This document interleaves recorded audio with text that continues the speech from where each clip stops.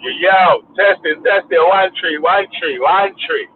We now test two, what about you? Testing, testing, testing. After me, step out in a me black pop. We have black true pop. Yo, come on. What are you telling me? Old time my early guy. Yeah, Mr. Furley. Kick off your door and we bring it to you early. You hear me? You see me? Uh-huh. Yeah, man. So big up man like Rodney K in the building, yeah? Big up my G, Ultra Funky, old time my G, James Jones, that we do. G, good. You hear me? So differently, yeah? I got a few jobs today, innit? They're quite far apart. So I needed to leave early for work today, alright, mate? You see me? Yeah, man. Yeah. So if you don't know, we got a strike for a week on G Block and on the wavy side as well. So we can't be G Block and we can't be wavy at the moment. But we still here, you get me? You can't stop the block. The block won't stop. Yeah.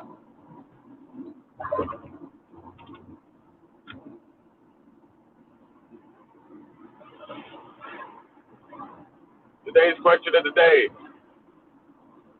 Quack, quack, quack, quack, quack up. You get me? That man's name is Quangington. Man like Ultra Quangers. You get me? Lord have his mercy. Yeah, man. So big up the two in the building. Yeah. So it's just the three of us. Yeah, man. I know what I'm saying though, yeah. She was early as Mr. Furley and that, yeah. Boom. If by the time I'm ready to start off some work, yeah. Well, by the time I get to this next job, I got two jobs in the same building.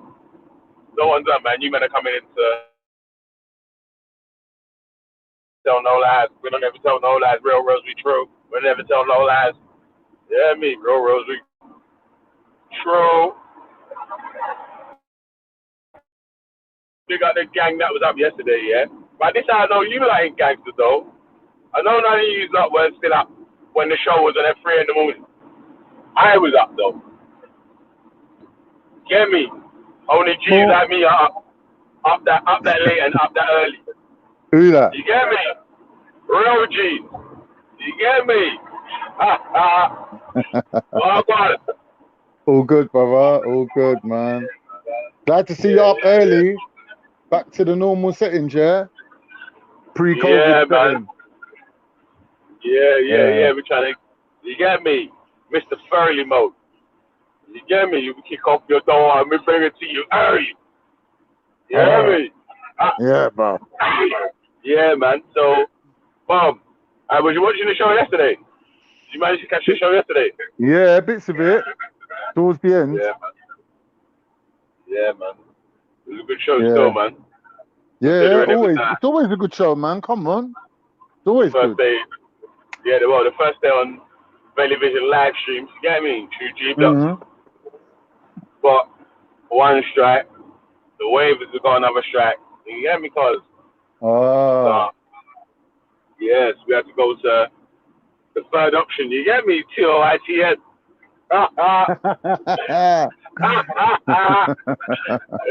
because Yeah, yeah. I hear that.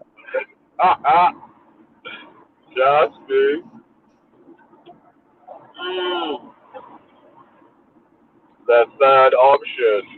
Yeah, man. And differently, yeah, it might be like a gift and a curse, isn't it? Yeah, so a gift in spreading the knowledge on on the new channel so we can get some new subscribers on this one. There was only 120 subscribers on it, and now there's like 255. So Yeah. yeah, man, that's all right, man. You know what I mean?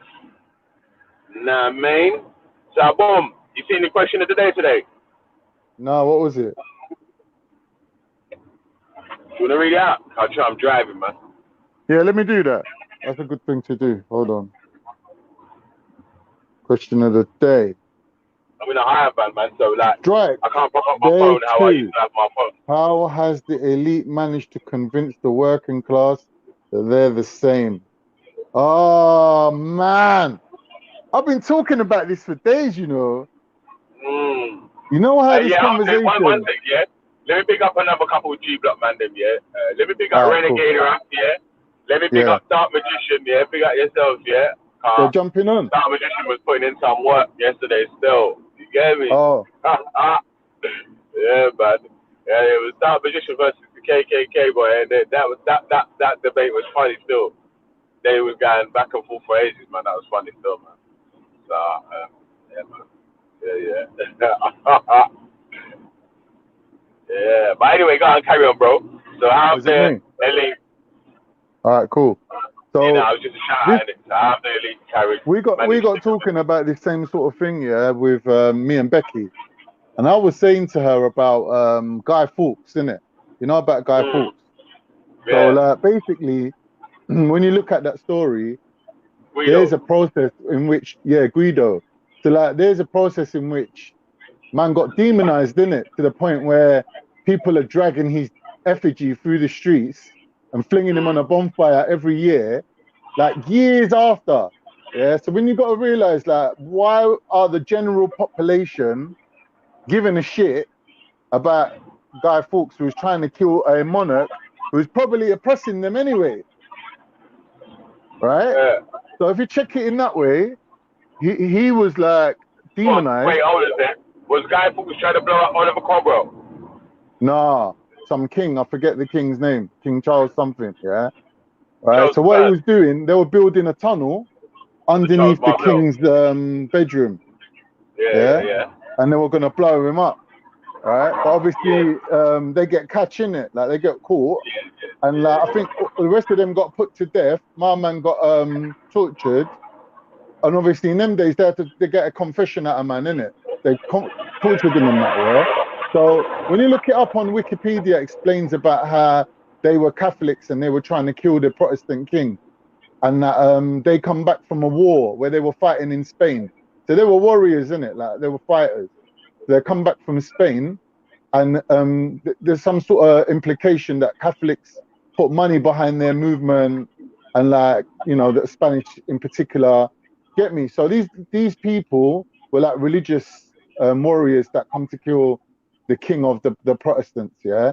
But when you ask people today, they don't know none of that.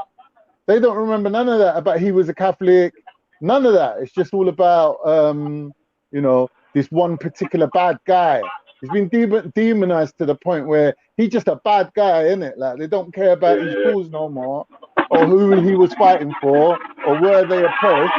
So what I'm saying is, yeah, that there is a way in which poor people in the UK have survived, and that is by mirroring the values of the elite.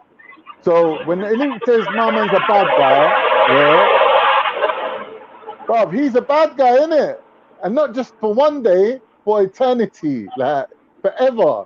So when you look at Hitler, when you look at Saddam, when you look at all these people that get demonized, yeah, it ain't the people just all getting together and deciding who we're going to demonize this week. The word comes from above, and you have to follow, innit? And if you don't follow, you're setting yourself apart, and you're putting yourself in a position where you could get exiled, or you could get cast out, or you could get singled out for even being a sympathizer. So this, like, poor people's, you know, mirroring of the rich people's values, it was a survival mechanism. Get me? So you always see things, for example, I don't know, like there was situations in other countries where certain percentage of the population were exiled. The Remainers had to kind of jump on board with that, even if they didn't want to. So, like, let's say their neighbors, their friends, people they loved were getting turfed out, yeah, through some exile, yeah. They can't be standing there and going, "Nah, man, what you lot doing, man? It's wrong, man. These are good people. We've been living with them for 50 years." They got to hush up, innit? Otherwise, they could get singled out for that same thing themselves. So I think, like, question of the day, coming back to it, when it says, how has the elite managed to convince the working class? Yeah, I would say that thing goes back to even before there was a working class, when these lot were all serfs living on the land. Yeah, it goes back to even then.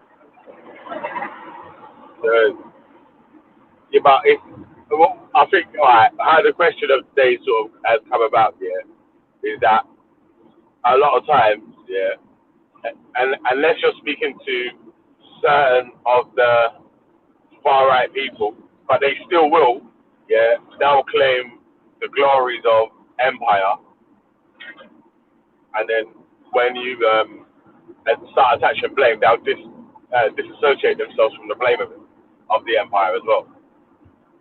So it's that. Yeah, 100%. You can So see man will that. protect it. That's Man will like protect having the a split empire. personality. Yeah. Yeah, man's gonna protect the empire. Yeah, but man's gonna disassociate themselves from it when there's like nowhere to Yeah. no way 100. you can Like, shake the blame who? off or something. Exactly right, bro. Like, who exhibited that, exactly personified that, was when Jupiter come out saying, "Oh, white people were put into chattel slavery too."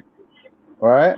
So she's basically saying, because white people suffered the same as black people, then black people ain't got no special case for a reparation or an even apology, because that happened to their people too. And I'm like, but Yeah, wait a minute. If that is true, which it's not been proved, but if it is true, yeah, then which side would you be on historically? Because if you exiled or put into slavery half your population, then you're from the population that stayed, not left. So it would have been now then, you that slaved them, not them that slaved you. Like, she's trying to put herself in a position of a person whose people were slaves. But really, she's not. She's from the group of people that put the other group of people into slavery, if it did happen. Because them slaves ain't here no more. They're gone, in it. And their descendants are gone too. So you can't claim lineage from slaves that got exiled. You must be claiming lineage from the people that slaved them. yeah, there was white slaves that were treated horribly and whatnot. Yeah, so that man would never deny that in it. Yeah, but it's like when I'm not denying it. I'm not denying it. I'm saying wait, she's listen, claiming. listen. How can you claim I lineage think, from them though? now what the issue is, yeah, is that so if um so say Shakara might be given an explanation on why um European governments have a major part to play in the decline in Africa. A man would talk about European slaves as well, or whatever, and then you'll say, yeah, but who enslaved the European slaves? Yeah, like, it was other Exactly. Europeans in it. Who So you're enslaved the guilty of African the slaves? same crime twice The over. Europeans and Africans, the Europeans and the Arabs and whatnot. You know what I mean? So Yeah. Yeah. What I'm saying is that she did something that you're just like highlighting, that someone can say, "Oh, something bad happened to these people," when really you was probably part of the group that done it to them, but somehow then you're trying to flip it 180 and then make it that, like, you're now in a position where you're defending them, you're defending the people and using their plight for your own personal position, when really you the one that fucking fucked them up. So, like, coming back to the Guy Fawkes thing now, when I was talking with Becky, she's like, "Nah, you got it wrong. When they do the bonfire and set off the fireworks, they're actually celebrating that my man tried to blow up Parliament." And I'm like, wait a minute, wait. You're saying that they're celebrating that this guy tried to blow up their country? I think it's a read that, but Yeah, it's a reenactment, like Crime Watch, innit? Yeah, It's like a reenactment, yeah.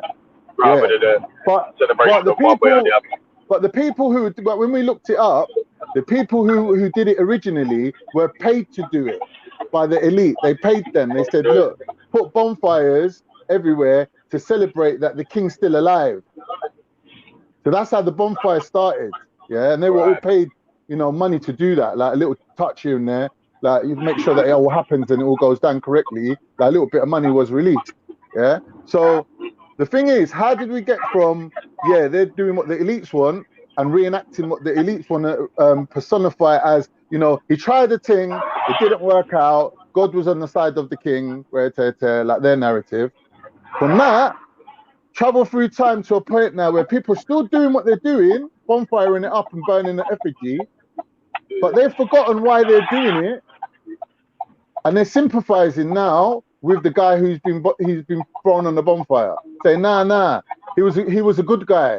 He tried to blow up the parliament because the parliament was corrupt, but really he wasn't trying to blow up no parliament. He was trying to kill a king. But they changed the story to make him out like as if he's attacking a parliament or an institution that had turned corrupt. So the king not only killed his enemy and got everyone to hate him, but took himself out of the story. Get me? Mad, isn't it? So, you know, when you can see that these things all run like a pattern, you can see that, like, shaming people, like, is part of it as well. So if you stand apart from the crowd, you're singling yourself out for punishment, innit? So you have to be with the crowd. So, you know, that mentality means that people are acting not in a conscious way, they're acting in a herd mentality. So once you scare enough people into that kind of position, it's like you know, like an abusive parent, for example, comes home, starts shouting, my alcoholic dad. Mum and the kids are all like under the bed, like shaking, like, oh shit, what's he gonna do next? You get me? Like, not one person can think, child, let me stand up to this guy, man. I'll give him 2 fucking jabs in his face. They're in a herd mentality where they're like, from fear, innit? From fear, they become passive, and they put themselves in a position where they're worrying about each other. So no one can really break that. No one can step out and say, well, I don't care about myself. I'm going to protect my thing, my group. Yeah, they're all within the group. No one, the psychology isn't to separate from the group. The psychology is to stay within the group, to stay safe and keep everyone safe, isn't it? But really, the best thing to do for everyone might be, if you're the hero, to step out from that and challenge the oppressor. But that very rarely happens, isn't it? So when we look at why ain't there that many heroes, why ain't there that many people that stand up for what's right, is because of that intrinsic quality of humans that under pressure, they will all band together and no one really wants to kind of like stand apart from that. They're trying to do more good from the inside. So this herd ideology, oppressor can use that to kind of keep everyone in line, innit? So these things are psychological things in humans, innit? That oppressors have learned these triggers or these methods to kind of like nullify any objectors, like anyone that might be going against them. They know that if they turn the pressure up, they start like pressurizing those people that, like, a lot of them are gonna buckle, not buckle, but become isolated. And that's what happens. And that's why you see working class people mirroring the ethics and morals of the elite. That's what happens. And when you're the one, let's say, for example, you've got a group of people, and then one group, let's say, for example, the black community, want to stand apart and say, nah, we're going to tackle these oppressors head on. We're going to protest. Then they're like, no. You're going to make danger. You're rocking the boat for everyone now. And then black people are like, but wait a minute, you're working class, you got a problem. But we got a massive problem that if we don't stand up and fight, that we're in a serious situation. So really, if you're on the side of justice, you'll stand with us. And then like, no, but you don't understand. These elites, if they unleash on us, like, we're the majority, we're going to be in the firing line. We're the ones that's going to get like cracked down, innit? Like, there's not that many of you lot can hide, but we're the majority, we've got nowhere to run. Like, that's the mentality, innit? Like, that's why you will see that groups regulate themselves through shame. They'll shame each other into staying in line. So when people say, oh, like, black people ain't got no issues to kind of like stand up on, they're really undermining or minimizing their cause, because they're more worrying about themselves. They're like saying, oh, if these lot attack the elite, and then they become a blocker. So they'll, anything you say, they'll like argue against you. So for example, I'll give that analogy of the family. So if the oldest son starts getting big for his boots and starts telling his mum, dad's like an alcoholic that comes home every night and beats us up. When he comes home tonight, I'm gonna box his blood clot. And mum's like at the breakfast table going, no, son, no. Dad's a hard-working man. He brings home the money. Don't do that. Otherwise, we'll be starving. All right, dad's a bad guy, yeah, but he's feeding us right now. So do mummy a favor and just keep it stum. So it's like that. You get me? Yo. Yeah, no, early morning rant. Early morning rant. I'm saying that. Which from where? Just the last sentence. About the family.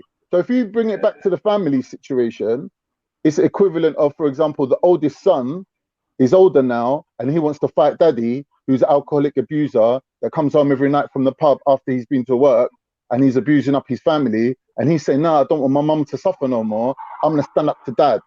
But the mum would be like, nah, son. What you don't know is that, all right, dad goes to the pub. But that's because he works really hard. He goes to work and he works and he earns money and he brings the money home. It's not like dad's staying out for 3 months. After work, he's coming home and he's bringing home the money. And you might see him coming home vexed, but he's got a parcel of meat wrapped around in a little white paper under his arm. That's the food that you're eating right now, son. So if you beat up daddy, we're not going to have no food. We're going to all starve. So do mummy a favor and just sit on your pride, innit? Just swallow that pride and just don't do it. You get me? So the mum, although she needs the protection, is telling the person who could be protecting her not to do it, because the elite, although they're oppressing them, they're somehow feeding them at the same time. So this is the caste system, innit? This is how it works. That people that are close, they feel closer to the elite, feel that there's breadcrumbs falling off the master's table that they're benefiting from. And they don't want anyone else to get in the way of that. So like if you start, like, for example, saying, what about black issues? They'll be like, shh. Don't speak about that. Don't speak about that. And you're like, but 1 minute, like, we're getting oppressed over here. They're like, no. Just shut up. Like, don't upset the elite. Let them little breadcrumbs still keep coming to us. Yeah. We don't want to hear about nothing else. You're rocking the boat now. So forget about the oppression. Yeah. People are getting oppressed, but at the end of the day, these people are our lifelines still. And that's the mentality. Like, and that's ingrained from going back to serfdom. That the elite, you know what I mean, even very subtly make a call, everyone falls in line. Get me? And if one part of the community tried to stand apart and say, we can't take this no more, we have to stand up now, the rest of them, the majority, will shame them into it, like shame them into not acting and go, oh, you lot of this, you lot of that, you lot are fucking, I don't know, what's the words they use, like fucking, you lot got victim mentality. Oh, just shut up, man. You get me? Like that's the problem. So it's the same model. You can see it working in a family. You can see it working in a community. It's like there's different layers in it, different levels of society. So the elite's on one level, then it trickles down. Trickle down effect, isn't it? So yeah, I agree. Like it's not only the intention of the elite, but it's a subconscious fear of the majority or the population that has that relationship that makes it work. It works from both sides, isn't it? It's like the whip and the carrot. You know about the whip and the carrot? Yeah. Yeah, so it's like that. So you got energy from both sides, the whip and the carrot. Get me? Yeah, and the whip works best, innit? The whip works best when you just use the threat of the whip. So the elite are working without actually putting any energy, like hardly any energy, into what they want done, innit? They don't run around chasing people, making them do what they want, innit? The elite work in a more efficient way. So they have that fear factor and they just use it as a threat. They don't actually ever roll out the army against the population. That very rarely happens nowadays. But the fear of it is still there, isn't it? Oh, the army's going to get rolled out for COVID. Remember that recently? Oh, the army's going to get rolled out for people that's having barbecues during COVID. But it never happened. But the fear of it, you could see, was there, innit? People start saying things like that. The army's going to get called out. I heard that a lot during COVID. That's a subconscious fear that the people have, innit? Yeah, it's the sticking carrot, yeah. But anyway, yeah, remember saying that it was James the First that he was trying to blow up. Yeah. I forget their names, man. They're all the same to me. One of them, James Charles. There's one next James. There's one next Charles. Yeah. James the First, and yeah. James the First is the same. I swear that James the First is the same one that the Hebrews reckon is a black guy or whatnot. Possibly. Yeah, because he was a Scottish king, innit? No, are you sure it's the same guy? Because if it was a Scottish king, wouldn't he have been a Catholic? I think it Why was, were the Catholics trying to kill him if it was a Catholic? Nah, I swear all the Scottish kings were Catholic. Maybe I'm wrong though. I might be wrong. Morning. Yeah, big up yourself, Buddha. Morning, Buddha. So, what do you think of the question of the day, mate? What is the question of the day? Forgive me, I didn't see it. Yeah. Oh, you want me to read it? Yeah, read it. I don't know if you two can read it. Let me read it. Can you hear me? Yeah. Can you hear me? How has the elite managed to convince the working class that they're the same? I don't think that's true. Is that true? The working class think that they're the same as the elites. I doubt very much. Maybe in a materialistic type of way. You know, like they see the elite with a Louis Vuitton bag, so they can go and get their bit of took, and they feel like they may be the same level. But I think economically and socially, I don't think anyone feels like they're part of the elite. I don't believe that statement. But Buddha, do you think there's a phenomenon of the working class mirroring the ethics and morals or the intention of the elite? Now, you know what? Yeah, go on. Sorry, answer that and then I'll go next. No, go ahead, Bigger. No, I wasn't answering that question still. I was going to put another question in. Yeah, go on, man. Come with your question, innit? Yeah, I think. Do you know what? I think there's in answer to Khan's question, I think there's a logic or a wisdom to some of the stuff the elites do. So when they start talking about stuff like overpopulation and stuff like that, if that's true, then there is a wisdom to it. Do you get what I'm saying? So I feel like, there's a possibility some people may look at some of the actions of the elite and see the wisdom in it.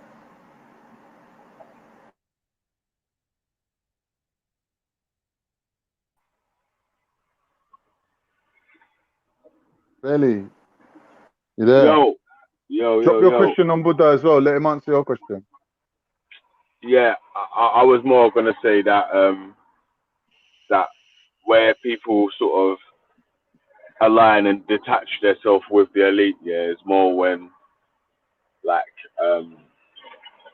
say when people celebrate past triumphs, but like I said it to Khan earlier, but then if you say you'll call them out on something that was an atrocity to someone else's community or whatever, they'll say, well, it wasn't me, I'm not part of the elite or whatever. Do you know what I mean? That when Sarah said to Tommy Robinson, do you think we should get reparations? And he went, what are you asking me for? I'm Irish. So this whole time he's been British. When it comes to coughing up, all of a sudden he's Irish. He's Irish, yeah. I think there's a tendency. I mean, it's only human nature, isn't it? Humans are always gonna try and take credit and positivity and disassociate themselves with anything negative. So any atrocity that's negative, they're going to try and disassociate themselves. But anything positive, like nationalism or whatever, pride, whatever, they're going to say, yeah, I'm down, I'm about that. But I don't think that's too much of a surprise still.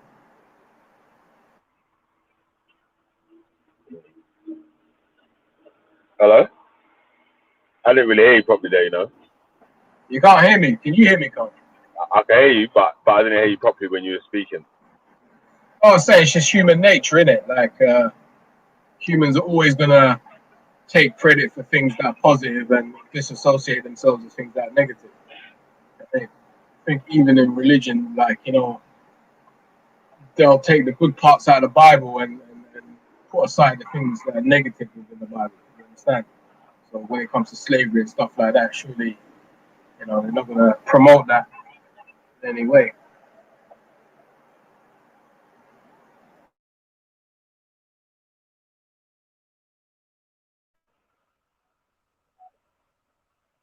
I was interested in what Khan was saying about the COVID and that. So what are you saying, Khan? You can't go back and forth for a bit. Yeah, I need to jump off and run into this job. I'm still listening from YouTube or whatever. If anyone needs to jump on, just shout me, and I'll jump on when I come out because I've got two jobs in one building. So. Allora. Big up. Yeah, man. So Khan, you there? Yeah, I'm here. So has your position changed on COVID now? Do you think it's a hoax or something? Yeah, like, I don't know, because, you know, recently they're saying, oh, beware of the second spike and that, but where's the second spike? Like, everyone's going on like normal. I'm coming out my house, no one's got masks on, people going into shops, like, even though it says you can't go into shops without a mask, everyone's going in shops without a mask, everyone's got their kids running around with no mask, like, everyone's out protesting and like, certain things are happening, like, shops are opening and the interactions are increasing, but like, where's the second wave then? Right. So subconsciously, do you not think people are taking precautions? So, you know, like you see someone and you're interacting with someone, you're not getting too close like you normally do, and do you not think that the general population are doing that? Not from what I'm seeing. Like, maybe the people that are most vulnerable are still at home, and the ones we're seeing outside are not so vulnerable. That, you know, maybe it's possible, because like the streets are kind of like quite empty. There's a possibility that a lot of the people are still like, you know, self thinking, like protecting themselves, like you said. It is possible. Well, I'll give you an example. Like, I don't really use the underground that much, but I used the underground, when was it? Maybe 2 weeks ago. And it wasn't rush hour, but it was, you know, undergrounds are normally busy. Now, when I was on it wasn't busy at all. Like, I'll give you an example. Victoria Station, there's always people on the platform. Like, whenever you go there, there's always people. Now, there was literally more or less no one on those platforms, on the actual tube itself. No one. Even when people get on the tube, they automatically distance, socially distance. Everyone's wearing a mask. Hand sanitizer is being used more. So I feel like it's within our psyches now to kind of not so much isolate, but socially distance and take certain precautions. Whereas if we look at America, where in certain states they completely deny the COVID altogether. So you know you get these Karens that go on there and they start having like hissy fits because they walk into a shop and the shop says you need to wear a mask, and then like, oh, I'm not wearing it, and all this kind of stuff. It's people like that. I would suggest that the death rate for COVID is it? I don't know if it's over 100,000, but it's hit 100,000 people have died in America because of COVID, because of people's ignorance or people's inability to understand that certain precautions need to be taken. You with me? Yeah, it's a possibility, because like, I'm kind of like swaying between 2 points of view. I haven't really settled on one. So one of them is that, you know, there's no COVID. And the other one is that the government's been reluctant to kind of like mention the second wave because they're having difficulty getting people back to work. Like they would have obviously liked everyone to go back to work when they said, didn't it? Now you've got the opportunity to go back to work. They're expecting everyone to like be like, you know, bit hungry for the work right now. But what we're seeing is a lot of people opting to still work from home. So then people that's working from home, let's say, for example, my girlfriend, yeah, she's got the option of going back into the office or working from home.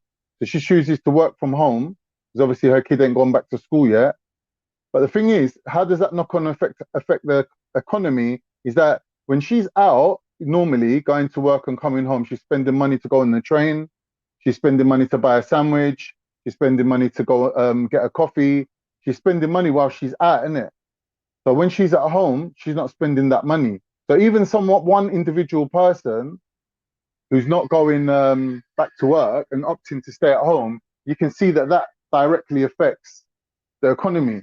So imagine now people who like contribute to the economy even more by actually doing jobs that you know, that they're paying tax on as workers. When they earn their income, they obviously have to pay tax on it. So the government's losing out bare money as far as I can see, and they have got like a vested interest in not scaring people to the point where they won't go back to work. Because I think that they were skating on a thin line between, we got to scare people enough to make them do what we want, but we don't want to scare them too much, because then when the time comes for us to tell them to do the opposite of what we've been telling them to do, they ain't really going to follow our lead. They're going to be more worried about their fears. Okay, the fears are just going to take over. Let's look at that, Khan. Let's look at that one, brother. All right. So let's assume what you're saying is true, and that the government is scaring people into staying at home. Given the examples you've explained, i.e., the taxes are going to go down. Taxes are going to go down. The economy is going to suffer. What does the government gain from telling people to stay at home? Let's look at that. I mean, initially. All right. So the government is. You're saying that the government is scaring people to stay at home. All right. So what are they gaining from that? Well, if there is a COVID, then obviously the government is obliged to do what's in the best interest of people. Working on the basis that what you're saying is that COVID's a lie. It's not true. There is no COVID. Right. But the government want to control people to stay at home. What do the government gain from doing that? Well, if you look at a situation and you try to, so for example, if someone's doing something, and I want to guess their motivation for doing that, I'll look at the end result of their action. So if you look at the end result of this whole scaremongering thing, if you look at it that there is no COVID, the government's got everyone on lockdown, what it is, you can see that we've gone from one type of lifestyle to another. Yeah. So the end result, the second lifestyle, we can see from a governmental point of view would be easier to kind of control a population of people, yeah, or minimize the effects of overpopulation. Yeah. So people in their own homes ain't coming into contact with all different types of people. People being kept at home and not being allowed to travel far and wide are not going to come into contact with lots of people. You're creating the illusion for those people that there is less population. So even when you do come out your house, you're hardly seeing anyone out. You're feeling like you're living in 1950s or something. There's hardly any population. We don't feel that overcrowding or that pressure of living on top of people, or that some people might think like, oh, look at all these foreigners. London don't even look white no more. That all that's gone out the window. All that's been eradicated. That with this situation. So the things that was bringing the situation, the population. You have a tendency to go on a bit, so I'm going to try and jump. I'm not trying to be disrespectful. I'm trying to jump in. No. You got to stop me. All right, cool. So, look, so you're saying that the government had fabricated COVID-19 and Yeah, all governments have sorry, my brother, I didn't colluded, I interrupt. reckon. Let me maybe try and get a few words out at least. Right? So they Yeah. fabricated COVID-19, put people in lockdown, stop people from traveling to give them the illusion that overpopulation does not exist. Is that what you're saying? Yeah, that was my first point. Okay. Is there a second point? Well, still on the first point, if you look at, you know, people's disgruntlement before all this, it was all based on, you know, the things that they've been fed about immigration, that had everyone up in arms, innit? People are not happy with their lives. They're like working, earning money, and every time they see a foreign face, they're like fuming, like, no, not another fucking foreigner. How can I work and be British and have a British life? And every time I look around the corner, there's like this next guy. And it came to that point, I reckon. In my opinion, like, I could see that. All right, let's look at that. Why? 1 minute, 1 minute. But why it's so poignant is because it's so absurd. Okay, let's look at that. Right. So you're saying that there's an element within society that are not happy with their lives because they see so many foreigners. All right, Yeah. cool. So do you think that same element are less happy or more happy that they're in lockdown, unable to work, unable to travel, unable to see their loved ones and all the rest of it? Do you think they're more happy about that situation than they are about the foreigners? Yeah, looking at it from the government point of view, you was unhappy before, but you was blaming us. You're still unhappy now, possibly more unhappy now, but now you ain't blaming us no more. You're blaming the boogeyman. You're blaming COVID. Okay. Right. So again, I'm going to ask you, yeah? Still not clear as to what the government benefit. How does the government benefit? Because in my, like you explained, in my opinion, the government are suffering because they're having to give out all of this money, all this subsidy, all of these different types of things, but they're not getting the income back off of the taxes. All right, fair enough. You work from home, you get paid, you pay a tax, an income tax off of that. Fair enough, I get that. But the taxes are not the same as, like, can you imagine if 1 million people use an underground station, that's 1 million Oyster card taps or wireless taps, maybe £1, that's £1 million in an hour. So you can understand how much money is being lost from TFL, just in tax and revenue alone. So that being the case, the economy is suffering. There's going to be a massive recession, allegedly. Not only that, taxes are probably going to go up, but still trying to understand what the government has to gain from locking everyone down. Yeah, like I said, the government can do things and not take the blame.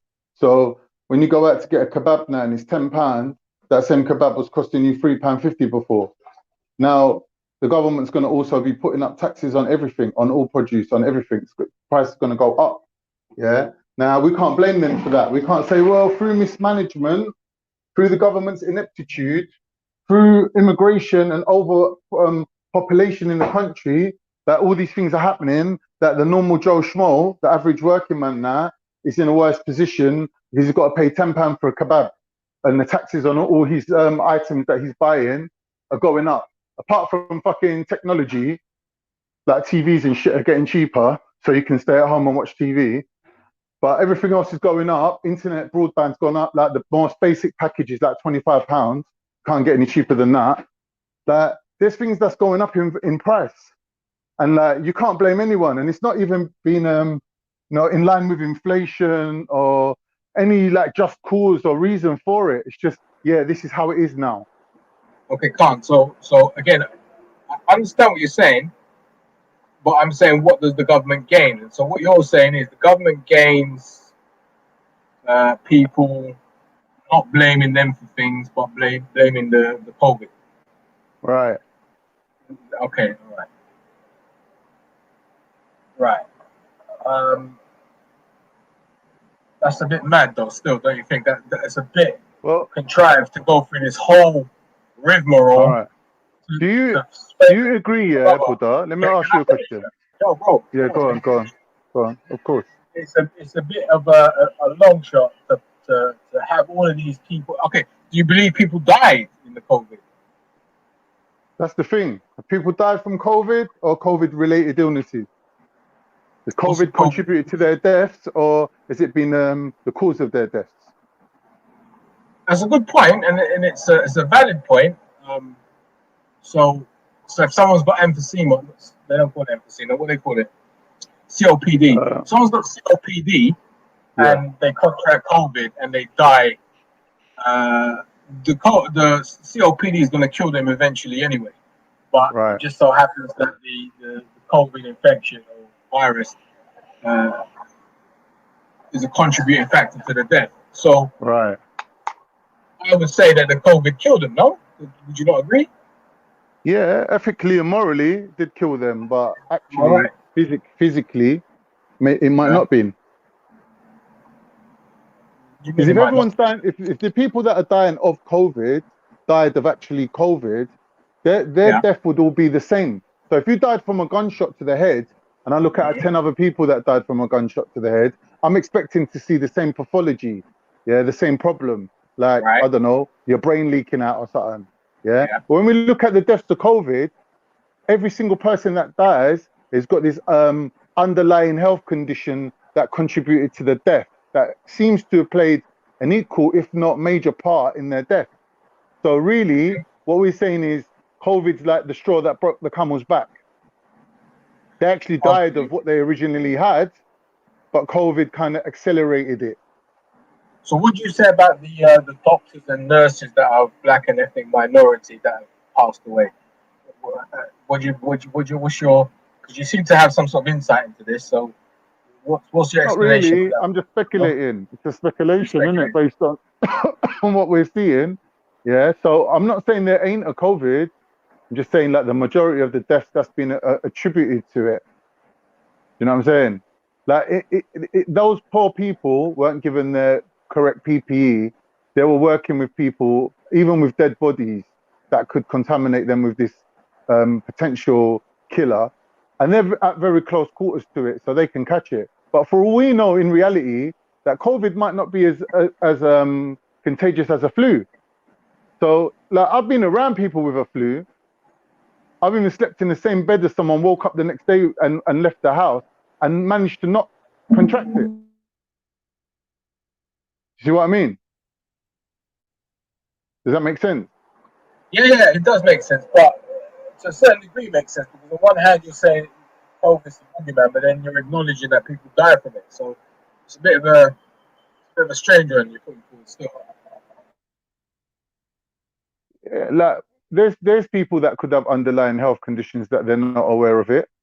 Like they could think that they're relatively healthy and working in the NHS and turning up to work, and obviously them being exposed to the COVID does make them more susceptible to the effects of COVID. Now, whether or not that effect is actually death or not, still not been proven. Let me give you an example. So, the president of Brazil is a far right. Is a member of the far right party in Brazil. And when he got elected and COVID broke out, he was under the same sort of impressions you are, and he refused to lock anything down. And he's just like, nah, it's bullshit. He's currently in hospital now as we speak with gangrene in his lungs caused by COVID. Thousands have died in Brazil. I think Brazil is the third highest mortality rate in the world.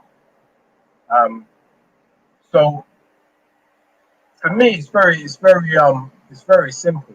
Bearing in mind I had COVID, I remember. So for me, it's kind of very simple. I took every single precaution I could not to catch it. I've got a good idea how I did catch it, but COVID's a thing. It's a real thing. It's not. I don't believe that there's a narrative to say like these Americans that say it's all made up. It's not real. Blah blah blah blah blah. I don't believe that, and people who do think that, it's no small wonder that the deaths are increasing in the hundreds of thousands now. COVID's a real thing. It's out there. People are dying from it. People have died from it. So You know, you can't have it both ways. You can't say that the government is scaring people, it's not real, and then acknowledge that people No, die. you can have it both ways. You can, because if there is a COVID and the government uses this COVID to do things, it's like when there's war, isn't it? Like, we're not saying that there ain't a war, but the government use it to their own advantage, isn't it? They start implementing strategies that they otherwise wouldn't be able to get away with. They start making people go under martial law that they normally couldn't get away with. Don't mean there ain't a war. Just because there's a COVID, whether or not there's a COVID is one thing, and what the government are doing because of COVID is another. So and not everything the government does can ring true. What do you think the government should have done? Do you think the government should have done nothing and let people go around walking around doing whatever? Do you think that would have been beneficial to society? Obviously not, because if you don't even know what the full effects are yet, you're judging it by other countries. My question is, what do you think the government should have done? If what you're saying they're doing now is wrong, so what should they do? Obviously, like there's testing in it to test whether or not it's real. You know, like why not test everybody? You know what I'm saying? Why not have guys, you know, like them space age guys where they got the whole suit covering them, come to your house one by one, work their way around the country and test everyone? They could have done that. They just don't want to spend the money doing it. And even then, they know that their test ain't 100%, so they don't bother.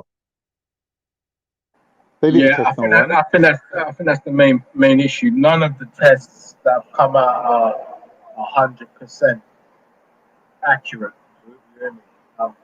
But are you saying, so let me get this right. So people should have carried on going to work, carried on going into the underground and buses and all the rest of it, go to the booze at the pubs. But the only thing the government should have done is tested. Is that what you suggested? Yeah, basically. The situation that we're at now is that situation where if you are exhibiting illnesses like side effects of having COVID, they're saying then you need to keep yourself away from everyone else and retrace all the people you've had contact with. Yeah, how's that any different from what they were doing originally before it got out of hand and they had to put everyone on lockdown? So it proves that there is only one strategy for dealing with these sort of things. So I think the issue with what the government, and this is one of my criticisms for the government, is like they wanted to do this whole app on the mobile phone, the app tracing and stuff like that, and it failed miserably. Absolutely failed miserably. Because if you look at people in the general public, the most vulnerable people, the elderly, the sick, ethnic minorities, they don't have the gumption or the knowledge or the capability to use these types of things. So I think that was doomed for failure. It's only young people of a certain age that are well versed within social media and computers and technology in general that will probably take part. But they're not the most vulnerable people in society. Do you understand? So for example, you know, like I'll be walking down the street and I'll see a lady walking around with no mask, coughing all over the place. You know, I'm not too thin to go up to her and say, "Excuse me, can you like put a mask, cover your mouth, or do something when you're coughing?" Yeah. The woman can't understand English. She can't understand me, and I'm standing in front of her telling her to cover her mouth when she's coughing. So then, how's an app going to help someone who can't even speak English? Do you get what I'm saying? So I think that definitely is a failure. Yeah. So as long as you got your mask on, maybe walk street with a little a spray that you can just spray in the air. If someone's coughing, must be able to have a little anti-bacterial spray that you can just spray in the air around yourself. That'll cleanse the air. So if someone's coughing, you can do that. You don't have to actually go up to them and spray them directly. No, I have got exactly that. Yeah. But that incident only really happened once with me. So it actually happened twice. The second was an elderly lady as well. I think she had some sort of like Alzheimer's or something like that, because she just looked at me and didn't understand a word I was saying. And I thought, it's not just that, you know, like it was outside a fruit and veg place. like the Arabic supermarket that sells like fruit and veg and whatnot. I don't want to say they're coughing on the fucking produce and whatnot. You understand? I'm saying, yeah. I don't think that's disgusting. Like, cover your fucking mouth. Do you know what I'm saying? Like, you have to have a degree of.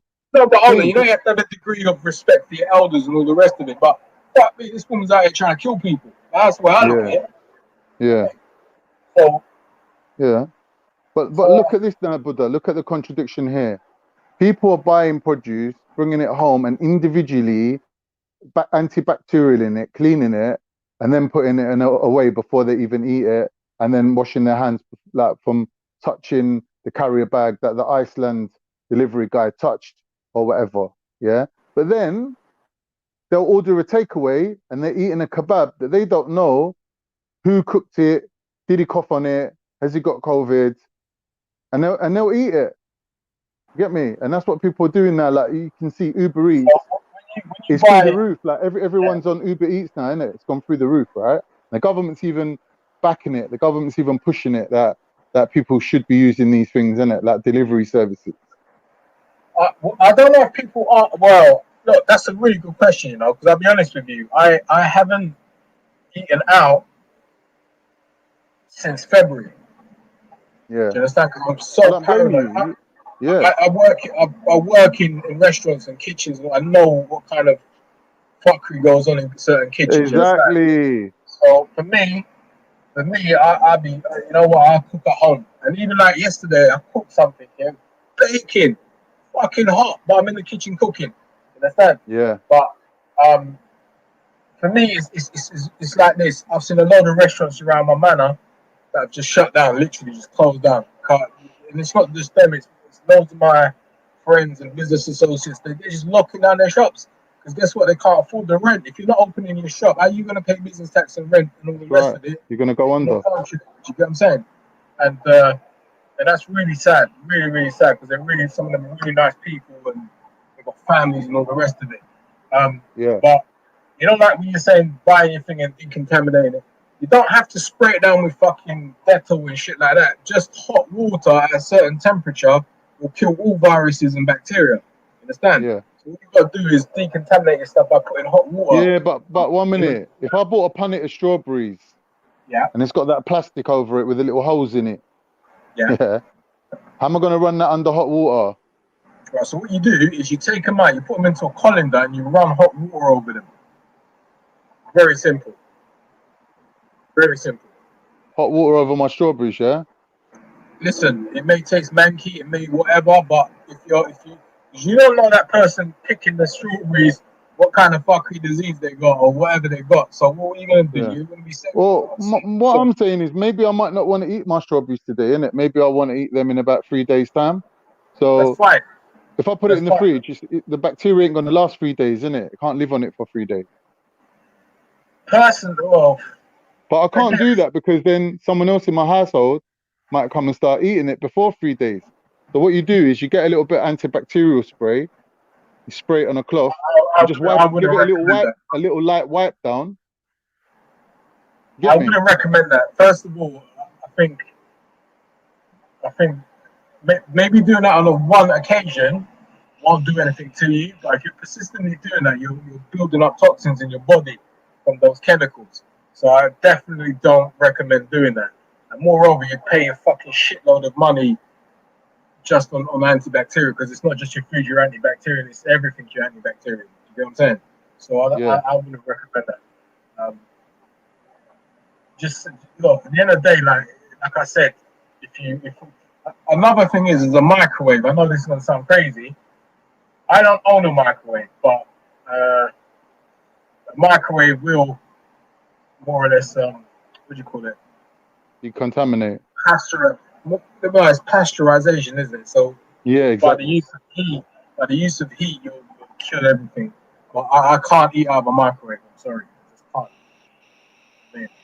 But yeah, if you've got something like that, but again, like I said, hot water, you can't really go wrong. You don't need all what's it called? Dettol and all that fuck. You don't need that. Well, can you not see that the sales of these products have gone through the roof? Alcohol, hand gel, bacterial sprays, you know what I mean? All this stuff, like, you know, bacterial wipes, everything's gone, the sales of them has gone through the roof. You know, now we've got a nation of hypochondriacs now. Well, I think it's, you say hypochondriac, I mean, you know, you don't want to be Howard Hughes out here, but I think some people can benefit from a little bit of cleanliness, ain't gonna lie. Is what it is. But I don't know, man. I feel like I said, if you've had a child. Let me ask you a question when you're ready. All right, cool. Back to the government thing, yeah? Do you think that governments are aware of the level of support they have throughout the country? They have mechanisms to assess that, right? Yeah. All right. So if there's a situation where a very small percentage of the population are voting and the rest of the country are not voting, you can see the decline in democracy, in the belief or the faith, like it or not, in the government that you might have voted for or might not have voted for. So, for example, let me elaborate on that point a little bit before you answer that, yeah? So, like, for example, in America, you got all these different parties, you got Democrats, you got Republicans, you got whatever.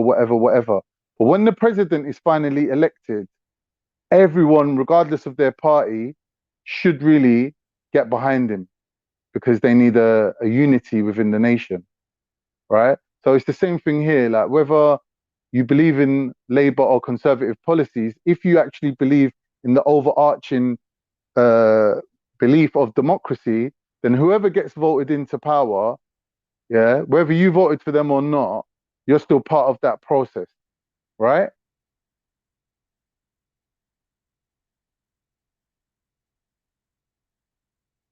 Yeah, bro, I'm listening. One sec.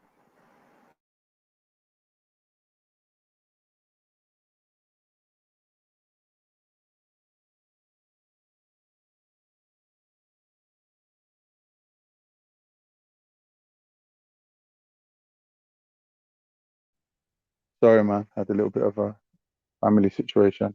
But anyway, like, so I'm saying is, when there's a decline in voters, or there's a rise in the anti-government sentiment, yeah, I would suggest that government are more than aware of this, and over a period of time, maybe if it's 20 years or whatever, they'll have a what's it called, a projection of when they think roughly it's going to hit a critical point where governments are getting voted in, no one really even voted to them, and they don't really have a mandate from the population to carry out their policies. And the way they get around it is by basically not really even having any serious policies that are going to affect the people, in it. So whether there's a government or not a government, really it's not even affecting your life. You're kind of like living under the assumption that there's this control, like police and things like that, are kind of like keeping you safe. It's like more of an illusion than a reality. Because if there was no police and there was no government, really, would your life be any different? You know, like, in my opinion, it might not be that different, you know? I would put it forward to you that if there was no police in this country, no government in this country, it would be a fucking shit show. I've been to countries where they're run more or less by gangsters. I've been to Tijuana, right, in Mexico. The police don't run shit. The gangsters run shit over there. Tijuana's got one of the, well, I don't know about now, but it had one of the worst death rates in the world. Honduras was another place I went to. You know what I mean? Worst death rates in the world. Right? The bottom line is, you can't have, it's like saying, do you know what? I'm going to have 15 children, yeah? But I'm not going to be a parent to those children.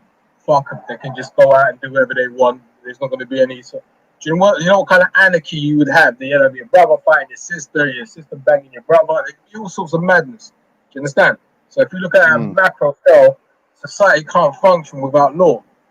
If people are lawless and there's no one to enforce that law, granted the people that enforce that law need to be just and have some sort of decorum about themselves before they go out and enforce law themselves. You understand? But law nevertheless needs to exist. Without the rule of law, society breaks down. It's that's a good point. Fact.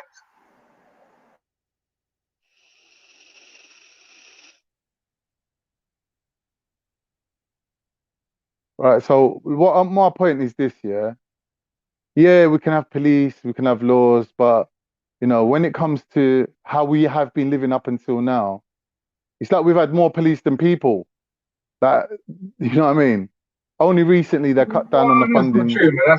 That's a bit of a reach, bro. That's a bit of a reach. There's not more police than people. There's more people than there is police. The police struggle to fucking control the people. I mean, that's why the police try to attack people that they think are the most criminalized. If you think about it, right? Yeah. They don't really bother with white collar crime. You're right. They're trying to. Because what affects society more? Someone doing credit card fraud or someone going out and doing a knife-point robbery. You understand? The person who gets their deets, their AC, what do they call it, AC? Account rinsed. They're covered by the bank. They're insured. Yeah, it's a crime, but you know they'll get their money back at some point. You understand? Whereas someone on the road getting robbed. All right, I'll give you that. Yeah, I'll give you that.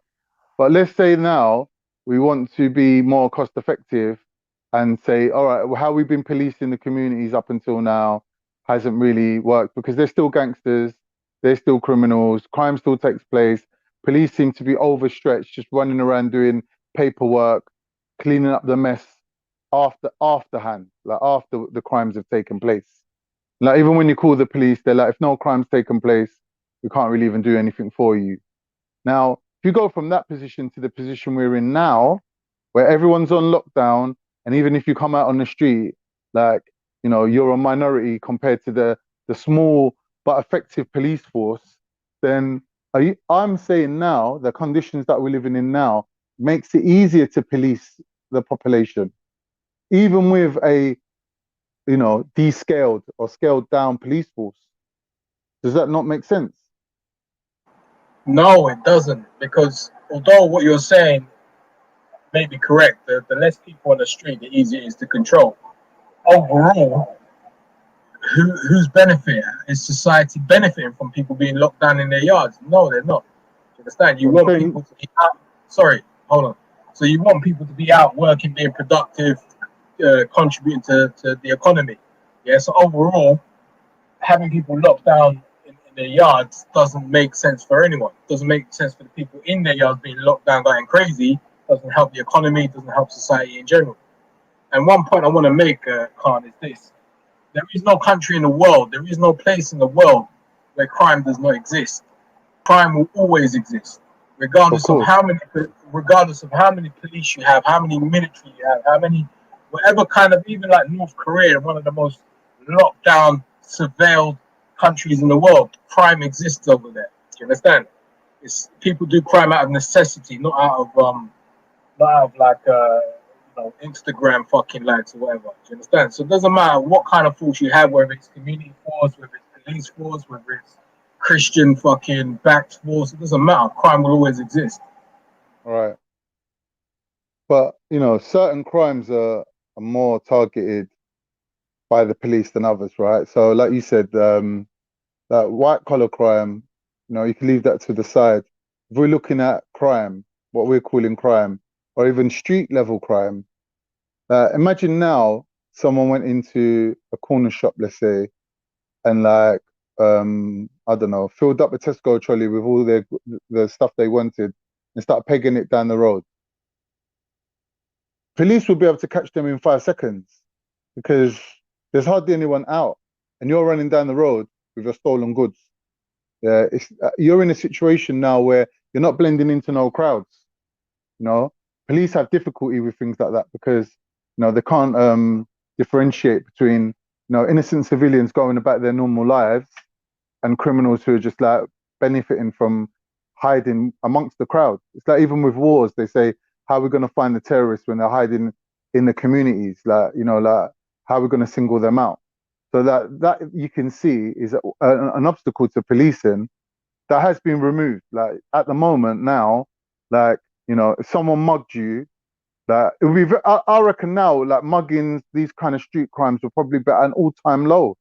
Like, I'm not saying that, you know, what you're saying, which is, you know, like it doesn't benefit the government. I'm saying it's like a reset. It's like a reset situation where we are now all living under government and police lockdown, whether we like it or not. That authority is over us, innit? And that is instilling them values back in us. And I'm saying, apart from this situation, I could never see another similar situation where that could be achieved. Because people live in, like, you know, like as if there weren't no police. Because police were so ineffective that certain crimes were carrying on in broad daylight without like police even doing anything about it. People started cottoning on to the fact that there's only certain crimes that police will tackle. So now we had this reset now, you know, I think, you know, there has, in my opinion, there's been like a re-establishment of the rule of law and of the authority that's over us. And whether you like it or not, no, that is the case. And like, if you can offer me an alternative situation where we can achieve that, then yeah, then I'll say maybe they didn't use COVID to their advantage. But as things stand, I think they did. I think they used the COVID to their advantage, and it was at a critical time when lawlessness was quite high, criminality was quite high, like, you know, people living with crime like as if it was a normal thing, like not even really objecting to it. So, you know, I think, you know, from my point of view, I'm saying something has been achieved which otherwise couldn't have been achieved, and therefore you got to look at it as, you know, was it all in aid of that thing happening? It's a logical thought process. No, I think I agree with that. I feel like a decrease in crime is symptomatic of the lockdown. Women. The bottom line is, I feel like you're, I don't know, like, so is crime a good thing in your mind, or is it a negative thing in your mind?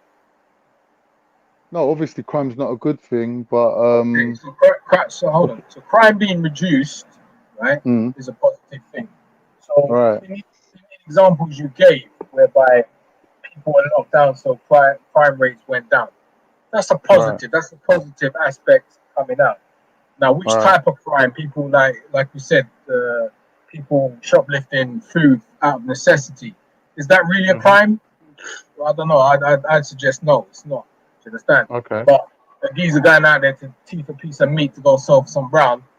You know what? He's scummy. Do you get what I'm saying? So that's something. That's a different conversation altogether. But you're saying to reset and re-establish the rule of law. Right. Now, there's nothing actually, I'll speak for myself, there's nothing actually stopping me from walking down the street or going to wherever the fuck I want to go, whether I want to wear a mask or not, whether I want to, there's nothing stopping me.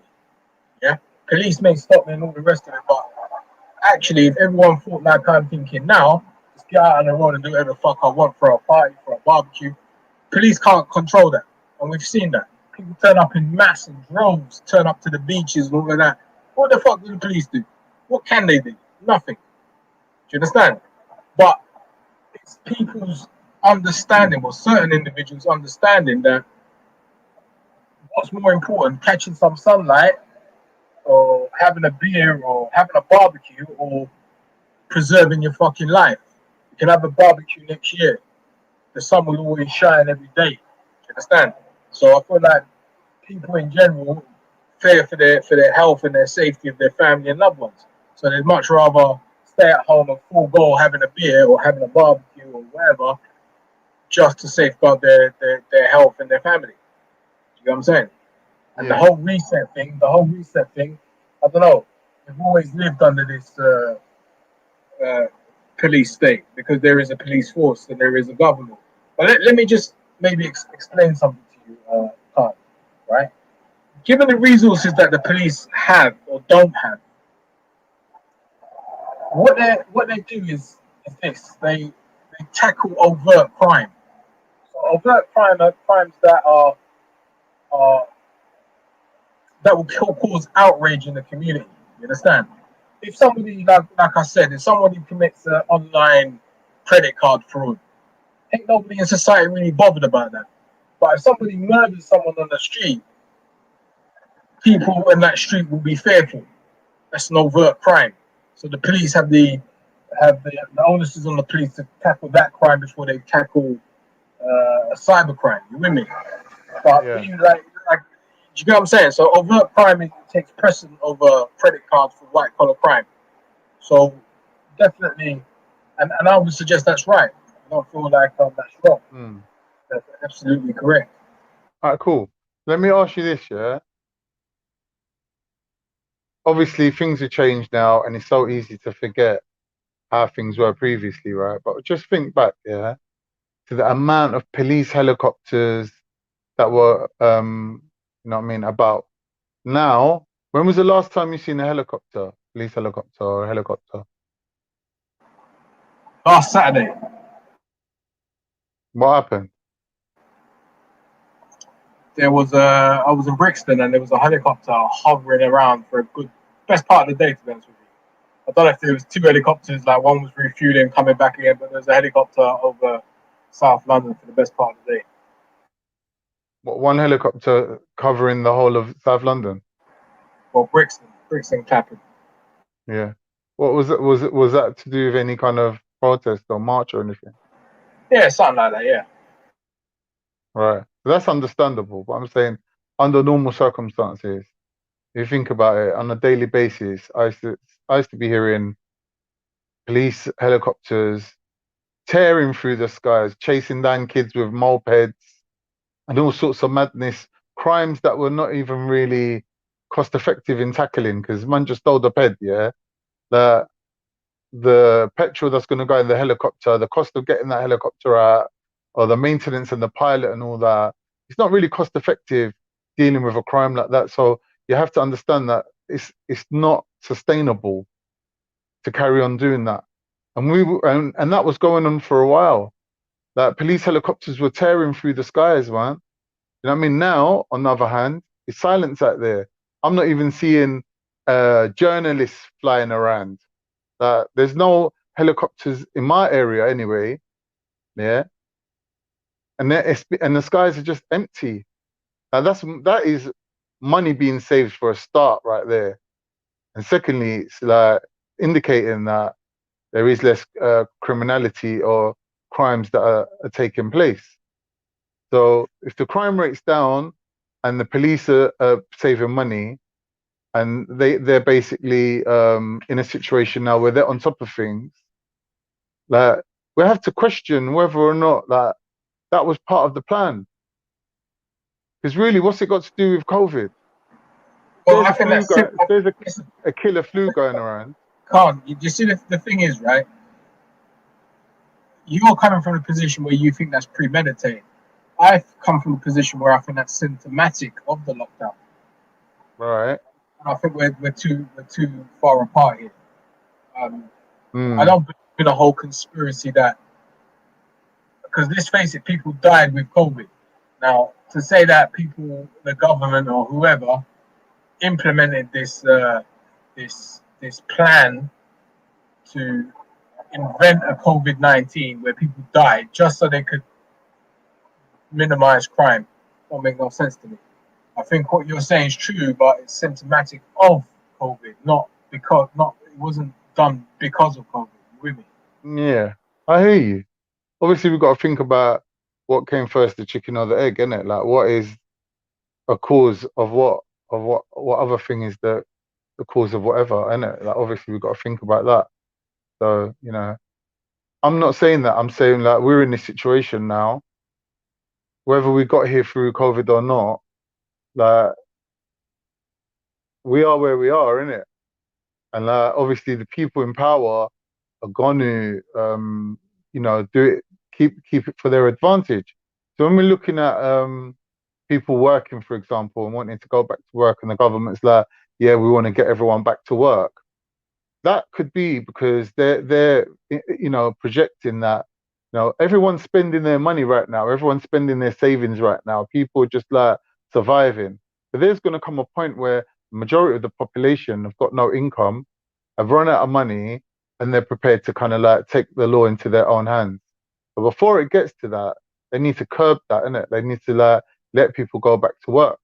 But let's say, for example, looking at it from a financial situation, there's only certain real people that earn money, like real money from really it's the money is the same money circulating around.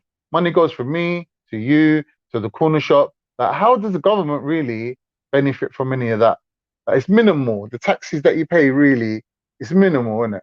Like, it doesn't keep the country running. Like, this illusion that me running around buying crisps is like keeping the country running. It's an illusion, isn't it? That's not true.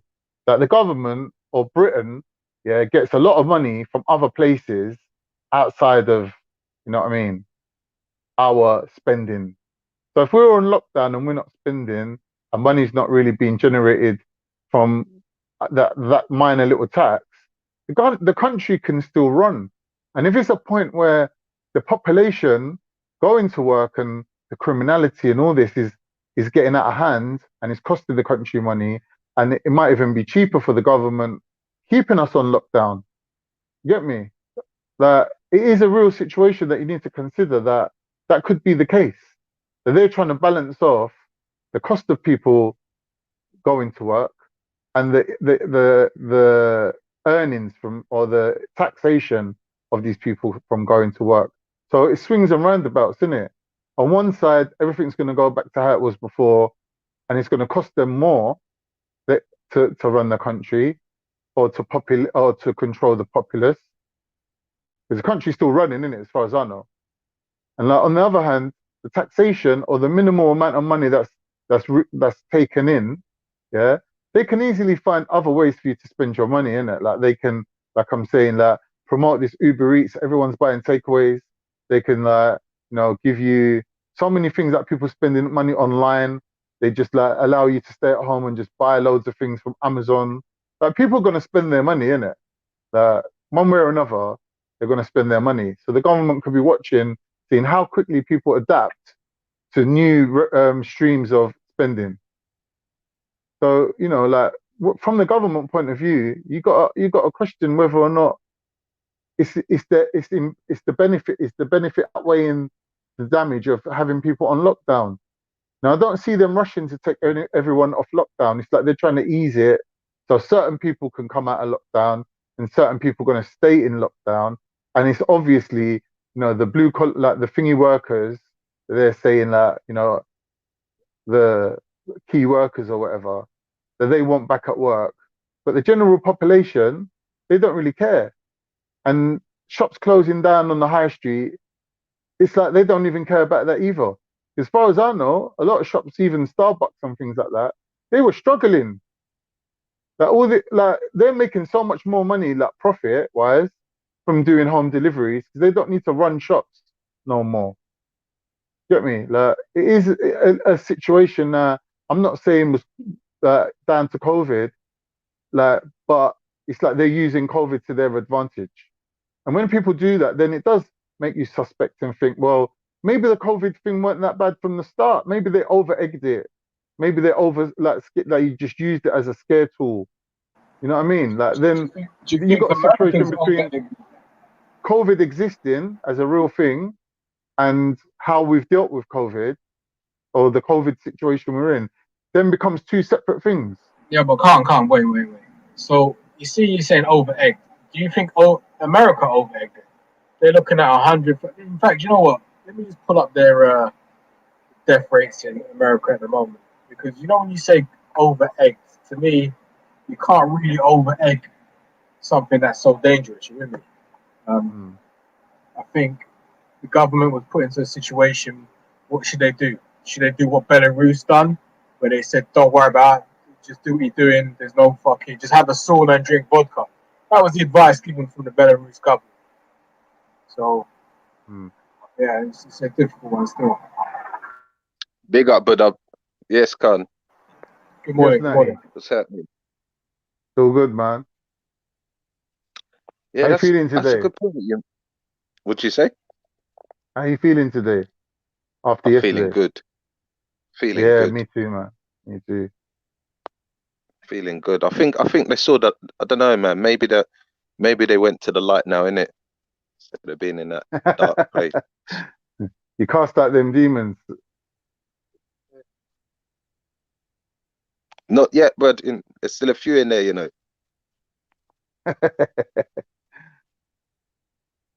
Father Natty. Yo, You like that priest, the priest and the exorcist? Can't listen to this. On. Yeah. How many confirmed cases of COVID do you think Americans had? In America? Yeah. 100,000? Right. Confirmed cases of COVID in America, yeah? 5.8 million. Deaths in America from COVID, 163,000. Rastafari, that's madness, man. That is madness. It's make believe, isn't it? Make believe. Make believe. Them Yeah. people didn't die, no? They faked it all, yeah? I ain't met no Where's one. all these? But I ain't thing, heard no Buddha, stories if this from is no the one. case here, I ain't seen no mass graves. I ain't seen no burials going through the roof. I ain't seen cameramans turning up at cemeteries going, oh, we're running out of space at the cemetery because everyone keeps dying. Yeah, nothing. Am I wrong? Am I lying? Like, is that not Would a you like weird to thing? see that? Would you like to see that? Yeah, obviously. Yeah. Well, you'd like to see some evidence, like proof, innit? Like a little bit more than just these numbers that are popping up. Oh, this person, blah blah blah. Like no one's really like no one coming up here, or even on here on a daily thing. Like, oh, someone happened to my friend, or someone happened to a family I'm member, or saying, someone bruv, you're happened to not a friend hearing of a friend about, of a friend. oh, we've had to hire extra funeral workers. Everyone's out of work right now. They should be hiring a lot of people to run funerals. Hold on. Let me remind you of a couple of things, right? Did you not see in Italy when they were piling up bodies and coffins in churches because there was nowhere to put them?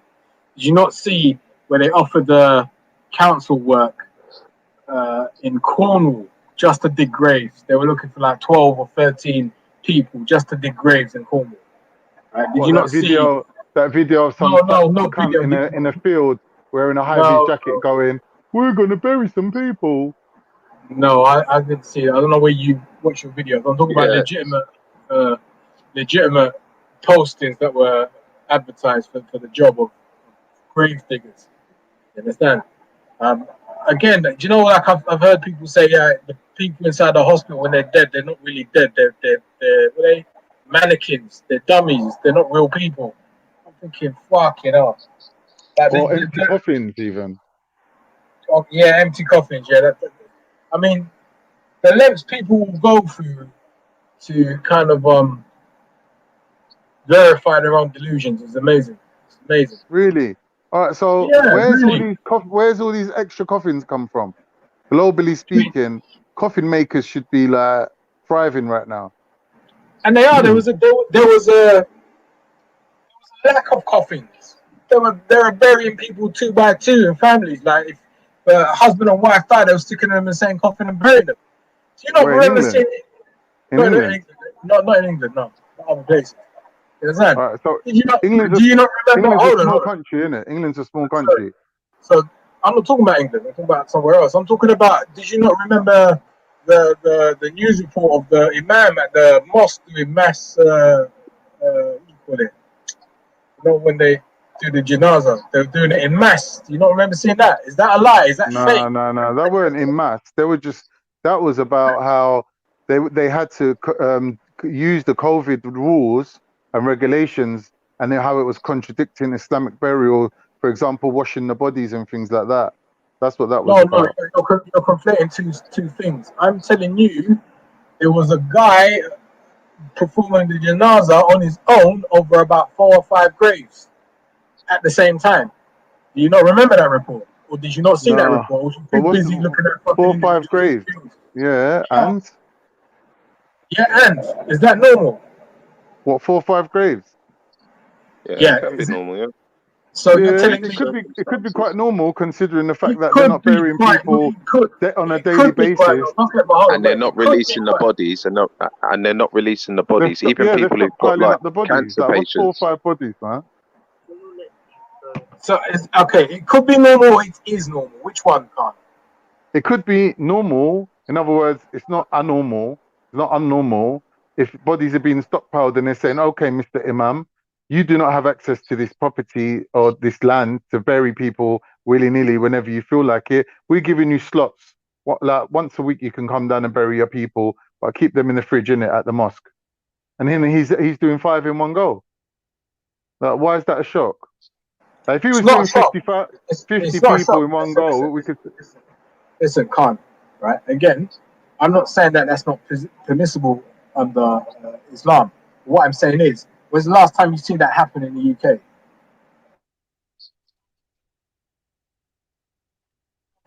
Exactly. Bro, like you're making that like the guy was burying 5 people a day every day. Well, okay. So when we was looking at the, do you know? Let me just not talk and bring the thing. That's probably better. Let me bring the report. Mm. Hold on.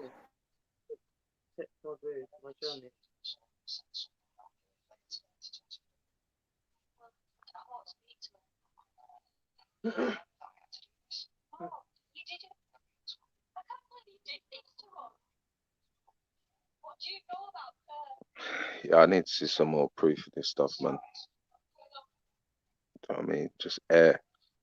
That's all it is. Something in the air, and it's all this coronavirus is. Yeah, is make believe, and it's air, and it's coming out of people's mouths like air, and that's all it is. People are just dying from natural causes and stuff like that, man. It's not hard.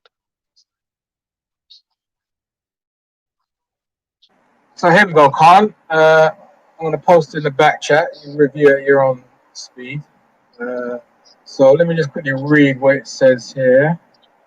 So the headline just says 10 Muslim coronavirus victims buried alongside each other. Okay, that's in the UK.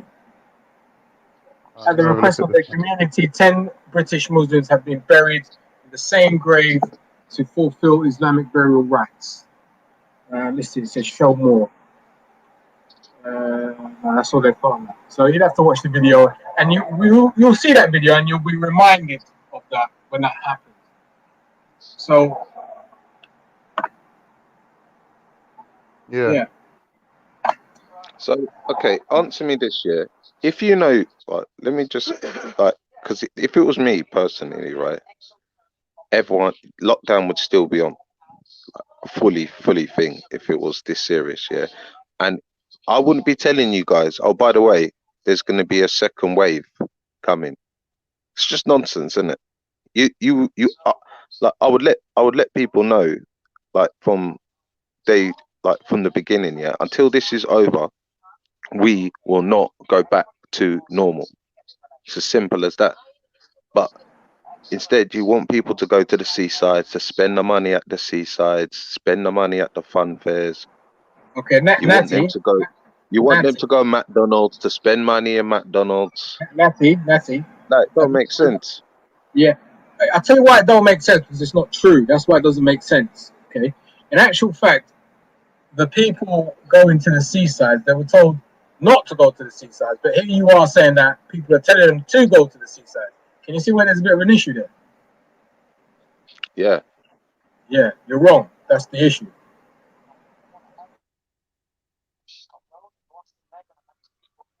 So that's the issue. Yeah.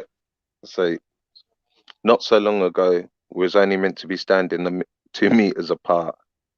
Now he's coming with 1 meter.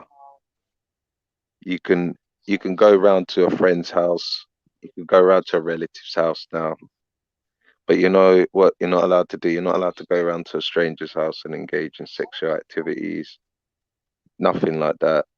You can go to certain pubs now, drink from the glasses, touch the bars, go to urinals, touch the doors, cough. See, again, that's not true. I don't You know can where go you're and getting. eat. You can go and sit down and eat. Sorry, Mr. I've Natty. been to a pub. What are you talking Okay, about? I've been to a pub not so long ago. It was this all right, serious. let me. It was this Okay, serious.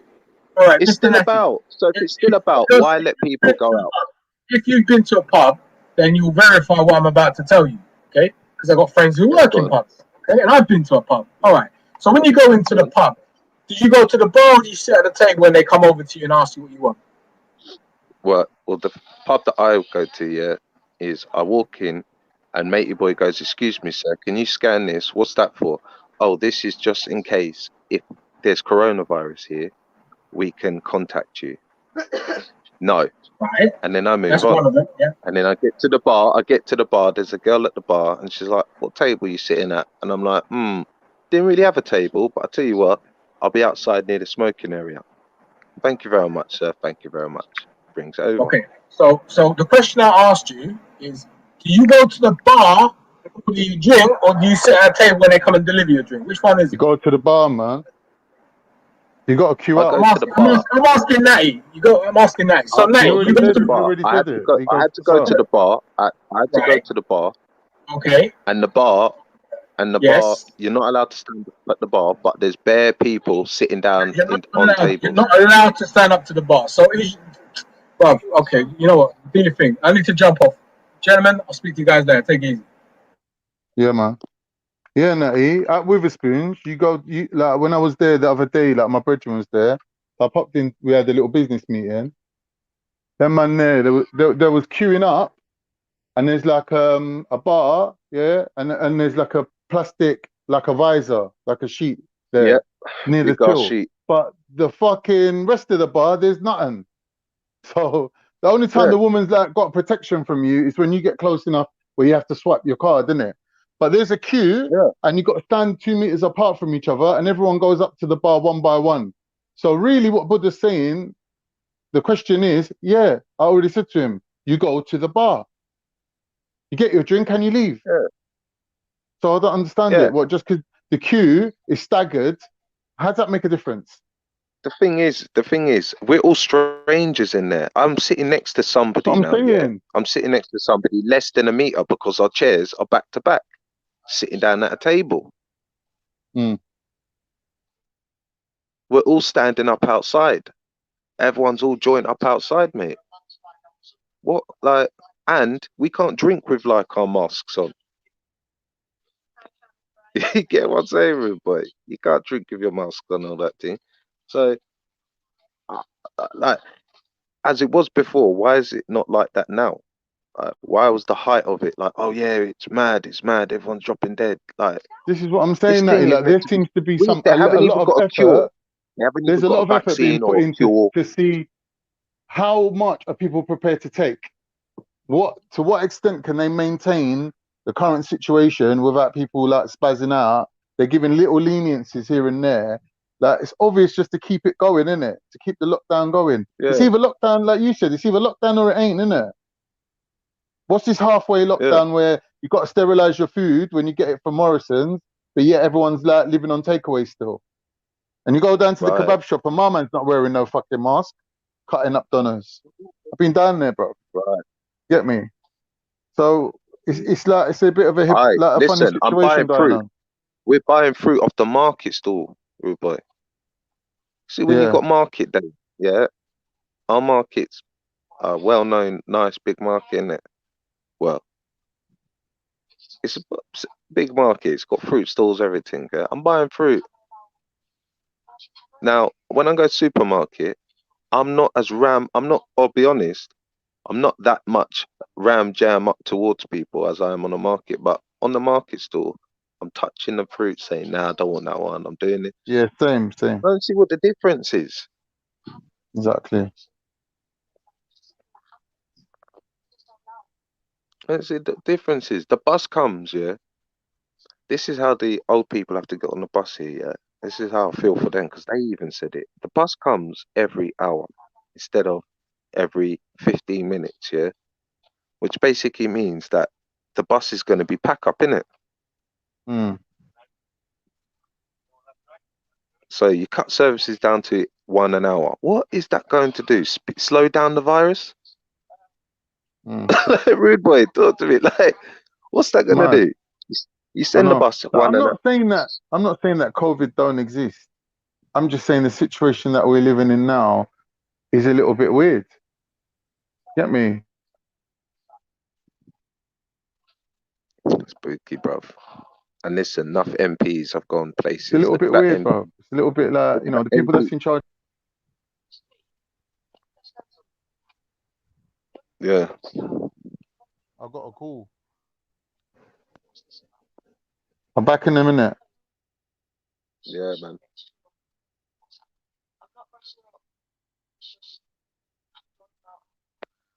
Yeah, mate. It's nonsense, man.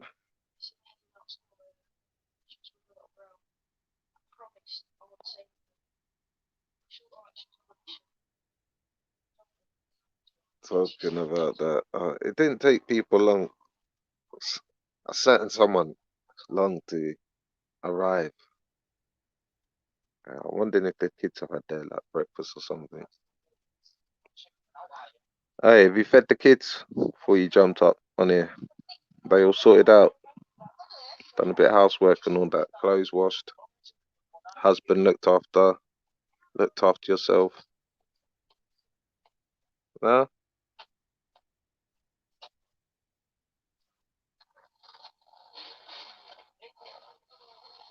Didn't think so. Some people are so sad. But anyway, that's just a theory, innit? Like that's just my opinion on this. This lockdown bullshit, yeah. If it's a lockdown thing, have everyone on lockdown. Don't be telling people go McDonald's. Because I mean really, it's just making them fat, unhealthy. It's just dirty food. And how that's gonna do anything for like if anyone here raises their hand and says, yeah, McDonald's helps them for their immune system, it gives them vitamin this, E this, and you're a fool. But I know enough of you lot on here were posting up your McDonald's when you went and got it, little Happy Meals and all that stuff.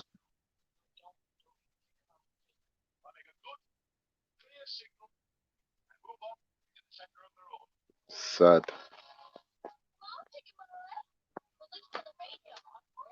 I mean, it's good the pubs are open. Yeah, it's a lot safer drinking in the pub than getting a few cans and drinking at home. And the list just goes on.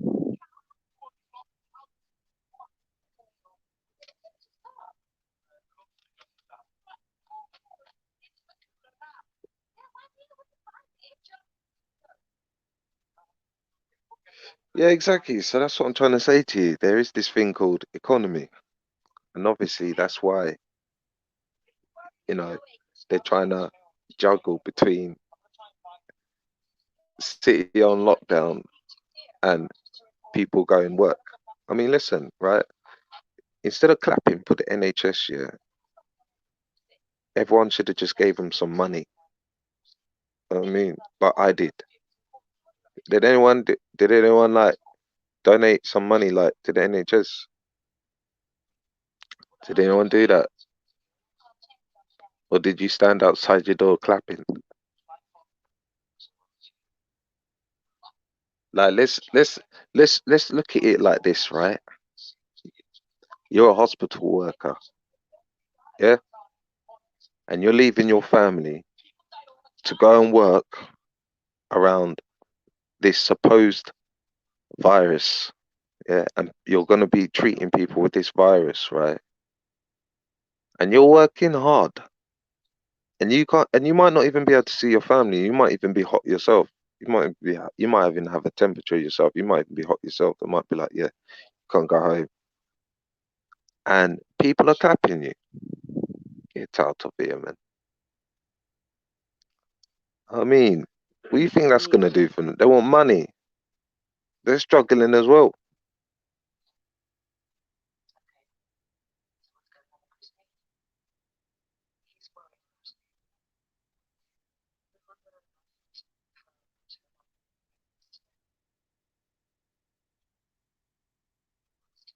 I mean, they don't get enough money.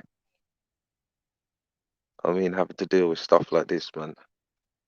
So yeah, I mean, if you guys really want to do something, yeah, support the NHS that way, man. Put your hand in your pocket and give them a little extra something. You know what I mean? Don't just stand outside your door clapping. What's that gonna do? Clap for what?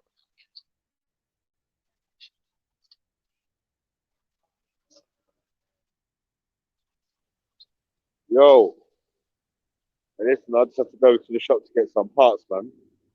Yeah, man, big up yourself for holding out, man. Yo, a couple people from the chat, jump on and hold it up with Natty, man. You know what I mean? Because when I get back into this job, obviously. Mm. But isn't that funny though, man, there, man? People just a clap. Just outside the house clapping. I got, you know, sometimes when you do work in people's houses and they're like, it's that they feel like they want to do the work with you. Yeah. Yeah. Yeah. Like, Yeah. shut up, man. Yeah. Yeah, just shut up. Sometimes I Man. yeah. That's what happens, man. Sometimes you just got to go in there and just do the thing and say nothing.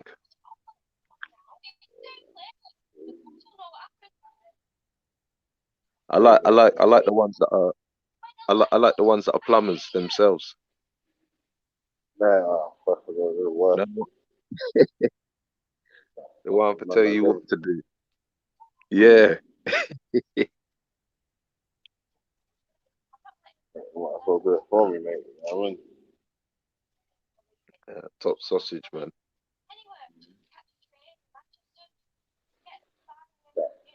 That man trying to take my job and shit. You know what I mean?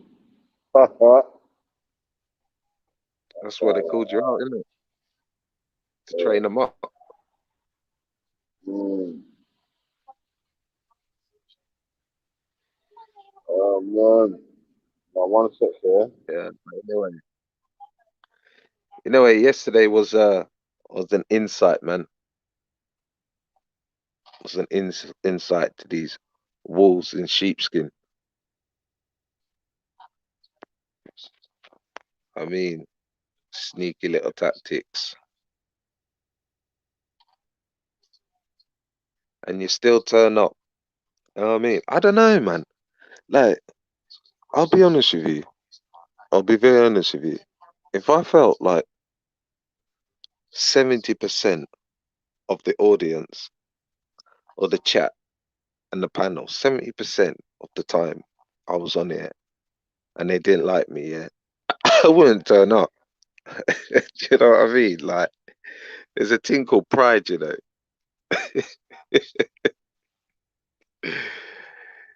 Eh? For what is it? For honor. Pride and honor, man. You still turn up here, you know. Stupider. How Stupider still turns up here and she knows no one likes her. Yo, I don't know if I can admire that. dropped off still. Man, hey, listen, I'm fucking tired today, man. Can't lie. Sun's blazing, man. Yeah, what time you reach bed? About 3 in the morning, man. Shit. After Jeez. man, then we finished talking shit on the panel, you get me? Yeah. I left about fucking 6, man. Yeah. I think I got up about 6:30. Yeah, I got up about 6 and left about half 6, man. Yeah, I had some. I made some beefsteak stew. Not last night, the night before, and then I had some left over, and I thought. And then my girl goes, "Oh, you said you're gonna make some bakes." I was like, "Yes, I'm gonna make some fried dumpling." I ate so much, man, it just put me to bed. Yeah, I enjoy that. Just signed me right out. Yeah, man, sorted me out.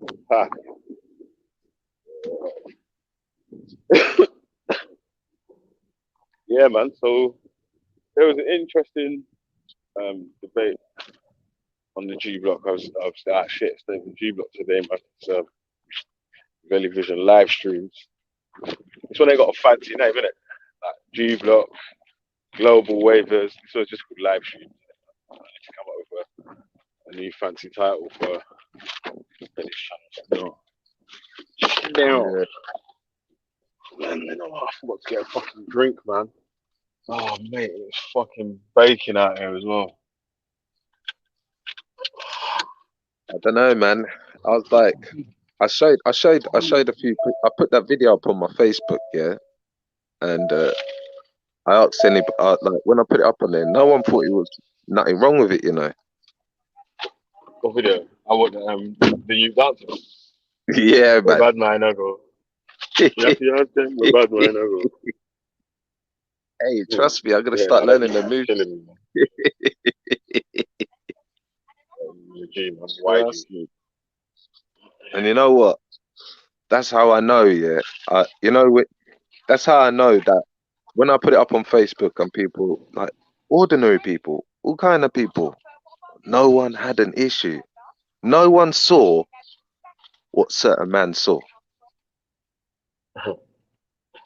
I mean, like, oh yeah, Veli, that's how you know I'm tired, you know. I forgot my mate your PlayStation. Fucking hell. I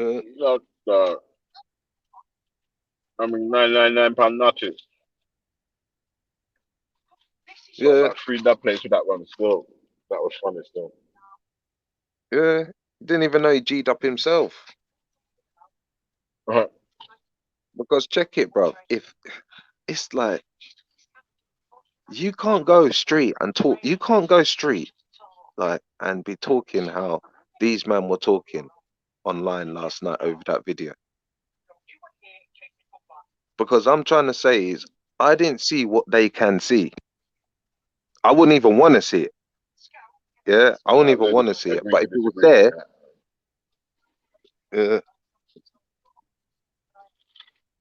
I don't know, man. There's disagreeing, there's pervertedness, and I just think to me there's no disagreement. I think it's just pervertedness.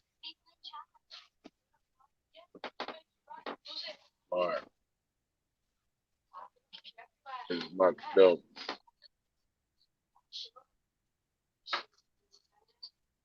But yeah, he started crying, man. Boy, I think he had to go for a walk. I think he had to really go out there and get some fresh air after that, man. Must have been hot after that. You saying you made Toro hit the peace pipe, yeah? Yeah, trust me, he was hitting the ting off the ting.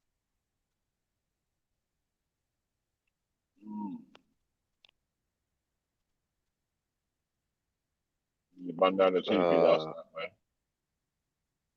man. Leave Turk alone, you ugly bully.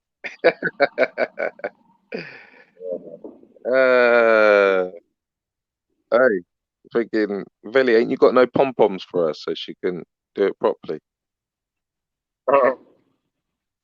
Shout my name like a cheerleader. Natty taking over. I the Mega Man lyrics there. Hey, where's Kanga, man? I'm good up. Can't have to make a phone call. Okay. Yeah, to make a phone call. But... Where did Buddha go? Let me ask them, where did Buddha go? Turek is a stand-up guy and funny. Yeah, he was a bit funny. He's funny. He is funny. Last night, what he's like, even what you guys were saying weren't funny.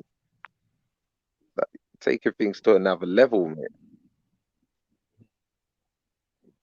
Know what I mean? I'm not laughing at that.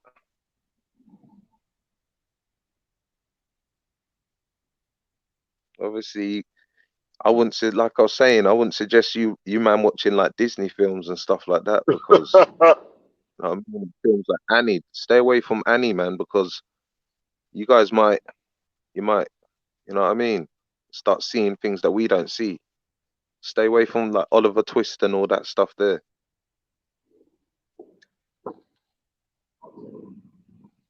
getting triggered. Mad. How can you get, bro? Savile, you know, that's pure Savile. What's up? Wendy Savile, Jupiter Savile, Hector Savile, and now Toro Savile. All Saviling it up together. The Savile crew. Oh no, I don't like that. Oh no. Oh no. And the funny thing is, yeah, you got someone saying, "Oh, I saw my yeah."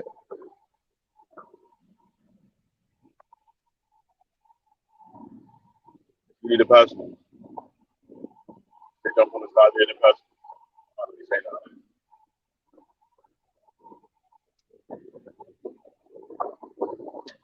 Let me.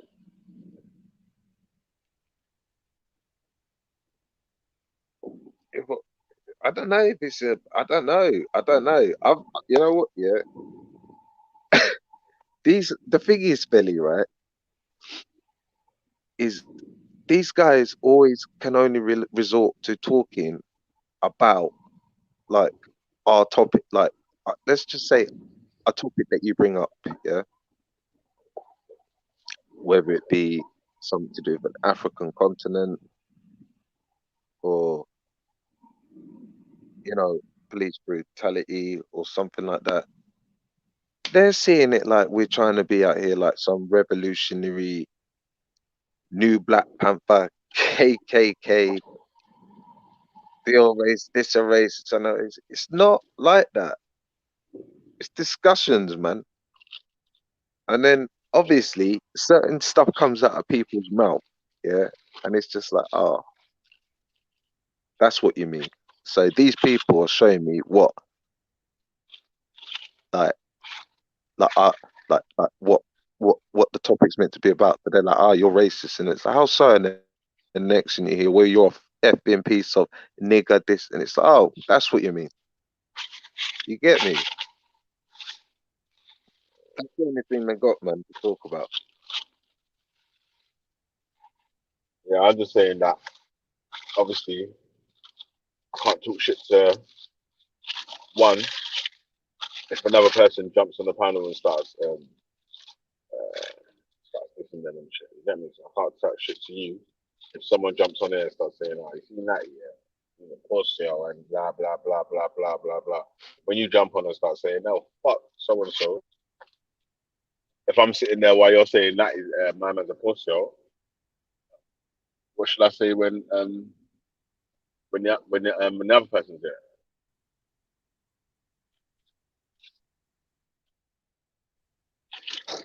Yeah, true. Yeah, but you don't really get involved too much, though, Billy. That's what I mean. So that's what I'm trying to say. Why lick down your show? Like you let the crud on here, Billy. Billy, you let the crud up. Like, and you know what? There's been certain man who's been like, you know what, Billy? Thanks for letting me on. Thanks for letting me have my speech, because these are the platforms that are different, because you're allowed to, obviously. But listen, if you know what, if something comes out your mouth is going to offend someone, yeah, then fully understand that they might offend you back, innit? So we're talking like adults here, yeah? And I'm pretty sure, yeah, no one wants to go around offending people, yeah, but it just happens. You know what I mean? Just like me, look, I can just offend people just with having my top off, because obviously they're not on their game,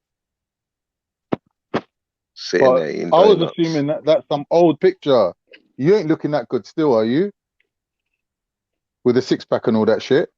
Nah, not that. Not that good. Nah, not that good. Nah, not that good. Yeah, you was in some good shape, boy. That's about Got to rate 4 that months. still. What, you can get your body fat down that low? Yeah, quite man. easy. Yeah, you should try and do that at least once a year. Yeah, because I just do. Get down to like minimum body fat. Because the body will forget over time, innit? Yeah, man. Got to do that, man.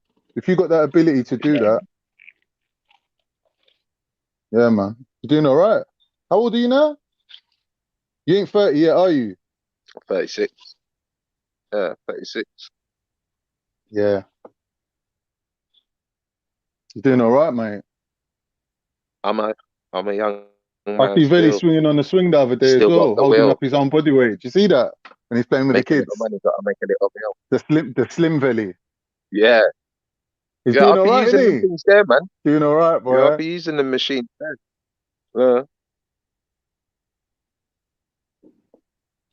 But Yeah, still, man. when you see, like, when you're doing like the plumbing thing as well, man, you're always lifting stuff, man, as well.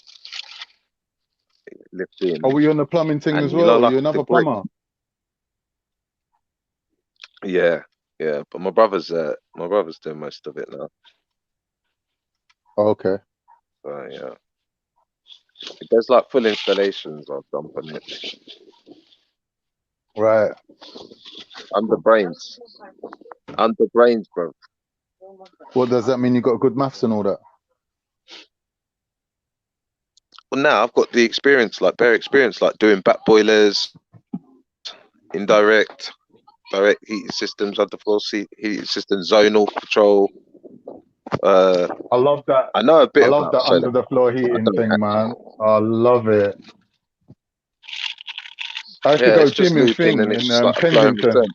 and they said, you know the concrete where they pour it over the thing and polish the concrete up. Have you seen that? The concrete What floor with with the it, like they membrane? put loads of Yes. with the stones in it. Yeah, yeah, and they got the thing underneath it, the heating element. Because Yeah, they do with the concrete membrane. conducts heat quite well, innit? Like nice and even. Yeah. Yeah, you can't even tell like where the heating is. It's just so even. You just feel the whole floor just warm. Love it, man. Yeah, man. We're years behind, man. Everyone should have that in their yard right now, innit? Heated floors and that. Yeah, definitely. That's what, like, Innit? I mean, I would suggest that now, yeah, and tiles like everywhere. Just don't stuff this wooden flooring stuff now, man. Just do tiles because they Mm. last long and they look And nice as they well, feel man. nice, innit? They feel nice.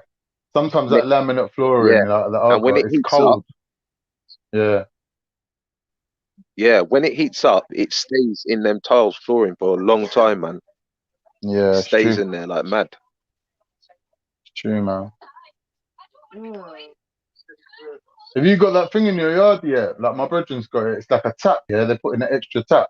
And as soon as you turn it on, it's like boiling hot water that you can make tea with Yeah, instantly. instant one. Now a few people got that. Yeah, Yeah, it I looks had nice. a. That's a good little thing I'll tell you to what have. I had. I had a. What's that fucking thing I had? Anonymous, ominous, something like 6 filter ultraviolet. Uh, um, like this thing purifies your like kitchen water in it. Like you have to put another tap in, but it's got like a big frigging filter system with it, bruv. Like, this thing was naughty, but I think it was about 4 Serious. bags. What does it do? This thing was Just naughty, cleans the yeah, bruv. water. But when it goes through like carbon, goes through like all these carbon filters and stuff. But then the very last filter that it goes through is like through an ultraviolet light bulb. Yeah, yeah, ultraviolet. I know how they do that. Like Yeah, I've seen that before. like you can't look at. Yeah, Yeah, I've seen it you know what I before. mean. It's got Ultraviolet this that big they thing. Yeah, treat the water with it. Yeah, that's a standard thing in the industry, yeah, man. yeah, bro. Yeah. Yeah. They And were trying to work out how I had to a few use of them them, and things to cure COVID. Well, not cure COVID, but to decontaminate people. Like I've seen there's some buildings where they got stations with ultraviolet light, and you can go and get yourself cleaned out like from COVID or any bacteria that might be on your clothes and that. The ultraviolet like thing is quite up to date, isn't it? It's a thing that they're using now. There's no chemicals involved, isn't it? yeah, Yeah, it's a good thing, just man. comes out Well, and pure. you Like had you that in could your house I've got. Nah, I should have kept one. at work. I'm not really fussed Oh, that what you stuff because bought some and especially then just get one installed out it of the for other fridge. people? Yeah, no, my brethren, he slapped him in it. He had a few, Oh, right. so I got him off Yeah. him for cheap, and then I put him on. I had like a Spock in it, so I put him up on Spock. People are like, yeah, Yeah. I'll have them, and I think I only paid Nice. like it was only like about 50 quid for all of them. Yeah, I think I got about 2 or 3, but I wish I kept one now because like in this time now, Mm. because they're worth like the money Yeah. when he got them, they were like on sale anyway, yeah. But they're not on sale now. These things are like gone right back up to the recommended retail price because people have been on it. Yeah, Do you know yeah. what I mean? Yeah. But I don't know, like if we like without looking at it in a negative way, yeah, with this coronavirus thing, yeah, it's a cold, yeah, a sore throat, headache, flu symptoms like this. So we don't know, bruv, if it's just like an updated of like like the Black Death. Yeah. Do you know what I Well, mean? and the black Or the like the thingy, pollution levels. tuberculosis. Like when they used to like when you had like all the rats and all the pollution in like Mm. because like Japan's a big country with pollution. So Yeah. it's a massive country. England's got a lot of pollution. Brazil is mad with their pollution up there, man. Mm. India, Italy, like because Yeah. See, only that's because another it's like point I only wanted to get onto with Buddha as well. That this because pollution. it's only because 'Cause- these governments are all singing the same tune, bro. That's the only thing. yeah. All the governments are singing the same tune, which is odd. Yeah. Or is it that these governments are listening to like the big players? And I'm not even going to say who the big players are yet. I don't even want to like say who the big player countries are. Or is it because these other countries are listening to other countries and joining what they're saying, or they all saying, listen, there's something up, like man has got a common now, like a new virus or a strain that has like mutated now, and we don't really want people to actually start shitting them. Like we're trying to deal with it, but it's just one of them things where it's due to like pollution and everything like that. We're trying to sort stuff out. Do you know what I mean? Mm.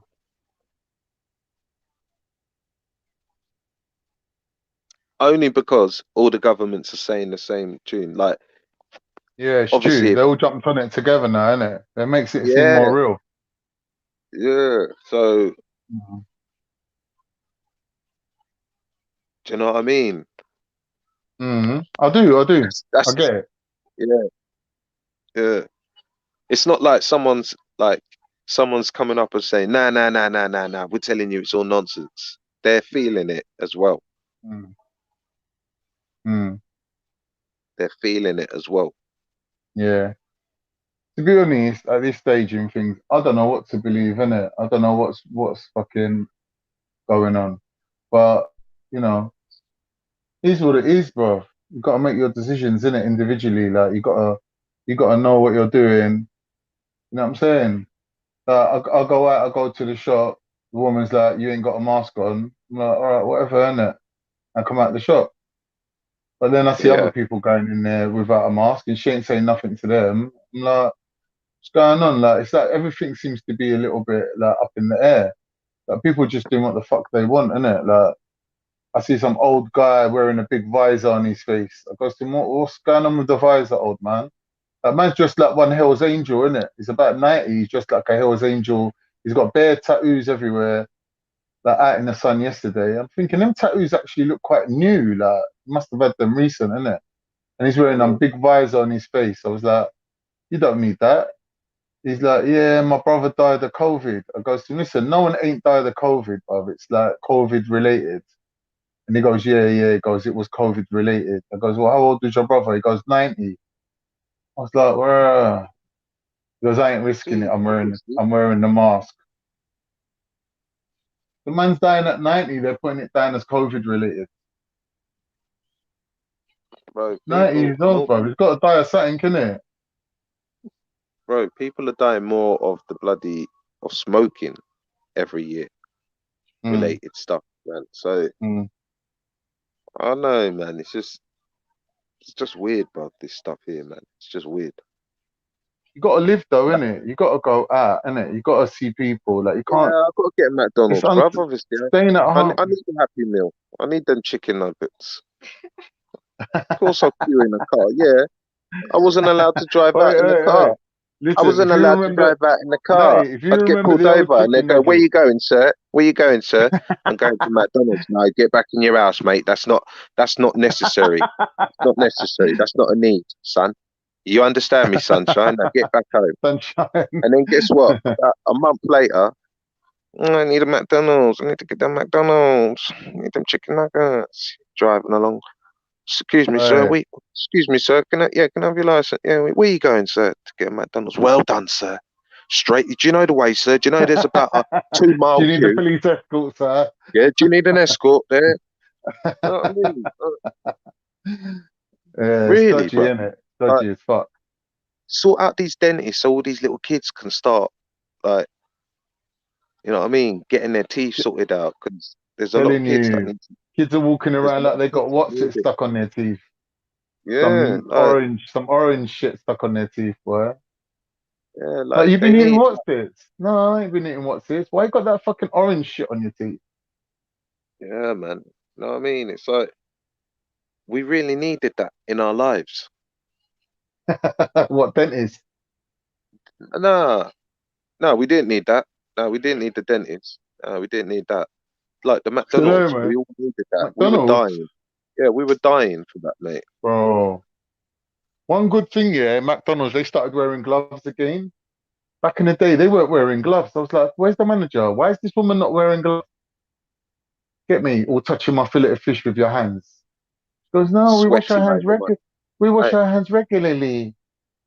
you can see them The sweating manager, behind the it. manager comes out, is telling me this is McDonald's standard practice now. He goes, we don't use gloves no more. I was like, you're taking the piss.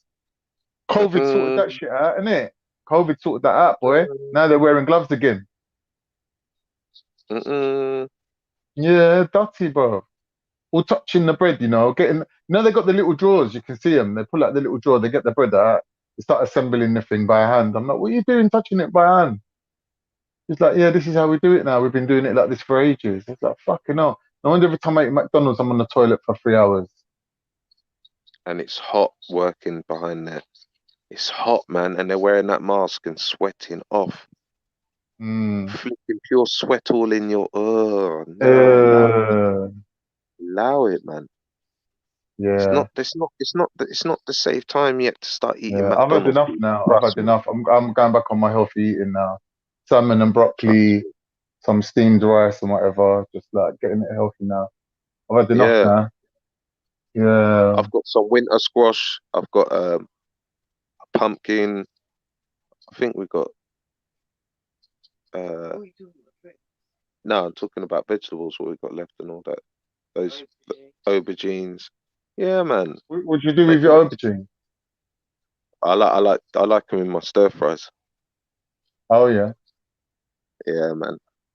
Be careful with them stir fries, man. You end up whacking a lot of oil in there. Sesame oil, this oil, that oil. Ends up getting quite oily. Yeah, it's true. It's true. But I don't know, man. Like if I use like I don't know, like it's all right to use like a couple of teaspoons, like three tablespoons. Oil's all right, Mm. I believe. Do you know what I mean? But then I do splash like water in it as well to get it piping up again, hot up again, and all that. So Mm. and then Or that some just soy dissolves. sauce or something. Yeah, Some oh yeah, you flavor. got to put soy sauce, Mm. grated ginger. Got to have Mm. grated ginger in that.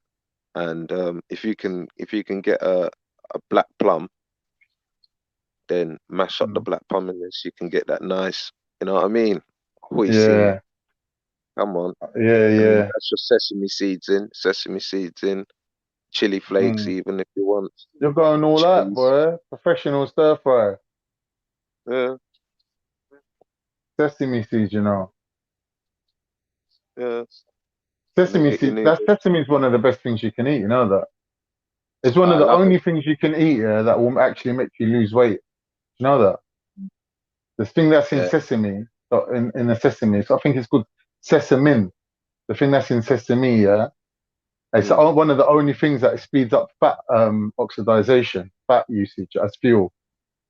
So it will give you more energy, and it will come from fat stores. So like when you see things like tahini, do you know about tahini? Nah. Tahini, right, is like they get sesame and just blitz it up into a paste. All right. And Oh, then when they make hummus and that, they add like one big dollop of it because it's roasted sesames. It's got that roasty taste to it. So like you put one big dollop of tahini in your chickpeas when you're making hummus. So like a good quality hummus, you could tell by the percentage of tahini. Is one of the best fats you can eat. I'll try that, man. So what? You just mash it up. You mash up the sesame seeds, then, yeah. Well, when you buy the tahini, it's just a paste, isn't it? It's like like the consistency of like toothpaste. It's like smooth. I never tried to make my own. If you make it might be difficult trying to make your own. I don't know like what kind of machine you're gonna need to mash up them tiny little things. And I use the proper herb masher. You know the one that you put yeah, the yeah, yeah. that thing there. But I think if you just keep like eating sesame, adding it to your diet, like or your intake, you don't really need to mash it up. You could just eat it like that, innit? It's a matter of how much of it you're gonna actually absorb, though, because No, but adding that most to hummus though, adding that to like chickpeas as well. That sounds boom, man.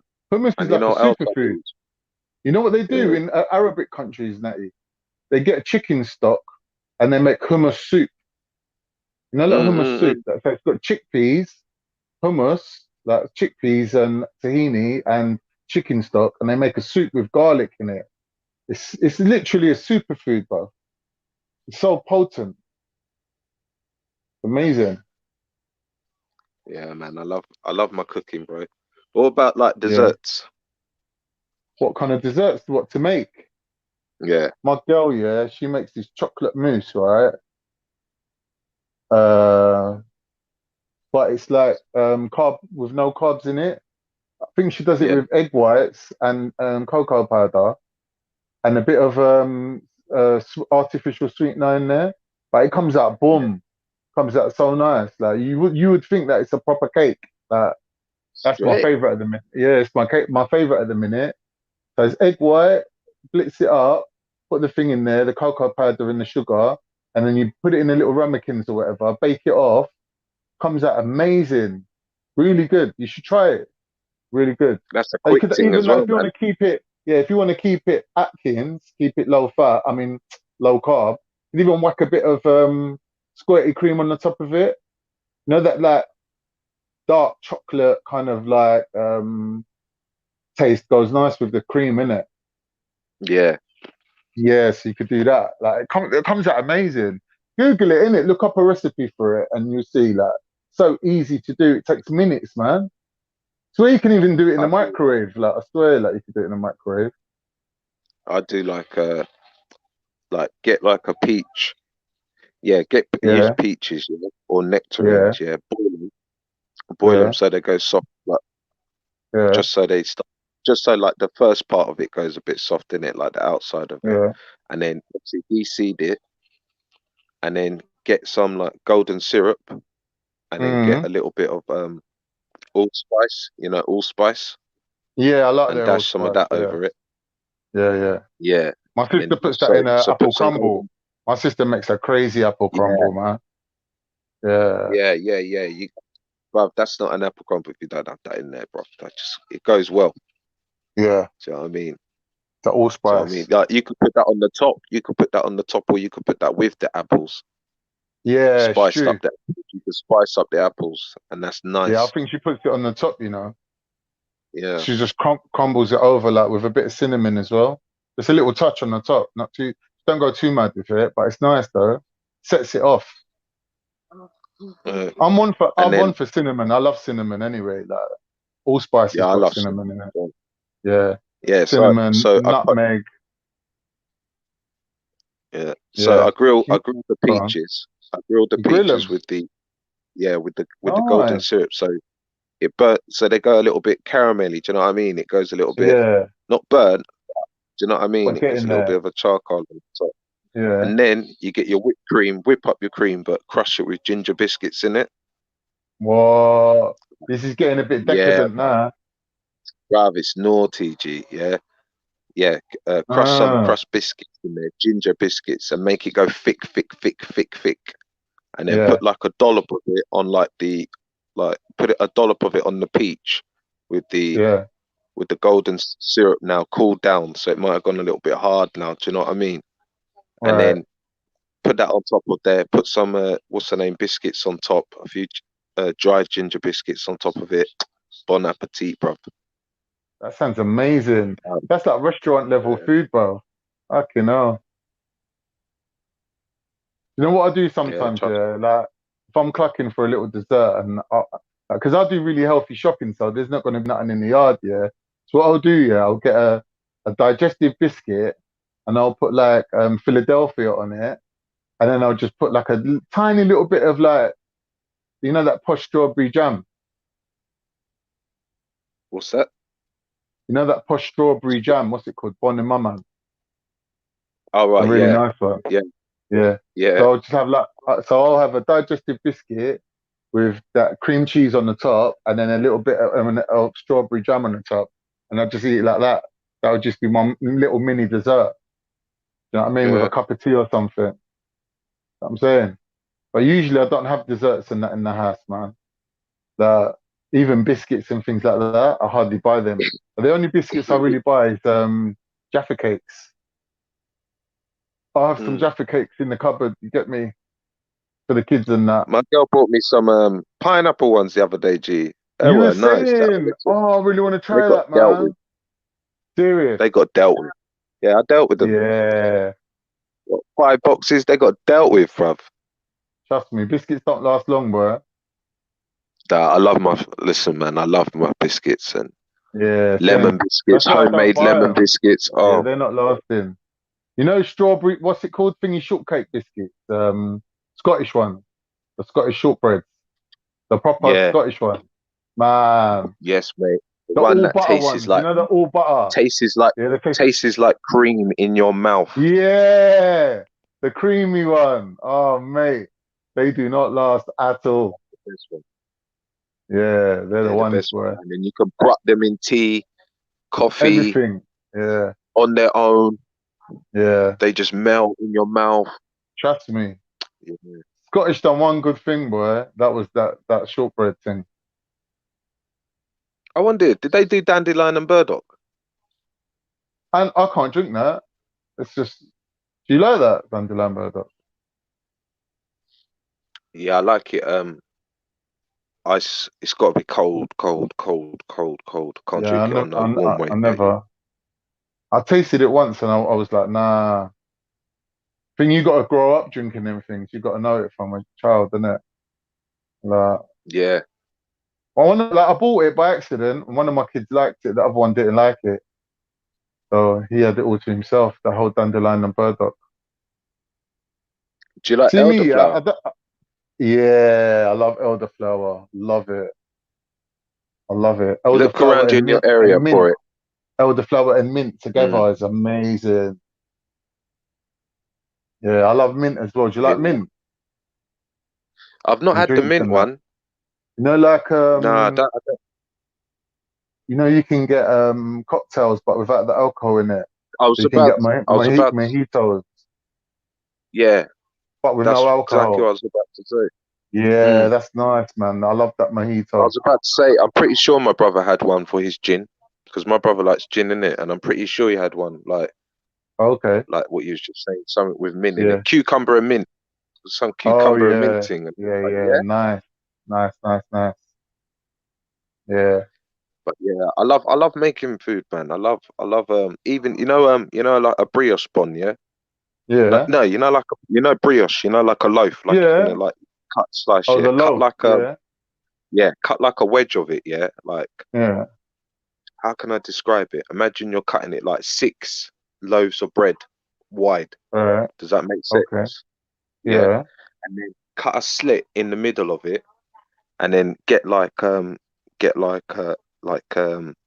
you're saying, like that jam, get some apples and stuff and fill it up and put that Yeah. spice in it, caramelize it, get apples, put it on the stove, caramelize that stuff up, yeah, and then get your eggy bread and then dip it in the eggy bread with all of it in it. Yeah. Yeah. You know what to do. You know what to do, G. You After that, know it. You know it, bro. you know what to do. Oh, hey, you know what? You can make a nice bread and butter pudding with that. Get the brioche, line it Oh, up, pour it all over, then get like yeah. like chocolate, little chocolate buttons, but the ones for Oh, cooking that don't melt. You just chuck them in. yeah. You don't Yeah, like the that's the. raisins then? Yeah, I like the raisins as well. But Oh, sometimes the kids, one of my kids don't like raisins, innit? So sometimes I do a little yeah. alternative. But you know what I do for the kids, though, Natty? I do thingy, man, macaroni cheese. They love it. And like proper macaroni cheese where you use about 3, 4 different cheeses. Just like put double Gloucester, red Leicester, about 3 Yeah, different cheddars, grate it all up. yeah. Yeah. So then you make your And it's thing, all your about your cheese sauce. temperature. It's the right temperature, innit? Yeah. Trust me. Yeah, Their kids love it, bro. And it's cheap, bro. And you can't get that shit in the shops yeah. either. There's only a few places I've had good macaroni cheese. Yeah, man. Kids love that shit. But it's the temperature. When you're melting it, it's the right Yeah, temperature that you're like, you've got to keep it at, innit? of course. That's like when I do, So yeah. you, what, I'll how I admit do it, to you, I I'll just use, whack a bit of butter. I whack the butter in, yeah, melt out the butter, yeah, and then add the flour. Get the whisk out. Always use my whisk in it. You can't beat the whisk. Beat it up, and then just like start adding the milk to it. And then when you get it about an inch off the bottom of the pan, yeah, you start adding the cheese in. Get me? mm, And you make it into a cheese sauce, innit? Just add all yeah, the cheese, melt it all in. Do you know what I'm saying? And then once it's all bubbling like a little volcano and it's like giving it little splatters like that, then you know it's ready, yeah, innit? You get me? So then you just like, how I do it, I just basically put the pasta in the oven dish and then just pour the sauce all over it, scrape it all out into there, and then give it a little mix, and put it in. Get me? Like sometimes I put like a foil on it and then take the foil off after when I want to brown up the top. And then what I do, I grate some more cheese on the top. Get me? Because like if you grate the cheese on the top yeah, from the man, start, it's gonna burn, innit? Get me? So I cook it through proper.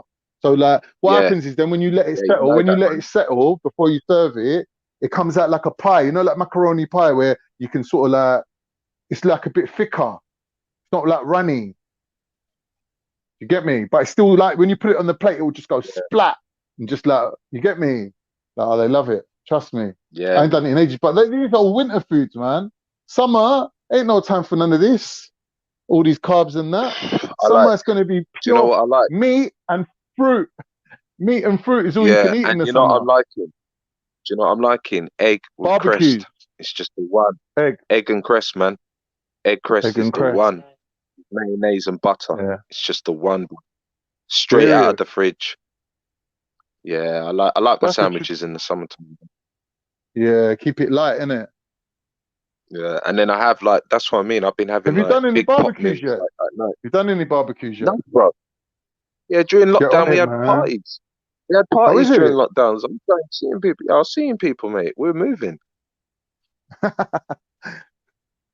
The good to only time know. when I didn't go out was when I had hay fever, yeah, because I thought, right, you know what? I'm dying Like, of I COVID. don't want to make anyone vulnerable, innit?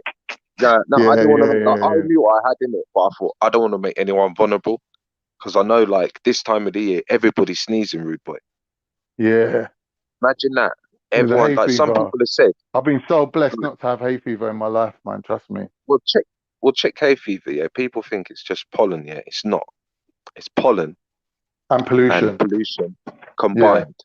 Yeah, and it fuses together and it rouses you. So some people have said, I've never had hay fever. Next minute, they're coughing, sneezing, sneezing, sneezing.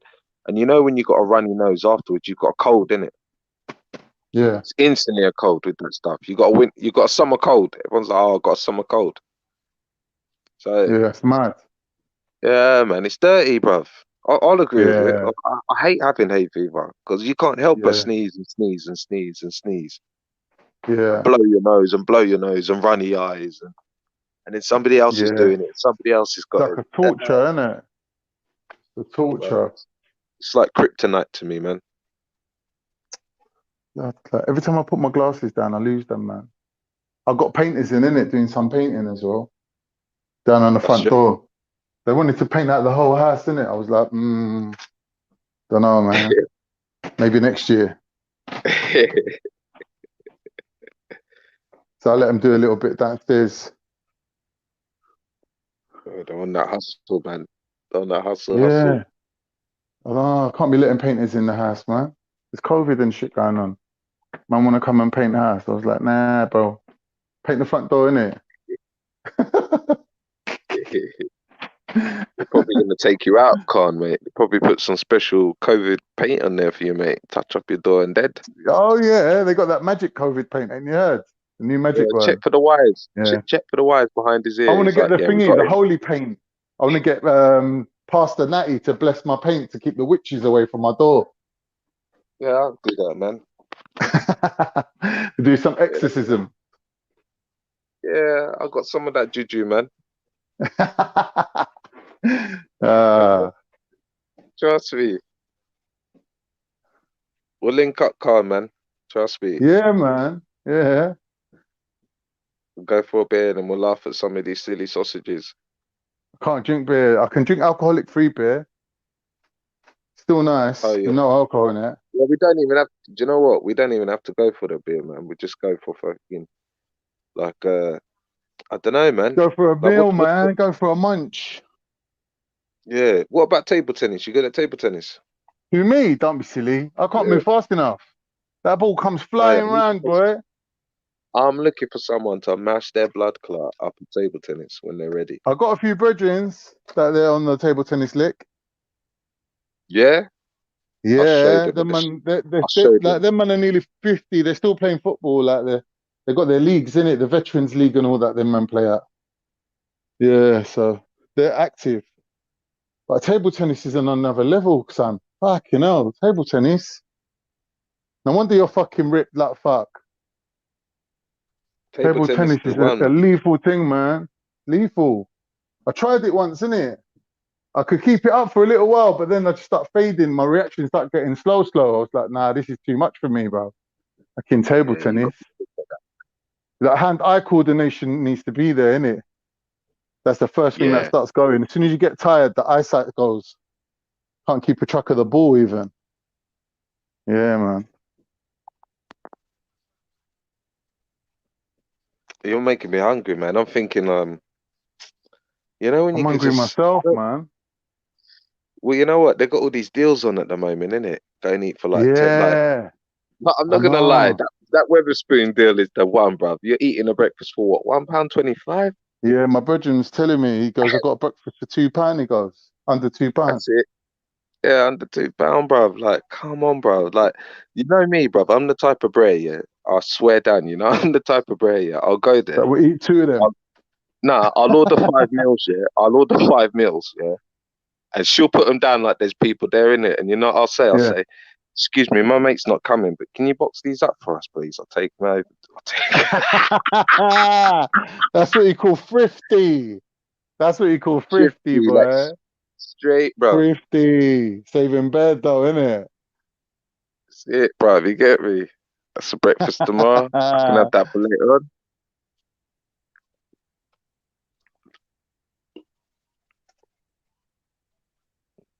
You know them moves there. Yeah.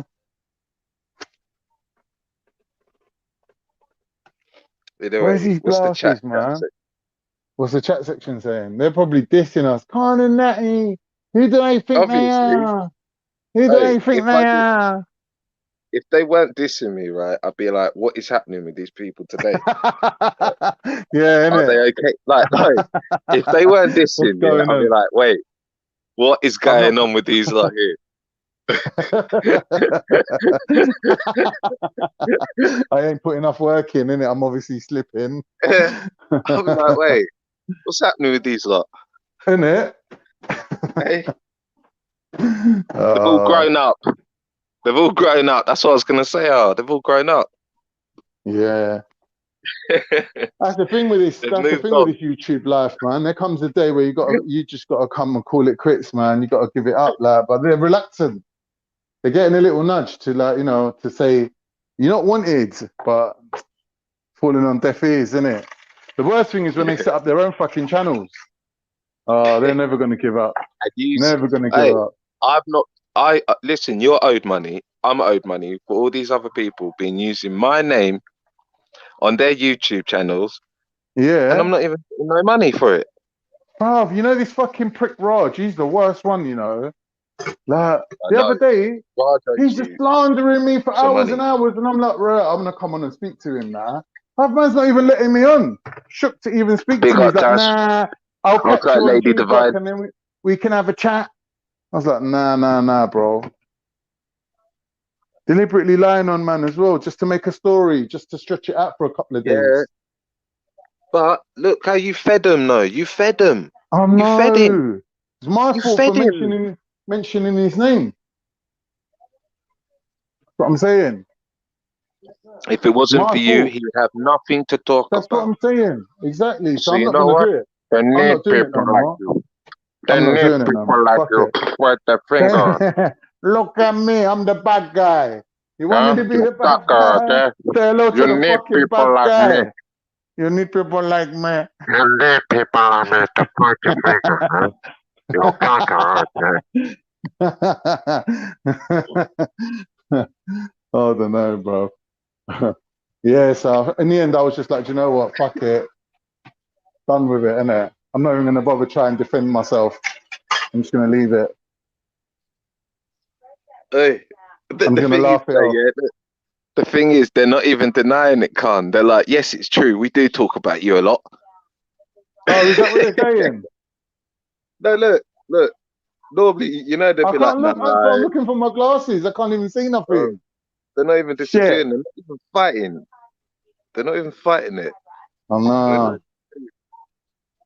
I'm not letting him on my channel. He was on some other channel dissing me. Yeah, but come on, bro. It's what we do, innit? Don't hate the player, hate the game. Look, all I can see is Natty Khan. Natty Khan. Yeah. Natty Khan. Khan, Natty. Khan. Natty. Yeah. Khan. I know. If you lot want shout outs, let us know, innit? We'll shout you out. Natty and Khan. Hey. Anyway, I just want to big up Tash. Big yourself up, Tash. Lady D, you know I love you. You're the best. Obviously. Who else we got here? Nines. Big up Nine. Big up Sister Nines. Respect to you every time. It's hard to find women with a bit of backbone, you get me? You got to respect them. Them ones there. The strong ones. Big up Mr. P. The man. Stupider. Big up Stupider. Stupider Poopiter. Big up White Chocolate. Because we're not leaving no one out. Big up Lottie as well. White Chocolate and Lottie don't like me. Not bigging them up. Nin, I big up Nin though. Nin, big up yourself. My brother. My Aki. Who's this guy? Khan must be a good darts player. You're a joker, bro. I'm better at sumo wrestling. I'm not gonna lie. I know. That's what I mean. You know when people.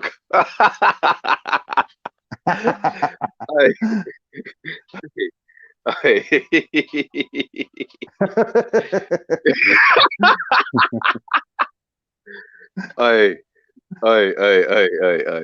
Come on. That's what I mean. You can have banter, man. Like, yeah, of course. There's no need to be calling everyone. Like, none of us have started calling each other the C word, or get out of the country and all that stuff. There's no need for it. This is what happens. Like to your mental health, and you start deteriorating and ending up looking knackered, like resurrected Pat Butcher. Who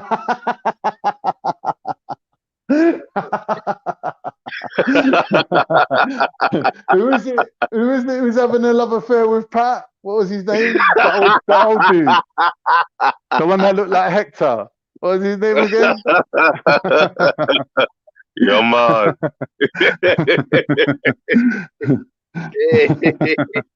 Yeah. It all goes together now, isn't it? Oh, Missy, come on. Listen, she's been resurrected, isn't it? Come on, Pat Butcher. Come on, Pat. Yeah, big girl. Yeah, big girl. Pat Butcher girl. Hey. Oh my God. I'm loving it, man. I'm loving it. Oh, something near me. I've been bit, boy. Something bit me up in the garden. They're back. These motherfuckers are back with a vengeance, boy. Yeah, what is it? They're back on the scene. What, mosquitoes? Oh, is that what they are? Yeah, mosquitoes, fucking flies. Trust me. They're all little carnivores, mate. They look after your blood. Yeah, trust me, man. I've been yam up and it hurts. And they're itchy and they're like big, like bumps, innit? But I like it, man. That's why I don't like summer sometimes, man. I don't like things that fly full stop. I don't like birds. I don't like butterflies. I don't like moths. I hate them. I don't mind butterflies, but moths, man. I draw the line at moths. Allow them, man. They're dusty, innit, the moths? I don't know how they do it. They just fly. Anything that flies, they just can't mind their own business. They've got to fly near you. Yeah, bats even. Yeah, Come the to bat. think of it, we're in this mess because of bats, aren't we? Bats what fucking started all this shit off. Exactly. Fucking bats. Grand rising, gentlemen. Grand rising, gentlemen. Yes, nice. Oh, hello.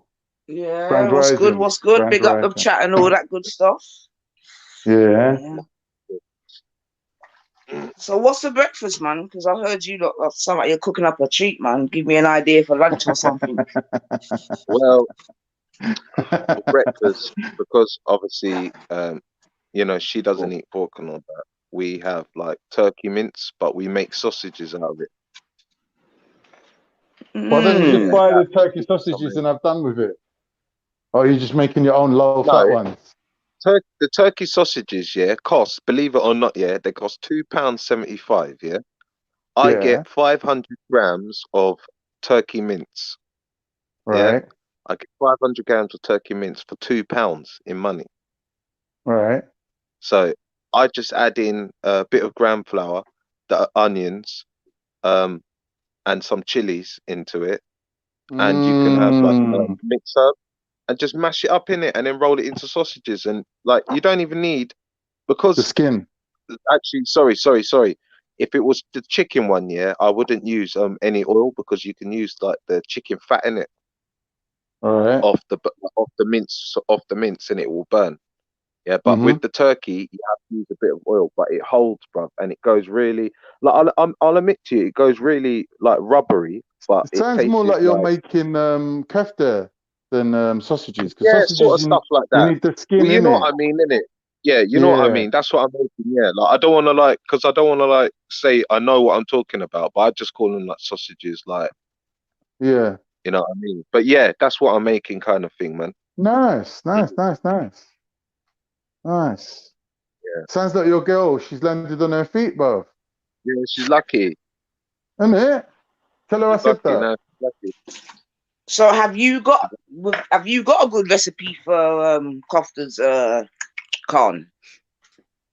Yeah, do you know what? I'll grate up sweet potato. Yeah. Sweet potato. Yeah. Yeah, grate that up. Mix it in with the mince. Like I usually use lamb, and I use a bit of nutmeg. You get me in there as well. A little bit of like, Like this is the Cyprus style that I'm doing, with the nutmeg kind of style, salt and pepper. Get me? But if I'm going Turkish, proper Turkish, then I'll draw for the paprika. Maybe like smoked paprika. Add a little bit of that in there instead. Get me? And then maybe I'll blitz Do you up some cook it in a pan onions. or on a grill? I can fry them off in the pan, really. You do it in a pan, yeah? Yeah, Cyprus style. That's how we do it, isn't it? Like how my mum normally does it. She'll get about 4 potatoes and put them through the grater, like the machine, and then she'll grate them out, squeeze out the water out of them, and then get loads of breadcrumbs, add that to it, then add parsley, onion powder, garlic powder, fucking the meat, and then finally chop up some parsley, add that in as well, and then just make it up into little thingies, into little burgers, like little koftas, and just fry them off. Okay, But that's the Cyprus style. That's the Cyprus style where they add the potato and the bread to it. Yeah, that's nice though. It's really nice.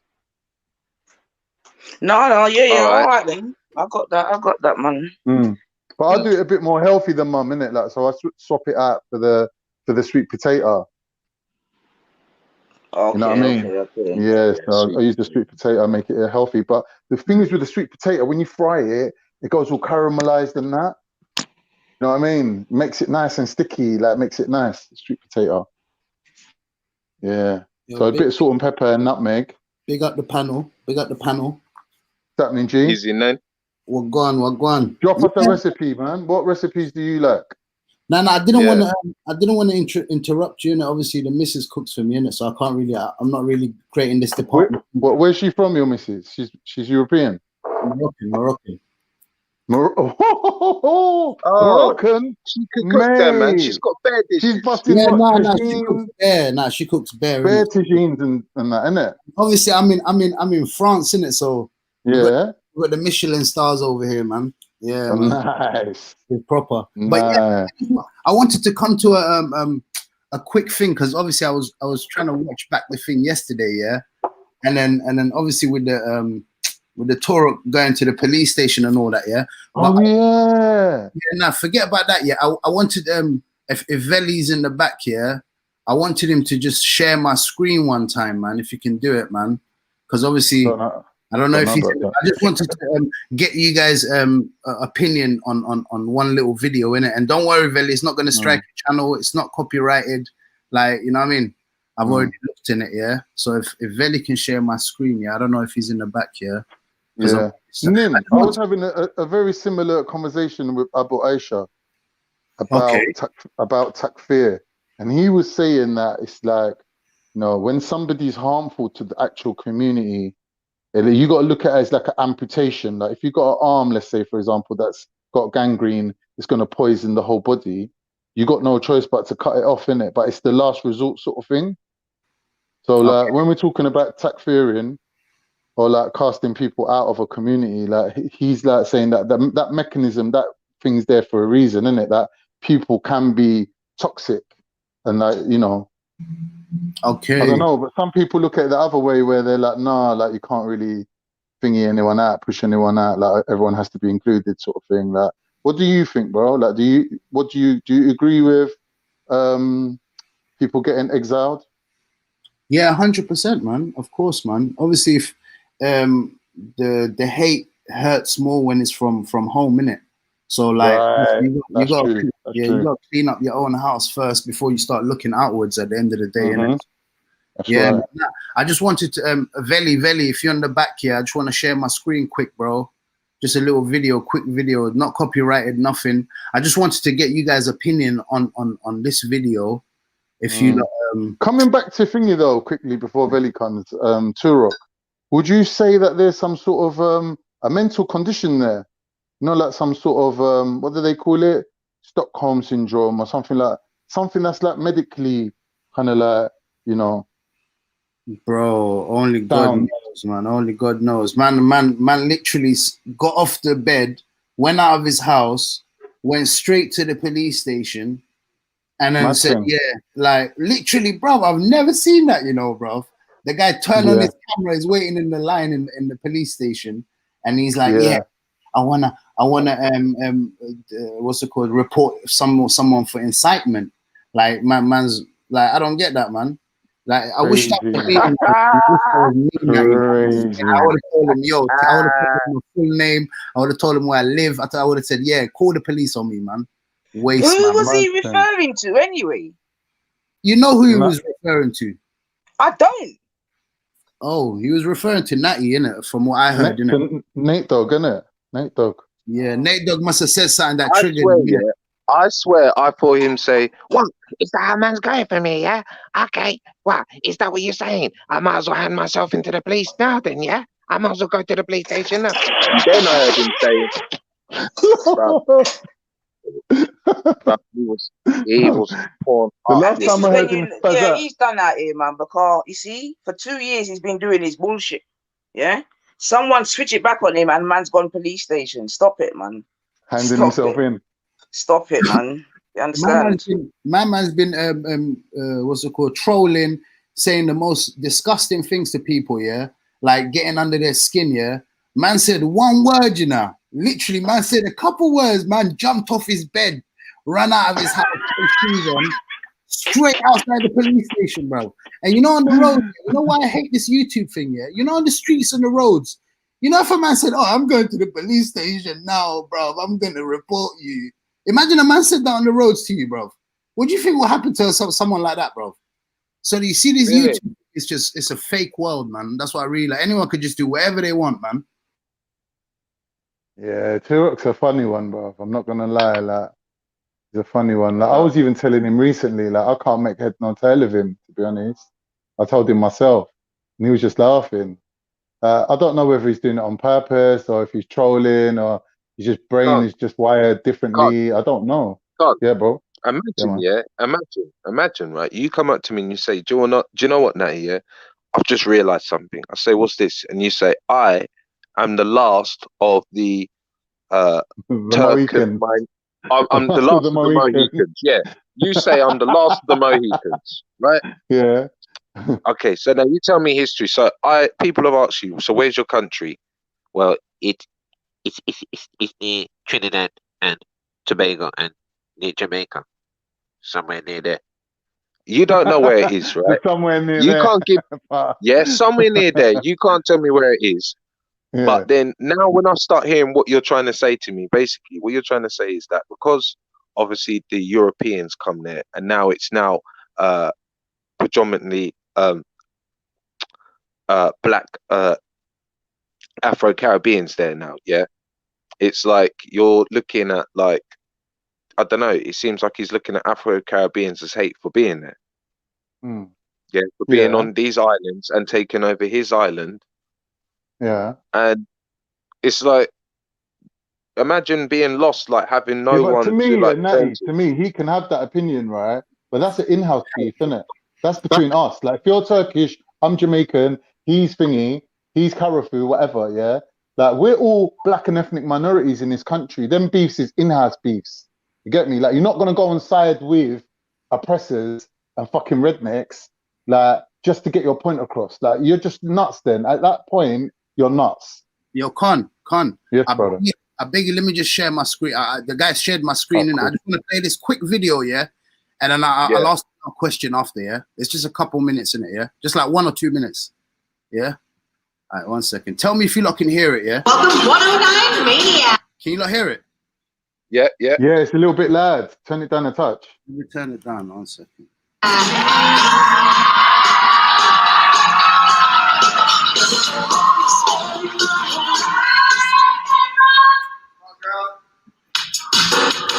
By the way, this is on YouTube, so this is no dark net or dark web, or this is just on YouTube, yeah? So people don't hold me to it.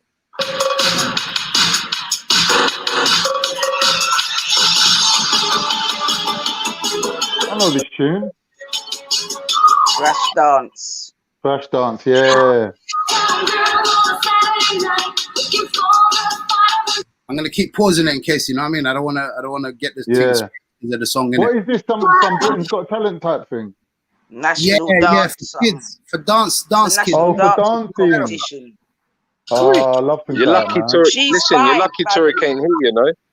She's 5, yeah? All right. 5? Yeah. Wow. But you know what? I'm not biased. There's nothing wrong with it. It's a girl doing dancing. That's how I see it. What do you lot think about that? I just wanted to ask the question. Well, It's a girl dancing, and there's there's nothing wrong with it. It's a girl dancing. There's nothing wrong with it. She's dancing. Because obviously people were trying to say that the other thing on 9 Ethos thing was sexualized, yeah? And people are trying to say that's sexualized, yeah? Compare that one to this, yeah? Which one? Now, I'm not saying both of them are sexualized either way, yeah? But what I'm saying is, which one would you class more as sexualized? That one that I just showed you, or the guy dancing doing the African moves? I would prefer a female. Any females to answer this, because it's to do with, like, well, me personally, I'm just looking as a child dancing, yeah. But on a female level, I could definitely hear it from a female more. But you know what's sick, Natty? Do you know when you see the breakdance crews, like that little girl that was in the Missy Elliott video? Do you remember her? The little Chinese girl. Rather, they're amazing, these little kids, man. Yeah, they're just dancing. They're just kids dancing, man. And you've got certain people who obviously have that DNA printed in them, yeah, where anything that triggers them like that they're thinking nastiness in their head. Oh, they're talking about the other thing. Yeah, they would say, that, I can't relate to that. Listen, I don't look at it like that. You ask my opinion. But to be fair, though, that dance, even if she's doing the thingy bobby to flash dance or whatever, we have to acknowledge that is a very sexualized dance. What, the original? Yeah, obviously the original is a very sexualized dance. And we've not seen all of that yet. But if she's parody, if she's copying that dance, then you have to say that it's sexualized in a certain way. But all it is that it's now being normalized. Well, you with me? I don't know. It's like it's a very feminine dance. Like if I saw a boy trying to do the flash dance, I'd be thinking there's something wrong, innit? Like it's a very feminine dance, innit? But sexualized, I don't know. Like, maybe that woman was quite fit. She's quite fit, and she does do some. Yeah, definitely. Like she does some extra moves in there, but I think that the toned down kids version, I wouldn't say that that's sexualized to me. Good on her and bless her little heart. Well done for her, because she's doing something. She's a G, man. She's a G. Good on that little boy as well. Good on that little boy doing his own little thing, whatever he was doing, whatever story he was telling in his dance to the beat and everything, he was telling the story. I don't quite know. But that's how we're looking at it, through an adult's eyes. Now, looking at it through a pervert's eyes, that's what you'll get from last night. All them perverts who come up there, that's what they're like, innit? Triggers. I hear that. And you know what, you know what, the reason why I played that was just to show some hypocrisy. Like you got ballet dancers, 5, 4 years old, 3 years or whatever. They got these ballet dancers. While you're there, man, Google some children breakdancing. They've got some amazing children, man. Now I wanted to show another video. It's a sad video though, man, and it's not copyrighted as well. I'll just share it quickly. I'm only gonna play a few minutes. You lot tell me what you think about this, because this is something completely different. All right, 1 second. No, man. I don't know if I'm the person to ask to do anything. 1 second, 1 second. Doll is the black doll. She's a maniac on the floor. Which doll is the pretty doll? Which doll is the nice doll? Which doll is the bad doll?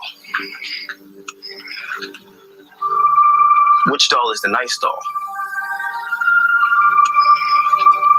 Which doll is the bad doll? And why is that doll pretty? Because she's white and she has 2 eyes. Which doll is the ugly doll? Yeah. Why is that doll ugly? Because he's black. Which doll looks most like you?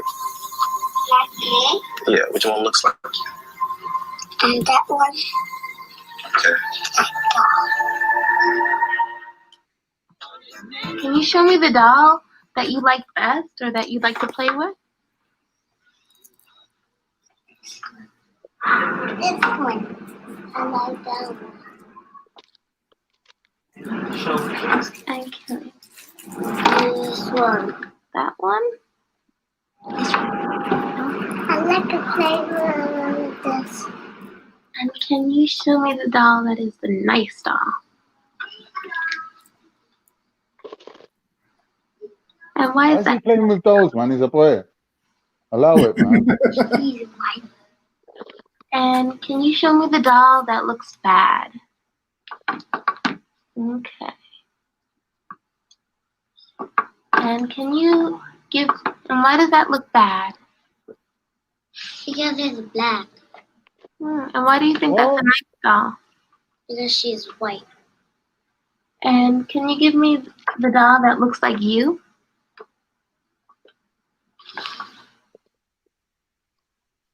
"15 out of the 21 children preferred the white doll."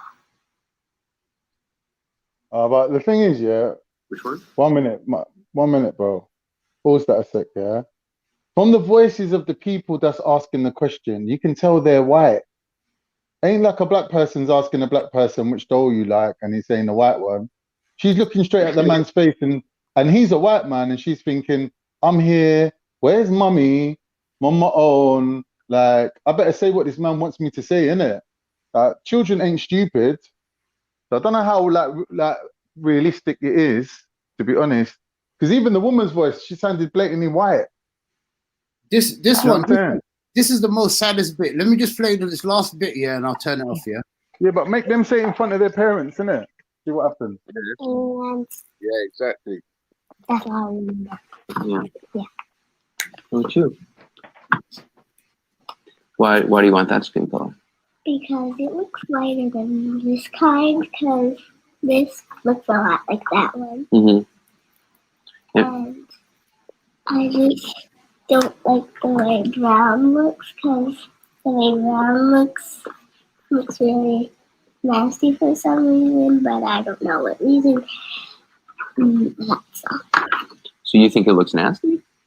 Well, not really, but sometimes. Sometimes. And Brielle, they asked what color adults don't like. Do you remember what you said? Which one? That's right. That's what you said. Why do you think adults don't like that color? Dark. Dark. And adults, you think adults don't like dark? Maybe some adults do, but maybe... Don't seem 100% on what she's saying, to be honest. No, but basically what I was trying to do is, I was just basically trying to show people like, okay. Well, I'm not going to lie to you. I've seen these things years ago. And when you first see it, it is shocking, to be honest with you. Is race, like racism and stuff like that, yeah? Is if obviously we know as a child, racism is not something that's inherently built in someone, and it's society that teaches kids about racism and things like that, yeah? Some of these kids were 4 or 5 years old. Do you know what I mean? So what is it that is making these kind of what's called thoughts in their mind to show that the white is seen as a good, and because it's definitely not their parents. Do you know what I mean? Why ain't it their parents? Why ain't it? No, it could be their parents. It could be. Right. It could be, but I'm talking about a black family. I'm sure a black family is not going to tell their kids, "Oh, you look ugly. Your black is skin, whatever is ugly." Because but they'll be like, that man across the road there looks scary. Like, stay away from him. Or that child down the road, she's a bad child. Stay away from her. They live in a predominantly like black area. That they could be picking up, preferences from a young age where their parents are telling them. Like, if I'm Turkish, for example, yeah. Let me not speak on black people because it's not my job to do that, right? But let me speak about Turkish people. I'm Turkish, innit? I know the good side and the bad side of Turkish people, right? So I know when to stay away from them, innit? Like, I'm not stupid.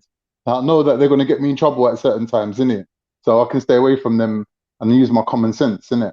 That's what children learn to do, innit? As children, like, you pick up cues from your parents. That, like, your mum could be sitting down dissing your fucking I don't know, your sister-in-law or her sister-in-law and being like, yeah, she's a bitch.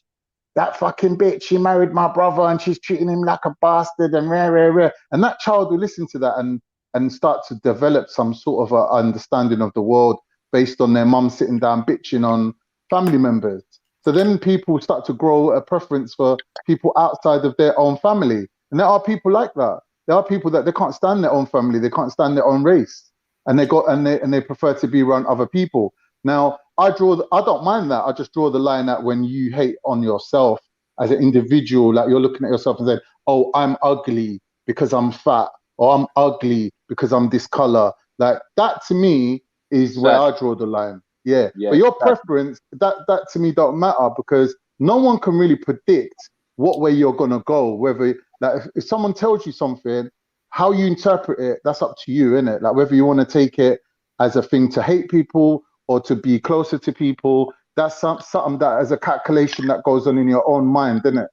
Like no one can really control that. The question I wanted to ask was, if you hate yourself, then there's a massive issue. Yeah, massive. The question I wanted to ask was, is it to do with parents? Are they the main responsibility in that, or is in it that video? Yeah, or is it to do with like imaging when they're watching cartoons or they're going to school or outside of the domain of the house? Is it more to blame with the parents, or do we blame like? But look, with that situation, my answer would be this: yeah, you're not really going to get the same answer when you ask an adult and when you ask a child, because a child doesn't really have a self-identity. The understanding of the outside world is more important to them than their understanding of themselves. So the question they ask them last is, which one is the most like you? They should have asked them that question first and then built upon that. But they're not doing it that way. If you look at the order they ask the questions in, the very last question is, oh, you've said that the white doll's good and the black doll's bad, but which one looks like more like you? And then the child's hesitating, thinking, oh shit, I've just said the whole heap of things. No, but they I'm going to end up contradicting myself now. They wanted to get a fresh view without actually being biased or saying, oh, which one looks like you, then they might have some sort of bias. They just wanted... Yeah, but one thing, as a child, you're not walking around thinking, I'm black, you're white, I'm black, you're white. Children think like that, innit? They're not that self-conscious. They're not that conscious of their self as children. No, I hear you. But like even Shaq on the chat, he said the people that were asking them, the first couple of kids and stuff like that, they were both black people. They might have had white sounding voices, but Shakara said, yeah. Oh, is it? Yeah, he's saying they just had white sounding voices, but they were actually black people. They were black people. That's what Shaka was saying, yeah. There were black people asking black kids these questions. So I'll take Shaka's word for it, but they did sound really white to me, man. Yeah. A lot, yeah. Now, but to be honest, if you think about it, from an early age, when the kids sit in front of a TV or they're 1 year old, 2 years old, they're being bombarded with all sorts of imageries from media, from the cartoons, from all the things that they watch on the TV, from movies, everything. And it's all geared towards making people of color, black people or whatever, like they're demonized. Yeah. Right. So, yeah. What do you think this psychology would do to black? Like, it's basically showing you that there's something that's systematic going on in society that are marginalizing and demonizing people of color and are praising and making white people some sort of like if I kept going with the video, I'm not going to do it, but that video, if you keep going, I've seen the video. I've seen it. Yeah, there was actually a kid saying, I trust more the white, like it was a black kid, and he's saying like, I trust the white one more, I don't trust this black one, you know what I mean? And it's like there's a distrust somehow.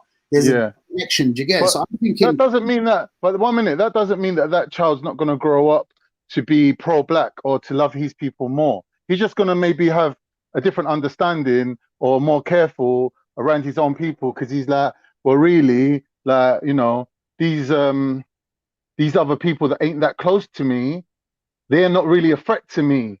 Like, I need to watch out for people around me. My parents have already told me, watch out for this person and that person and this person, and that Uncle Jimmy's known for being a paedophile, stay away from him. You get me? So the imminent threat to a person is always going to be from their immediate surroundings. So children are clued up by their parents based on that. But this is a different subject. Like what you're talking about is more to do with them watching TV and seeing predominantly white characters. Like, I don't know, like the only brown one I've seen is Dora the Explorer or whatever. Like the rest of them, a majority of them are white. Do you get me? So maybe it's more to do with that. Like, this is like, I don't know. It can be interpreted either way, innit? Depends how you look at it. Why is it that they think that the black one is not to be trusted or demonized, and why is it that they think that the white? Because obviously you can see so many white characters, and you can see. It's like with some kids, yeah. You ask them, who do you hate the most in the world, and they'll tell you, my brother, my little brother. I hate him. You get me? It don't mean that they're gonna grow up to hate their brother, innit? It's just as a child, they have a different understanding of the world, where the person who's the closest to them, like their brother, is the most of a threat to them as well, because he takes the toys or he does things that they don't like. You get me? So when you're evaluating a child's mentality in general, it's hard, isn't it? Unless you can like remember how it feels to be a child properly, it's a difficult one. You get me? Like, I don't think that this is as conclusive or as clear cut as it's represented here, but I do believe that it does point towards an element of truth that, yeah, it is true, but you know, like, yeah, you get what I mean? Like, yeah, I'm not 100% on it. I get you. Because it's like you're predicting what people are thinking just based on a response, and then it's down to your interpretation of their response. So it's a bit of a thingy science to me. It's a bit of a pseudoscience to me. It's not a clear cut thing, innit?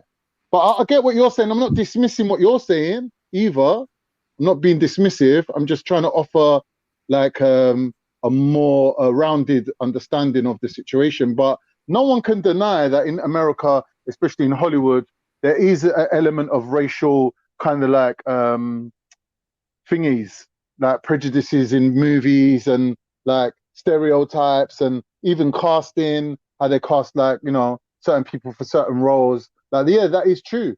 And that they are very influenced by TV, innit?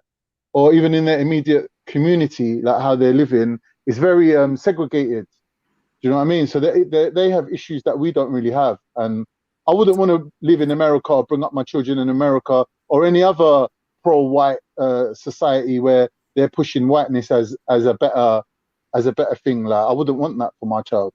You get me? But isn't that what they're doing in the Western world, though? Don't you think? So, they are. You can't deny it. They are doing it.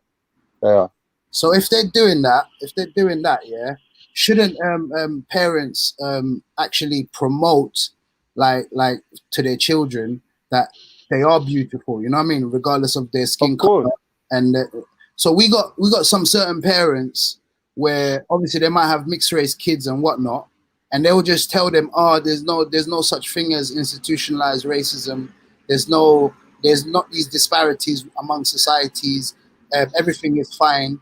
And then we see, obviously, as kids, as the age of what, 3 years old, 4 years old, some of them, they already have these imprints on their minds from an early age to see their skin color as a bad thing and to see the white person as a somehow, you know, that can be trusted. Savior.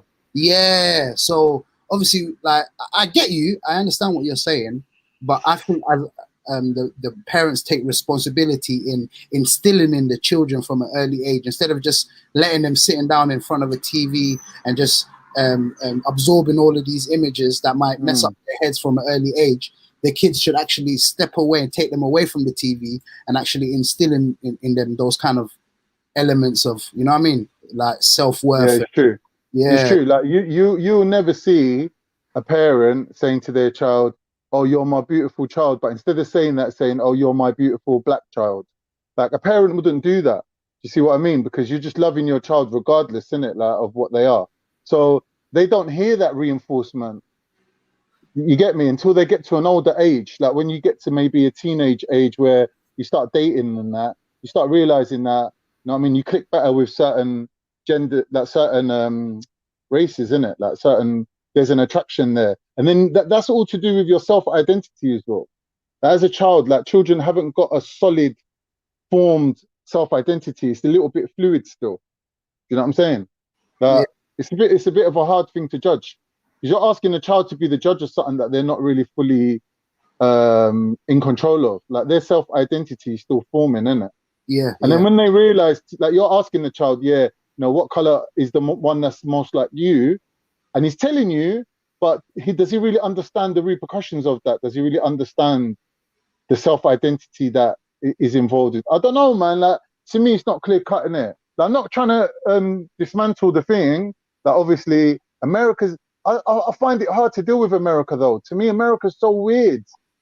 It's not like anything else. America's really weird. Like, you know what I mean? Like their culture is weird. Yeah, but obviously people like, even recently, up until recently, like you got movie stars complaining, going like, "There's not enough black people in these films. You're creating a fake version of reality. You're not representing everyone properly, and you're making a very white kind of Hollywood." And they're refusing to take jobs. They're saying, "Well, I don't want to be in the film then until you kind of like, you know, make the number of black people or the number of non-white people, you know, like realistic. Like I'm not going to be in your film, innit? Like there's actors that have done that. You can look it up and see it because they don't want to promote this kind of whitewashing of the world, which is that you do see that. Like if you watch films like Marvel, Avengers or whatever, you get me? Like they do put like one black character in there, but that's what you call like a token, innit? When they just put one. They're not putting the right number. They're not putting the right amount. You know also what they do? They'll even, you know, films like the Egypt, like talking about ancient Egypt and things like that. They'll put a white character in there when they well know that it was no white people in Egypt that time. Do you get it? Exactly. They'll make someone like The Rock or something, put him in there. You know what I mean? Yeah. Yeah. Nah, yeah, I agree. Like these are issues, man. Like, and they are contributory factors, isn't it? They do. But I guarantee you, a lot of them kids that they showed in that film grew up to be completely normal. Like you ain't got a bunch of kids running, like adults running around with the same view as them kids right there. That's impossible.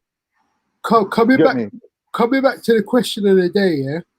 How has the elite managed to convince the working class that they're the same? Well, what would you say on that one?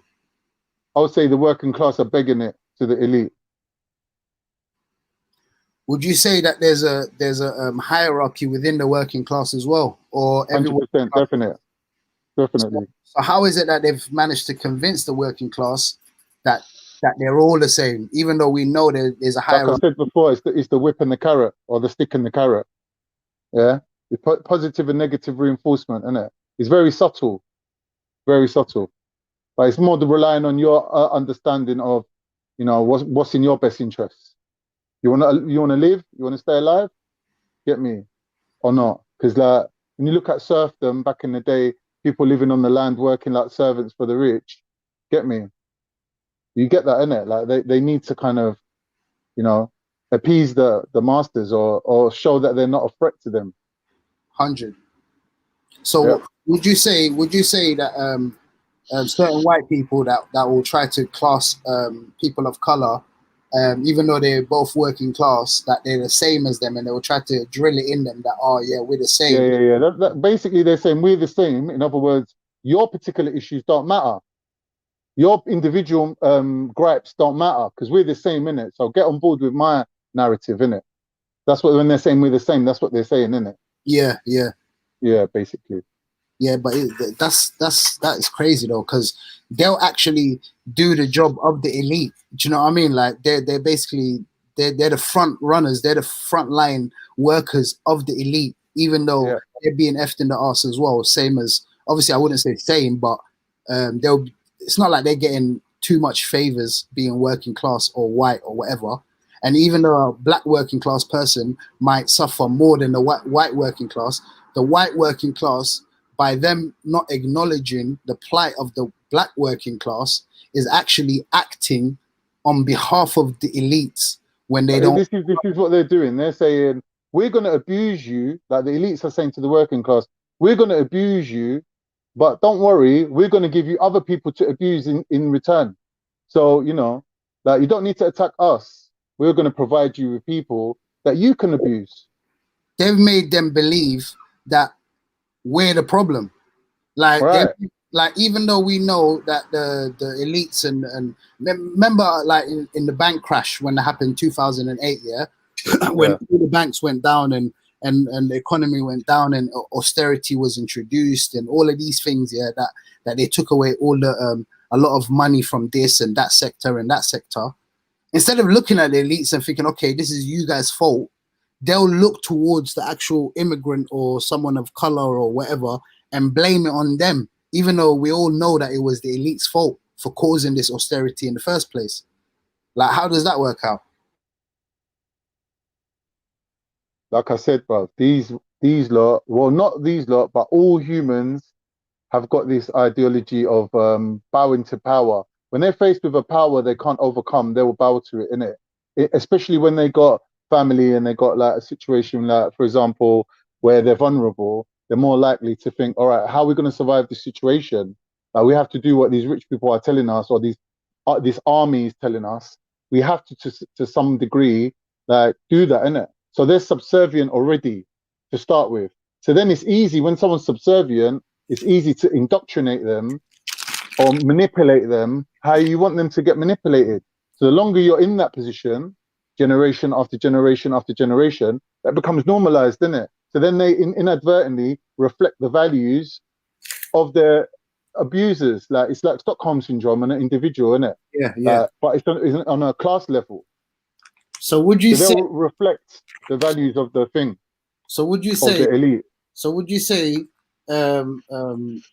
people of color in the UK, for instance, they're fighting on two fronts. They're fighting against the people who are also working class like them and might be white, and they're also fighting the elites at the same time. They got the double bubble trouble. Basically. Let's not marginalize black people or pigeonhole them. Yeah, there are black people that are elite. You know what I mean? There are black people that are middle class. There are black people that are working class. There are black people that are,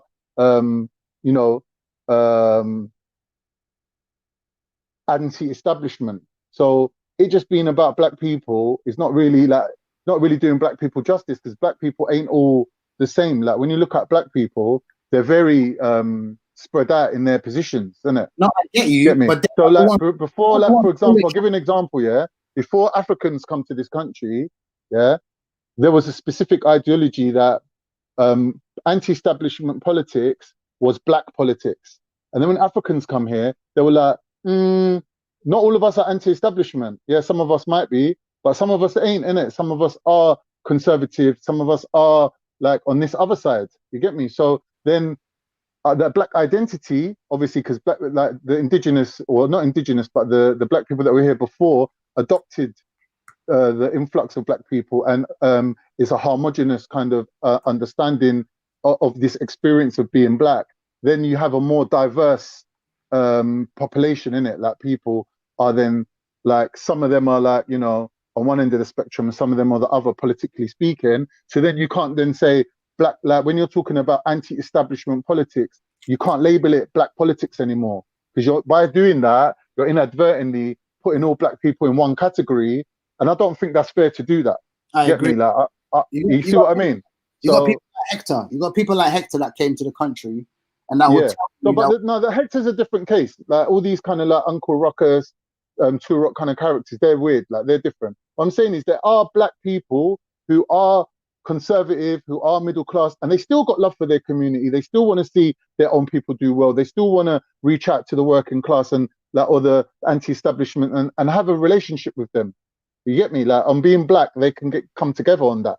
You get me? Like just because they're conservative, don't mean that they're turning against their own people. Like there could be like black millionaires out there who are doing a lot for the black working class, or the black anti-establishment people. Like whatever you want to look at it, it's not really correct or accurate to marginalize people and put all black people in this boat of being anti-establishment. Like that doesn't do them justice, innit? I agree. In my opinion. I'm just saying what I think, innit? Like I might be wrong. People might want to criticize me, but I'm just saying my opinion because you asked me, innit? I actually agree with that, yeah. But what I'm saying is, it's not black people actually writing the laws, are they? It's not black people that's in charge of the IMF and the World Bank, are they? It's not black people if you look in the top 50 billionaires or richest people in the world, there's not a black person in there. Do you get what I mean? So if you look at like the disparity and what's it called, the disproportionate rates at where obviously non-white people are in, like for instance, in the top 50 richest people in the whole world, then obviously we should know that, okay, there might be some black people who are elite, but they're just the foot soldiers of the elite at the end of the day. They're not sitting in the round table calling the shots. Do you know what I mean?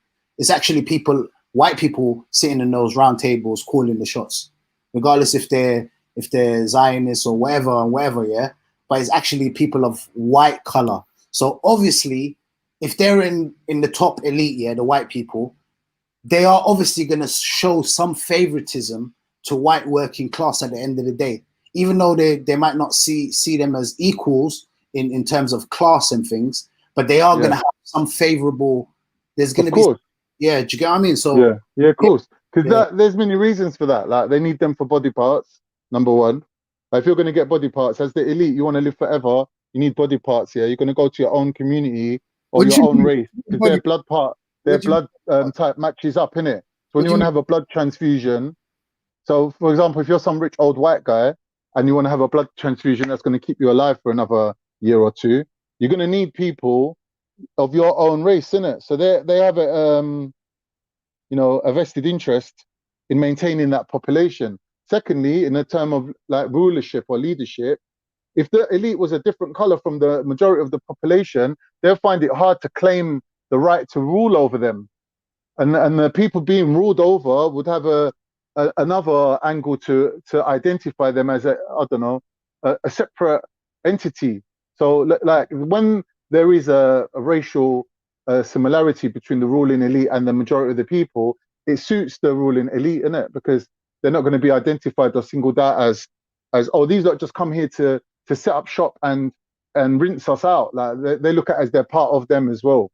So it's a vested interest in the elite to maintain people that are similar to them, and they use them as this protective barrier where if you want to fight for your rights, you have to get in a queue, innit? You made that good point last time, you know. I totally agree. Remember when you said something about they're the buffer class? There was a buffer class, and you was talking about that. Can you expand on that? Can you expand on that? Buffer class. Yeah. So what I'm saying is, if you have a majority of a population that are subservient to the elite and reflect the elite's ideology or value system, and when you come along and they say to you, well, join us, but you know, don't worry about being black, don't worry about having black issues, don't worry about being Turkish, don't worry about Muslim, leave all that to the side and join our battle against the elites, innit? And we can fight them in terms of numbers, because they will have to listen to us because we're a majority. Now when you're suffering more than them and you're saying to them, yeah, but while you're at the front over there liaising with these people, can you please take some of our issues up there as well? And they're like, no, don't be silly. This goes by a majority thing, innit? Like, so the majority of I don't know, the population is white, then the white issues should come. And they're like, but wait a minute, then I'm marginalized, innit? So I'll push these lot out of the way and I'll put myself at the front and I'll start a fight with the elite myself and fight for my rights. And they're like, no, you're rocking the boat now. You're rocking the boat now. You're messing up the whole deal. You get me? Like, and they'll try to keep you in line, innit? And that's their job, innit? That's what they will do. So then basically that's what I was saying. There's people who obviously, like say for instance, black people in the UK, they're fighting on two fronts then. They're not only fighting the elites, they're also fighting those working class people, middle class people. Not really two fronts. What it is that the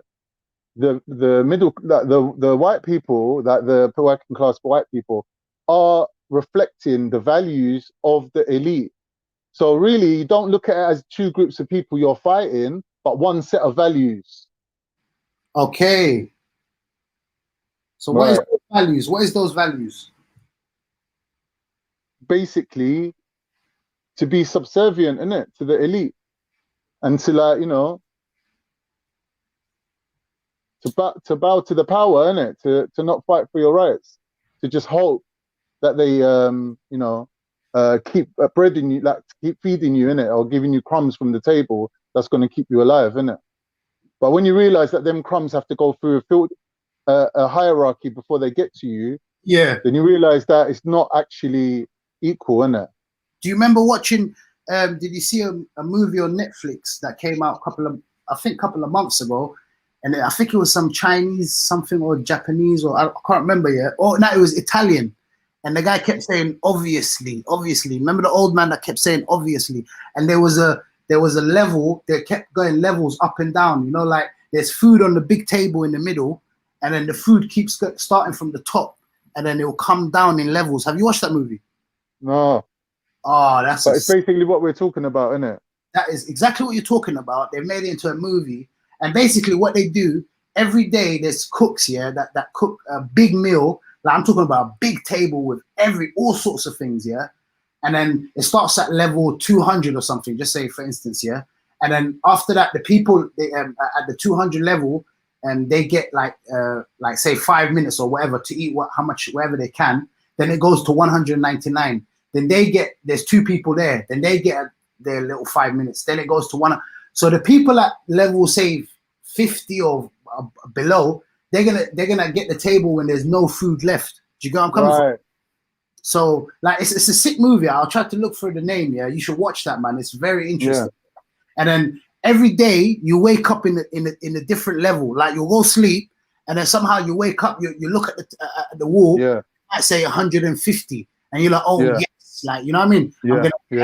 Yeah. So what people were doing at the top levels, they'll eat up the food, yam up the food, instead of thinking about the people underneath them and thinking, okay, let's share that. This goes with what I said before of when you're the fat chick, when that worm comes from like above, yeah, when you're the fat chick, even if you're not hungry, you still have to eat the worm, innit? Yeah. You have to eat, even if you're not hungry, you have to eat it, because if the worm goes to the small chick, sooner or later he's going to catch up to you, or he might end up being bigger than you, innit?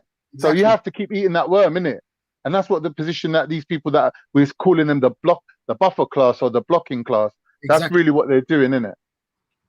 So yeah, man, that's an interesting one though. Still, man, when you broke it down about the buffer class, I actually thought about it deeply, and I was like, oh yeah, that kind of makes sense, you know, because there's these people. That's why I said of the 2 fronts, but I understand you're saying there's a one front. Obviously, they got that one front idea of obviously being subservient to the elite and stuff like that. But coming back to the question of the day, like obviously the question of the day is, how has the elite managed to convince the working class that they're the same? What type of tools do you think that they utilize in order to convince them? Like what type of things that is in their obviously armory? So this goes to like corruption, right?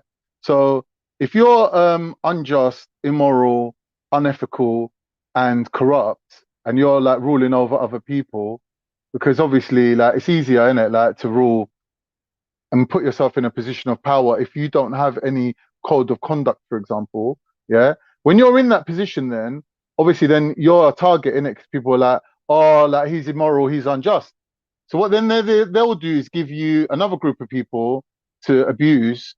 So then you've adopted all those unjust, immoral, and thingy traits as well. So then, because you're corrupt, you've kind of compromised your position, like in standing against them on issues of morality, because you know then you're doing it to other people, innit? Yeah, but big up Street Struck. Yeah, it's a Spanish film and it's called The Platform. So big up yourself for that. Yeah, it's a sick movie, you know. And there's another one called. Have you watched the Last Train to Busan or something like that? Have you watched that one? Oh, is that good as well? Oh my days, man! You're missing out, man. It's exactly what we're talking about here, but they've made it into a movie. And I think that one's South Korean or Japanese or something like that. Do you get it? And it's like a big train.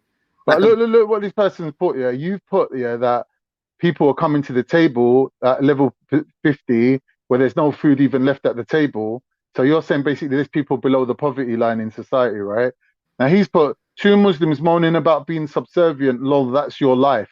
Yeah. But what you're not realizing is being a Muslim is something different, innit? Because you're talking about a system where you're being subservient to an elite who you're then saying have to look after us. They have to provide us with education. They have to provide us with everything. We're completely dependent on these people. But with Muslims, it's not like that, because Muslims have got God, innit? So if you're being put in a position where a ruling elite is leaving you so vulnerable that you're starving to death, and a Muslim goes out and steals to feed their children, yeah, that's not classed as stealing. So fighting for your rights, your basic human rights, even to stay alive, is not dependent on anyone that's above you. Get me? So Muslims have a different ideology that they might not really understand that. Get me? Because if I'm a Muslim and you're putting me in a situation where I'm dying, I've got the right to fight for my life, innit? But in this society that we're living in, you haven't. No, but give him some credit though, because he is actually kind of right though. Do you get it? Because I don't know about the moaning part. We're not moaning. We're having a civil discussion. But subservient, we are subservient. Yeah, there is a force, obviously a creator that we are subservient to. And if you even look at the name Islam, means like submission, innit? Submission to the one who created you. So obviously we submit ourselves and are subservient to the one who has created us, because we believe that there's none worthy of being subservient to than the one who has created you. Like for instance, I'll give you an example now. Yeah, imagine you live with your mom or something. Yeah, and your mom is struggling in the house. Yeah, just imagine. It's not a good comparison, but just imagine she's struggling to the house. Yeah, if she's struggling in the house, she don't have tap water is not properly working. She doesn't have adequate living accommodation. She doesn't have food. All of that stuff, yeah, and yet you live with her, yeah. But then you come out of the house, and then you basically do fundraising for people in the community, like food and shelter, and you go around homeless people and you give them blankets and things like that. Would you class that person as a good person, Khan? Run it for me again, but like make it brief this time. Imagine you live with. You got two people. Okay. Which one am I? You're the one who lives with your mom. Right. And it's the same person. I'm talking about you're the same. You live with your mom. Your mom doesn't have adequate food, clothing, shelter in the house, yeah? And you work, yeah? You got a bit of money, whatever, and you don't support your mom, nothing, yeah? And then, but yet, yeah, every Thursday and Wednesday, or Wednesday and Thursday and Friday, you go out to the community and you start handing out food and blankets to the homeless, and you start helping them out and try to uplift the community and stuff like that, yeah?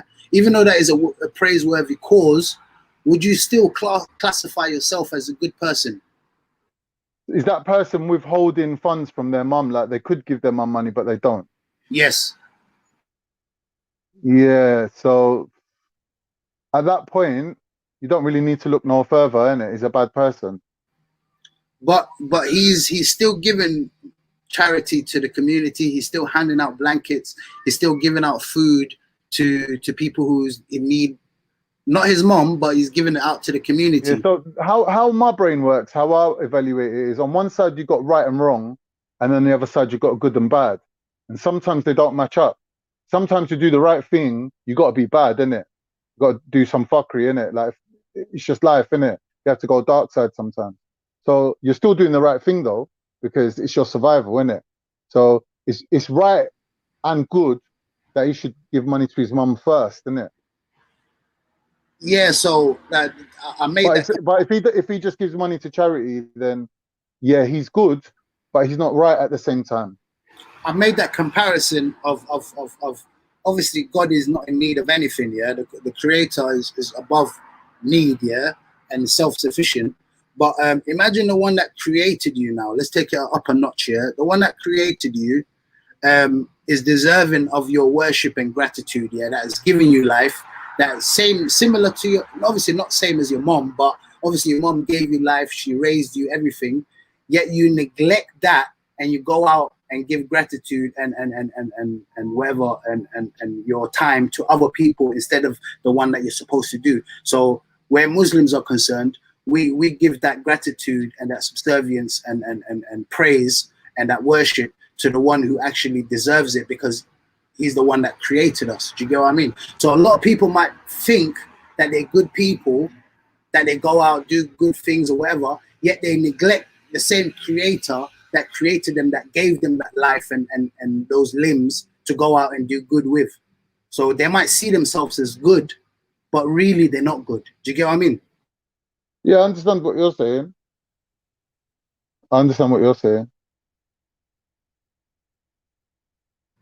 So yeah, so that goes that comment of freedom think or whatever goes out the window, innit? So yeah, we're not subservient to no elite, man. And the funny thing is, who do you think the elite are most afraid about? What would you say? Who is the people or person or whatever who is most likely to disrupt their system that they've kept going for hundreds of years? What, in your opinion, what would you say? How do you mean?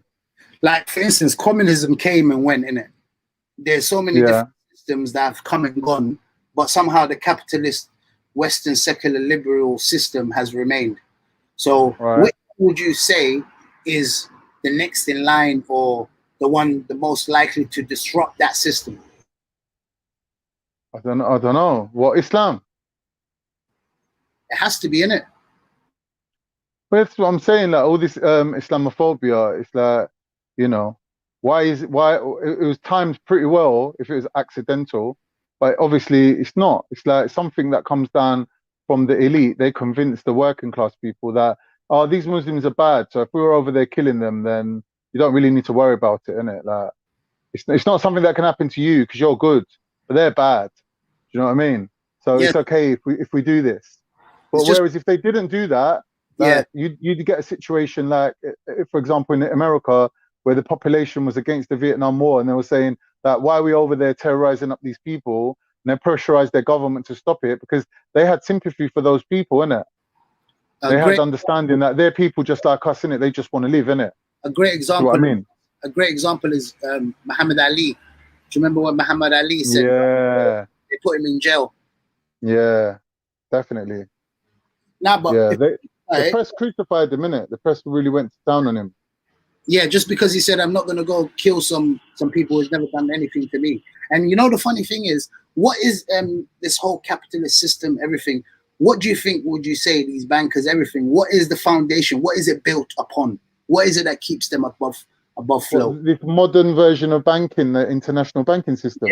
Yeah. What is it that their foundation? What is it built on? It's basically what they do is they give each other good prices, and they give other people not so good prices.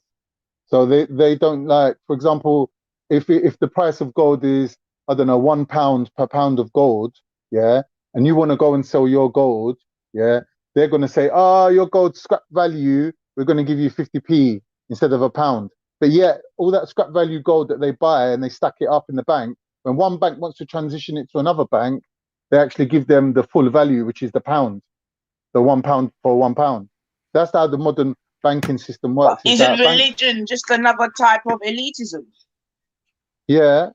Good question. Of course it is. Well, but in religion, there's the elite are the like the priests and the clergy. They're the elite. Whereas in the system that we're living in, the elite are the bankers. So it's not that there's an elite, there will always be an elite, but it's that which elite will have more of a sympathy for the general population as a whole. This is a good question, you know. Sympathy. This is you know, like, you know about some of these churches in a real life, like, are you? Anyway, go on. Sorry about it's just, what I'm saying, Nifa, is the lesser of two evils, isn't it? Because it's what standard or criteria do you hold them? Well, I'll take that. To? I'll take that. The lesser of two evils. I'll take that. Right. No problem, man. Yeah. Yeah, but what is she talking about, though? Is she talking about Islam being evil and the lesser of two evils? Or is she? She's saying that with power comes corruption. So with elites, they're always going to be like corrupt, innit? They're always going to be self-serving. First of all, it's like you're saying about sitting at the table. By the time you get to level 50, there's nothing left. But yet when they're sitting at the table, like, they're deciding who gets to sit next as well. Not only are they getting themselves fat, but they can decide who sits next and who sits after him. You get me? So their power is a corruption. No, but she done a good question, you know. That I think that needs to get delved into more. That needs to get dissected more. Because she said, isn't religion, because we're talking about the elites and we're so-called moaning about quote unquote the elites, yet she's come back with, isn't religion the same thing as what you're moaning about? Isn't that elitist as well? Do you get it? So I think that needs to get dissected even more. Do you get what I mean? That's a conversation that needs to be had. That's a great question, though. Yeah, from my point of view, there will always be an elite, innit? There'll always be a system. There'll always be a structure to society. You get me? It's just that how you're going to hold them to account. Get me? What do you think, Nifa? What do you think?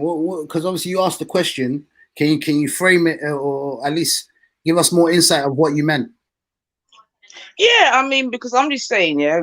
Okay, when I say at the end of the day, all the major religions, they got their top people, right? Right. And those top people dictate how that religion is served to the people, let's call it. Yes? Right. Would you agree with that? Of course. To an extent. Okay. To an extent, because obviously they have a guidebook in it. They have a guide. They have a rule in it that it's not just basically man-made system. That our system is set in stone. Like so, the way. But wait. But it is man-made though. Like I'm not gonna go into all of that, yeah, because obviously we're gonna come down to belief and faith and whatever. But whatever religion that a person follows today, it is man-made and it has been sculpted by man. Otherwise, you wouldn't have so many religions. You would just have God, everyone worshiping God, and that's it. So it is all man-made. I would say the interpretation of it could be man-made, and man obviously has his little say in it. But I would say the foundation, like for instance, if you ask a Muslim will say, "Here's the Quran." You know what I mean? Yeah, but you're saying what she's saying. She's saying it's not purely God, is it? There is an element of man involvement in there, like, you know, even if it's through the Prophet, who was a man. Yeah, but obviously we believe that the Prophet was someone who was sent by man, and he was a representation of God on earth. Like, it's not to say that he was. Yeah, I know, but listen. I know what you believe in. I understand that, and that's what I'm saying. You get me? It's elitist, isn't it? Because you're gonna now try to convince me of whatever. But that is just a religious elitist view, is it? But the fact of the matter is, religions are man-made. You know what I mean? Them are facts. There is a level of elitism in religion, because obviously, as religion that are prioritizing people who believe over people who don't have belief. Yeah. In that sense, I would agree. In that's what you just said right there, Khan, hit the nail on the head. In they would favor. I think that's what Nynaeve is saying. No, I don't think that's what she's saying. I think she was saying that though. I think she was saying it in a way of like all religions are man-made, so obviously they have a hierarchical system. Because but if somebody doesn't believe and you believe, it's like they're always gonna say that it's man-made, isn't it? If they don't believe, are you doing it for your benefit or are you doing it for the benefit of the people? For instance, she's saying because it's man-made, there will be certain people who will be elite within that religion and will do it to suit their own needs and benefits. Do you get it? To the detriment of others. That's what I think she's saying. Yeah, I think you're putting words into her mouth. Just keep it simple, innit? No, but I think we can keep the conversation moving. Am I wrong, Nanifa? I think she's coming in and out still. She's trying to throw a spanner in the works and she runs off. Why is it a spanner in the works though? No, because obviously she's saying that there's people within because obviously she mentioned the church, innit? So like it's only fair to assume, obviously I'm not going to put words in her mouth, but she's saying that because religion is man-made, it was created I'll be back here. I've got to take this call. Okay. Yeah. I'll be back still. Okay. Right. Yeah, no. What I was saying, Connor, she's saying basically because it's man-made, it will be designed to suit a certain type of people who are at the elite and will benefit from that structure to the detriment of others. Do you get where I'm coming from? Like the same way the elites are right now today are doing. Yeah, but this is what I'm saying. Yeah, let's say that's true across the board. The problem is only a problem when you get to level 50 and people are coming to the table and there's no food.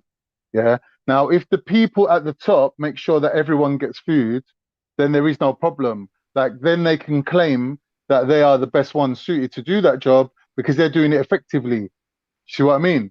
Doesn't matter really, like who's getting more or who's getting less, as long as everybody is catered for and everybody has the ability of social mobility of moving up through the ranks. So, for example, a poor child born in Ireland, where they ain't even got, let's say back in the day, they didn't have universities or whatever, you could send your child to Rome to study, and he could even become a pope.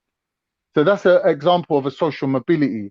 Get me? So as long as that is a sort of a thing across the board, and it's not just like maybe one child in 100 million, and it's just like, you know, something that everyone can basically using their merit or using their ability can rise, to a station that befits them, then and if an elite is setting that up, then there ain't really a problem. The problem is when they set it up so you have bands of people that are fighting against each other, yeah, and that puts them in an easy position where they can rest and be like, yeah, the middle class are fighting the working class, or the working class are fighting the underclass.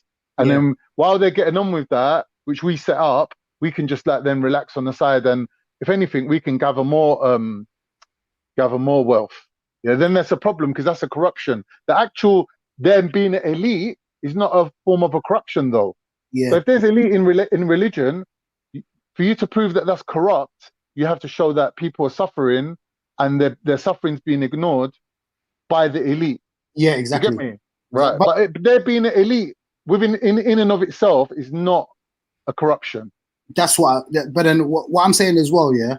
If you look at the history, yeah, of people who have done their revolution, yeah. If you look at the French Revolution, it was done by the middle class. If you look at the Russian, exactly, it was done by the middle class. If you look at what's his name, Fidel Castro, his family, they were middle class. It's all middle class is the actual real buffer zone. Remember how you was talking about the buffer class and stuff? The middle class is really the buffer class between the working class. And if we're gonna go on strike now, it's the managers and the unionists and stuff who are gonna sort it out. No, you're getting middle class mixed up with the petty bourgeoisie. Okay, explain that. That's a different thing. Middle class, just means that, you know, like you're educated to a certain level and you might be an academic. They're not a buffer zone. If anything, they're the ones that historically take on the elite. That the working class, which have got a worse situation than them, usually don't. Usually they mirror the values of the elite and try to pander to them and arse lick. Because historically, that's how they've stayed alive. That's how they've managed to avoid, you know, armies coming out onto the street and battering them back into line. Yeah. Get me? Because although they are the majority in a democratic process, that counts for something. But back in the day, it counted against them because if the army come out and killed half of them, the other half would still be alive and ready to work. So one day they'll come out and start battering everyone. Why are you complaining that you ain't got bread? And they'll smack them up. And then they'll say, tomorrow, the people that are alive, you better turn up to work. And they'll still have a workforce, isn't it? Okay. You see what I mean? Yeah, I get you. Everything you said. So their numbers counted against them. Yeah, but hear me out on this one then. In UK, who would you say are the middle class predominantly? Like what color, what race, or whatever? Can't even say that. You got Jewish people, white people, black people that can be middle class. You get me? Like, predominantly, the predominant ones. Yeah, but everything predominantly is going to be white. We're living in a white country, innit? Okay. From the non-white people would say. Let's just talk about. Look. From a point of view of keeping foreigners out, working class people do it more than middle class people. Because middle class people, if you've gone to university and you're academic, or you've proven that you have some merit, you're all right. You get me? Otherwise, you wouldn't even be around them in the first place. But with working class people, it's different, innit? Because if you're an immigrant, like they're gonna make sure you get the work last, innit? So if they need your numbers to complete a mission or a job or a quota, they will come to you. But otherwise, they want to leave you till last when they make sure that all their own people or their family have got work, innit? So middle class are more accepting of people than the working class. Yeah, but I get that. But what is the psychology then of like in the UK, Hindus, Sikhs, and you know, like the Asian community and stuff? Yeah, when like someone like Raj comes on and says, "I don't see inequality. I don't see racism. I don't see institutionalized racism," and I've seen it with quite a few Sikhs and Hindus and whatever like that live in the UK. Yeah, they'll literally deny that institutional racism exists and stuff, and it's only mainly the black people who are complaining about it and saying we want our rights and justice. Yet the Asians will be like, hold on, we don't see it. What are you talking about? So I would argue that they've placed the Asians just underneath the white people, the white class of the country, as a buffer to hold down the black people. That's my argument anyway. I could be wrong, but that's just the way I see it. Because like if you look at the managerial jobs, a lot of the time will be Asians and stuff like that, and they'll bring. I'm talking about predominantly in London, yeah. So don't hold my word to it. Obviously, the whole country is predominantly white, yeah. But if you look at the managerial classes and the lecturers, and there's a lot of Asians in there. Do you get where I'm coming from? Not to say that people don't have their successful people, business owners and celebrities and football players and whatnot, yeah. But that's a really, really small minority. So I would say that the Asians also, I'm not blanketing all Asians, by the way, because there's a lot of Asians that see it as well and that will fight the fight with certain people. Obviously, some certain black people will tell you they don't see it as well, like Hector. Do you get it? So I'm not going to blanket everyone, but I'm saying a lot of the time that I see in my experience, a lot of the Asians will come to me and say, what are you talking about? There is no institutionalized racism. Like we got property, we got businesses, we're living comfortable. We don't see no barriers. Do you get it? And it's mostly the black people in the country that will say there is stop and search. There is an inequality of schools and housing and all of these kind of things. Do you get it? Not to say that obviously the black people are victims or that's what they're coming out with. It's not the case. It's just call a spade a spade. If you see inequality, then that's what it is. Doesn't mean I'm a victim for calling out inequality. But when someone like Raj comes on the panel and says, oh, I don't see institutionalized racism, and sides with someone like Jupiter, like where's that psychology coming from as well? Do you get it?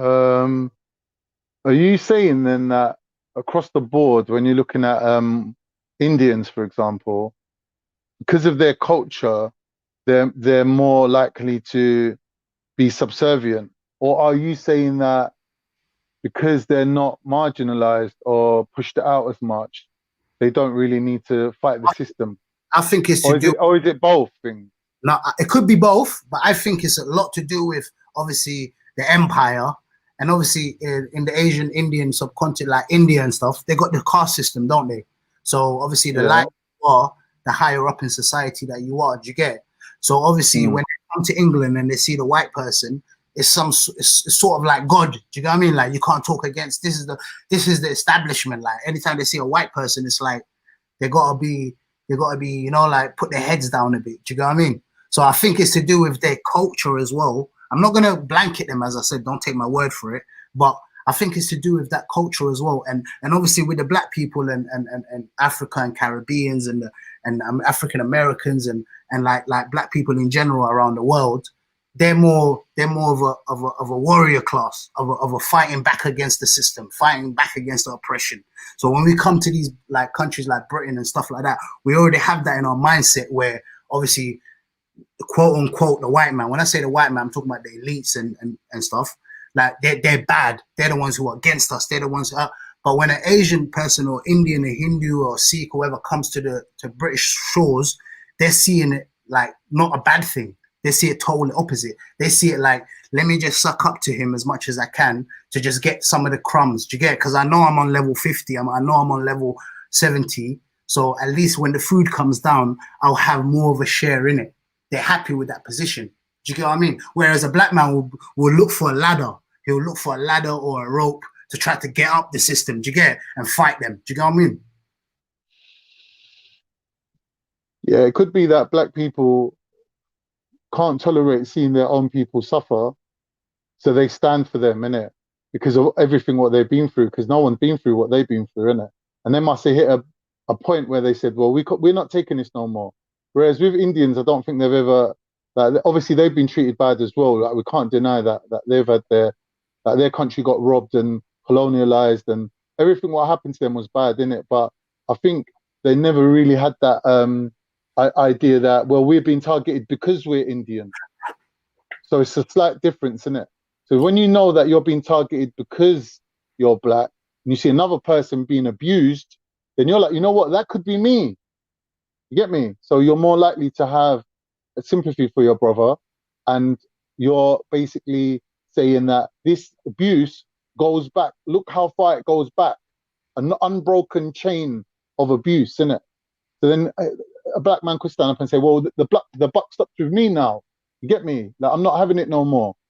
And I'm not happy living in this system until, you know, things change.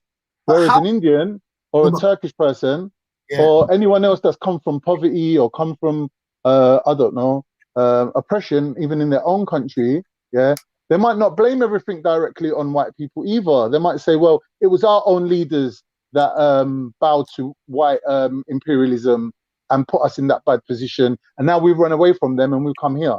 So it's like, there's lots of things to that, like nuances, and like, you know. One question, yeah.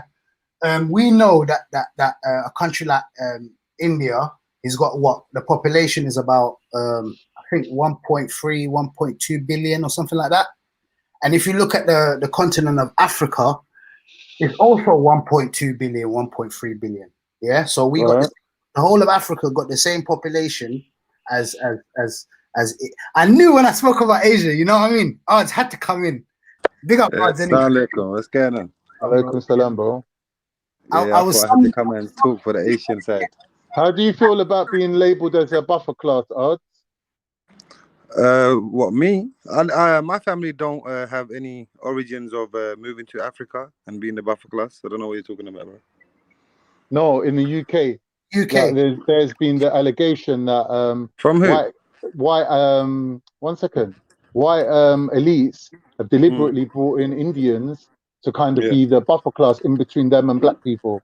They done that. They done that in the colonies already before, and you know what? Yeah, so you can tell us about it. It's good that you mentioned the Indians and that, because, in my opinion, the ones that do.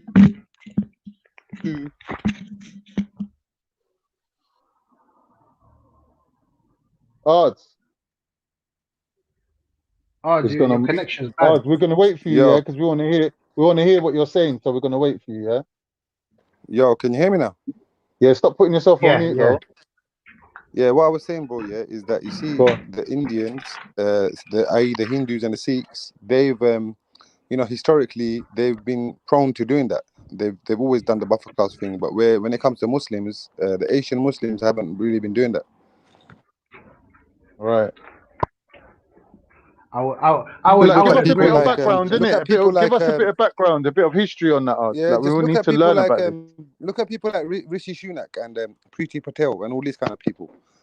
Whenever they speak against minorities and people of color. It's always prejudice against them while being people of color themselves. Do you know what Priti Patel said? Yeah, Priti Patel, when those those statues went down in Bristol, she was like, these criminals, vandals, they should be dealt with. The full force of the law should go against them. And she's a person of color herself. Do you get where I'm coming from? Like, you know what I mean? It's a bit weird, man. When you see them up in Home Secretary and all these big positions, they're the mouthpiece of the elite as well. Do you get what I mean? Basically, brother Nin, you know what she done, You know, there's policies that they put in place recently. For the skilled workers to come over, there's a certain, a wage limit that they have to meet requirements to get a visa to come in. The point system.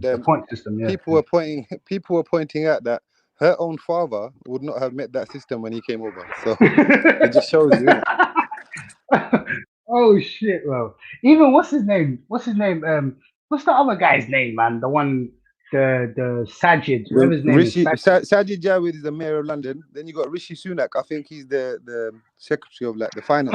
No, not. I'm talking about the bald head one. Not the mayor of London. The other one. Man. I can't remember that guy's name. I remember him. Sajid something. His dad was a bus. His dad was a bus driver. He wouldn't have met the requirements either. Yeah, that's the funny thing.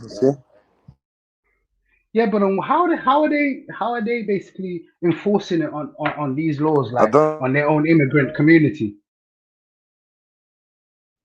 Wouldn't you say that's discrimination against lower skilled workers? Like, you know what I mean? Just because you're a high skilled worker, does that mean that you should be treated different just because someone's a laborer? Or, do you know where I'm coming from? I know. Australia has it. And one thing I wanted to say as well about this institutionalized racism, that some certain people don't acknowledge. I can hear you now, bro. Did you hear what that guy said? What he wrote about African people? Which guy? In the comment section, he wrote that class in a high technology civilization. Bro, what the hell? These guys just come out of nowhere, man. Bro, we gave you civilization, man. You might want, let's not even get into that, man. Because obviously I don't want to be classed as some racist or whatever. Because but it's good. It's good. These mans expose themselves. I mean, it's good to see what people think. I mean, yeah. No, but the funny thing is, you know, as a British, say, white person or British person with a British passport, I can go to any country of Africa. Yeah, I can go to any country of Africa and just land there and go on a holiday. I can go to Kenya. But they can't come here. Yeah, but can they come there? Can they come here with their passports? Can a white man go on a yacht, and sail around the world without any problems? Let a black man go in a dinghy boat just like 20 miles across to Greece and see what happens to him. Like there was a story in Australia, like a couple of years back, where they started having a policy of they started pushing the actual boats that were coming in from Iraq and Afghanistan, and when the war was going on, the Australians started pushing the boats back, and then sometimes they would even shoot at the boats, just so then they couldn't come in. And there was a story like 100 of them drowned. You know where I'm coming from, because they wouldn't let them come onto the shores, so 100 of them died. Within that same year, there was a white guy, a British guy, I forgot his name, rolling around in a yacht, and then he was rolling around in next to Australia. He was doing a world tour or something, and then he come close to Australia, and he started having problems with his yacht, and the yacht broke down in it, and then the same trying to set the world record, right? Yeah, I think it was him still, but he basically come close to the Australian shores, and his thing broke down. Like his yacht started breaking down, and he was stranded in it. What did those same Australian military people do that was shooting at the immigrants coming in? Those same army people with their helicopters and navy ships and stuff went out to go save the guy. They airlifted him out up with a helicopter and everything. And even Hollywood, he got a book deal and he got a movie deal out of it. So he became a millionaire. Do you get where I'm coming from? And that was just one white guy. Yeah. Do you get where I'm coming from?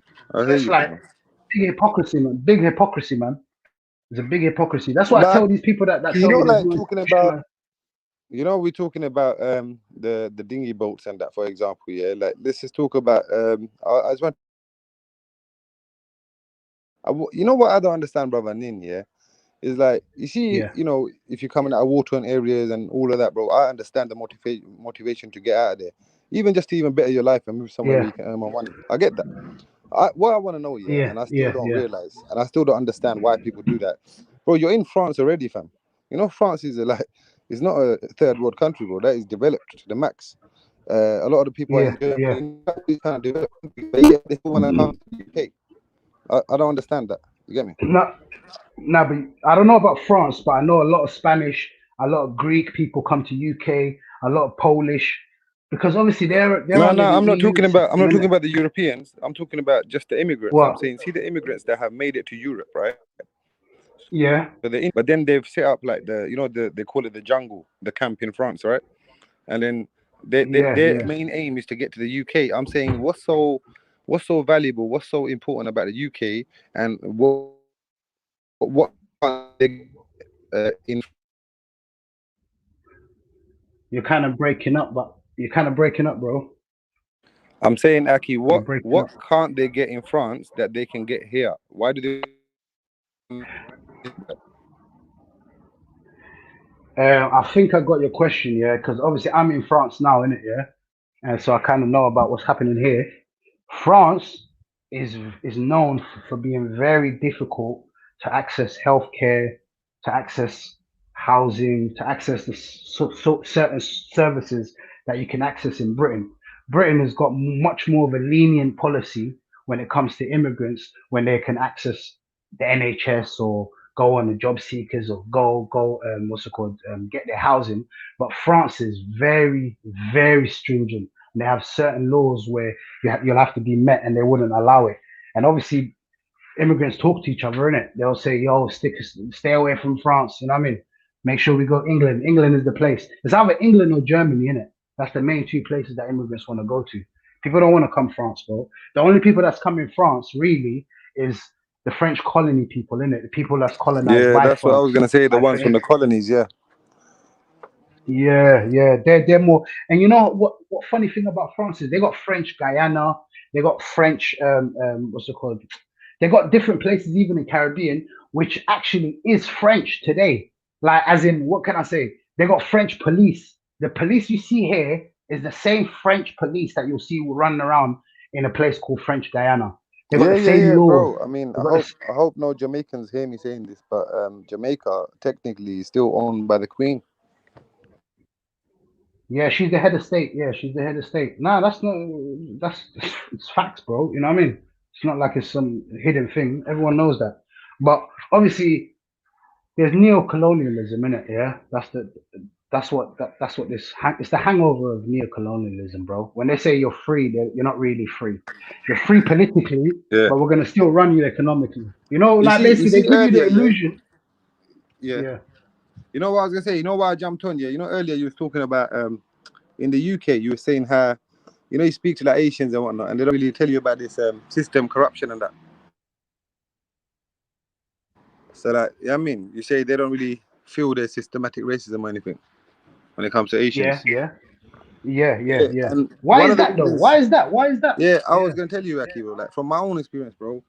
The one thing I realized, and I admit to that, bro, this is not my land, innit, fam? I don't belong here, really and truly. I'm here due to circumstances and that. I've got a place to go to. I mean, I've got land, like I've got a country and that. So the way I think of it is, you see what we just mentioned there, like French Guyana, Jamaica still being owned by the Queen, and all of these kind of things, right? Yeah. Martinique as well. Martinique, big up Tash for that. Yeah, there's Martinique so like, as well. Because of a lot of these factors, right?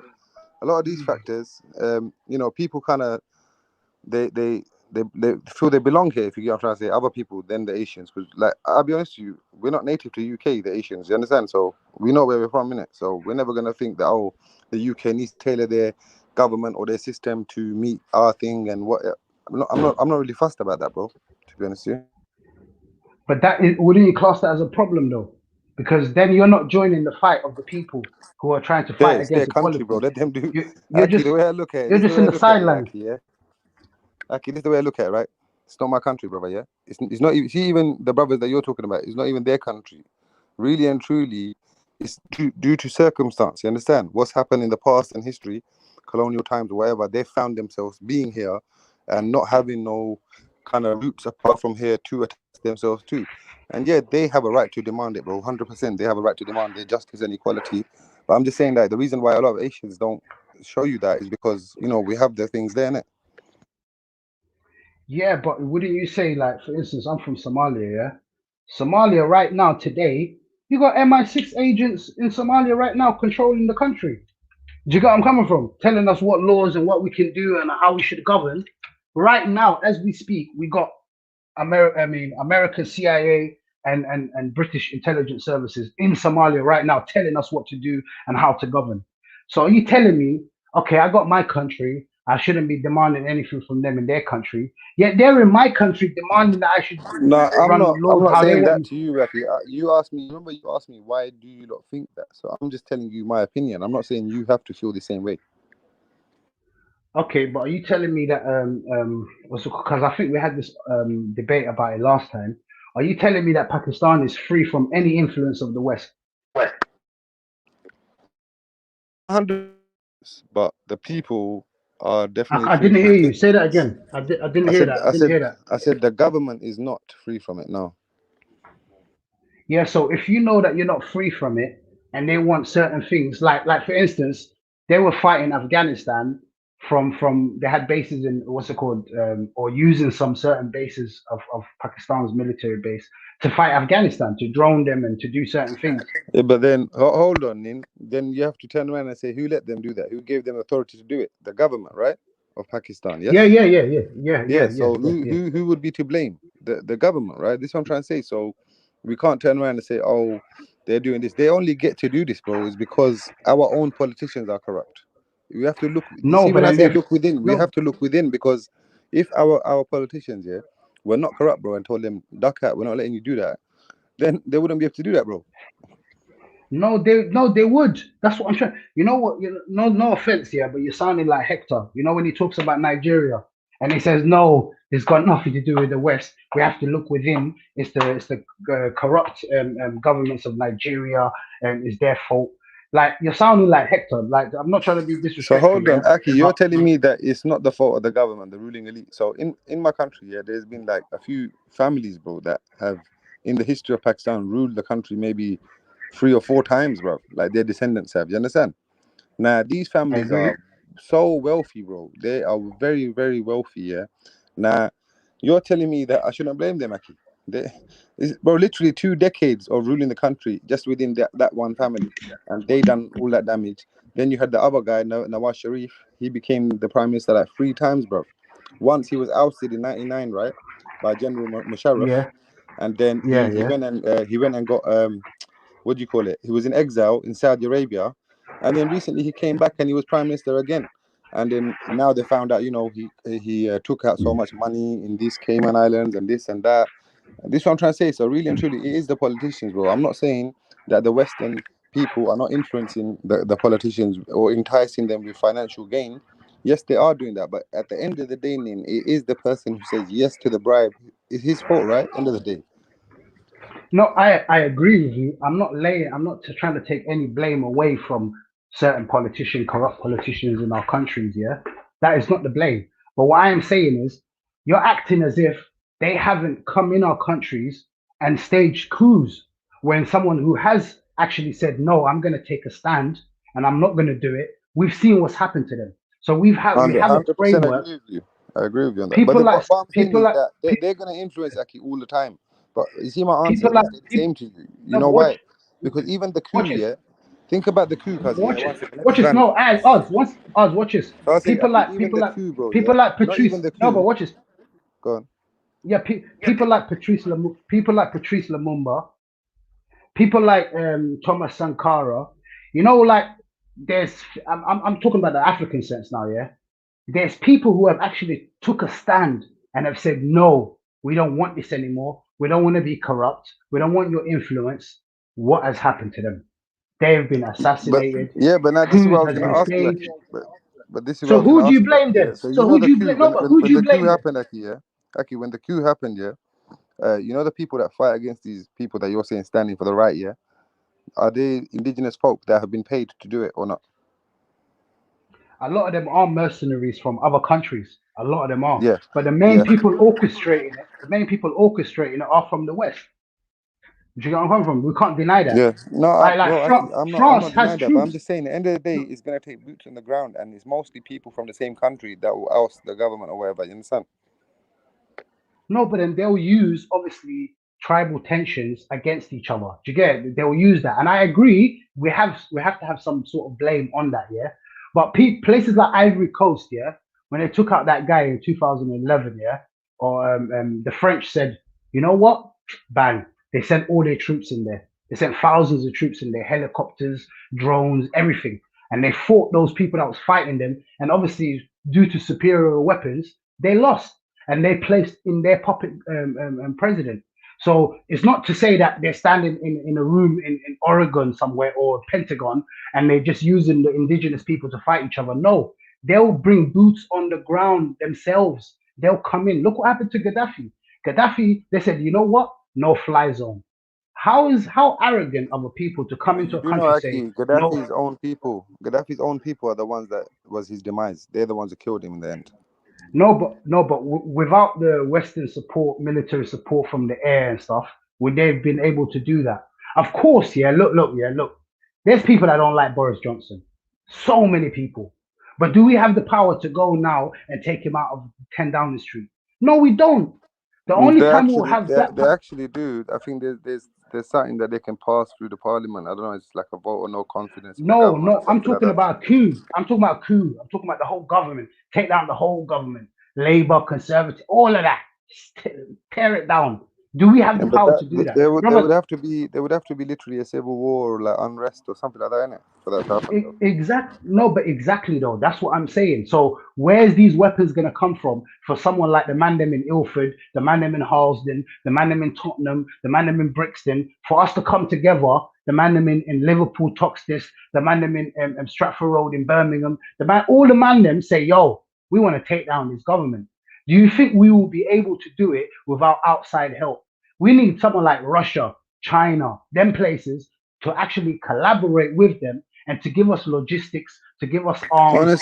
Honestly speaking, these kind of people that you just mentioned, they probably would arm you guys. But what I'm trying to say is that move right there, bro, that these things can happen around the world, but they won't let it happen in their own country, in their own doorstep. You know that. Me and you both know that. Yeah, no. So my whole point coming back now is places like Africa or Asia or wherever, where these Western people have influences in.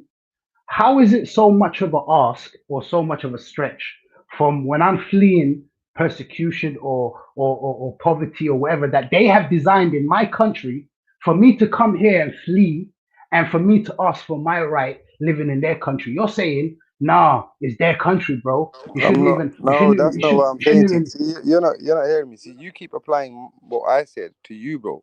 I'm telling you, do what you feel is right in it. But I'm telling you, you ask my opinion, and I'm saying me. That's my reasoning behind it. You get me, bro? Yeah, but you admitted to me that obviously Western influences but not are as in much as Pakistan as much as what see what you're describing to me. What's happening in Africa, bro? Like, there's nothing compared to. I mean, that's too much compared to what's happening in Pakistan. Nothing's happening compared to that. You understand? So. Oh, I didn't know that because I didn't know. I just thought, yo, these guys don't discriminate, bro. I know obviously they hate the elites hate the black people, but I thought, yo, the brown people is gonna get it the same way. Like obviously we see what's happened to the border country. The border country that you have is Afghanistan, right? We've seen what they've done.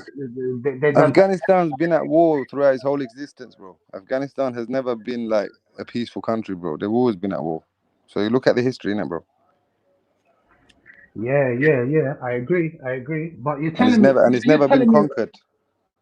So you're telling me Pakistan right now? You're telling me Pakistan is not going through the same things of neo-colonialism that Africa is going through. Bro, through. if anything, right now Pakistan is aligned with China and Russia more than the US. So this is what I'm trying to tell you. Okay, I'm not right hip now, to the that. US, Obviously. Yeah, right now the US, the UK, all the Western, the main Western powers, they are down with India, and with Pakistan is China and Pakistan are obviously allies, and Russia and China they're allies as well, and Pakistan and Russia have been on good terms recently. So if you're saying that the Indians are down with what's it called, the Western powers, US, are you telling me? Are you telling me they don't go through some sort of neo-colonialism like do. Africa does? But that's their problem, isn't it? It's not my problem. It's their problem. If you know that was the whole conversation. So if you know that, if you know that, why is it so hard for someone from the Indian place or whatever when they're in UK?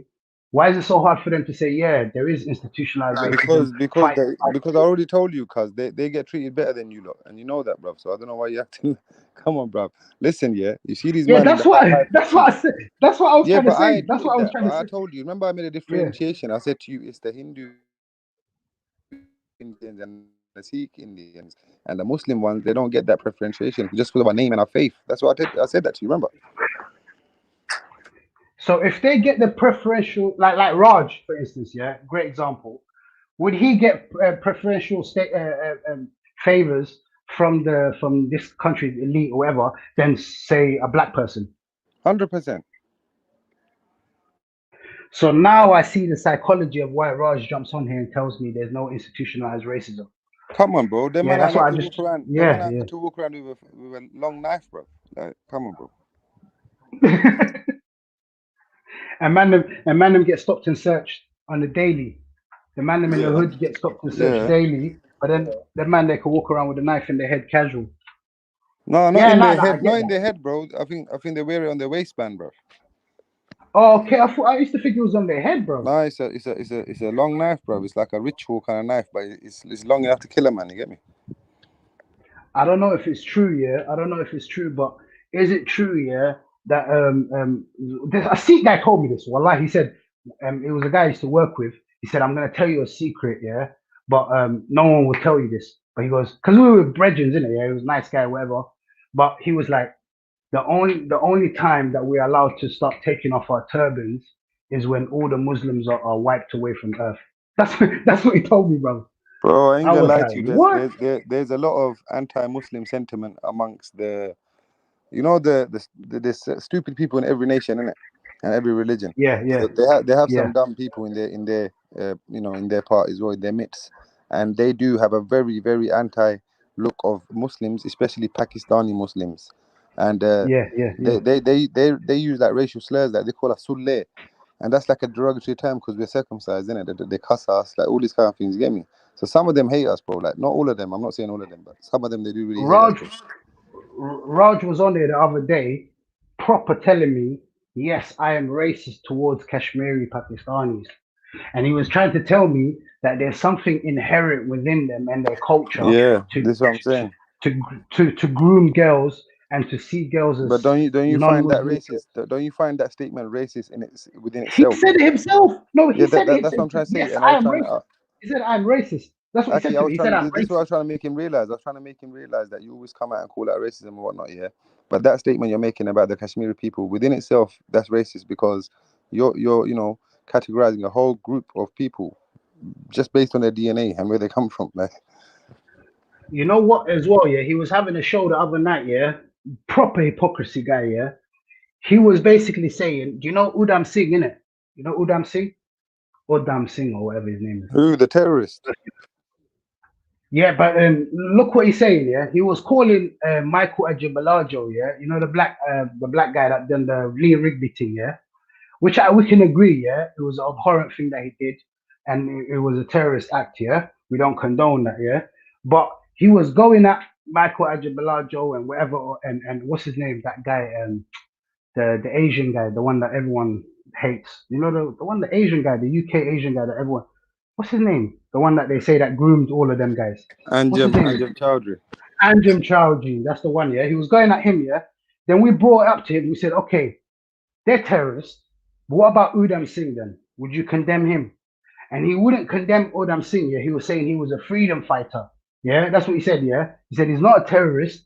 Then he started giving all the justifications for Udam Singh why he was in the right, and those same justifications are the same justifications that Michael Ajibalajo was given for doing what he did. For instance, now, yeah, I'll give you a little quick quote from what's his name, Udam Singh. Yeah, he said uh, on his trial, yeah, he was given a little time to talk. Yeah, I'll read you a little quick quote what he said. Yeah, he said, "I did it because I had a grudge against." He basically killed a politician in it, yeah, in Britain, yeah, in London or something like that, yeah, by the name of Michael O'Dyer or something like that, yeah. And then when he was given a chance to speak, he said, I say now, he goes, I did it because I had a grudge against him. He deserves it. He was the real culprit. He wanted to crush the spirit of my people. So I have crushed him. I have been trying to seek vengeance. I am happy I have done the job. I'm not scared of death. I'm dying for my country. I have seen my people starving in India under the British rule. I have protested against this. It was my duty. What greater honor could there be bestowed on me than dying for the sake of my motherland? Yeah, this year resonates with me because this is the same type of speech that Michael Ajibalajo gave after he done the killing. I remember on that video when they done a little video on him and they showed him, they said, "Oh, why?" And he was given the justifications of why he did it, and the reasons why he said he did it was because he said the Western foreign powers have been killing my Muslim brothers in Iraq and all of these things, and he was basically saying, I'm happy to die for my religion and all of these things, you get. So the same thing that Udam Singh was killed the guy and gave a justification for British imperialism and all of this is the same thing that Michael Ajibalajo was given the same for British imperialism in Muslim lands and stuff like that. So Raj condemned one guy, yet with the other side of his mouth, he's bigging up Udham Singh, and they done the same thing. They killed the British military. One guy killed the British military. One guy killed a British politician. One guy says, I'm justified because I'm doing it. Can I just make one differentiation, Aki, because we have to be just here. Yeah, There go is on. one differentiation. I think Udham Singh killed the British military personnel on the Indian land, right? Nah, it was in England. Udham Singh came to the UK and killed the guy. 1 second, let me just. I think it was in England, bro. He done it in Caxton Hall. He done it in Caxton Hall in London. Watch this. There's no difference. There's no difference between them then. Yeah, he done it in British soil. That was gonna be my only argument. Was gonna be, did he do it in India? So if it's not, he's done it in the UK. Then there's the same, innit?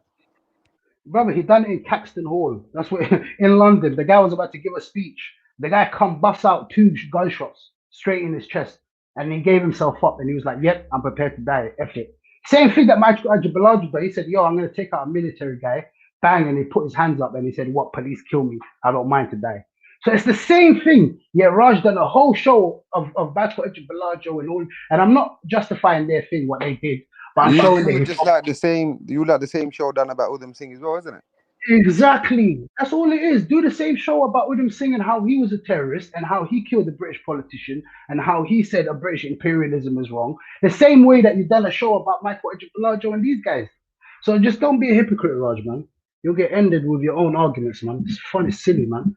Yeah, but yeah. Brother, I got a run though. I don't know if people on the chat want to listen. Someone jump on, because I got to jump off, bro. I'm looking to jump off soon as well, bro. Where's everyone at today, bro? Did you drive everyone off?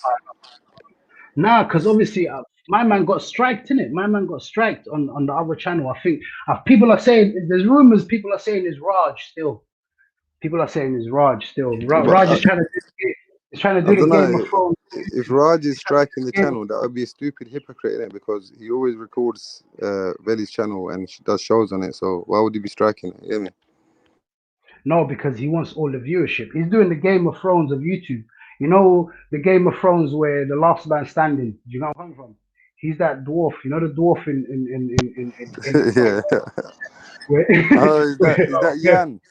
Yo, hello, brother. Yo, Odds. You see how you said you're leaning more towards China? Yeah, highlight that's him, my bro. people come That's there. it. That's your new bridge. I'm gonna fuck them up for the Uyghurs, though. Tell him about exactly. Tell him about the Uyghurs. Tell him about the Uyghurs, bro.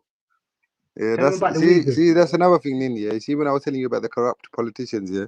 So like, even Imran Khan now, the Prime Minister of Pakistan, I big him up for most things, but he's an idiot because when they ask him about that, he goes, "Oh, I didn't know about that." You idiot, bro. Everyone knows about that. Stop playing dumb. Brother, yeah. Watch this, yeah. There's a guy called JD. He was like, he's bigging up the Udham Singh basically. So he was like, they killed his people in India. So Udham Singh took revenge, innit? So basically, Michael Ajibalajo can use the same thing and say, they killed my Muslim brothers in Iraq. So he took revenge, innit? Be consistent, guys. Just know what you're saying before what you say, man. Because you don't know what you're doing is hypocrisy. But anyways, I got to jump off, guys. Big up odds anyway, man. Big up yourself. Yeah, Yanni, main. Yeah. All right, John. How's it going, odds? I'm chilling, bro. What are you saying? Hey, I read a news. You know, one guy was celebrated as a hero in Peshawar. You know, for killing a blasphemer. Okay. Faisal Khan. Do you know him? I haven't heard of it, Jan. To be honest with you, no. Okay. So the blasphemy law is a very serious thing, yeah, in Pakistan. Yeah, the same way in the China. Can you go against the People's Party? Can you go against them? PLC. So cannot insult Allah. Cannot insult Prophet Muhammad. Yeah, you cannot insult that. No, you cannot insult Jesus. You cannot insult Jesus' mom. Yeah. Huh? I thought the law only applies to Prophet Muhammad and Allah. No. Well, Jesus is a prophet. Yeah, his mom is revered in our religion. So anyone holy, anyone spiritual, and that you can't be dissing them in Pakistan. Oh, okay. How's everything going? Like I said, Jan, you have the same policy in China, because if you're in Hong Kong right now and you try to protest against democratic for democratic, elections or whatever, you know what's going to happen to you, innit? Yeah, I mean, if you have nothing to hide, if you have no terrorist mindset, then yeah, you shouldn't be afraid of any law, What happened to that one of the billionaires, businessman in Hong Kong? He got arrested or something like that. Well, I don't know much about that. I believe rich people in China usually they earn money through some unscrupulous way. So those money get laundered, get parked in other country illegally. So yeah, these people should be arrested and So dealt do you with. think Right? do you think he was arrested for money laundering? I think so. Usually, if it's rich people getting involved in this arrest, it's all money laundering. Usually.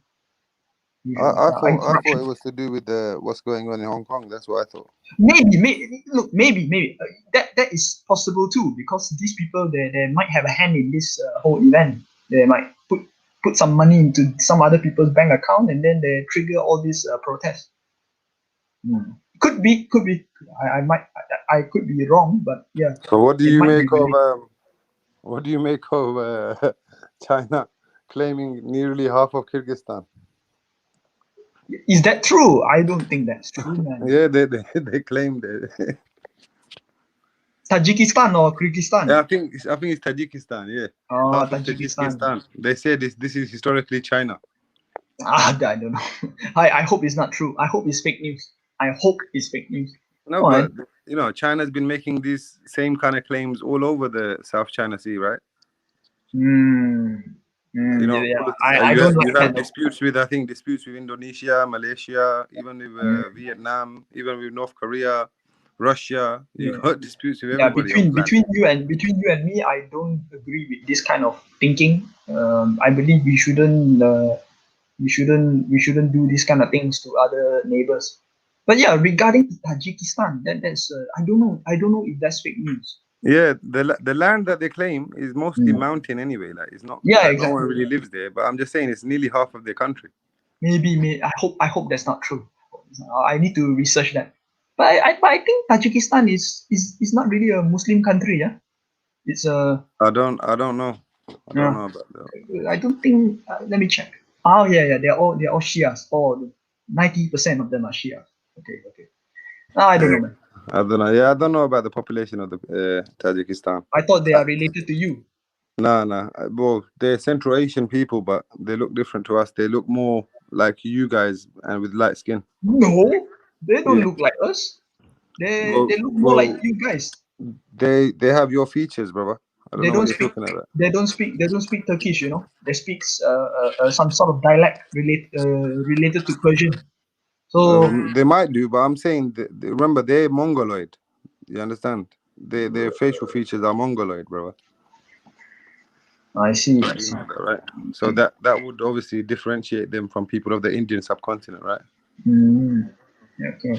Yeah. So what about so what's Pakistan doing now? Are they going to fight with India on Kashmir? Yeah, we're gonna fight with them. We're going to. I don't know. Pakistan are trying to get a meeting with the IOC or OIC, Islamic Countries Committee or something.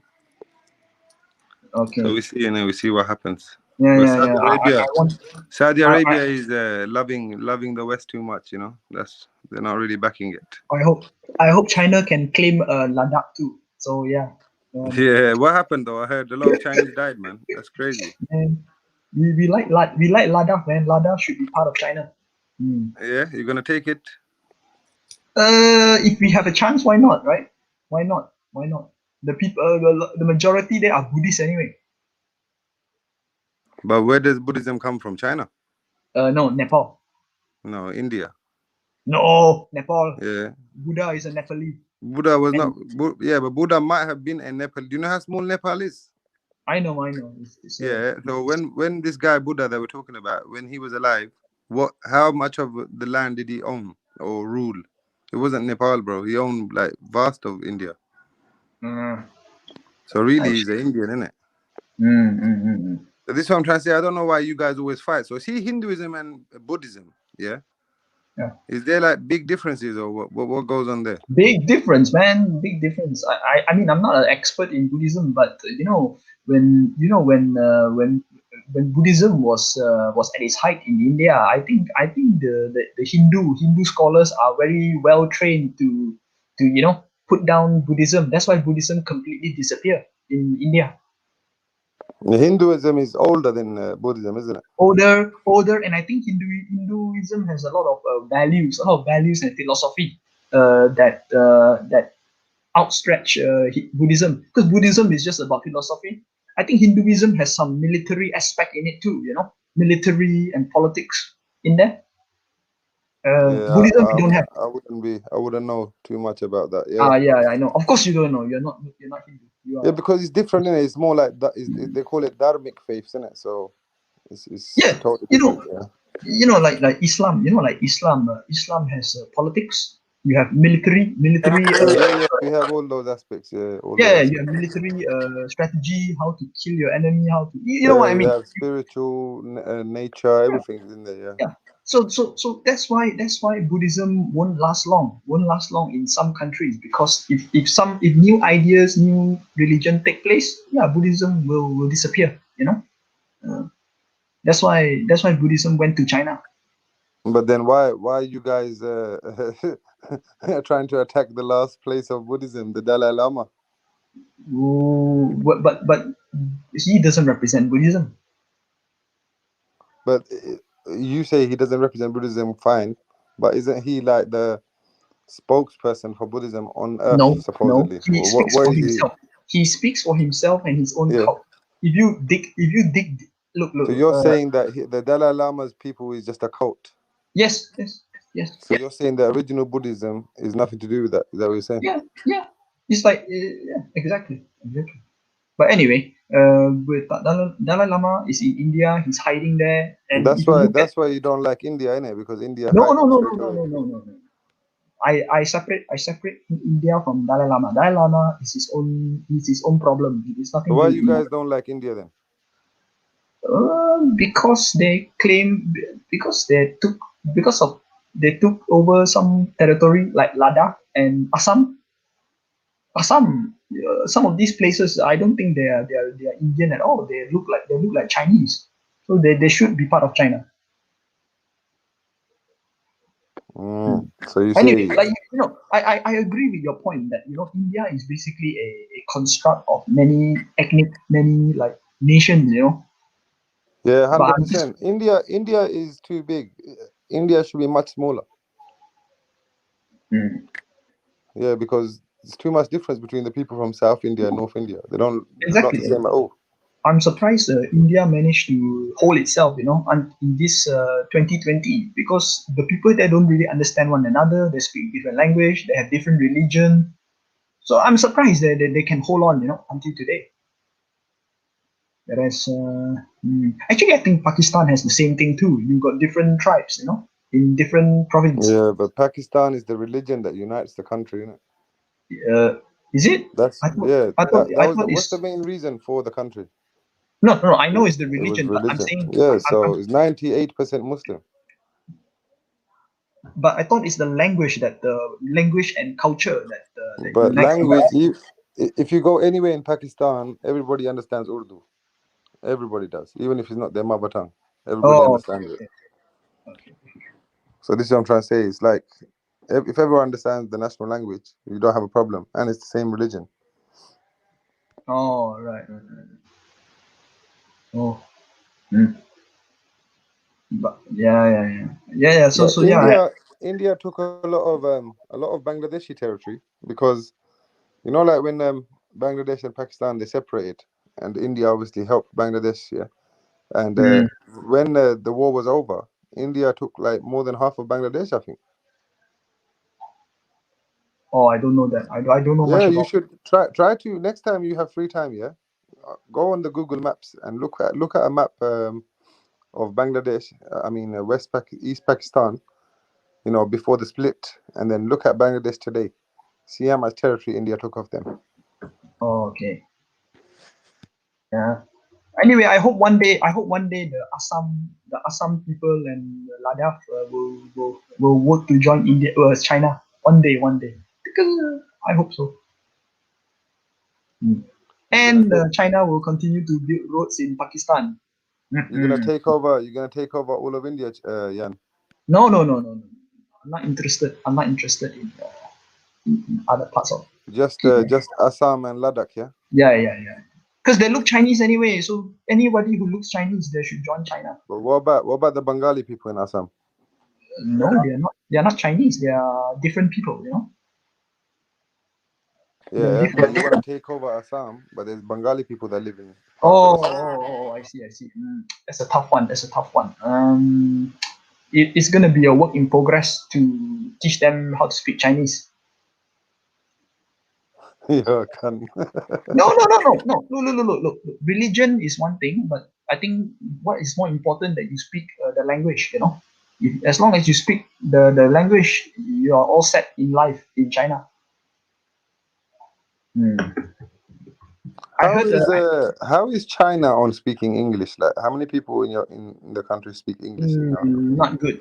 Only I think less than 1% of the whole population can speak English. Less than 1%. And I think in Pakistan people are learning Chinese too. Yeah, only some of them, the ones that work with the construction people. The rest of the country don't care, bro. I don't know what you're on. Okay. Don't, you know, with Pakistan, don't get your hopes up, son. You won't get nothing from us, bro. No, look, man. China's interest in Pakistan is just the mountain, and the interest you have is just the route to the rest of the world. That's the highway, the roads that we built. That's it. Yeah, obviously from there you can go into Afghanistan, Iran, and that's it. You're there. I think you've done a $450 billion deal with Iran, isn't it? Yeah. And that money is going to be spent in the first 5 years. So that's a big deal. So basically, what's going to happen now is straight from China, on the highway, the goods are going to come into Pakistan to Gwadar, and from there shipped off to Iran port, and off they go. You can bring them to the Caspian Sea. I think the Chinese people are very well behaved in Pakistan. I mean, yes, you do have some idiots acting like a retard, but when it comes to but you do know, Jan, come on, the Chinese people are not stupid, innit? They know wherever you go, you have to judge the society, and they can see this is not a society you can mess around in it. So there are some people, stupid people from China that acts like a retard, but I think we behave quite well in the sense that we don't violate your laws. I know in Pakistan you have blasphemy law. I have never heard a case of a Chinese person getting killed, getting sentenced to death for insulting your religion. You see what I mean? Basically, look, I'll be honest with you. In my life, the Chinese people that I've met, they've never been anything but polite. Yeah. You don't insult people's religion, man. But anyway, if anyone wants to jump on, man. I have to go as well. Oh yeah, I have to go too. All right, nice talking to you, bro. Yeah, what you been on? How you been doing, Jan? What's been up? I'm remotely connecting from China right now. So you gone back to China? For the time being, I will come back to the UK soon. Oh, that's crazy. So you're gonna bring back the virus? No. I get tested every time. I get tested every time. You get tested? Are you still? So yeah. Let me ask you: do you go to these markets? These the open market. The meat markets.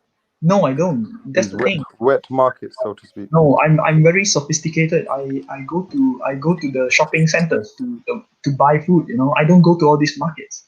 But don't you think that these markets are disgusting and outdated? What do you mean by disgusting?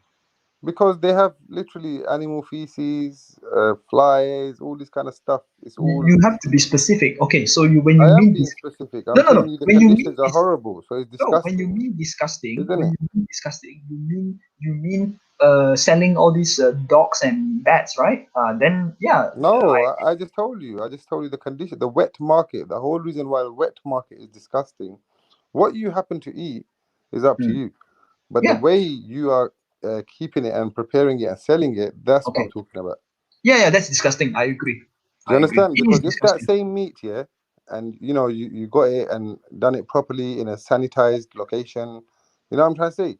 Then obviously, if that's what you want to eat, that's what you want to eat, innit? But at least it's done properly, innit? There's less chance of disease and cross contamination. Whereas here, what they're doing, you know, like different species and all these kind of things are mixing. You know, different bloods are mixing. People are there in the equation. All of that kind of stuff. But one thing I want to ask: Pakistan has wet market too, right? Yeah, but you do know the wet markets we have only contain what? I know. What animals do they contain, Jan? Yes. Normal animals, right?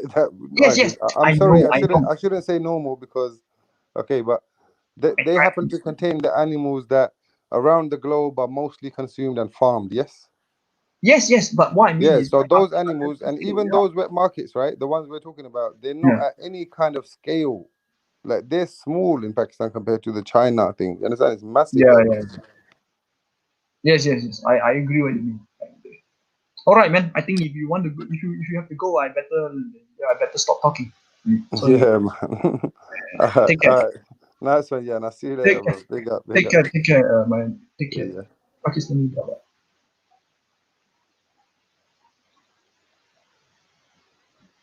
Look at this map. This map on my picture, it will continue to grow. But first, we will claim Ladakh and Assam.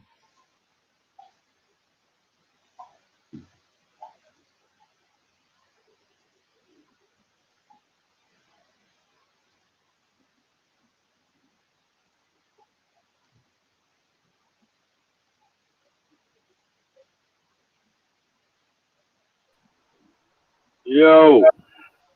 Oh, Bigger Valley. Hey, what's going on, Jan? How you doing, man? Not bad. Hey, Willie, I remember you posted a message saying that you saying fuck China. What's that all about, man?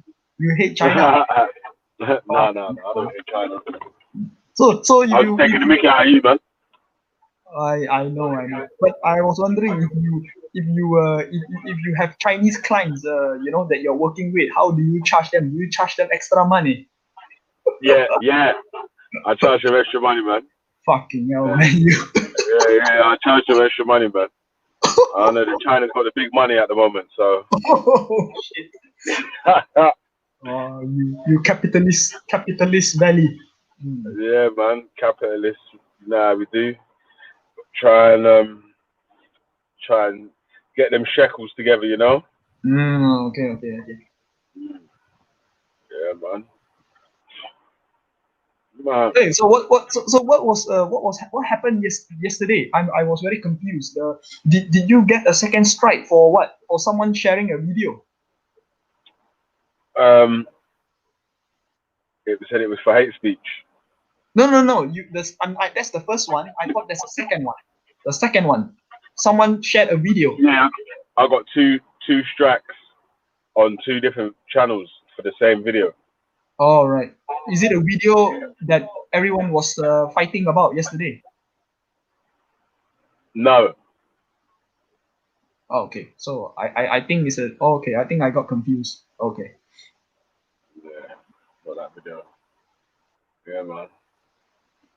What did you think of that video yesterday? No. What was what? No, I did not watch the video. So what is the video about? Is it about some kids dancing, and that is wrong? Yeah. No, I don't think it's wrong if they're doing like non-sort of sexual dances, but some people thought that his dance was a bit sexual. I don't think it was though. Oh, okay. If you ask me, I don't think, if you ask me, I don't think it's wrong. I don't think it's wrong too, because in the East Asia, a lot of girls now they dance like that. So I don't think that's wrong. Yeah, but he was doing some. He might have been doing dances that older people had taught him to do, but he wasn't doing like a dance like an older dance that two adults, a man and a woman, would dancing together sort of would do. Oh, okay. I see. Yeah. I wouldn't. In my culture, I don't think that's wrong anyway. I don't think. No. You're responsible for your own actions. No, man.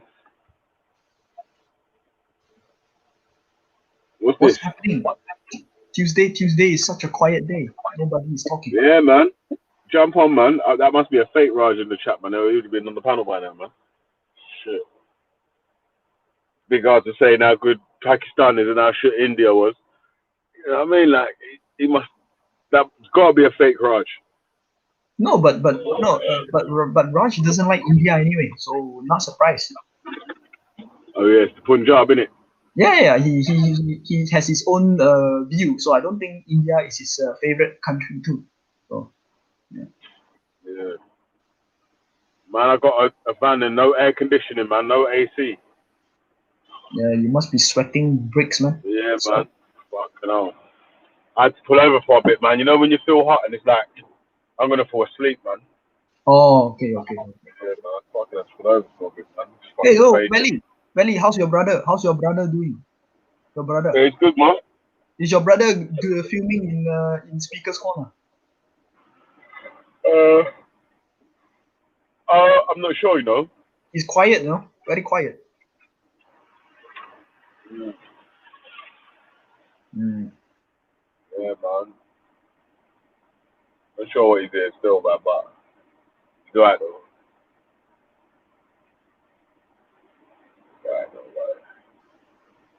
So how did you find Speakers Called Up and all the videos of that? How do I find? It's through your brother.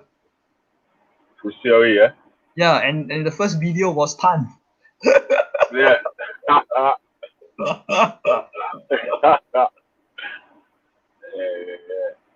Yeah, man. Tan's got more of a Malaysian accent than a Chinese accent, isn't it? We can change our accent. It's not that hard because we learn a lot of languages, you know, as a kid. But Tan is definitely smart. He's very, very smart. Smarter than me at least. You say I'm hacker. Hey, I tell you the time when he got too smart for his own good though. I don't know, man. He bit the hand that feed him. Tried to talk shit about his boss, his big boss Tommy Robinson. It weren't the racism. I don't think, yeah. Listen, yeah. If Tan would have said his racism, yeah, and never said nothing about Tommy Robinson or the Football Lads Alliance, no one would have questioned him. They would have left him.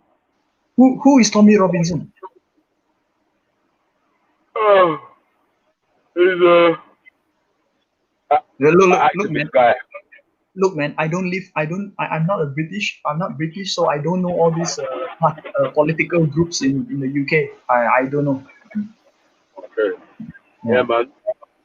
But it was a group that Tan tried to align himself with, and ended up not being there for that long. Yeah. Oh well, it is the first time. It is the first time I see a Chinese guy, you know, saying the N-word to black people. That is wrong. That is very wrong. Yeah.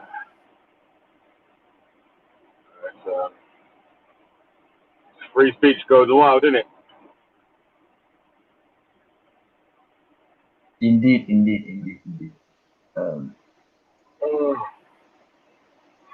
Hey, man. There's nobody here. Very quiet. Yeah, what's going on, man? Where's the people then? Oh, so hey, Manny, I want to ask you, what are your views of mixed race? Of what, mixed race people? Yes. What is your view of mixed race? Nothing, man. I ain't got a view. Oh, you got no view. Okay. What's your view? My view, I'm for blood purity. Blood purity. I want my people to be 100% yellow. Yeah, I don't really support mixed marriage. Not really. Personally, I don't like it anyway. Okay. Hey, man. Everyone's for a minute, man. Gotta do what you gotta do, son. I know. If my kids is into that kind of relationship, then yes, I have no choice. I have no choice but to accept. Right? It's tough, but yeah, I just don't agree with it.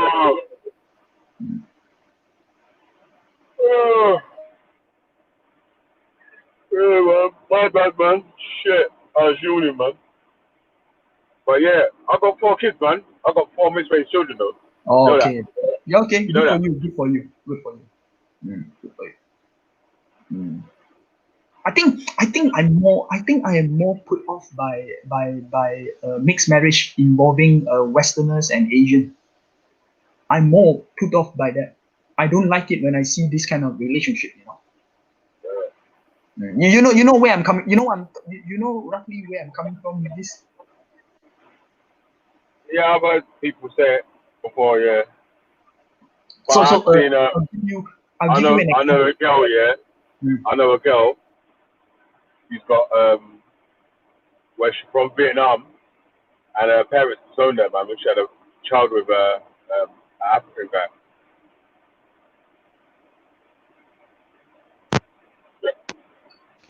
Yeah. Disowned that shit. Yeah. Tough one. There are a lot of African mixed marriages now in China. Yeah. There's a lot. Good.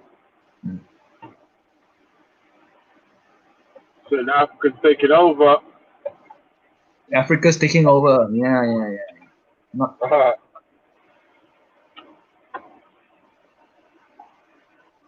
Scary, man. Scary. Africa is coming up.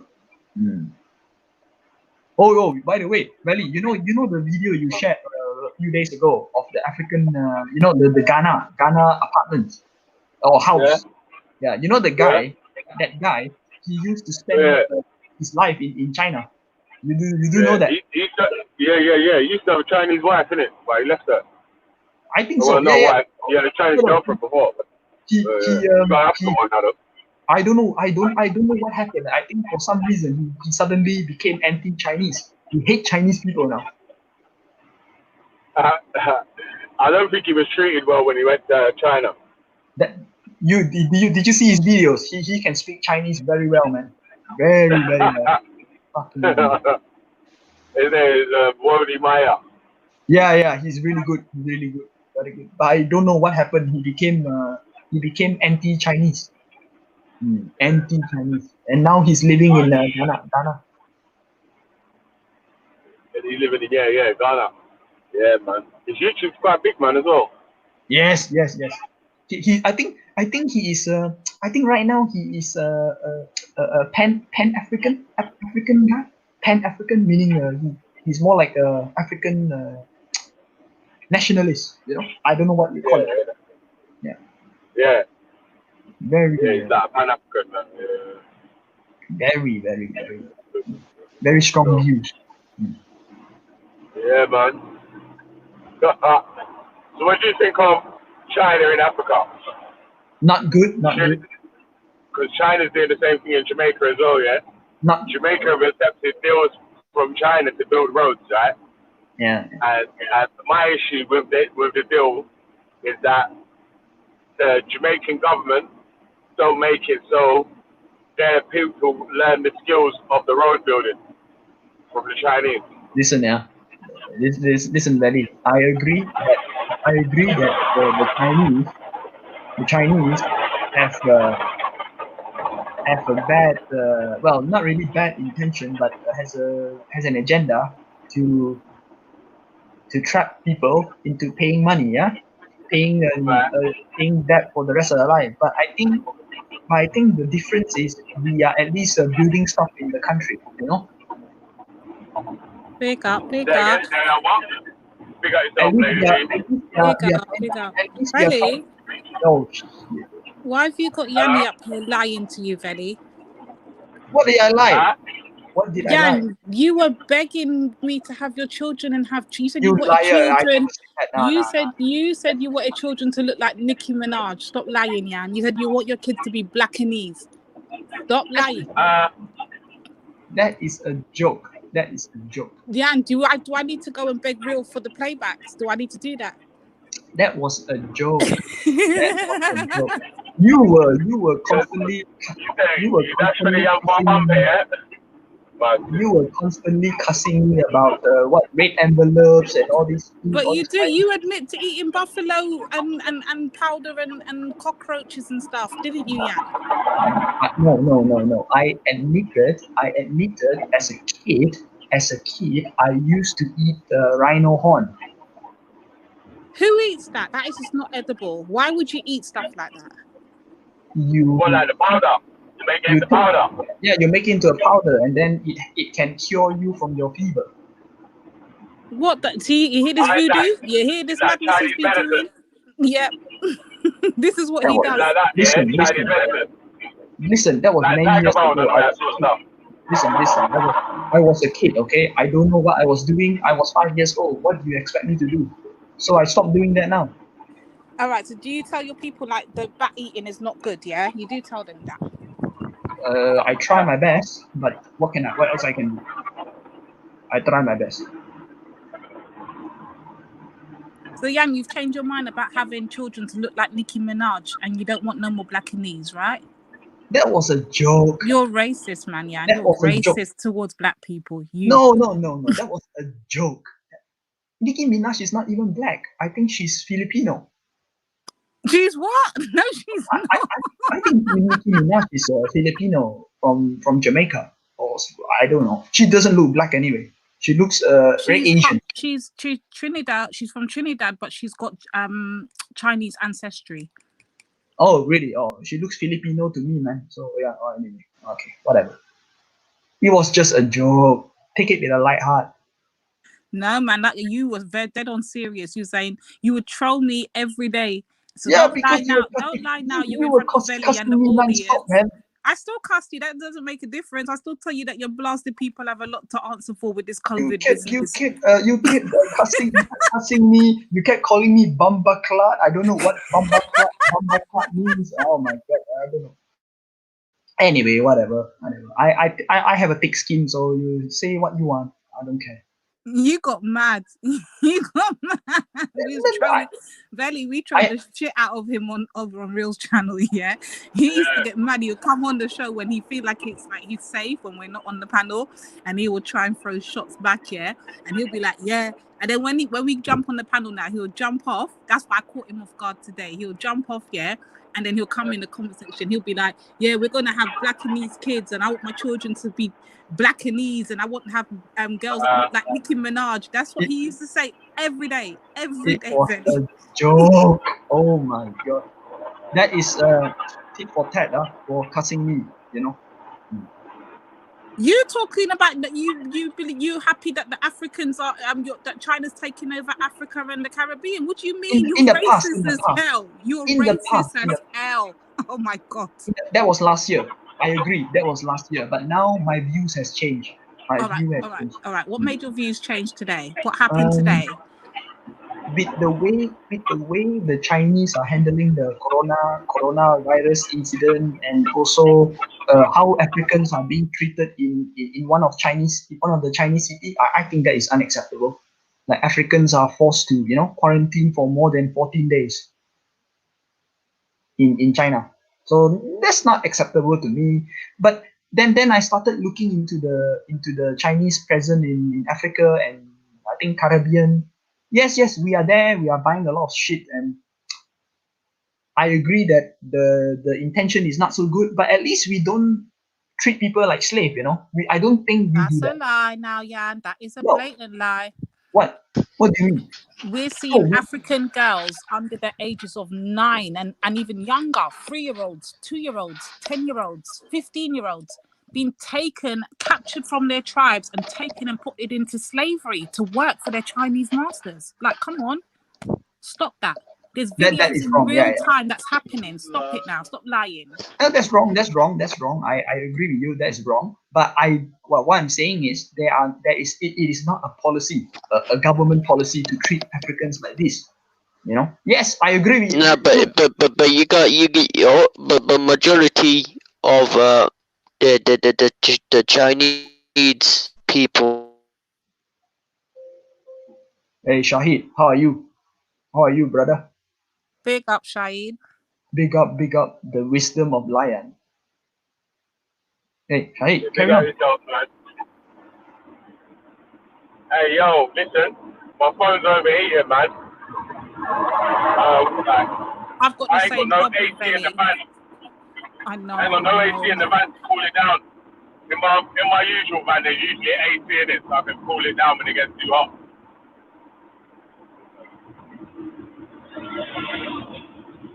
Ma.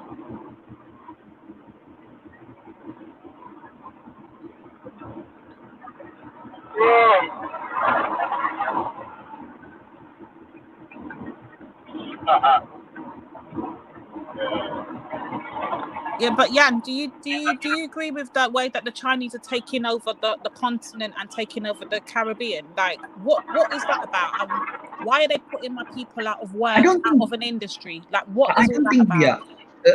Lady B, I don't think we are taking over. We are not that strong. We are not that strong. But I agree that we are trying to control the business, the money in Africa. But yeah, that's what I mean by taking over. The fact that people are being driven, like the even things like farmers have not been able to make their money because they cannot sell the produce, like literally cabbage and all of those things that we normally supply to our own locally. That's been thrown away by the tons. Money, like billions of pounds, have been lost in equivalent in English money because of the fact that the Chinese have now they're overproducing and they're undercutting the natives and what their resources. Therefore, you're driving literally people into sufferation and boredom. Like, it's really bad. If that's the case, then that's wrong. I think that's wrong. I think another the problem with Africa is you have really corrupt leaders. But that's the thing. I'm not even only speaking on Africa. I'm talking about the Caribbean. I don't know. I don't know about Caribbean. I'm sorry. It's bad. I don't know Africa. I don't know about Caribbean. I don't know. The only thing I know about Caribbean is just the peri peri chicken. That's it. Peri peri. That's not bloody Caribbean. You got it all confused. Oh my god. Oh, sorry. The chicken. Like jerk chicken. Jerk chicken. Yeah. Not peri peri. Jerk. I thought Nando's is Caribbean food. Oh my god, no. No, that's Portuguese, I think. Oh, okay. Yeah, that's all I know. I don't know anything else. But the thing I found out, I mean, this is not a fact. I still need to research a bit more. I heard some Jamaicans have Chinese blood in them. You think what? Say that again. I heard some Jamaicans have Chinese blood in them. Yeah, some now, especially now, they do, because there's all this interbreeding and intermixing. Like, you've got Chinese in Jamaica thinking they're more Jamaican than Jamaicans. This is ridiculous. That'll be like me come to China. Like, you guys, this is what I find very funny. Everybody else could, like, Chinese goes everywhere and set up camp and set up shop and have their own little pockets of communities and do all that. It happens right here in the UK. They've got a whole bloody Chinatown up the road, yeah? But China won't allow any other nation to come and do the same thing inside of their country. What is that about? Yeah, that's a bit weird, I must admit. You go to other people's country. But the thing is, you do have African communities in China. You do. And that is recognized.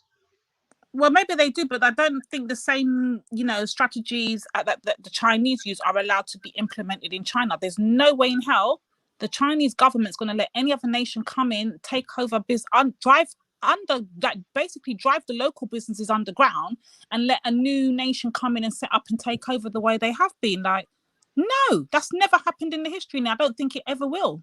Yeah, I agree. I mean, I think this has nothing to do with race or race supremacy, whatever. You see, this guy, if you read the comment, gain, what he mentioned there is true. This is typical business tactic. If you sense, I get it. I don't think it's a race thing at all. I'm just thinking it's a case of where I think the Chinese are so heavily set, and I'm not even going to lie, I would actually employ my people and my people's governments to take a look and take a leaf out of the Chinese book, because there's no way in hell China's going to allow any other nation to come into their country and do the exact same thing. It would never happen. And I don't blame them. It's not supposed to happen. But I do blame my own people and my own governments for allowing the Chinese to come in and undercut and okay. It's really bad. Okay, let's say the Chinese are bad people. Let's say. So how without if you kick out the Chinese people, how are you going to alternatively, make money for your people in the country? How? Well, they weren't making money. This is the thing. They were actually homegrown, home imported, all of that was happening before. But now the Chinese have come in with their plastic rice and their plastic this. Now they've even got plastic eggs. Like, what the fuck is that? And they've come in and they're just and they're selling for cheaper. They're importing way cheaper. They're setting up, like, what they're doing is basically buying out land, setting up big companies and industries and all that all across the Caribbean and in Africa. And they're basically undercutting the local produced stuff. So basically you're driving people into they're already poor. Can you imagine what it's like when you can't make up money from your own business, when you're throwing away crops and stuff by the gallons? Can you imagine what the people are going through? Yeah. And the government that clearly don't care, because like you said, it's all about money, it's all about investment, business, all of that. Hence why I hold the government 1,000% accountable. Well, you should pray that one day America or Britain or the UK is rich enough to kick China out. I think that's the only way. I'm starting with you though. Yeah, I'm kicking you out. You know, I had to do your papers the other day, right? You got to go. You got to go first, and then we're okay, let's say you kick us out. It's tough, lah. It's tough. Very tough. Oh, don't worry, China will start outsourcing IT services to Bangladesh. Cheap Lord. IT service. See, all Bangladesh, India, you're coming for everybody. What is up with Chinese going for everybody? Like, what is that? You see, we have a big problem. We have a very big problem here. Overpopulation. Our population is too big. So we need to start spreading around the world. No, you need to stop breeding. That's what you need to stop. No, we tried. Listen. We tried, okay? Every family can only have one child or two child. That is enough, but that's not enough to control. We are just too big. No, I know that, but I'm just saying birth control doesn't work, man. Oh. So what do you think, like in 50 years, 100 years time from now, China will look like with the overpopulation? Oh, from at least we are doing something now, but I think it is gonna still blow out of proportion. Yeah. It's gonna double the population. Now we are 1 billion. I think it's gonna be 2 billion in 50 years time. 2 billion. 2 billion Chinese people. No, not good, man. So what's your thoughts, Jan, on this COVID thing? Do you think that's got anything to do with the because I've heard a lot of conspiracies about, the overpopulation of China, and this was kind of like a biological warfare on the people of China because the numbers are too high. Do you have any thoughts on that? I don't know about all this conspiracy theory.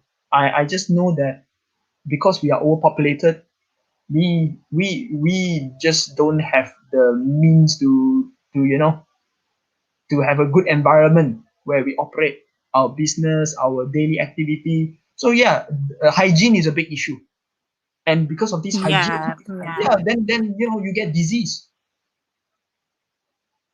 Yeah, but that would be for any nation in the world. If that was the overpopulation was high in any continent country, that would be the same predicament. So that's standard.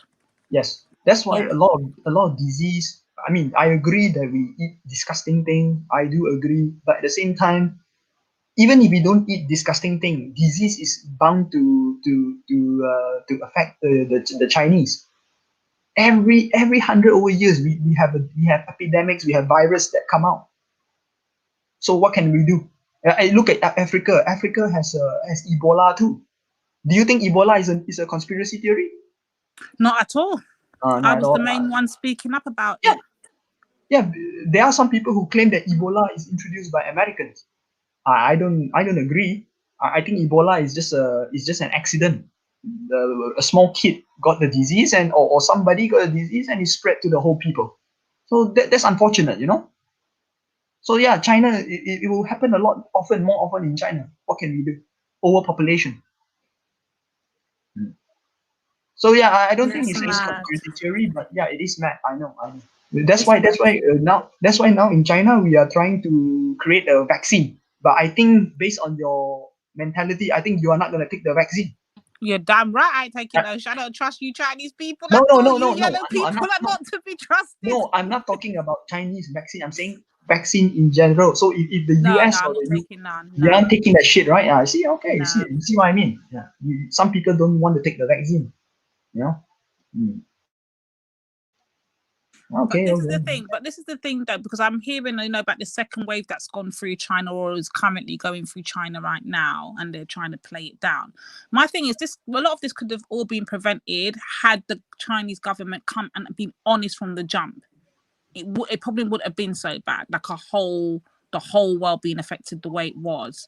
Do you have any thoughts on the way that the Chinese government handled this and tried to keep it on the hush hush? I am in China now. I cannot say too much. I know. I Yeah. can say that I can give you one simple answer. Things has to improve. That's all I can say. Things have to improve. Otherwise, it will keep happening. Yeah, that's true. Keep happening. Oh, but then a lot of governments have a lot to answer for. The American government, the UK, the UK is full of shit right now. But all of the governments do. But I do think initially, your governments could have set the pace a lot better. Yeah. I know in UK, most of the people that died are African people in the UK. Most of the people that died. So that's not good. Not a very good thing.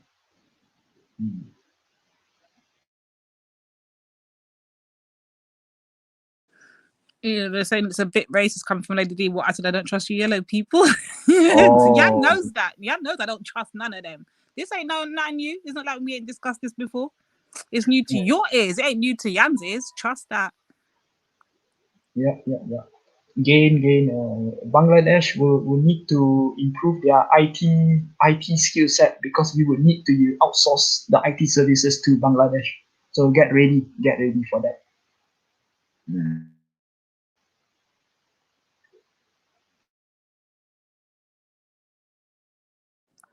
I think you got some fans in the chat, Yan. Don't worry, they got your back for you.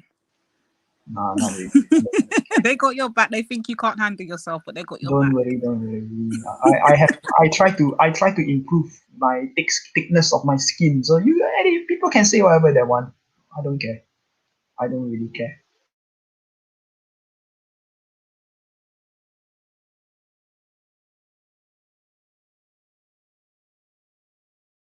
He said, I'm talking of the Yellow River. No, I'm not. Oh, dear God. Come on, guys, jump on. Let's get Belly's channel back up. I need someone to come and tell me what happened and why is the channels being struck. Like, who knows what happened? I've been missing in action. Like, what happened to the channels and what the fuck happened with Toro? I heard some madness happen with Toro. What's this about Toro calling police or going to the police station or whatever the hell he did? Man, Toro, you got a lot to answer for, boy. Where's 90 for 99?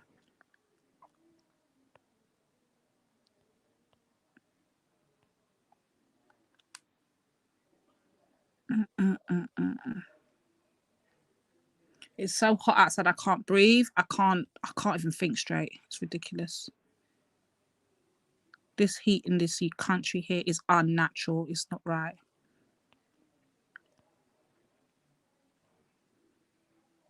Lady D's talking of the Yellow River. That one's funny. Oh shit.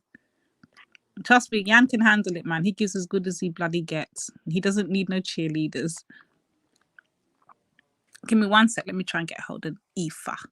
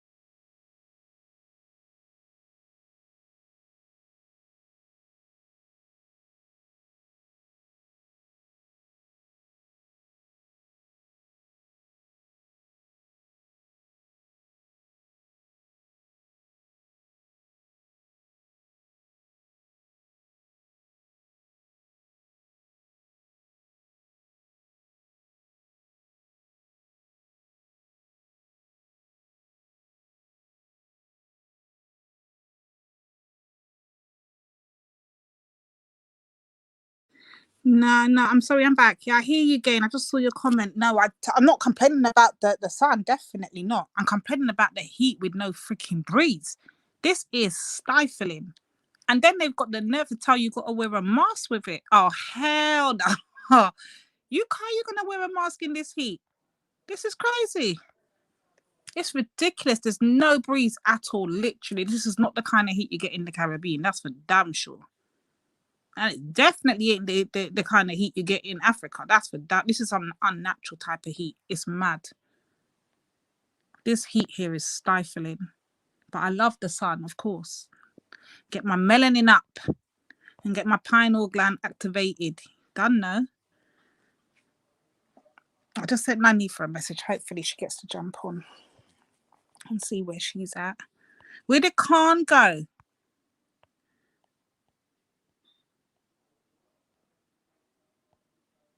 Where did Khan go? Some of you jump on the panel. Jump on, Crazy Essex. I haven't heard from you in a little while.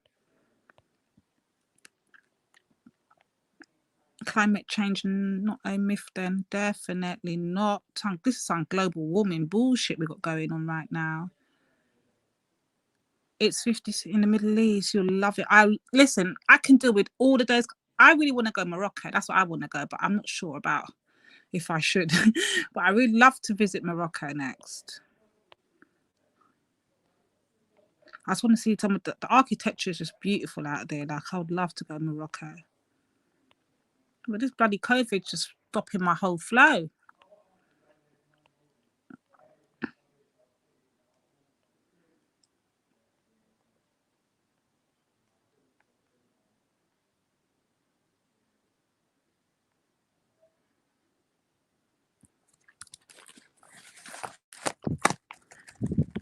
God, even this fan's not even working. Look, bloody hell. I have to hold the fan and fan myself because the other fan's just ridiculous. The electric one. It's ridiculous. Oh dear. Who's in the chat, man? Where's everybody gone? We know what we need to do. We need to get everyone to come over to this channel here because everyone, I don't think a lot of people know about this channel, to be fair.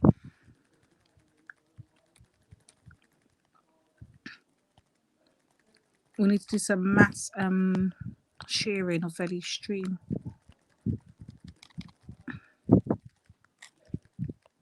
Guys, we need I'm putting out a public service announcement for Torok. I need to speak to Torok. Where the hell is Torok? And what kind of foolishness has he been up to? Where the hell is Torok? I got questions, Torok. I got questions. What happened?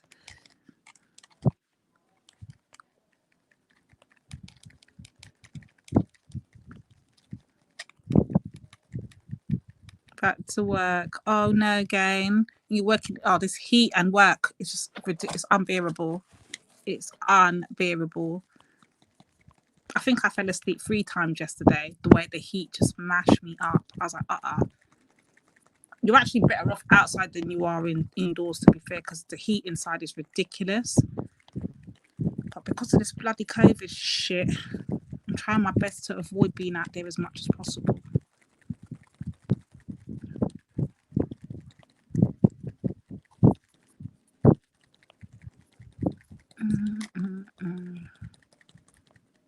It's madness. And I'm still in a pickle. Do I buy a school uniform or don't I? Are schools opening back in September or are they not?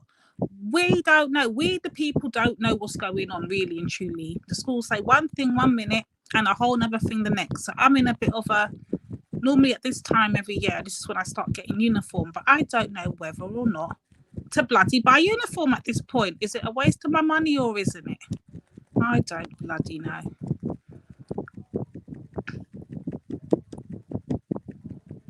Got those portable ACs at home. It's okay. Oh, you got the portable? I don't have those portable. Listen, I've got a normal standard plug-in fan, yeah, but that thing's so damn noisy. I have to turn it off to come on this thing because you know you'll hear it blowing in the back, innit? So at the moment, I'm just using my my handmade African kente fan. And that's what I'm using at the moment. And bloody hell, that's exhausting fanning your damn self manually.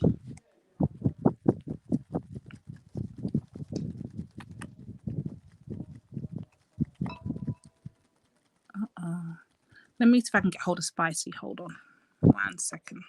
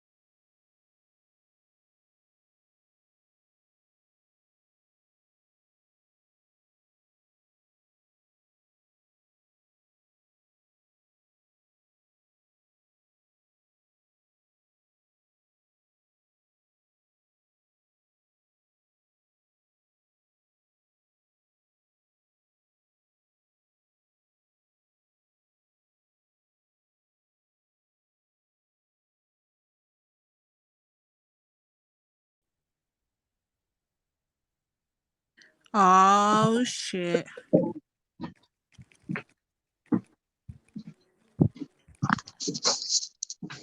Hi, Trouble. What's going? Uh-oh. We're in trouble. Ultra's What's on the going? panel and lose his bubble. Ultra don't lose nothing on panels, man. Oh dear. Here we go. Calm. Here we go. Calm, cool, collected. Yeah, that's the Ultra. Even in this heat. Yeah, man. You Listen, maintain that. Ultra be staying cool. Like, that's what I do. You say man's not hot, right? I'll tell you the truth. I really, really am. Like, I'm finished now. And the first thing I'm going to do when I get home is hold a naughty cold shower. Just cold water. You know when the ones where you're like, but yeah, I don't I care. can't do it. That's the kind of cold water I'm getting. I can't. I try. Even when I go back home, I'm like, I can't do the cold water thing. I can't. No, That's do when you know they what? say, yeah, That was my you're first from the experience UK. with cold water like that when I went to Jamaica. Oh man, Imagine, that I is jumped in the horrible. shower and I said, Auntie Paulette, there's no hot tap. Looking at you like, yeah, idiot. What do you mean hot She tap? looked at me like, she looked at me like, yeah, Jonah, we're not dealing with them things. Baffling, like, really. It's a baffling look they give you. I was like, Say, huh? What do you mean you ain't got a hot tap? And she's like, yes, well, go outside because it's hot. And as soon as you sweat, you come in for a shower. And I was like, right. As soon as I went outside, I started baking, went back in, the cold water was beautiful. Beautiful. And it's a different kind of freshness. It's a different kind of freshness. Oh. It is. And you know what I think it is as well? The water's not hard like the water here. The water here is very hard. That's why you see a lot The of funniest thing is, I think England has got some of the hardest water on the globe. On the globe, earth, yeah. period. When you can see big limescale filling at the bottom of your kettle and your taps, you got to literally scrub your taps to get them back shiny silver. You know you're living in a fucked up country. Yeah, for real. Got hard water. For real. But I mean, this is another thing. Like, none of us can travel for the foreseeable future.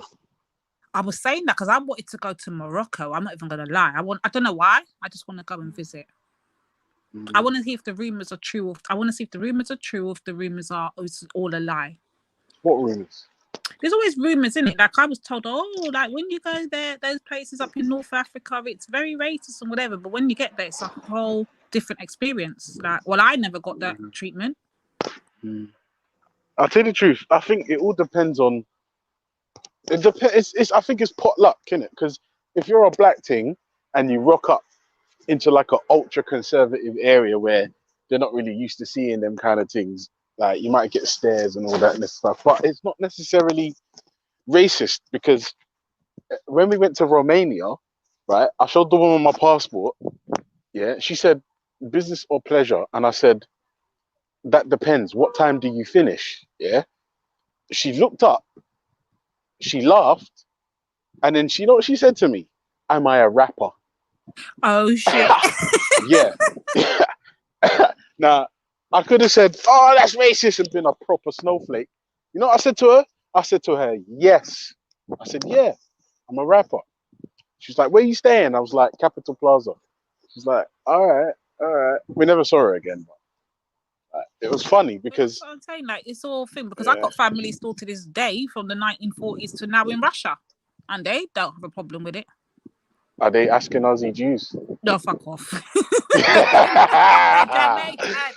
Oh, shit. Wait, Jamaicans in Russia? Yeah, they went with the No, Windrush. get out. What? Yeah, they've been out there. They were taking people from Jamaica way back when for nurses, all of that stuff. So wait. Are they still there? Still there to this day. Still So there. wait a minute. Hold on a sec. I saw a fucking documentary from Reggie Yates, and he went to Russia, and them motherfuckers don't like ethnics. Like it's bad. Like, and this is what I'm saying, but they don't have a problem with it. They're like, it's cool. They hold their own. They got their own little thing going on, their own little community out there, and they just stick to their own. Well, I guess if you've been there since that long, then you know you're used to it. But for somebody like me to go out there, we're gonna have problems. Do you see what I'm saying? Because you can't tell me nothing. Do you know what I mean? Especially that I'm already familiar with Europe. You can't chat to me certain ways. Do you know what I mean? So I would have a proper issue out there. Have you got any plans to go to Russia? Hell to the no. Do I look like I can do cold? Yeah. Do I look like I can take cold? Honestly. I'll tell you the truth. I would say yes, because you live in England. And you don't hear me crying every single year without fail about the cold. Yeah, I'm back now. Sweet. How are you? Yeah, not too bad, mate. It's fucking knackered. Had a baby. Oh, well done. Which girl, boy? Little girl, yeah. Oh, sweet. She's beautiful, but she's got reflux, so she won't let me sleep. But because I love her, she can stay at the house. You know what I mean? You've got that. If I didn't love her, then she's going over that top balcony. She can stay. What the? Yeah. How you doing? Yeah, right? Listen, I'm just tired. I've got to get all these. What was you doing today? 20. Did this guy literally come on the air and say, because I love her, she could stay? Like, as in, if he didn't love her, he will get rid of the baby. Oh, blood! This woman. Did I hear right? This 8-week-old woman won't let me sleep. She's lucky I don't choke slam her, but you can't do that to babies apparently. You know what? Keep quiet, yeah. Just keep quiet. You're already digging a hole, yeah, and you're already gone too far down this hole. Stay there and don't go no further, please. Yeah, no, very listen. good question. Where is Toro? I got questions for Toro. Public service. Did you see, Lady Divine, did you see Torok's box? No, he don't look like an Indian dude to me. Hold on. He don't look Indian to me. Hold on. Apparently, something happened yesterday. I'm not sure. I only caught a little bit of what I think it was Khan and something mentioned it earlier, but I came up to find out what happened yesterday and why was Torok with the police or at the police or calling the whatever. Hey. Can someone let me know what happened with Torok? Very jump back on if you get a chance. What the frig has Torok been doing? Damn kunumuno.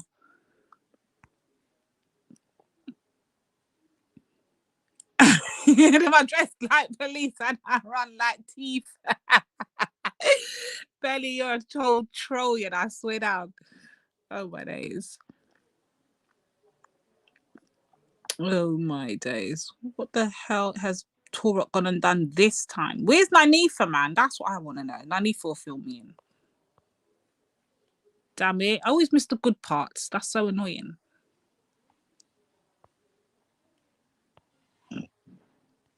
Was Ultra here? Does Ultra know what happened, Valley? Because he can fill me in if he does.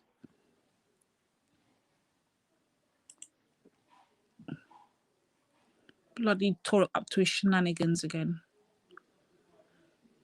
Oh my god. Man, this heat is mashing me up. I keep passing out asleep. Yeah, this is sorry, Lady Divine. All these fucking stupid blood clot bus drivers want to talk to me when I'm on the panel. I can't stand bus drivers, you know. They're all a bunch of pricks. Hearing the hit coming from the bus driver. Yeah. What happened? What happened yesterday? I'm trying to figure it out. I want someone to jump. I was hollered at Nanifa to jump on the panel, so hopefully she jumps on. And I told Spice, but somebody must know what happened with Torok. Apparently, some police business was going in. I don't know if he went to the police or called the police or what he did. Called the police for what? For who? What's going on? I'm trying to find out. I don't. Hang on a second. You know what, Veli? Actually, Veli Vision. Like that's strike one with me, you know, right? Because I said to Veli that I think last week, I said to Veli, listen, Like, I'm back to work now. The furlough is ended. They told me, yo, find yourself back at work because we ain't paying you no more. They So I don't said, all talk right, like cool. that. They don't I talk said, like yo, that. I'm coming back. All right, cool. Listen. And I said to Velly, listen, with the new baby and thing, and I haven't been on G Block that much anyway. But take care, Fergie. Yeah. But with me going back to work, I'm gonna have even less time on G Block. And he's like, yeah, cool, don't worry. And then something big has obviously gone down, and I don't know about it. That's strike one. And I don't know about it. That's strike two. That's strike That's one. 2 strikes. Yeah, One more strike and you're out, no. Velly. We need to know what's going on. I'm not even gonna lie to you. You see, Velly, you see that first strike that I just give you? Yeah, like it hurts me to have to give you the strike, Velly. It hurts me. It pains me to have to give you the strike one. Now, brother, please don't make me give you strike 2 and 3 because strike 3 and you're out. And I can't come back to the G Block if I have to give you 3 strikes. And let's be honest, G Block is nothing without its unholy spirit. Oh my Fuck's sake. days. Nah, Poor listen, us. somebody needs to tell me what the fuck happened with Toro. The last thing I I heard would love to is know. that he doxed himself because his computer froze. Oh wow, did His he? computer froze, and then I went back, I found the stream, and Thingy gave me the timestamp, and I could see Toro's face. And I was like, man, you ain't no fucking Indian, man. You're just a regular Jamaican, bro. Don't piss me off, right? And then I spoke to him like a couple of days later. And then he was giving me some bullshit, the usual Toro fuckery, but you know how Toro is, so God, I just roll my eyes when I talk to him. Yeah. So, but now police are involved. I want the That's gossip what I right want to know now. about. And I want to want know it about the right now. doxing. I missed the doxing too. It looks like I've missed a lot. Bloody hell. I've Yeah, missed so but much. I don't even know if you can see it. It's Velly got a strike.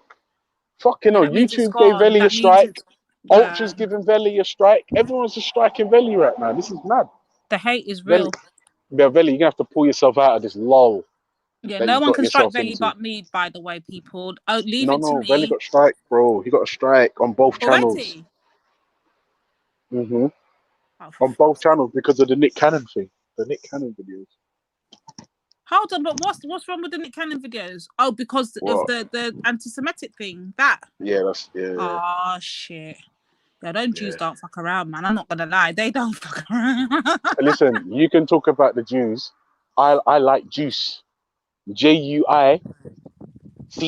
Juice. Shit. Juice. So how come when I everybody talk else about is things. allowed to get talked about, but they can't? That's a bit mad. Yeah, White mad people thing, can innit?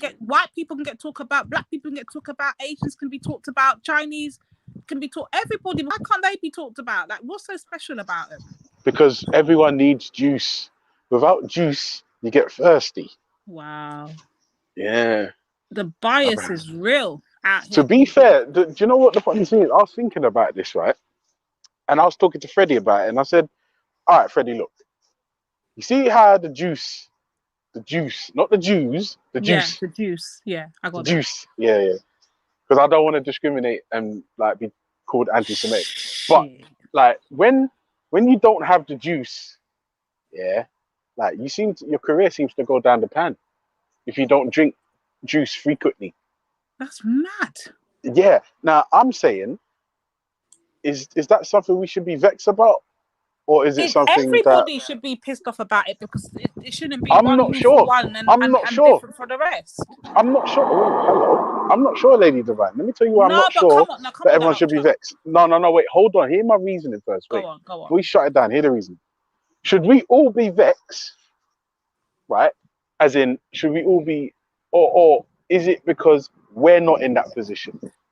No, we should be vexed because we're always talking about, oh, they've got equal opportunities and equal opportunity laws and all these laws for no discrimination, but yet we're living in a world of discrimination. Like, you can't say we're with one thing, but our actions show a whole different thing. So everybody else can be slated. I can come up here and cuss out black people, cuss out white people, cuss out Chinese people, cuss out Asians, cuss out anybody I want, but I can't mention the J word?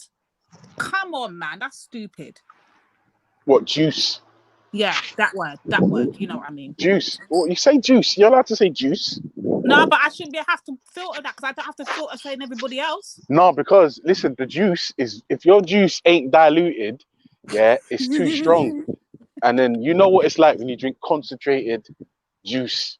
You have to water it down, and that's why it's juice. Nah. Yeah, it's a mad thing, I innit? do natural. Don't want to water down nothing. Just normal, innit? Like Listen, everybody Lady else. Divine, I have to drive this bus, man. Give me 10 minutes. I'll be back.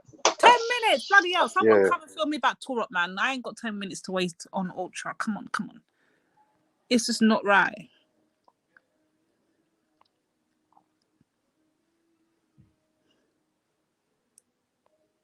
Oh, Kemo's in the chat. Kemo, big up my friend Irish. Big up Irish. Kemo, tell me what happened with Toro. Somebody film me what happened with. I want to know what happened with Toro. Someone's got all the info, and someone needs to fill me in. I need all the damn tea. I'm well late to this party. Irish, how are you handling this heat? Oh my God. Jeez. Now, I'm never one to complain about heat, but this is gangster. This is too much.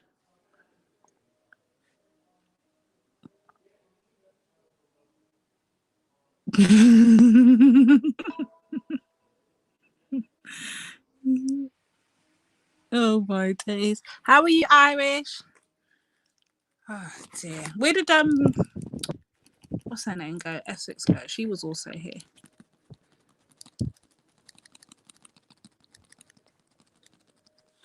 Oh, bloody Nora. Now this is hot for real, for real. The more I fan is, the more hotter I feel. That don't sound right. Apparently yesterday, Kemo, what happened? I don't know, King. I don't know. I'm trying to find out. Somebody bloody knows. Where's Khan when I need him? Khan's normally up here labrishing all damn day and night. The one time I need him, he wants to go missing in action. Like, what the hell? Khan, find your ass back on this panel and fill me in. What kind of thing is this? Now you want to go missing. That don't even sound right, Khan.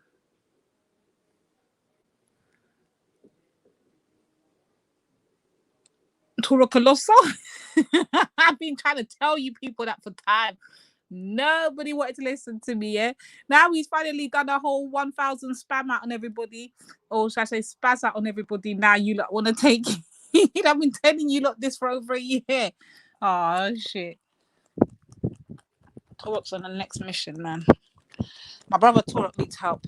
I'm here to save the day, Torok. I've got you. Where are you? Oh, for fuck's sake, it's hot. It is hot.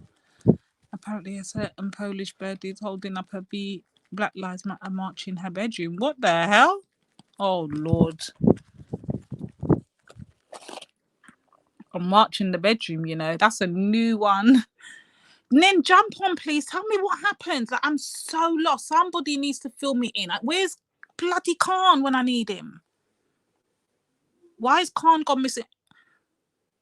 Okay. Where's Shahid? Shahid normally's got all the tea too. Shahid, where are you? Damn you men when I need you lot. You don't want to go missing. Damn it.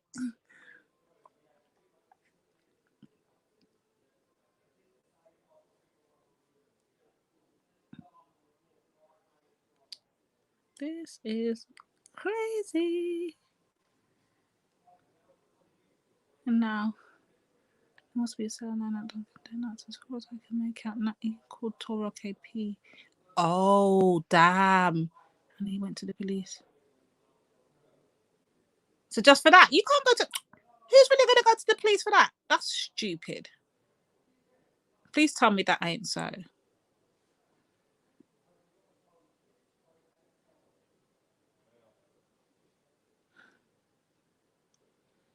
Oh, dear.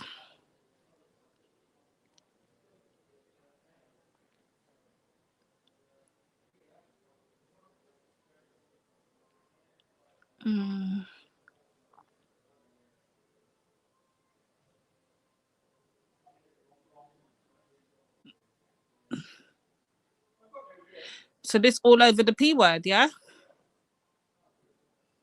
Wow.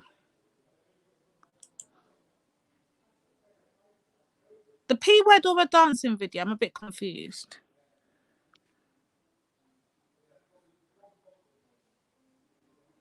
Or maybe it's both. Maybe both happen at the same time.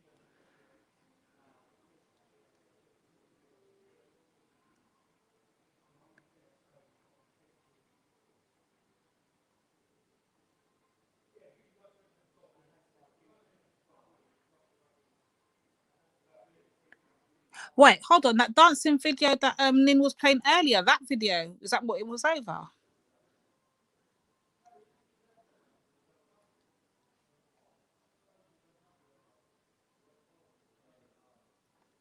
That don't sound right.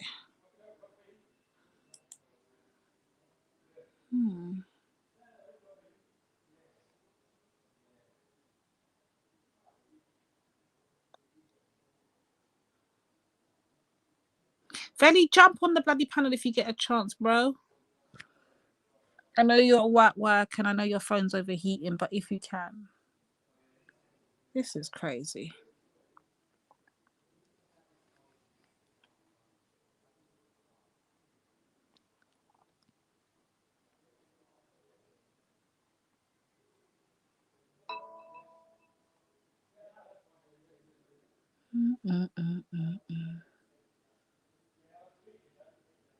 Them builders next door are making so much damn noise, you'd think they're having a bloody party.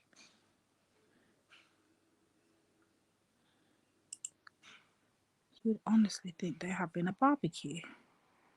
Oh, okay. It was a little black boy dancing video. Toro was asked if it was sexual, and he said yeah. Then Natty told him why is he getting aroused by it? Oh, and Toro flipped out of his head and went to the hold on. That P word, I thought we meant the other P word, but now I get the P word. Okay, now I got the right P word. I thought we meant the other P word. You know, considering he claims Asian. But so it was a little black boy dancing video. Trump was asked if it was sexual and he said yeah. Then Natty told him why is he getting aroused by it? And then shit, so you tell me that he's that sensitive, he ran to the police over that foolishness. Are you stupid? Like, who does that?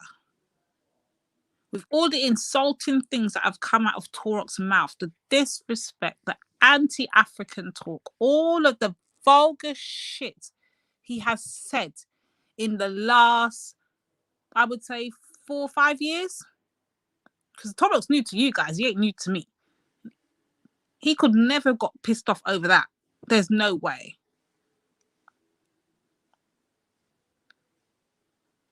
Torok has said some shit in the last 4 to 5 years.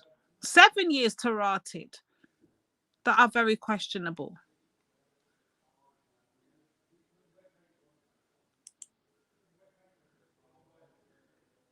Wow.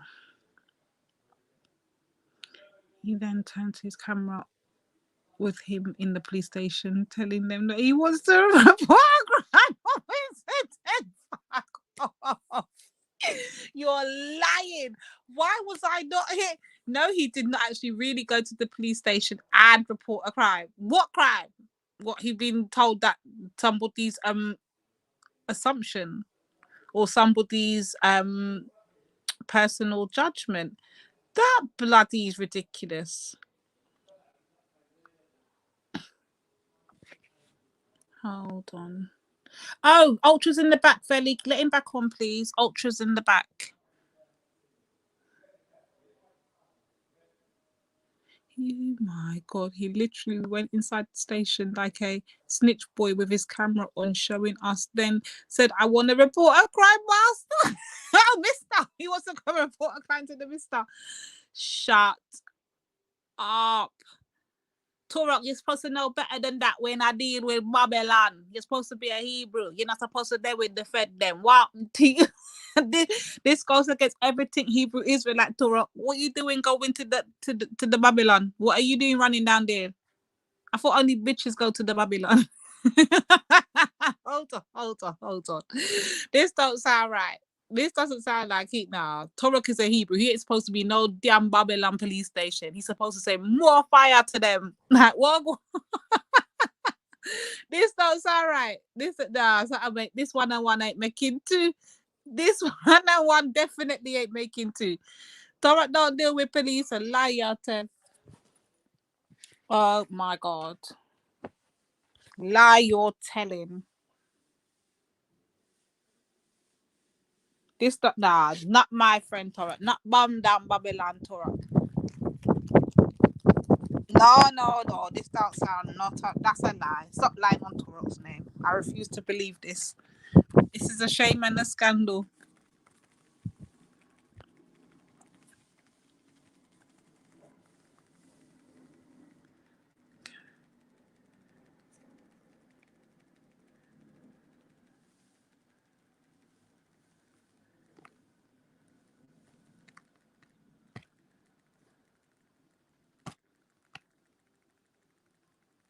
No.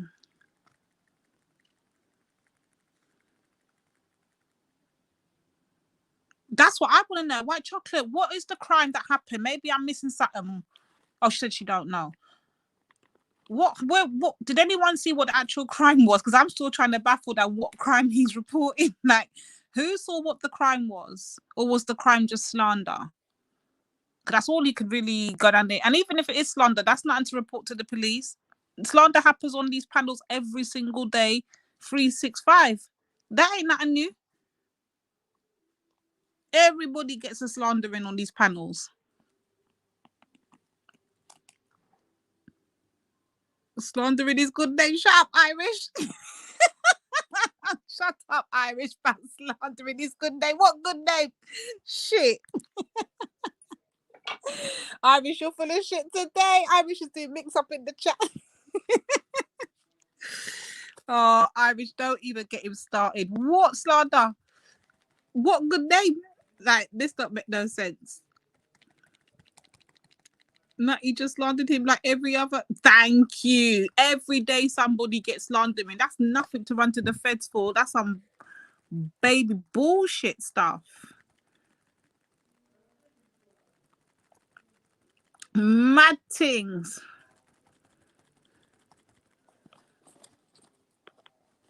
Tell Velly one of the only chance strike this channel. Oh, please. Velly, Ultra's in the back. Can you let him on, please?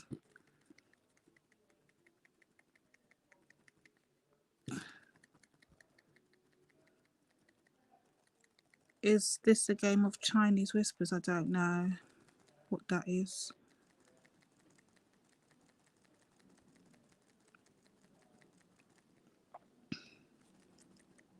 I don't know. I don't know what Chinese whispers is being played. I don't know. I'm just trying to figure out what the hell happened, but from the sounds of it. No, Nin, this is actually hilarious. I can't wait to get to. I'm gonna talk. If this is true, Torok's never gonna be able to live this down. I'm going to tell every single body in St. Lucia that Torok is a damn snitch. And let me tell you something, he ain't gonna be able to live this down. Every St. Lucian is going to know Torok is out here doing susu, and he's running to feds. Yeah. I'm gonna be the Torok should have never let me find this out.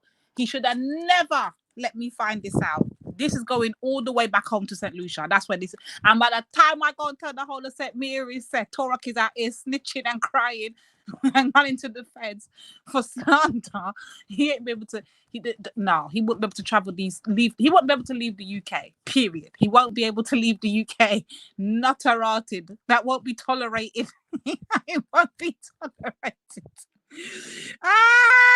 Irish, I'm not going to be able to leave him alone. Irish, normally I listen to you, Irish. I do normally listen to you, but this one here, with the last years of, we've had 7 years of torment from Torok.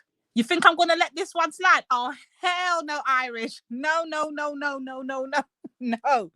We're not going to be able to let this slide. No. We're going to torment Torok. He's a snitch. He's done out here. This is going all the way back to St. Lucia and Jamaica. I'm going to make... Valley, I want the clips. I need evidence. I want the clips.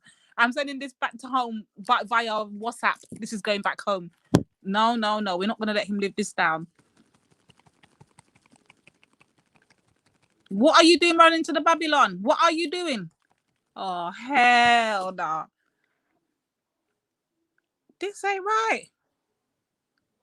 If an actual crime was committed, okay, sure, fine, fair enough. You got to do what you got to do. But for slander? Oh, hell no. And you've been slandering people for 7 years? Oh, hell no. Oh, hell no. This ain't going to work. That can't work. We can't let him live this one down. That's going to be... Where's Nanifa when I need her? Bloody hell.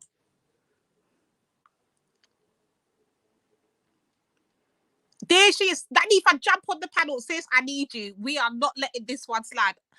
I've got a mission. And this is going back to St. Lucia and it's going back to Jamaica. Sis, we are not letting this one slide. I need this, the whole of Castries to hear this one. We have a snitch in the mist. We have I thought Paul M was bad working for Scotland Yard, but it looked like Toro works for Scotland Yard. And Paul M is an innocent bystander. Where's my Paul M, by the way? Where is he? Paul M, where are you? I've got a crime to report, Paul. Somebody call Paul M for me, please. I've got a crime to report. Torok's out here snitching on the community. I need to report a crime.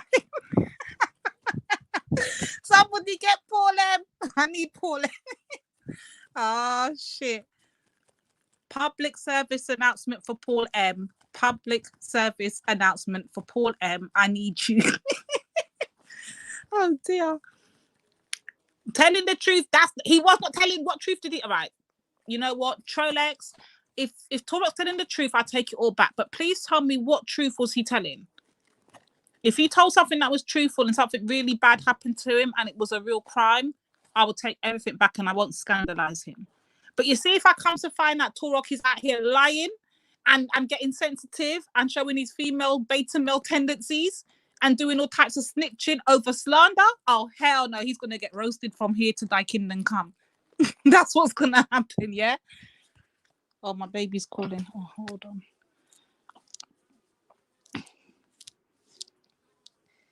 Oh, shit. Oh, for fuck's sake. Oh, damn it. 1 second, guys. 1 second.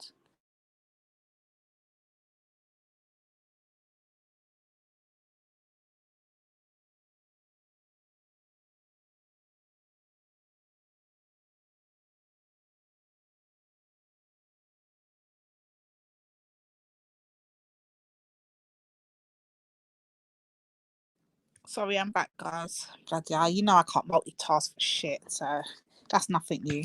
Lady D cannot multitask for nothing.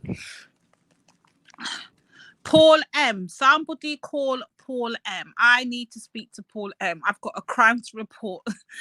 Apparently one of my bros are out here snitching. Oh, shit. There we go. Oh, look at this pussy. Look at the lipstick wearing high heel pussy in the chat. What's up, Esau? You little bumba clot, yo. Pussy, oh, you find your identity yet? You know who you are? Oh, pussy, oh, is in the thing. The pussy who let the white woman sit on the panel, the Karen come up here and blast him and call him all types of N-words. He had no chat for her. Pussy, old Esau. You're out here getting your ass handed to you by white women, huh? Poor thing. Stop begging it, man. Stop begging it. You got call all type of N-words up in this bitch, Esau, and you had no chat, you little bitch. Stay in the comment sections crying. Oh, shit. Oh, God.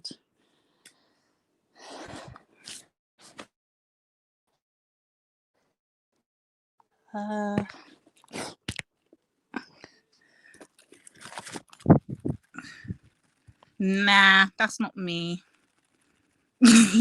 Talk when you don't know the truth, though, innit? He got called all types of N-words with the proper ER on the panel, and this bitch stood there and took it.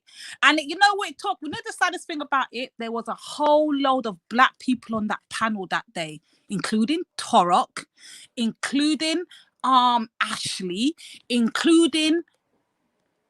There was a lot of black people in the panel. No one said nothing. It took a black woman, yeah? A loudmouth black woman, my sister Spice, to come and defend this little bitch in the chat. But he wants to come and talk about kisses. Bitch, you came from the ultimate kizzy. That's why you're confused and have white women and these Karens up on this bitch calling you a type of Negroes. That's what you are, a whole bitch. And we don't feel sorry for you. We laugh at you. You got handed to. You allowed Wendy to come up there, kangaroo court, to destroy your clot, and you had no chat. Bitch, you can't chat to us. You can never chat to us on any level. Go and find your identity. Go and find who you are before you ever fix your mouth to come and talk to us, you little bitch. I feel so sorry for these beta male. Yes, Spies had to defend your pussy clout. You had both Wendy and fucking Amy calling you all type of niggas, you fucking bitch. Now you want to come in the comment section and up your mouth. You're a pussy. You're leaking out here. You're dripping. Tampax should be your best friend, you pussy. That should be your best friend. You and Tampax supposed to have a flipping good old happy relationship, because all you do is stay in these comment sections leaking like the bitch you are. Shit. Destroying this guy is so easy, this little beta male. He's a whole beta male, sis. Look at this little pussy in the chat. Whole bitch. And he's gonna cry to real. Oh, nobody saved me. The black women didn't save me. But the black men on the fucking panel with his bitch ass was laughing while he was getting done out here. You want us to come and save you, bitch. You're not my responsibility. You're not my responsibility. Hold your own, bitch. Hold your own. When Karens are out here done in your blood clot dance, you ain't got no chat, you little bitch. Pampers, Tampax, a soother, you need a dummy, you need fucking SMA, you need Cowengate, you need all kind of baby products. But you're a bitch out here. That's what the fuck you are. Yes, he's definitely a wop. He's definitely a wop. I have to, every time I get that show played back to me, I have to laugh. We literally have that show circulating on WhatsApp. It is proper set. And this whole bitch out here is got Karen's done in his dance. I feel it for him. I feel it for him. I feel it for him. You've got a whole prostitute out here calling you a nigger. What the fuck? Where did they do this at? Where do they do this at? A whole prostitute. Poor thing. Yeah, jump on the panel, you little bitch. Let's see what you got to say for yourself. Jump on there. Come on, Tampax. We're waiting on you. Come on.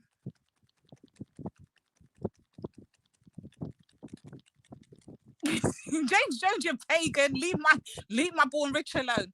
James Jones, you're pagan. Back up off Born Rich. Esau, jump on the panel, you little hoe. Let me done your dance.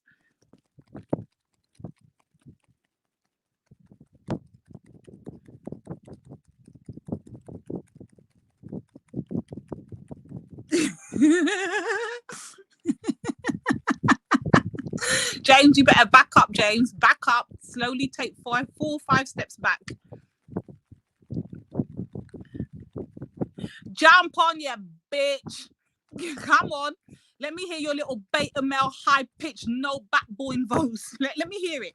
When you get some bass in your voice and you can come and chat to us the same way you got no chat for the fucking Karens, you little bitch. Because if you thought the N-word was bad, by the time I done light up your clout with it, you're going to know what time it is. You self-identifying lost soul.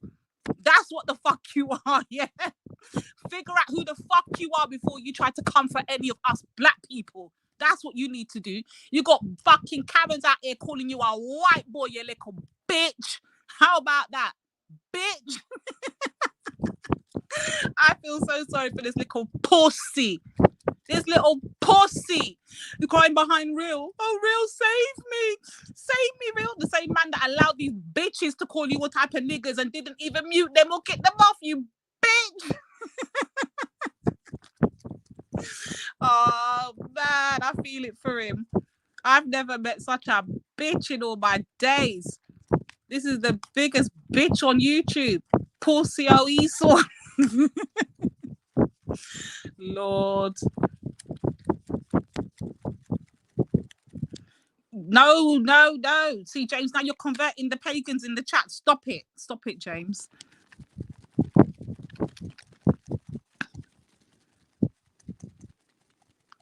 You want me to die, homie?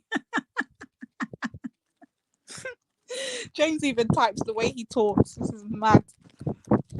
I need to jump on the panel. Where you at, man?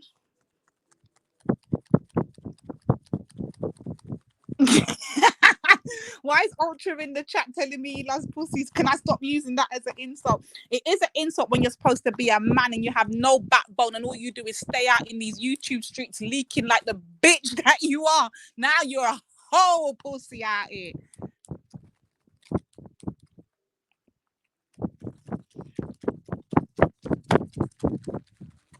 Proper mad, innit? Ultra, Veli, let Ultra on. He's in the back. Where is damn Nanifa?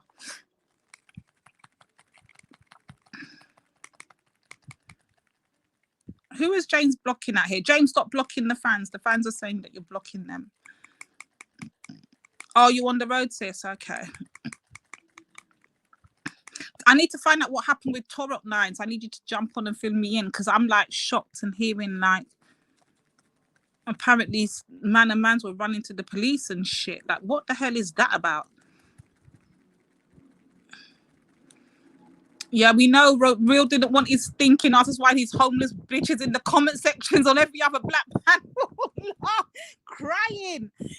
Oh, the kangaroo called me a nigger. The kangaroo. Bitch, you wanted the kangaroo to call you a nigger. She called you about a nigger about 20 million times and you did fuck all about it, you whole pussy. Don't come crying to us now. Don't come crying to us. We ain't got your back. We don't even know who the fuck you are. We're not claiming you. We are not claiming you. We don't have your back. Period. Prove your identity. That's what you need to do. Put on your camera like apparently Toro does. Prove that you got some form of black in you. Because right about now, even the white people are saying you're white. Fuck off, man. Get out of here. When trolling went wrong, apparently, sis, trolling went wrong.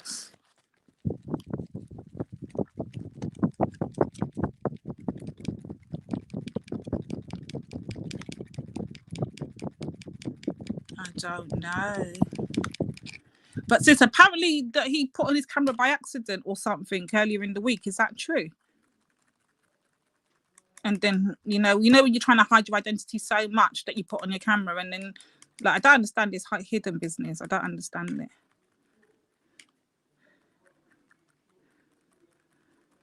Yeah, I don't know, Bornrich. I would love to know. Toro, where are you? I want to speak to you. I want to know what's going on before I scandalize you in St. Lucia. I want to know. I want to have all the information and all the intel correct before I scandalize you. Because I don't want you calling no friends on me next. That's what I don't want.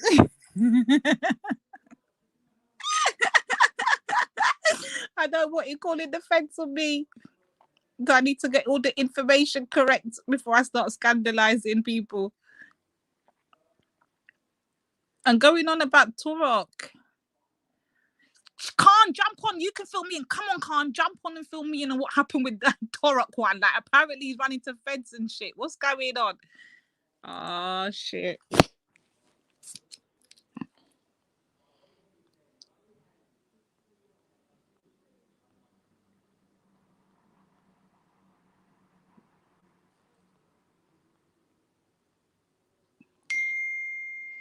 Come on.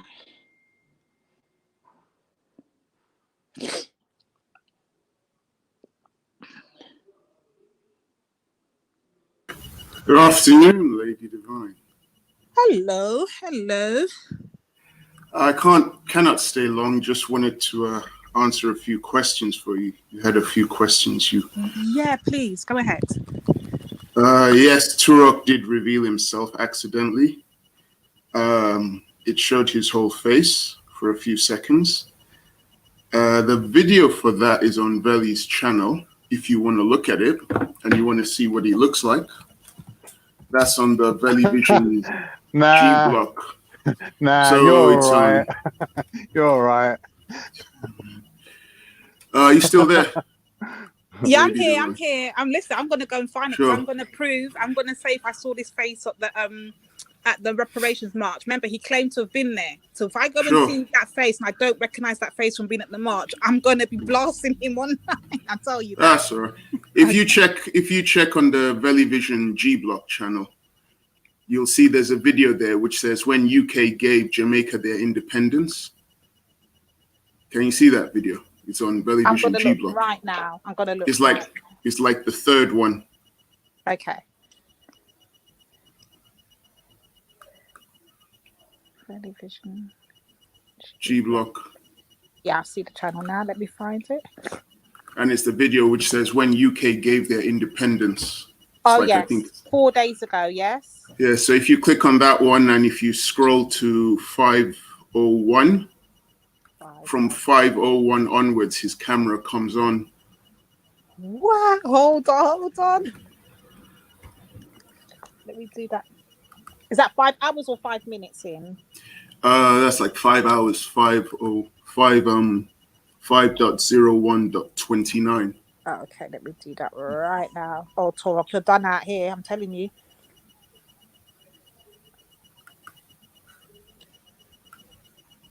So I guess he was in a debate with a few people. And I would say we are still an occupied country. We have not yet. Hold on. Yeah, he was in a debate with El Ronda. Then his camera came on, but he didn't know it came on.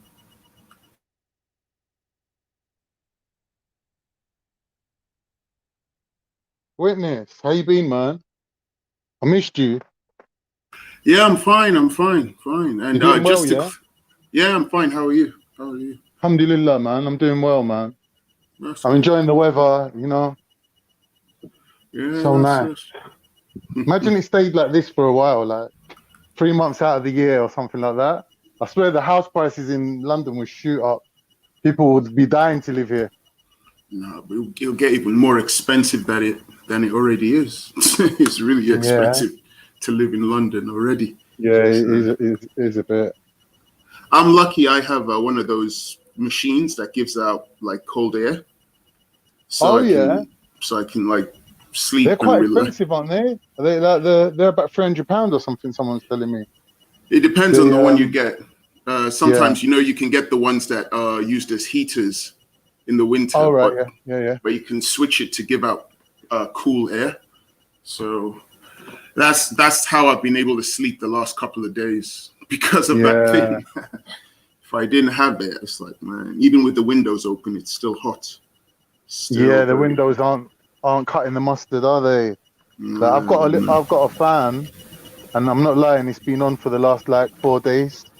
Like even if I go out the room now, I don't bother turning it off because I know I'm coming straight back in to turn it back on again. So I'll just leave it on. It's been about 4 days.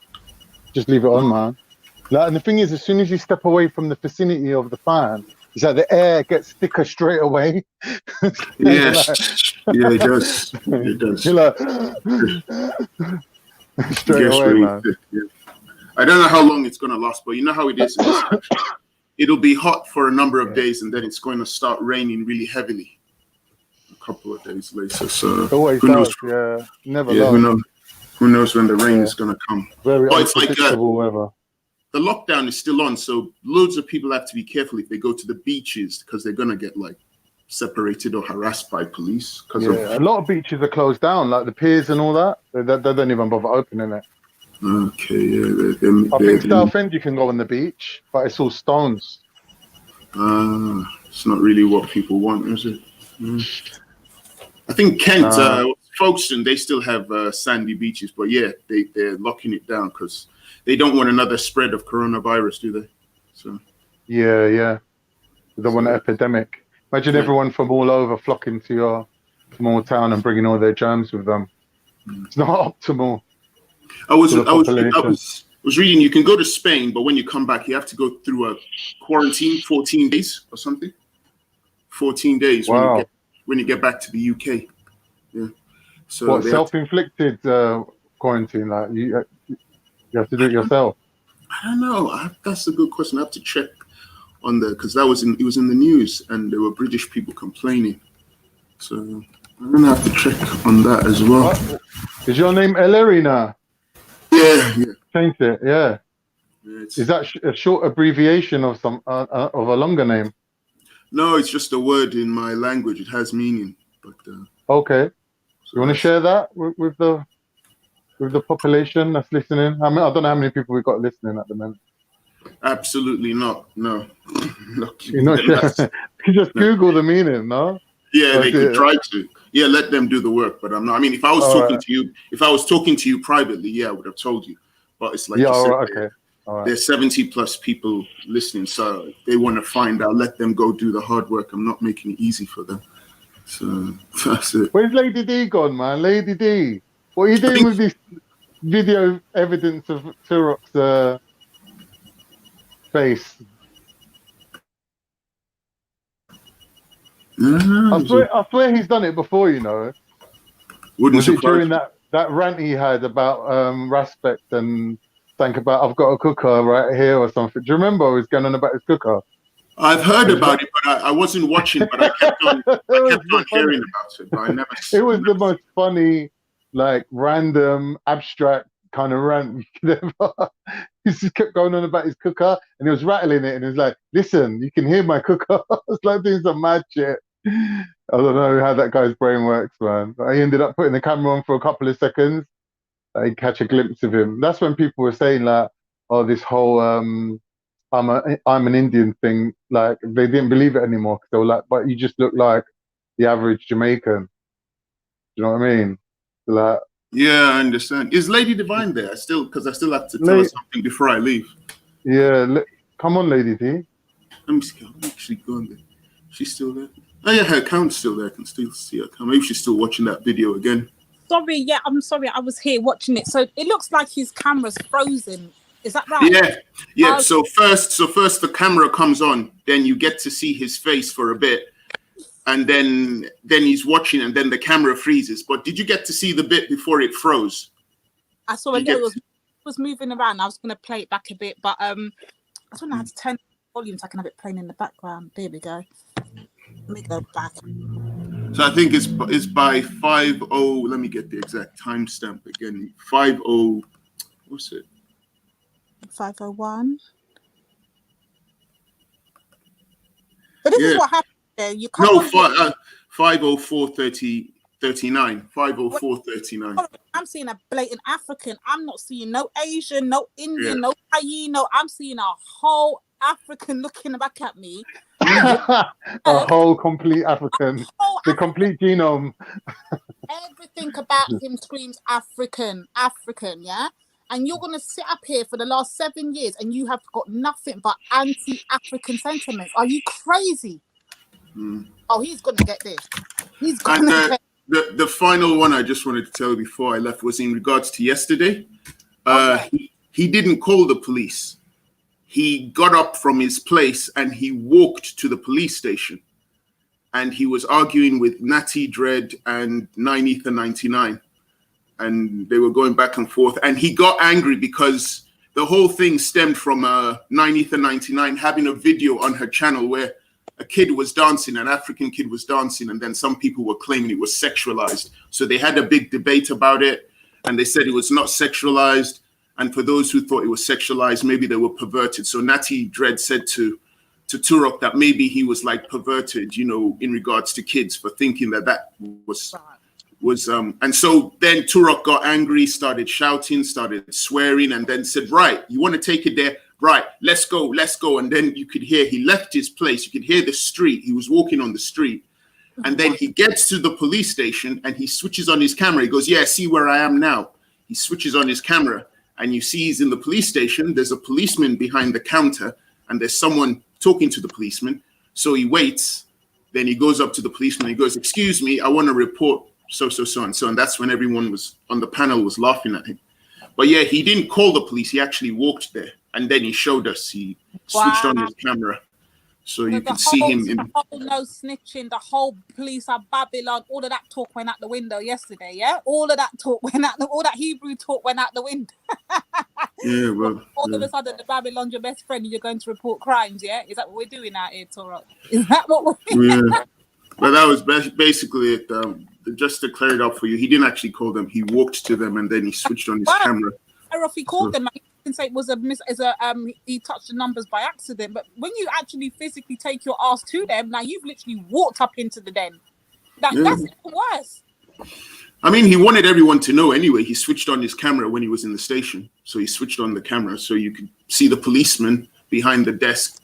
Somebody was talking to the policeman. He switched on the camera so you could see, and then he switched it back off, and then you heard him talk to the policeman. So yeah, he wanted people to see it. Why else would he switch his camera on? So oh my God, Toro, I can't believe this. This is actually mad. This is madness.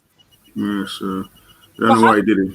Then there'll be no more anti-African talk going up on this panel. We can actually have a conversation, and without the trolling and the ab-libs and all of the singing and the foolishness and the mental health business going on, we can actually have a conversation. No, I mean, to me, I've spoken to Veli. I mean, it's fine. I think it's like you or other people can do. Just come on when people you want to talk to are on. I mean, because like he says, his panel's an open panel. So if there are people on you don't like, then you can always leave. Do it. Yeah, that's why I've not been on here. When I notice when I come on, it's either empty or I've only come on to address something because my name's been mentioned. But I ain't got time to be entertaining these people. I've got nothing to discuss with these people at all. Yeah, so yeah, that's the best thing. So it's best to just leave them, just stay off the panel. But yeah, that was it. I just wanted to clear it up because I noticed from time to time when I tune in, like people are asking what happened exactly. So I just thought, let you know, he walked to the police, he made the call. Sorry, he walked to the police and he spoke to them. So what's going to happen next? I don't know. You'll have to ask Turok. But that's what he did. So I don't know. And it was because he was angry with Natty Dread, and specifically Natty Dread. He was angry with what Natty Dread said. Was the final nail in the coffin, yeah?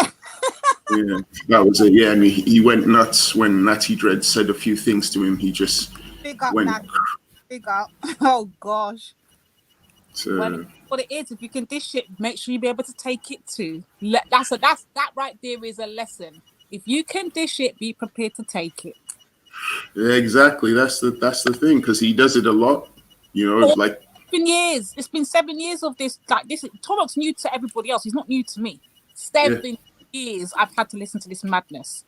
7 years. I've only been hearing him for like two. No. Before there was all of this live and all of this, there was black panels, there was other shows, there was other panel shows. The Americans started it first. All right. Americans started it first. So I'm not even going to give away their channel link. I don't want these inbreds coming over there with their foolishness.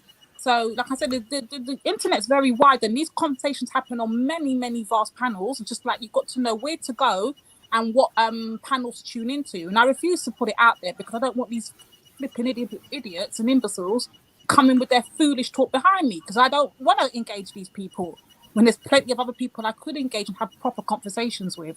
But yeah, around for years. But that's the thing. And then I think was there a big debate afterwards? There might have been a big debate afterwards between James Jones and 90th and 99. I don't know. I think they were debating about stuff. I think about 90th for calling Turok COON. Oh yeah, that was it. Yeah, they were debating about that. It was 90th and 99. James Jones, Terry. I think Natty Dread was there. Yeah. Cotton Socks was there. Cotton Socks. Yeah, Cotton. What was let me guess. James Pagan Jones's stance. Don't use that word. Don't be calling black people the coon when he stays using the N-word all day, every day. James, shut up and hold your corner. Shut up, James. You've got no dog in this fight. He actually said all that himself. Yeah, he needs to shut the hell up. He's got no dog in this fight. James, hold your corner, you little pagan, and stay there. I only mention it because I think they might continue the debate again, maybe later on today when there might be a part 2 to that debate. But I don't know, because it went on for a while. I mean, my laptop was on. I went to sleep, and then like 2 hours later, I woke up to switch off my laptop, and they were still debating. I was like, what? Yeah, it went on for a while, that little bit. I couldn't believe it. Yeah. Because I was gone. I was in bed, and I just. Terry was telling James off. He was saying, "James, why do you do it? You're just looking for a debate, like you just, you know what I mean? Yeah." Or no room or no leg to stand on. He shouldn't be the least person even trying to even initiate that conversation when we have to stay reminding him about the N-word every day, all day. Like, stop it, James. James, practice what you. That's what you need to do. Really? I didn't know that. So James uses that word. And I'm always the one to call him out on it. I don't think he uses it in a racist way, though. He uses it in a like hip hop kind of. Right there, you don't have a leg to stand on. Lady Divine, did you find out what happened with Toro then? Yeah, you just missed Witness just explained. Oh my days. Oh, because I'm finished work now. Which one do you want to know about, Ultra? What he did yesterday? Oh, big up yourself, by the way. Big up Khan, big up Witness. Come on. Where you been, Witness? Fucking hell, man. Happy New Year and all that. You know. Happy New Year. You're funny. Yeah, man. Fuck's sake. Yeah, so all of it, because like obviously I started work, I'm back at work now, I've got a baby, I ain't been on G Block, I'm missing everything. So just start from the beginning. The beginning, 90th and 99 uploaded a video on her channel. It was just a friendly video. You know, it had a black kid, an African child dancing to some Caribbean music. Then a number of people claimed that video was sexualizing, was too sexy. The dance moves were too sexy, and that video was not good. So they had a big debate about it. Okay. Towards the end of the debate. Wait. Hold on. Who's they? Who's they? I think the people who were claiming that the video was sexualizing was the likes of Jupiter, Hector, Wendy, and Angel Moon. Oh, okay. I see the score. Okay. And the people who didn't agree was Veli, 90th and 99. I see the score. Yeah. Say no more. I see what going on. Okay. So there was an African. Wait. Witness. In your opinion, what was the guy doing? Was he just doing like regular stuff? I mean, I haven't seen the whole video. I only saw parts of it. But when I saw it, I didn't think much of it. I just thought it was a kid having fun dancing. I was more interested in the fact that the kids looked like they were poor. Okay. And so I didn't even notice the sexualized part. I just said it's sad. These kids are probably poor. Look at their clothing, and it's just sad. Yeah, but that's happening. The thing. Them village kids enjoy life. You know, don't think just because they don't have worldly possessions. You know, trust me. That's true. I can't disagree. So anyway, that debate eventually began to wind down. Toro was still there arguing. And he proceeded to argue with 90th and 99 and yes, Natty. Yeah, and, go on. Yeah, go on. They were going back and forth. Some people began to insinuate that if anybody saw that video as being sexualized, that maybe they were perverted when it came to kids. So Natty, if I'm honest with you, I feel that's. I haven't seen the video yet. Oh, maybe I have. I can't remember. But if it's just like an African youth doing African things, then it's highly likely that people that just don't understand will attribute it to and sexualize it. So I would say people of that thinking, I would say are either intensely ignorant or are maybe perverted. That's my stance. Okay. I mean, I don't have any opinion. I don't support either one of the people debating. No, don't worry about supporting. Don't worry about supporting. That's my opinion. Keep going. What happened was Natty, Dread, and Tura kept going back and forth, and then Natty said, basically insinuated that maybe Turok was perverted when it came to kids. That was what got Turok angry. He began to shout and swear and said that, you see, I'm going to do something now. Let's roll. I'm going to do something. And then you heard him, on his phone, leave his flat, and he was walking on the streets, still arguing with 90th and 99. And why is he arguing with 9? I thought he said he's arguing with Natty. Both of them, because both of them didn't agree with what he was saying. Of course, 90th and 99 was calling him the COON and Tacoon and all that stuff. And, okay. And he, for some reason, kept on calling 90th and 99 the daughter of a Freemason. Kept calling her the daughter. Is that like an insult, or I don't know? I guess it's supposed to be attacking. Marcus Garvey. I don't know. But anyway, they were going back and forth, and Turok was walking on the street, And then Turok switches on his camera, and you see he's in a police station, and there's a policeman behind the counter talking to someone, and he goes, look where I am, and he moves his camera so you see he's in the police station. He then switches his camera off, and then they're still arguing. And then after a while, you then hear Turok say, "Excuse me, I would like to report." So he's talking to someone in the police station, and that was it. So he walked to a police station and showed everyone by switching on his camera that he was inside the police station. He switched on his camera, and then he went up to a policeman and he proceeded to talk. It's all on Belly's video if you check yesterday's. And he went in the station, showed his camera, and then switched it off, and then began to report what he thought was bad. And that was it. Yeah, that's basically what Turok did. No more, no less. So you have to ask Turok why he did it. I personally don't care. I just wanted to clear it up for a Lady Divine and yourself. Thank you. That's it. You know, you give the accurate account of what actually happens. You know, you'll come on here and someone will give you their version of what they thought they heard or how they perceive things to be and not actually what happened. So, yeah, but Toro, at this point, I'm tired of telling people like there's something wrong with this guy. Like he literally comes on here, and when you see him running behind these heifers on here, doing all kinds of clapping and cheering for them. In the same breath, he'll be bigging up Hector, but disrespecting Africa as a whole. I don't understand the psychology. I don't. Yeah, I don't blame him. Hold on. More importantly, he went to the police station. Wait. Hold on, witness. Because I was listening, but I was placing the order as well. Sure. So can I just break this up? Can I just thank you? Thank you. Yeah, all right, thank you. Take care. So can I just get this correct, please? You're saying Toro went to the police station because somebody said something mean about him. Because somebody accused him of having basically a fetish, basically. Yeah. Oh, Toro, you know. I mean, there was a lot of shouting going on between 90 and 99, Natty Dread, and Turok. They were going back and forth. And Turok got angry because of Natty Dread, got up from his place and he walked to a police station, switched on his camera inside the police station so everyone could see, and then reported what was being said on the panel to the police. Basically. Do you know what, right? This is what I can't understand, right? And I keep repeating myself, and it seems like I'm the only one that feels this way at this point, right? But when you're on the internet, you're gonna find opposition. It doesn't matter how fucking noble and how wonderful and how divine you are. You're gonna find opposition, and the majority of the time, you're gonna have people in opposition who will say nasty, mean, hurtful, spiteful, ignorant things to you. Now,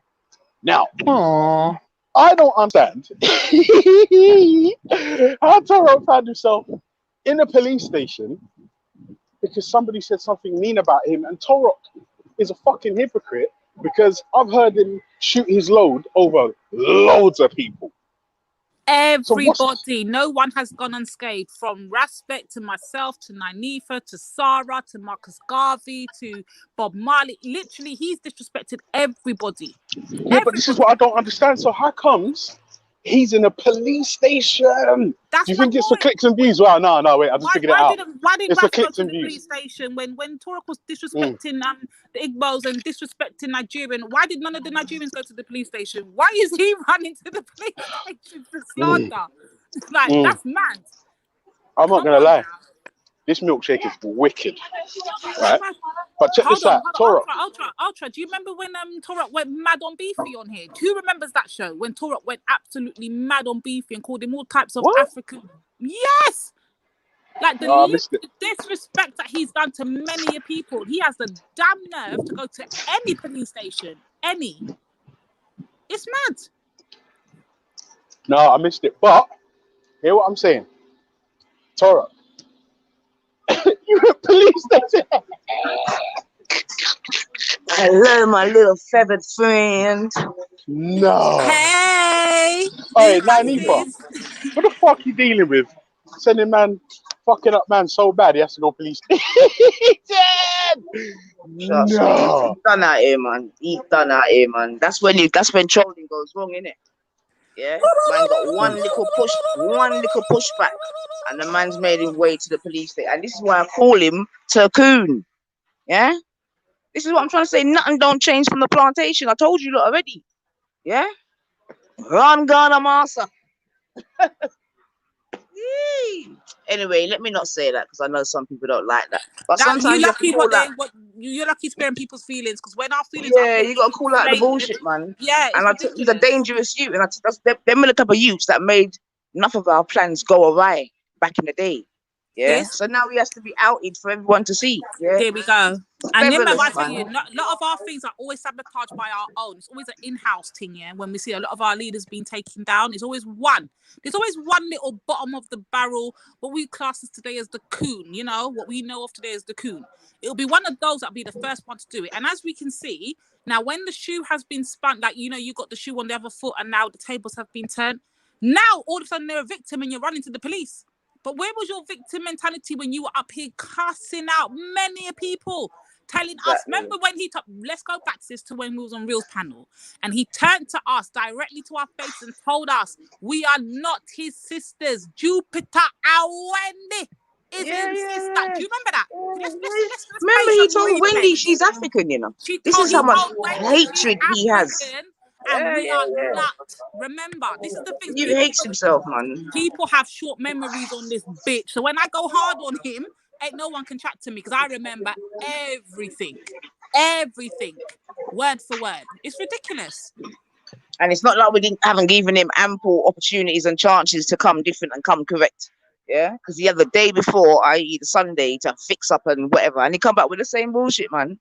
Fun him, man. Yeah, man, idiot, man. We can go to the you get me, the people them that want. But since we have to hold on, we have to pour out some libations now because obviously it's 9-night dance done again. This is 9-night 6.5 because I don't know how much 9 nights he's had now, but this is 9-night 6.5, and I want to say rest in peace to my brother Toro. St. Lucia will miss you. Bro, the man's dead. You can't have a 9-night for someone that's already dead. He's a zombie at this point. Hold on, but we got to make sure the Taino said that they'll be gradually missed and you know whatever, and they just want to say this to you, Toro.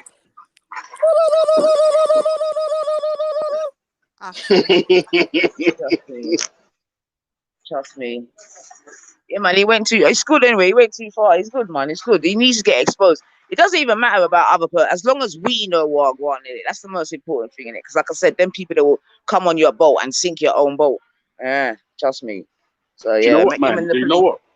I can't lie to you. I'm so interested in Toro psychology. It's so fascinating, don't you think?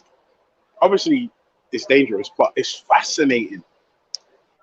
Well, you see, it's interesting because this morning I think Khan and I think Nins were having a conversation, but I couldn't even get to because I think Khan was saying about how certain things from foundation don't affect people when they grow up, etc., etc.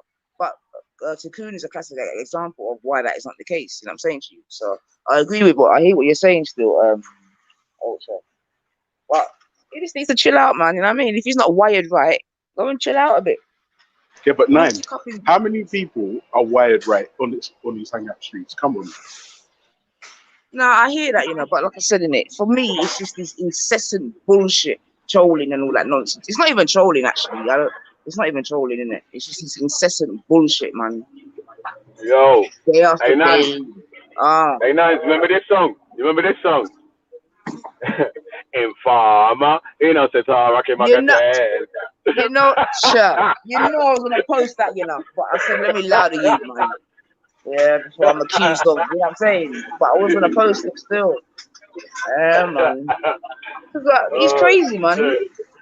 For what? You know, I think the funniest part for me, yeah, was man was talking like a bad man, talking about, I'm going to the police station. Shut up, man, get out of it. Don't talk power to me like you're a bad man. About your guy, I mean, I'm going to go to the police station. Just fuck up, man. Yeah. He's a fraud, man. Police station, though. No, let's be honest. What? Police station? I wouldn't mind if it was for a real like reason. Police. No, but how do you run like thieves? Velly, I wouldn't even mind if it was for a real reason, though. If it's for a real reason. Oh, God. Oh, God.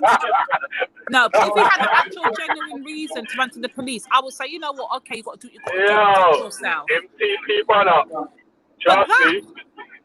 The TP was on fire, fam. It's sending smoke signals all across the Everglades. The TP was on fire. TP get fired up. You hear me? Yo. I just want to know, was there any feathers? Was there any feathers saved? I see Raheem's made a comment. Was there any feathers saved? Sis, don't even acknowledge that. Was there any feathers saved? I wonder. There must be one feather. There has to be. Oh, no bare feathers, man. Okay. It's like multicolour swap shop. Oh, shit. All the junk cry the feathers, man. You get me? They didn't even leave the blood clot feathers. The junk cry the blood clot feathers and shit. Yeah, but yeah. Now, but listen, yeah, let me tell you this though. Every time we've had bad funerals, we've had at least 3 funerals for Toro on G Block already, yeah. And then like 2 weeks later, it's like, oh shit, you alive? You still breathing? Yay, that's fucking deep you. Yeah, I soon come, family. I soon come. Big up yourselves, man. Wait, Belly, how many funerals have we had on G Block? At least 3 for Toro. I fucking, yeah. Bro, listen, who's really come on G Block and not had a funeral? Really? It's probably better to say who hasn't had a funeral. Like I swear we duppied Chemo as well. Shots fired! Shots fired. I swear we duppied Chemo. Aye, Chemo. Listen, Chemo, I swear we duppied you, Chemo. I heard you. You know, the wifey thing as well. We got brothers to do it as well to get his initiation badge.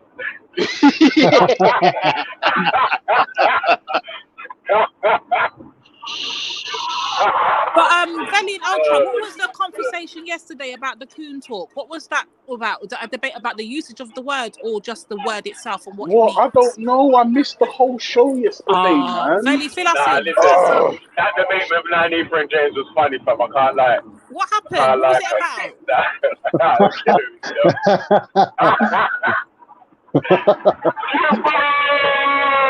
James is brave stepping in the firing line, boy. Putting his neck out there. You know what, He wasn't trying to secure on Niger. He was trying to talk Tash in it, man. But, like, that's where having it still. Because what he was saying, but anytime anyone says anything about, disparaging about another female or whatever, Tash will sort of say, you shouldn't speak like that, yeah? But he was saying, but what about when Nine's called Toro a coon? How come you're not saying nothing to her, saying you shouldn't speak like that? And obviously, Nine is like, well, what else should I call him and shit? Yeah, but that, it wasn't the point of. I think he was trying to more make a point of people calling out one thing and not calling out another or whatever, rather than. Hold on, very quickly, but sorry to cut you, but I seen a stupid comment in the comment section. And you know when you see these people and they like to say, oh, all black people look the same and all black people sound the same, yeah? Has Lady D ever come on this panel and ever called the police on anybody? Lady D. That's actually hilarious looking at the fools in the comment section. You're proper stupid.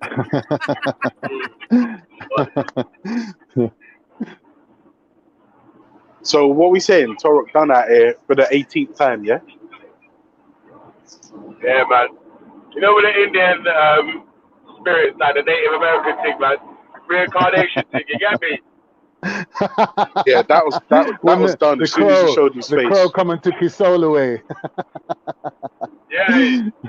The Native American chicken come and took him to the big pen in the sky. To the big chicken hut in the sky, you get me? Was that the reanimator version of Turok was a chicken, innit? Huh? Was it the chicken on the reanimator? Yeah. Right. Listen. Belly, you know they got Dan, you know. Hey, hold on a sec, yeah. I need to talk to the reanimator, fam. Like, yo, listen. You've been hanging about with too much Jamaicans and that now lately, fam.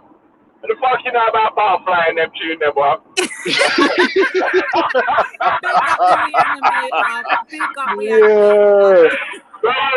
What are you doing? Because they're like in a parachute. I was like, what? No, bro, Reanimator's been carnival at least 3 times. Reanimator's the coldest, you know. I can't lie, bro. Yeah? Reanimator, you're cold, cuz. You just remember where you bust, yeah? You get me? You get me? We're barely champion, we're not killing champion. We're barely champion, we're not killing champion. We're barely champion, we're not killing champion. G-Block, chicka, champion. You get me? You. Yeah, man. It's funny still. Yo, you still there? You hear me? Yeah, you think that debate? You think the debate's going to continue today? He's a bit ungrateful. He's funny, but he's a bit ungrateful. Man out here providing him with content, and then he's fucking dissing me in the chat for no reason. Nah. Ungrateful little prick. Nah. Who's that? Who's that? Reanimator. Yeah. He's jumping on the I Hate Pan bandwagon. Fucked up, bro. Trust me. Yeah, man. I've got enough fucking haters out here. Remy, I can't call out your son. James Jones, I'm on the panel. If you want to carry it on, I'm right here. I will pick up where my sister left off yesterday. I don't know what she said, but I'm ready to take you on, James. Come on, you little pagan.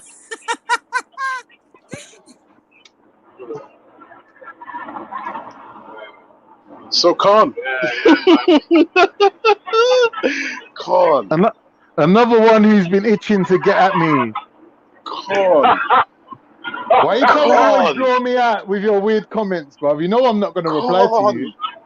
Calm. I was just like, I saw the video again today because my bus got held up. And I was watching that reanimator. I was like, bro, calm. Like, what? What? No. Hold on. If you look in the comments of that video, you can see Reanimator claiming he used Raj's edited version of that. He didn't use the clean version.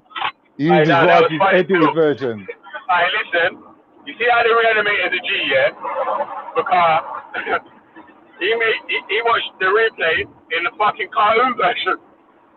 On fucking Say that again? I couldn't hear it. He shared the stream in a cartoon version on fucking StreamYard. Yeah. So he was like, it was Raj as a cartoon watching you talking as the cartoon character on fucking Halima Show, but it was fucking he's getting too good, man. He's them little technical little bits there. Them ones, yeah. He getting too good, man. Yeah, too good at this shit, mate. Yeah. So calm. Yo. What happened? About what? But how come you have to run to Halima? Hey, I'm telling you, it's an edited version. The bit where Halima says, yeah, but who's Veli? He's just a plumber. Yeah. They cut it at that point to make it like as if I went, yeah, that's true. But that's not what happened. She goes, Veli's a plumber. And I went, yeah, but he's not claiming to be an Islamic scholar. Oh, so basically it got taken out of context. Of course. Come on. And I even mentioned it to him. I said to Veli in the comment of it, I said to him, this is an edited version, you know that, innit? And then Reanimator's guy jumping on and going, what do you mean? What do you mean? And then afterwards he's confessing, going, yeah, actually I did get it from Raj. So I blame it on Raj. I was like, so no, wait. So Raj is stitching you up. Raj stitched you up. Yeah, he's trying to. You should have heard him. Wait till Veli hears this. Wait till Veli hears this. I was laughing, bro. I was like, he's going on like Veli's his dad. To be fair, though, wait till Daddy gets home. I wouldn't be inclined to believe it had Raj, not the other day, made a title about respect saying all white women are rare, and then when he played the video, it was Samaroon. I was just like, Raj, sorry, nah. Yeah, no, I was disappointed in that video as well, you know, if I tell the truth. I was like, bro, you don't have to even have to lie on man. You hear me? Exactly. If you tell the truth, it is what it is, isn't it? But if you lie, then it makes the other shit that you might be telling the truth about look shaky. Yeah, 100. Whoa. Why is it so hot? Alright, yo, Ultra. You know, the realist yard man come on the panel the other day, you know. Who? EIE. You know about EIE? He came on. Yeah, Quangers. No way. I missed. See, this is what I'm saying. The minute I jump off the internet, everything happens, man. Chop. I missed it too, Ultra. When did this happen? EIE come on, boy. He said he's had enough of fucking the KKK. You get me? Yeah. Listen, the Karen's got the whole smoke, yeah? He said them a mash up my brain, yeah? I was like, oh, shit. That was funny though. He's like, I can't take it no more. I'm going back in the chat.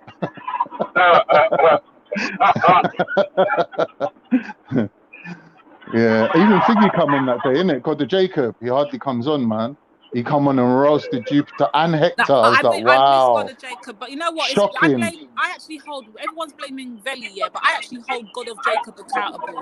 Who remembers? Why? But this is what I'm gonna tell you. Who remembers about 2 months ago when he was doing the whole? I remember. Yep, he was the main one saying, "Let Jupiter on, let Jupiter speak. I want to hear Jupiter's." That was God of Jacob, you know. Now everyone's crying. Everyone's crying. Yeah. This is what happens. This is what happens. Yeah, is that when the op or whoever's there op is is talking about something that they don't care about, it's all right. Yeah, it's cool. Rah. Yeah. But when the op gets up to something that they don't like, they're like, dash them off, man. They should be. Why have you got them on your panel? All right. But they were the main ones begging for her to be on the just a week ago. You hear me? Shit was out there just a week ago. You get me? When everyone was exchanging pleasantries and Yo. Oh, he's here. He's here. The pagan is in the Yes, Mario. He's great, you know. Fearless. Hold on. Wait. Before you pop off, I'm going to make a special announcement, man. Let me just make sure, You get me? We got the actual unholy trinity in the building. I know that if anybody tries to bring any soul right now, it is peak for you. Yeah, your head top will be missing. Yeah, and you'll be in a grave shallow, at least 2.5 foot. Yeah, 2.5 foot deep. To be honest, I ain't got long for it, but I just wanted to say on that EIE thing, you have to big up my man because he talks hella shit. Like, hella. What did he say, James? What did he say? I missed it. EIE talks hella about everyone, and the fact that he actually jumped on, you have to respect that. You know what I'm saying? Like, there's a lot of people that do that will never, ever jump on, especially with their account, that with their name, you get me? So you have to rate that still. That's what I respect. I think he's an idiot, obviously, but because he just chat. Here it shots fired again. Here goes James. What he came on to say, I didn't disagree with, but for the stuff he says in the chat, I think he's an idiot. But yeah. But yeah, so that's what I really want to say. Wait a minute, hang on a second. Do you understand that the G Block's unholy trinity is on set? Can I just say to the unholy trinity? And I was just saying, James, do you know how many funerals G Block is responsible for? Like the most. I'm trying to think of one single name that's come on G Block as an opposition and not got like Lady Divine, what are you talking about? Lady Divine smoked you while you were on trial. Hold on, You were the worst. Lady D, don't let them throw you out. Hold on. Listen to him. 1 second. You were the worst prosecutor's assistant ever. Like, I was the best. And you know what? 100. Not one of you have to this day have answered any of my questions. Let that be recorded. Let that be known to the public. I'm with Lady D on this. Whack-ass Trinity pagans have ever answered any of my questions. Yeah. Let it be known. Lady D's one of those people that call. Lady D's one of those people that put question marks at the end of statements. You know, just you know what, James? You're a whole pagan out here. Hey, James, do you remember Lady Divine? I mean a point. Lady Divine agreed with it, and then fucking still argued with me like I was wrong. That's a nerdy joke right there. Using the English language to devise jokes. We do stuff. We do listen. We do all kinds of shit. But listen, yeah, Ultra. You put an apostrophe after a comma after a full stop. What? What are you chatting about? That was equally as funny. Listen, yeah. Exactly. Ultra, yeah. Exactly. Yeah, okay, man. Hey, James, allow it. Yeah, I was gonna say, even atheists have their janezas on G Block, and I guess the only sort of redeeming factor about that is at least they go to heaven at the end. Listen, I just want it to be known. You've been training this guy up, but even the atheists are getting into heaven, yeah? Fuck it up. Ultra, Veli, we're the only ones and that go to James heaven. Jones, all three of them need Jesus. They all need God. Go and seek your revelation. Like, come on, you don't need to be sorted out. Like, his unholy spirit is not good for my nerves. Lady D also Lady D also needs Caucasian Jesus to be Jesus Christ. Don't say that. All you gonna see Lady D from some 50-year-old Jesus talking Technically, James, out of all of us, you'd be the only one related. Blow your nose on his robe. Out of all of us on this panel, you'd be the only one actually related to Jesus. Oh, so are you saying that I'm white now? You're white though, James. Hold on. So you're basically now. All right, let's check. So Lady D, we got a white man telling somebody if they're black or not. Whether or not they're black is irrelevant. How do you feel about that? How do you feel about that, Lady? So I didn't hear that. Say that again. No, it's all right. No, that's I never heard evidence it. enough. No. That's evidence enough. That's evidence. Sorry, what? Pardon? Can't hear you, man. What? That's the evidence I need. That's the evidence I needed. What Thank evidence, though? What did he you. say? No, don't worry. Hey, don't worry. It's all right. Is that? No, don't try it. Khan, what did he say, Khan? We're gonna done his dance today. Me and you, we're gonna tag team this little pagan on the panel. He's denying that he's a relative of Jesus. But he is. Blonde, blue-eyed. Yeah, man, he's a whole Jew out here. What do you mean? He's a whole Jew? What do you mean? He's an Ashkenazi one as well. Oh, shit. Yeah. Yeah, you're related to Jesus and Karl Marx simultaneously. I'm not childish. Like, Lady D only has a Jewish boyfriend. Like, I'm not going to insult her and pretend that she's actually a white Jew. Why he's taking the insult, Why he's taking the insult?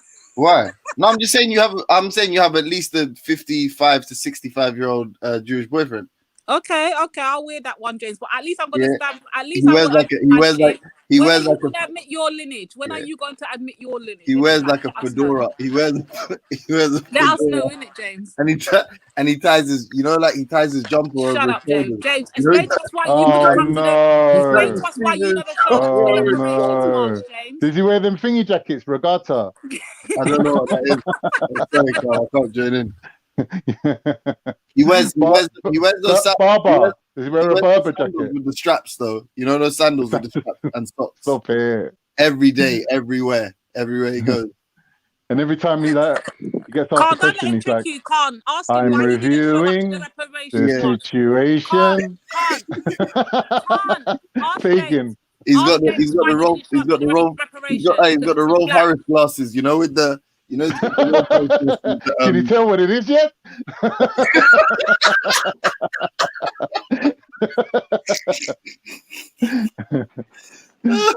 Yeah, he's a white South African Jew, and he's got the glasses with the the rope connecting it. I don't know what you call it, like the necklace glasses.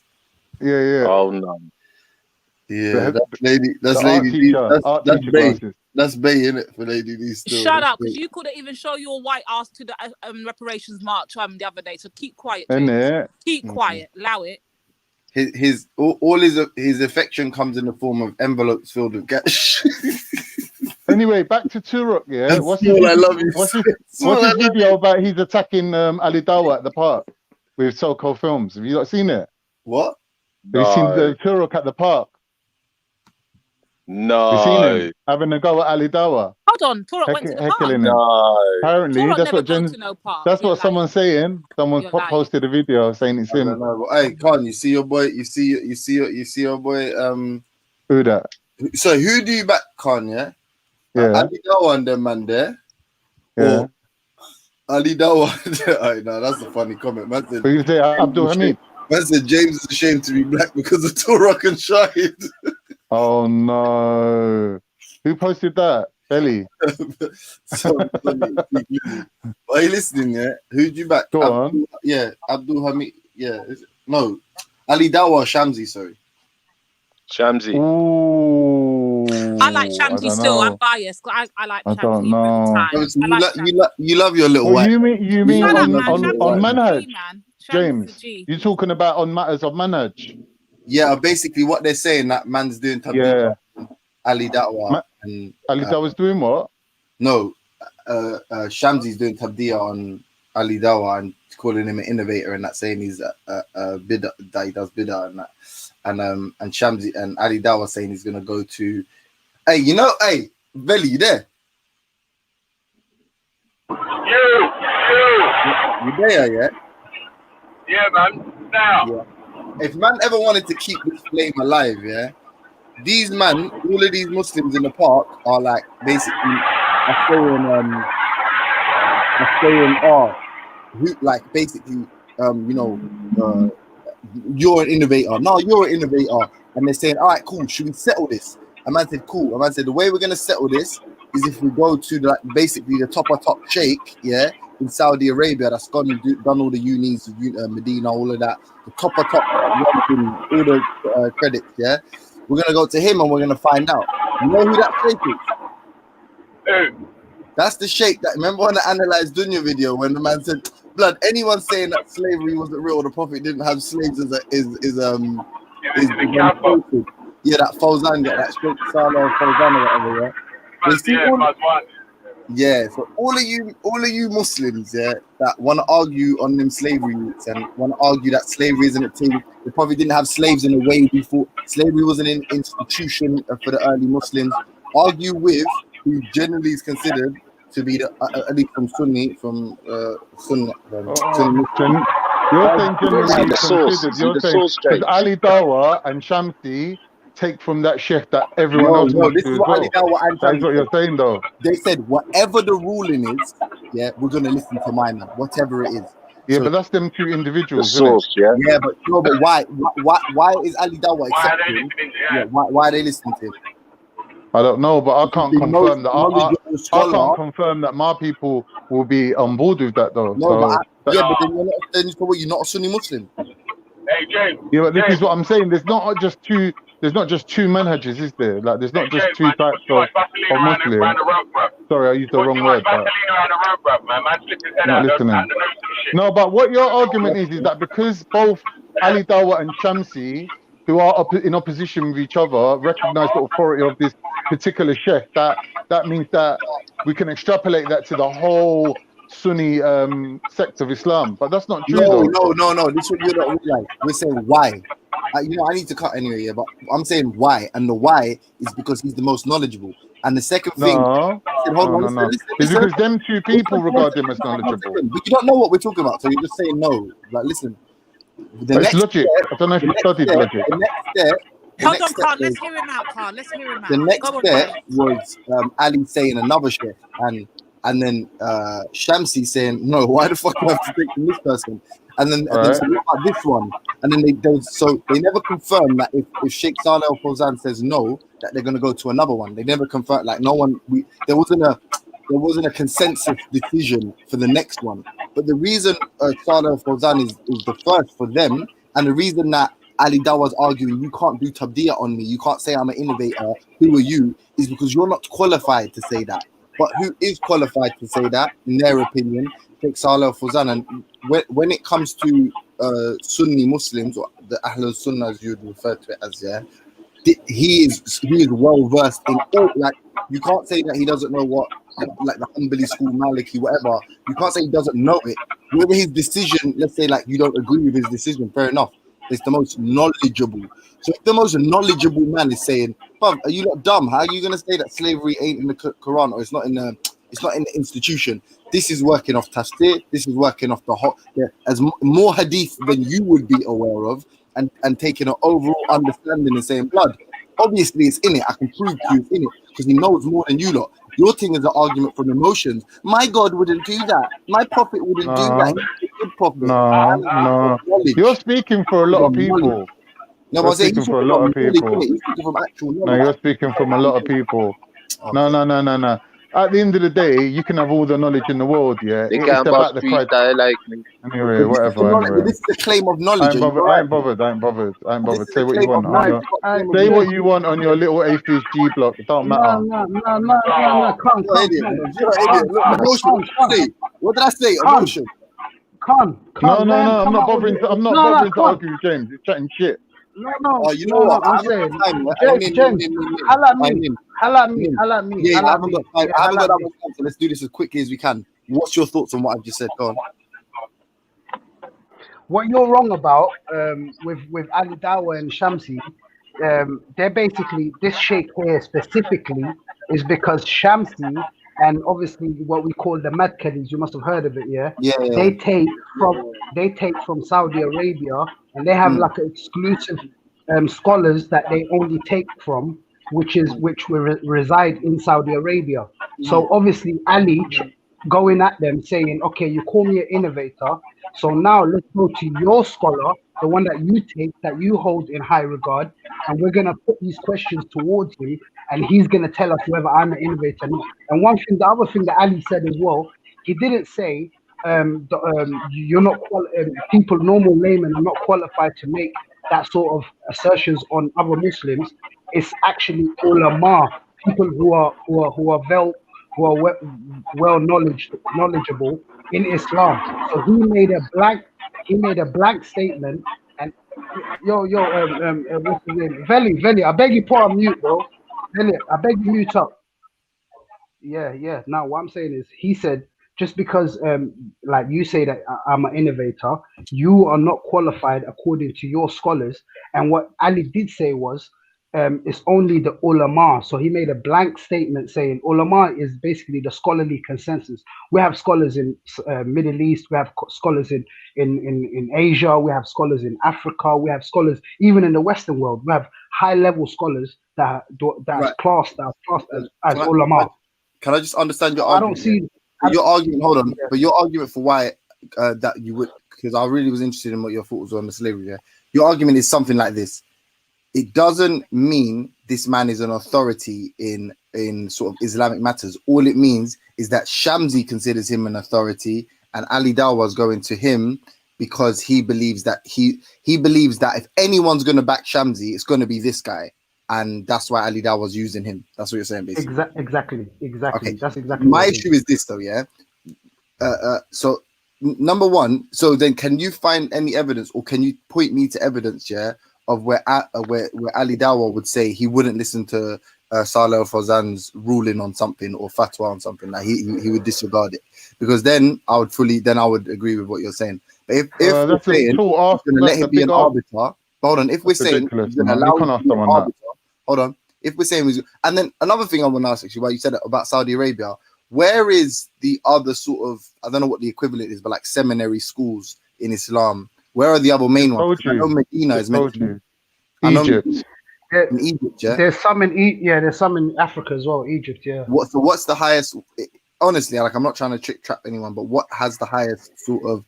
You're not trapping no one, but you went from telling us to now you're asking questions. Which to me is a bit of a joke thing. No, but don't worry. This is an attempt to reframe it. I haven't moved from my position at all. What I've asked is, which is fair. You're allowing someone to be the arbiter. The reasoning Nin's brought in, which is plausible, I guess, is the actual reason you're allowing him to be the arbiter is because you're trying the same thing Nin said, and you weren't taking it. God, all right, can I finish? Yeah. The reason that you're allowing him to be the arbiter is because you believe that it favors the opposition so much more that it will prove without a shadow of a doubt that you were correct. That's the argument Nin's putting. It's plausible. Another argument could be, and also equally consistent, is that you believe he has the authority to adjudicate between the two. Like that's they don't take from that sheikh, don't you get it? I don't care about taking from it or sheikh. not. He has the authority. Why does he have the authority? Because he's knowledgeable. Doesn't have any authority over anyone other than Shamsi. All right, listen. You just keep doing this.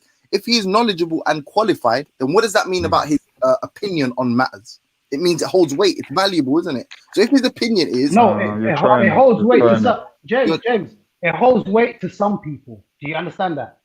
But no. But when we're talking about Shamsi, knowledge, but an argument of knowledge. So if man says, for example,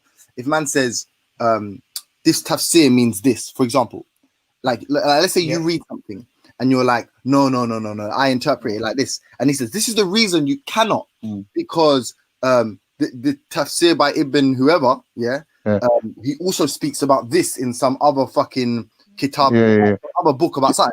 He's got knowledge to make. Can you be fair to me now and let me speak for 1 minute? All right, but let me just finish what I'm saying. Whereas you may come from an emotional standpoint, which is I've read the Quran and I've read 7 hadith, or or whatever it is that you've read, and you're like, and based on that, I know that it'd be impossible for my great prophet to ever take a slave. Whereas a man's telling you, this is I've studied this my entire life. I'm far more qualified and far more informed to make a decision. Oh, James, is your thing basically? Did he have a slave? Is that what your whole argument? Basically? You didn't hear. He's saying Al-Fawzan is quoted as saying people. He didn't call them kafirs. He's saying people that try to pretend the institution of slavery did not exist with the early Muslims are stupid. Like, why would you? That's dumb, and you're going against what Allah says in the Quran, like what Allah permits, and that you're going against it. He's quoted as saying that it was on a video, and I think it was Raspect and bare people just dismiss it like that. They go, oh, well, that's nothing to do with me. I don't know about that. But we're saying, all right, but if people like Ali Dawa who previously can I get my minute now? All right, cool. Can I get my minute now?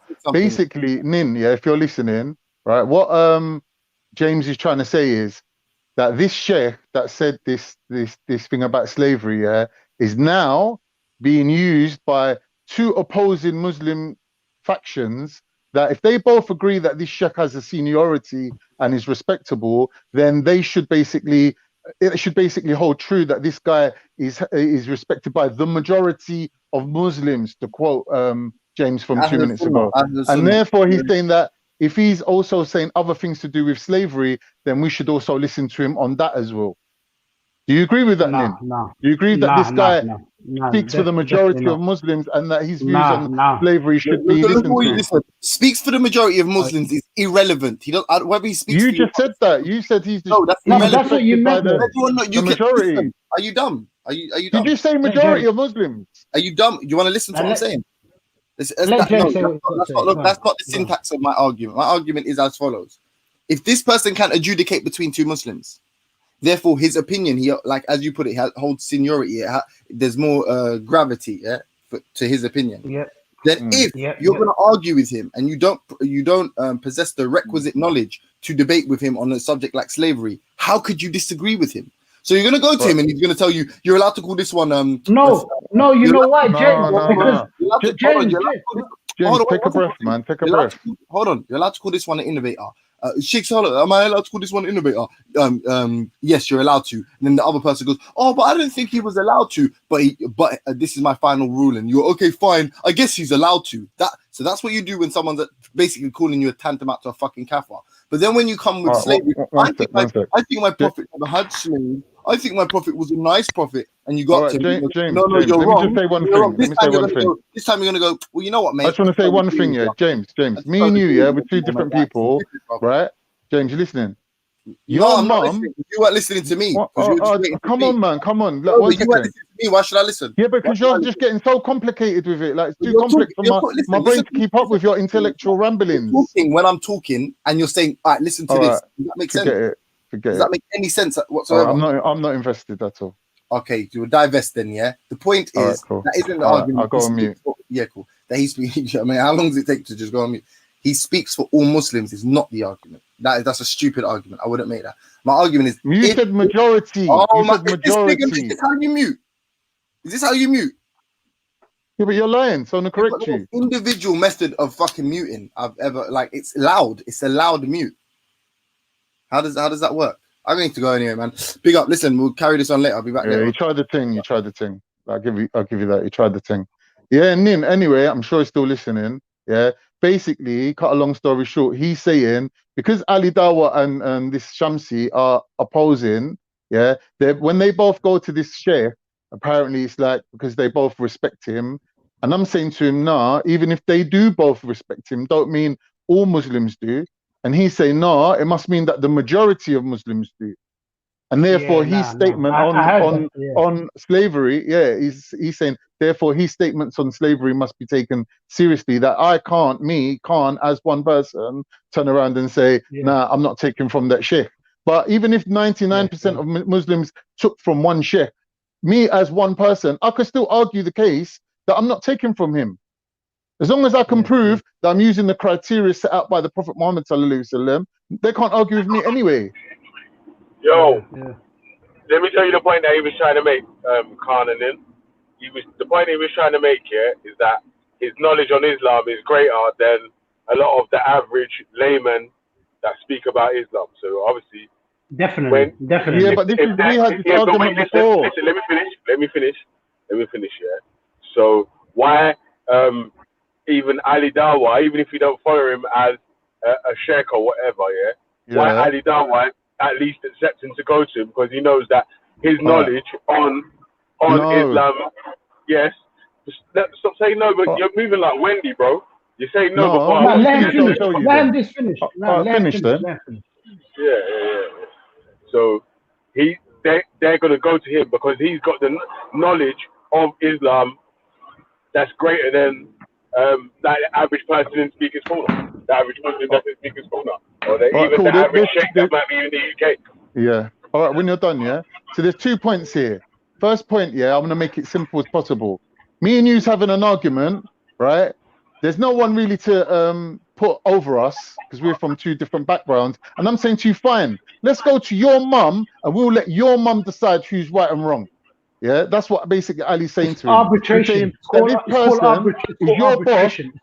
So you have to listen to him. And even though I don't share the same beliefs or backgrounds or whatever, I trust that person's being more honest than you. Yeah, because a higher ranking person can't look in my face and lie because they'll look like a fucking liar from here to hell. Yeah, so they'll be forced to answer the question. 1 minute. It's not the same comparison that you're giving. There's a second part. The second part is this. To James, Islam is a man-made thing. Therefore, the more knowledge you have on Islam, the higher ranking you are. Yeah. So he's saying that I should also believe that Allah gives iman to people, like belief to people, and those are the people that have the most knowledge. So that automatically he's saying someone who has the most highest knowledge or education also has the best understanding, and that's not true. Because a dumb idiot fucker like me, if I'm rightly guided by Allah Ta'ala, I can answer the correct answer to any question, even based on my instinctive knowledge of Islam. My knowledge of Hadith doesn't have nothing to do with my criteria that I'm using. It's not. What it is, is that whoever, obviously, the person who studied the subject the most and has the most knowledge on the subject, obviously has a greater understanding in it. So if me and you, let me finish. If me and you have got a point, that we disagree on, and then I've got a scholar that I look up to, and me and you are disagreeing on a point, and you know that I rate this scholar highly, but you at least understand that his knowledge on Islam is still high enough for him to make this sort of decision, because Ali Dawa has to at least think that this guy's knowledge is high enough for him to even make this sort of decision. Else, why would he accept or even go to him for this sort of thing? Why would you do that? We already answered that. We answered that 3 times. No, one second. One second. Go on, you go then. Veli, it's called arbitration, That's the word, man, that I'm looking for, So it's basically to arbitrate. Arbitration, though, it's still, why would he go to, okay, let me say it. If you're going to go to an arbiter, you need to go to a just arbiter that's going to give you a just decision. in a conflict. Okay, so let me answer you. Basically, Ali Dawa is basically trying to play Shamsi at his own game. So basically, Shamsi is the one that takes from that scholar, and Ali is basically putting his YouTube channel on the line, and is saying, "I'm going to close it down if he is basically right about what he said." Yeah. So isn't Ali taking it from him, thinking that he is an authority towards Ali? No, it's that's more not what I Ali said. playing. No, but it's more that, Ali playing. Yeah, no. I never said it. I never said it like that. What I said it like, yeah. No, but you said if he takes from it. No, listen, I said I said Shamsi takes from him. Yeah, and I said that Ali Dawa as at least has to accept that this guy has enough knowledge to make the decision in the arbitration. To go You're to him. speculating that. You're speculating that. No, but that's a speculation. You have to bring that proof where Ali has said that. It might be speculation. You have to bring that proof. But listen. Yeah. It might be speculation, yeah, but it's a simple speculation to make here, because if you're willing to put stuff on the line, like, I'm gonna put my YouTube thing, the stuff that he actually cares about, I'm gonna put my shit on the line. My name is Ali Dawa, this a great Dawa giving YouTuber or whatever. Yeah, he's gonna put all that on the line from someone else's sheikh. So he has to at least think that. Let me finish what I'm saying. Yeah. So he has to at least think this guy's gonna make at least a fair decision. Like, why would he go to the guy if he don't think he's gonna make a fair decision? All right, Veli, can I answer in a simple way? Let me just finish this. Let me finish this. Go on. You know why, yeah? You know why? Because I don't know if you've seen this week, Ali has made a follow-up video. So have you watched that, Veli? The follow-up video of this week? No. Exactly. Mainly, all the extra bit about Ali Dawa or whatever, yeah, that's just extras. What I came on to say, yeah, was that it was more to do with the knowledge. What the point James was making was that Sheikh Fawzwan's knowledge is high enough and or knowledgeable enough for him to make the decision that Ali Dawa is going to at least put his career on the line with a sheikh that he doesn't follow to make. No, but before you get to that bit, we have to tackle the first bit that you're just trying to jump over now.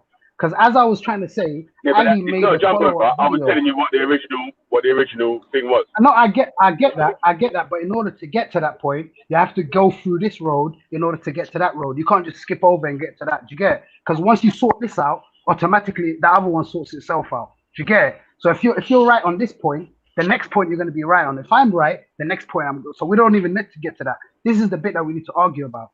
So I'm saying Ali Dawa has already made a follow-up video on this issue where he's had a statement he gave in Speaker's Corner this week from that same sheikh. Because obviously there's certain articles or certain people asking questions over the phone call and they're posted up on YouTube. So you can get the transcripts for certain rulings that he's already made. So according to Ali Dawa, that sheikh has already made a ruling on a similar issue beforehand. So he's brought the transcript and read it in Speaker's Corner that basically goes against Shamsi, and that's for Ali indirectly, because the Sheikh Fawzan broke down all the points that they want to go see him for anyway. So Ali made that statement not because he takes from that sheikh. Like, for instance, I'll give you an example. But I never said that. You keep making a false point in, because I never said that it's because he takes from the sheikh. I said, but that's what James said, though. James said that. James did say that. James never said that he takes from the sheikh. He said no, you said he respects him enough. No. Yeah. I said that he respects that he's got enough knowledge to make that decision. You can't respect him to that level and then not take from him, Billy. Why? Yeah. No, but listen. What do you mean? If you got respect for him, all it is that he's saying the guy's got enough knowledge. Like, you've literally just said the same thing that I'm saying, yeah, but in another way, yeah. I'm saying the guy's got enough knowledge that he's made a decision that Shamsi already doesn't disagree, that Shamsi already disagrees with, that Ali Dawa agrees with, that might be an Islamic decision, that so-and-so knowledge is needed for you to even come to this decision, yeah? So if he knows that he's making, but again, so if he knows he's making this decision, am I right in saying that he understands that this guy's got enough knowledge to make a fair decision in the point that he's trying to bring up? No. Can I just explain? No, it doesn't. You keep saying no. I'm Give him an example. And that's exactly what you just said. Really? Can I just speak for a sec?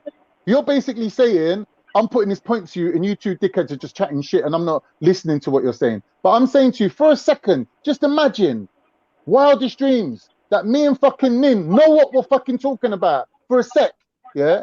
What we're telling you is this. Just because Ali Dar was saying to him, you're doing wrong by your own belief, and your own sheikh has already said that you're wrong, and I know this. I don't have to respect him, and I don't have to take from him, and I don't have to agree with his views on slavery either.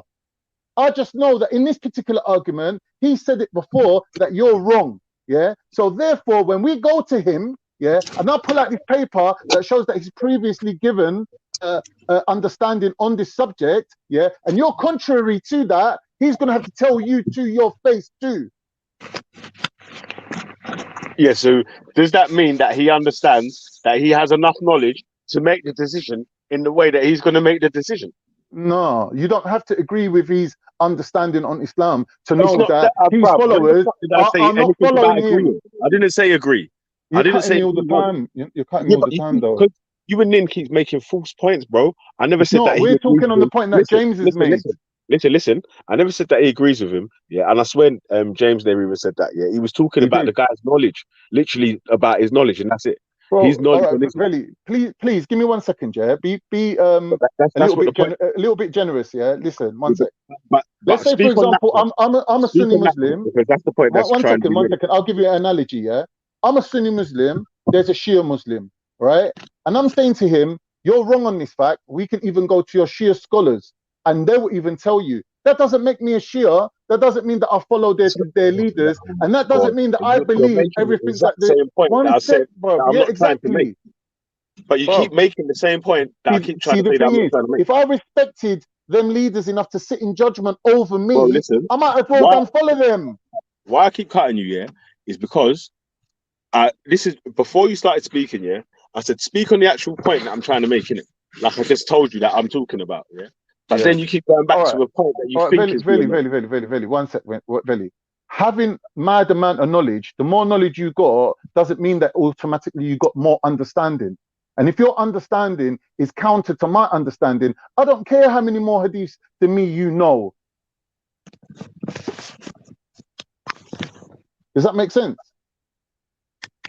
No, not really. You lot are trying to equate. You're trying to draw a correlation between the amount of knowledge you have and the amount of understanding you have. No, at all, man. That's not the case. That's not the case at all. Do you get it? No, at all. That's not what man's talking about, man. That's not what I'm talking about, bro. Yeah. We listen again, yeah. Listen to what I'm saying, yeah. Because I swear this is the point that I thought James was trying to make here, and even the point of why people outside of Islam might go to a scholar that has much more knowledge on Islam to get an understanding rather than to a layman, yeah, because his understanding and his knowledge is greater than the two people that are understanding. And then obviously he's making decisions at a higher level, yeah, that even if man don't take from him, yeah, he's got enough faith in him that he'll make a fair decision on the actual point to do with Islam in whatever point that they're going to him for. Or why would he go to him? If he knows that he's going to say, he's a fake Muslim or he's doing fake blah blah blah, why would he go to him, man? Because the geezer's already passed the judgment on a previous situation. No, but you're just making the same point. He's making 1 minute. He's saying the same point. Look, what I'm going to do, I'm going to answer Veli's question separate from James's, yeah, because what I've been trying to do is show that Veli's not really understood what James is saying in regard to the slavery thing. But leave that to the side, yeah, and just answer Veli's question. Exact same thing. It's the exact same thing. I'm gonna answer your question. Type in the chat and tell me what you're talking about. What I'm saying is this, Veli. If you're gonna let someone sit in judgment over you, yeah, you can't then turn around and say, I don't take from that sheikh. You might as well take from him. If you're accepting his authority, listen, as superior to yours, I'll tell you what you can do, yeah. what you can do instead, yeah, so we can eliminate this take from in business, yeah. Tell me the point, yeah, when anyone says that Ali Dawah takes from Sheikh Fawzan. Well, listen to what I'm saying. One sec. This guy, as far as what I've just heard from Nin, imagine he's a judge, yeah, and he passes judgments, and his judgments have to be consistent, yeah. Now, when you go to him and stand in front of him, he has to give you the same answer as he does anyone else, yeah. So when he's previously passed a judgment, yeah, then when it occurs again in the future, he has to go by precedence. So any judge will tell you that it goes by the precedent of the case, isn't it? So if I don't have time. Is there any way I could just cut you really quickly? Sorry, Khan. Is there any way? And then no, it's all right. It's all right. It's all right. I just want to say that Veli's argument is precisely like, do you know what? Honest, more time he comes and repackages an argument for people. If Veli jumps on, it's probably because he has actually been listening. And it's the knowledge claim here, isn't it? So what grounds can you disagree? If Ali Dawah tomorrow says, you know what, I disagree with Sheikh Saleh Al Fawzan about slavery, someone will say, but why did you go to him to make the decision? You can make this argument that he only went there because it was one of Shamsi's scholars and he thought it would disprove it. But if you rely upon an adjudication of an individual, there is you respect his authority. However you want to describe, whether it's specifically for a particular issue and not for a general issue, whatever. No, it doesn't. So what level? Hold on. That's what I'm saying. These are talking on fucking assumptions and speculations, bro. Hold on. If Sheikh Saleh, you got real Muslims telling you, and you're not. Can you shut up for a minute, please? Yeah. If Sheikh Saleh Al Fawzan will not refer to Carnito, will not refer to Ninkolas to find out I don't know, some ruling on a specific issue, then if he wouldn't do that to you, the logic being that he's got more knowledge than you, how can you refute him? If you have a difference of opinion on crazy, what you just said is crazy. What you just said is crazy. You just said that's crazy. What do you have to refute Quran okay, and Sunnah? Okay. That's what we have. Yeah, no, forget that. Yeah, James, let me give you a quick analogy. Yeah, if you're Ethiopian, yeah, I assume, yeah. If you had an Ethiopian tribe, why are you saying that? That's what I heard. That's a lie. Okay, what is he in? I heard he's Dutch. Who's spreading that lie? Listen. It's either Dutch. I heard he's either Dutch. Go. I do need to leave. I swear. Yeah. Okay. You have a. Let's say. Okay. Let's give it. Nation of Islam. Your Nation of Islam. Yeah. And you got what's it called? You got a dispute with me. Yeah. Your Nation of Islam. You got a dispute with me. You say, this. And you're going against your own belief. And I exactly, yeah. And I say, you know what, yeah, and I've already heard Louis Farrakhan make a statement about everything that this guy is telling me is the opposite, yeah. So I know that in the back of my head, and I'll be like, nah, you're wrong, you know. And then you tell me, nah, yeah, I'm right, whatever. And I say, you know what, James, yeah, let's go and have a meeting. I get your argument. Can I come to the end? Do you mind? He gets it. I fully understand. He gets it. Yeah. So quickly, the reason. Does that mean I respect Louis Farrakhan? Yeah, two points are wrong. One, because that undermines. Hold on. The two reasons that's a dangerous argument for you. One, it undermines your original point of agreement, because now if you're saying I'm going to go to, that means you agree with the Nation of Islam leader on a specific point. No, it doesn't. That means opposite to what you. Of course, it does. So that's a false claim. That's a false claim. But you say no to everything before anyone finishes speaking, and you don't get it. So explain how that doesn't. Go on.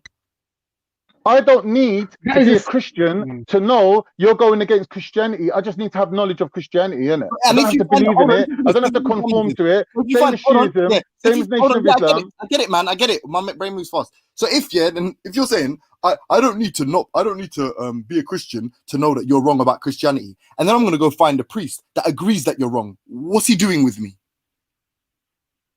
What's he doing? What do you mean? What's he doing with me? Yeah, that undermines the first principle about agreement. So that's stupid. No, it doesn't. James, you know why? Oh my God, bruv. It's not just because you're saying it. If you understand the logic at different frequencies to every other human in the world, then good for you. But that is illogical. You cannot say you're not in agreement. You're shooting but you're shooting yourself in the foot, James. No, I'm not. That's not. I said there was 2 points. Can I finish with the second point? And the reason the second point also is an argument to use is because Ali Dawah, not only does he agree with Sheikh Saleh Al Fawzan on this specific issue. He's saying like, I know that he won't say I'm bid'ah. He listed all the reasons why the Sheikh agrees that people can't call themselves Salafi, so on and so forth. Not only that, but because he is from Ahlul Sunnah, he will not say that number one, the Sheikh is a kafir. He won't say the Sheikh himself is on bid'ah or innovator. So it's different to saying that I fundamentally disagree with the NOI, but I'm gonna go to the NOI to get some, I agree with them on this sort of specific tenet. To some degree, shows deference. Can I just say something? On conclusion, we're not going to agree. You've basically got no respect for me and Nin at all, and you're still sticking to your guns. James, and you're not listening to anything that we're saying. That's fine, James. Go about your business, innit? You're not going to take from us. Go on, Nin. Go on, Nin. Okay, go on. It's fine. Go on, Nin. Go on, Nin. Nin, you done? Yeah, he's on mute still. But Nin, you're on mute, bro. So what, James? When you was trying to make your point there, you was trying to make a point on that my man's got actual more knowledge, enough knowledge, and Ali Dawa knows that his knowledge is strong enough that he'll trust the decision that he makes. Facts. Why is he putting this? You had it in a nutshell. That's why I had to jump on, because they were like, James ain't saying that. Explain a bit about slavery, though. Explain a bit about slavery, then, James, while you're here. Literally everything Veli just said is exactly what I was saying. So anyone that said it was different didn't understand the original argument. Maybe no, but what your argument is, if Ali Dawa agrees on this particular point that this Sheikh's making, then he must also respect him as an authority when it comes to other matters, including slavery, right or wrong? No, this is what I'm saying. I'm saying, how can you disagree? How can you go to someone and say, look how stupid this is. I'm gonna go to a judge, yeah, and the judge is gonna make a specific ruling about I don't know, like a rape or something. And then I go, I respect his decision about rape. He seemed to understand it, but murder, no, I don't agree with his decision about murder. Like, right, cool. Can I talk on that? The second you give somebody the authority, yeah, to say that if I believe something, but if this person says I'm wrong, I'm gonna accept I'm wrong. I accept it. These are the terms we're using. Now this person has enough knowledge to adjudicate between you and someone on matters of innovation, of whether or not you're true to your creator. But he can't understand the history of the institution of slavery in the Islamic world. Mind you, this man's almost 90 or 70, 80 years old and has studied Islam at the highest level for virtually his entire life. I'm not arguing that. I'm not arguing that. I'm arguing if we are compelled to believe him on everything, just because you agree with one thing. One second. And you're going to disagree with him on a historical matter, but agree with him on a spiritual matter. You're an idiot. Anyone that does that is an idiot. They're an idiot to you. That doesn't mean they're going against Islamic. Logically, no. But that happens in Islam all the time. You'll see two people agreeing on one thing, and on another subject they don't agree. Sheikhs are like that as well. Even rabbis, they're like that as well. There's rabbis out there that will tell you speak from some general random shit. Like I'm telling you. Yeah, because I'm trying to show you a criteria. I'm trying to show you a pattern. Listen. What he's saying that is that even if Ali Dawa disagrees with Sheikh Fawzan on the slavery thing, Sheikh Fawzan's got more knowledge on it than Ali Dawa in it. So Ali Dawa needs to bring something to Sheikh Fawzan, to show why he doesn't believe in it. Right. Well, no one's disputing the man's level of knowledge. Listen. Let me finish, yeah? I'm listening, yeah. Because I think this is the point that he was trying to make, yeah? Is that obviously Sheikh Fawzan will be able to bring all the knowledge that he has gathered to show you why slavery is halal. Right. So really, it's on them separate points, yeah? That's between you lot to go back and forth with your own knowledge, innit? But Ali Dawa at least knows that my man's got enough knowledge in that decision that he's going there for the one decision, yeah, and knows that he's going to be whatever he's got enough knowledge to make a fair decision in it, so he'll trust the decision that he makes. No, because they're not asking him to make a decision that hasn't been made before. The decision's been made before and will have to be answered exactly in the same way because of something called precedence.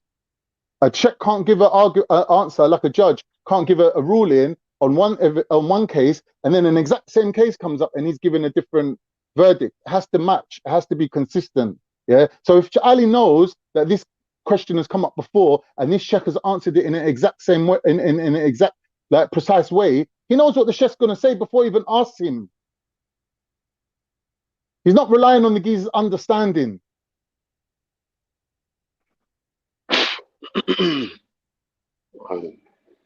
Does that make like, sense I'm though? not What I'm saying that saying? he's Yeah, I hear what you're saying, bro. But I'm not saying that he's relying on on the man. I'm saying that he understands or he knows that his knowledge is there enough for him to make that sort of decision. Isn't it? No, because Even if he's made that decision they're not before. going to him for his knowledge. They're going to him because Shamsi respects him, and secondly, they know what he's going to say before he's even asked the question. Yeah, but they obviously are going to him for his knowledge. Yeah, but wait, they obviously are going to him for his knowledge. Yeah, but wait, listen, let me finish this point, yeah, and then you can go, yeah, because I cut you off the first time, yeah. But they obviously are going to him for his knowledge as well, yeah, because obviously, like, Shamsi respects him as a scholar, and Ali Dawa, like you said, especially if he knows that he's made a decision on the same question that's going to be put to him already, like, what that obviously means that he's got more than enough knowledge to even make this decision. Yeah, but that's based on your understanding. If you're not, that's based on what you're saying. But you can't, is based on your own understanding. That's not how Islamic sciences work, though. No, but Khan, let me say something. No, Veli, let me say something. I'll let you finish. Yeah. Go on. If you understand this sentence, you'll understand the whole argument, and you'll know that your argument is dead in the water. Yeah. Just one sentence. Ali is not going there to prove himself right or wrong. He is going there to prove Shamsi right and wrong. Do you understand? If you understand that concept, he is not going there to affirm that he is a Muslim or not. That's not going to affect him at all about the Islamic side. When he goes to the Sheikh, just imagine the Sheikh does say, "Oh yeah, Shamsi's right. You're an innovator, whatever." Do you really think Ali Dawa is going to be, I'm out of the faith, I didn't know, He'll still think he's a proper Muslim and on the right path. He will. The only thing he has to succeed to him is for him to turn off his channel, the YouTube channel. But the only thing he is going there for is to prove Shamsi right and wrong, to show Shamsi whether he is the one in right or he is the one in wrong. It's not the other way around. If it was the other way around, then you would have a point and I would agree with you. But because it's Ali Dawa going there specifically to prove Shamsi wrong, and that's the only reason, it doesn't mean I respect him. I was trying to make the point of the Nation of Islam, yeah? If I go to Nation of Islam, brother, at the end of the day, Louis Farrakhan, Nation of Islam, I don't follow that. You're the one follows that. There was, as Khan said, there's already been a precedent in the case that me and you are disputing upon. So I've already know this in my knowledge, but you keep insisting with your foolishness. I'm going to say, listen, let's make a bet like type of thing, yeah? I'm going to shut my YouTube channel down if you are proved right, or you have to basically wherever that I post to you. And we go to Louis Farrakhan, me knowing already that what I got in the back of my head, then Louis Farrakhan says, yep, this guy is right, then obviously you're going to lose. But my whole intention of going there was not to prove my what's it called, beliefs or not. It was to disprove your claim. That's all it is. It's just a claim that Shamsi has made, and Ali Dawa is going there to prove that claim wrong. It has no bearing on if Ali Dawa is a true Muslim. I do have to leave, yeah. Oh, sorry, can I just say this one statement? I'm about to. The reality is this, yeah. Be it whatever Mudkali, Salafi, however, whatever distinction people like to draw, we're talking about Sunni Islam, and that is ultimately what we're talking about. He's making a ruling, and the reason my man's going to follow that ruling is Ali Dawa is because he believes that ultimately whatever rules is going to be correct, like a correct example of a Sunni behavior, or what a Sunni is allowed or not allowed to do in it. So I understand what you're using that example for, but it muddies the waters, because we sort of forget Ali Dawa has never criticized Sheikh Saleh Al Fawzan. So you can have this opinion that he's only using him for this specific reason, but he also speaks about him with deference. So if you would all be left with egg on your faces, just for example, not necessarily about your whole point, but about this specific point, if Ali Dawa said, no, I believe Sheikh Saleh Al Fawzan is like, I don't disagree with anything he says, or I wouldn't disagree with anything he says, then speaking on that point, I can show you. Wait. I'm just saying, for example, you'd be left with egg on your face in that instance, innit? Because trying to what's the word? Outsource it, as in to say, it's almost like a Christian saying to a Muslim. No, it's like literally a Sunni going to a Sunni scholar. That's exactly what we're talking about here. But anyway, listen, there's on tonight. I got about. Okay, say none. He had to run off with that one. Nah, but yeah, if you want to carry that on, but I think that's dead in the water, man. Go on, quick, I man, think that's because dead in obviously the water. I got to jump off as well, innit? Like I got to quickly go and do a job still, man. But like, yeah, man was saying it was more to do with his knowledge on that topic, innit? No, not the slavery thing, man. It wasn't really nothing to do with the slavery thing. It was more to do with the knowledge on the topic that they was going to him for, innit? He's got enough knowledge on this specific topic, yeah, to make these sort of decisions. Especially if you're saying, right, he's made this decision previously. You get me? He's made this decision previously. Yeah. So that's the point that I thought James was trying to make. Yeah, and obviously he came in and said, that was sort of was the point. But do you understand? Do you understand the bit that I'm I trying get the to say? I get the bit that you was trying to say. I get the bit that you was trying to say with when you were saying that obviously if Ali Dawa sort of got past knowledge that my man's already made the decision going his way, innit? Yeah, so he can call on him to say, boom, we'll go with his knowledge then. I know that you take him as a big scholar and so, and obviously if I'm someone that don't take from him, other people that look at him know that he's a big enough scholar for his word to be bond, innit? So exactly. You hit the head, brother. You know the whole argument we're making. You hit the nail on the head with that. That was the whole thing we're saying. That's what I was trying to. That's what I was trying to say, bro. And it's like sometimes it gets lost in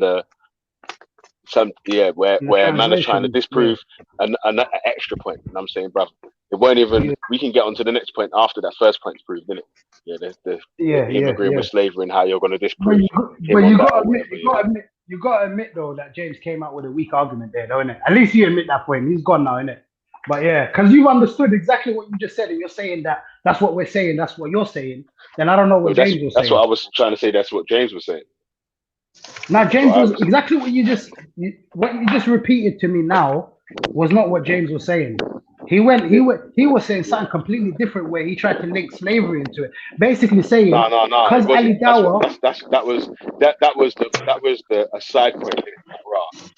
That you know who Sheikh Fawkes is, the guy that man was talking about slavery, but that was a side point of this is who my man is. You get me? So the main point was about the man's knowledge and him having enough knowledge to even make that decision, whether Ali Dawa was previously thinking of that he's a big enough name that people on both sides or outside or whatever will take what he says as bond, innit? So if you imagine if he was just a joke scholar, that no one else would listen to apart from the people that listen to him, why would anyone try to get a decision from him that's not in his sort of circle? Yeah, but there's people that take there's people that take fatwas and rulings. Yeah, that's what it is. Fatwas basically. Yeah. To some people take certain scholars fatwas. Some people take other scholars fatwas.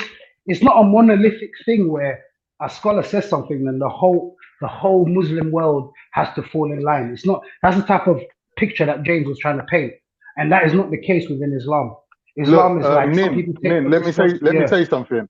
If you now get Veli to agree that he's, what made the point or won a point, but it wasn't the point that James was making, then that for them, that's an L. Veli will never now admit that he's made a separate point.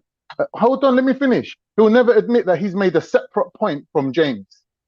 This is where sometimes, where this W and L thing gets in the way of just telling the actual truth, innit?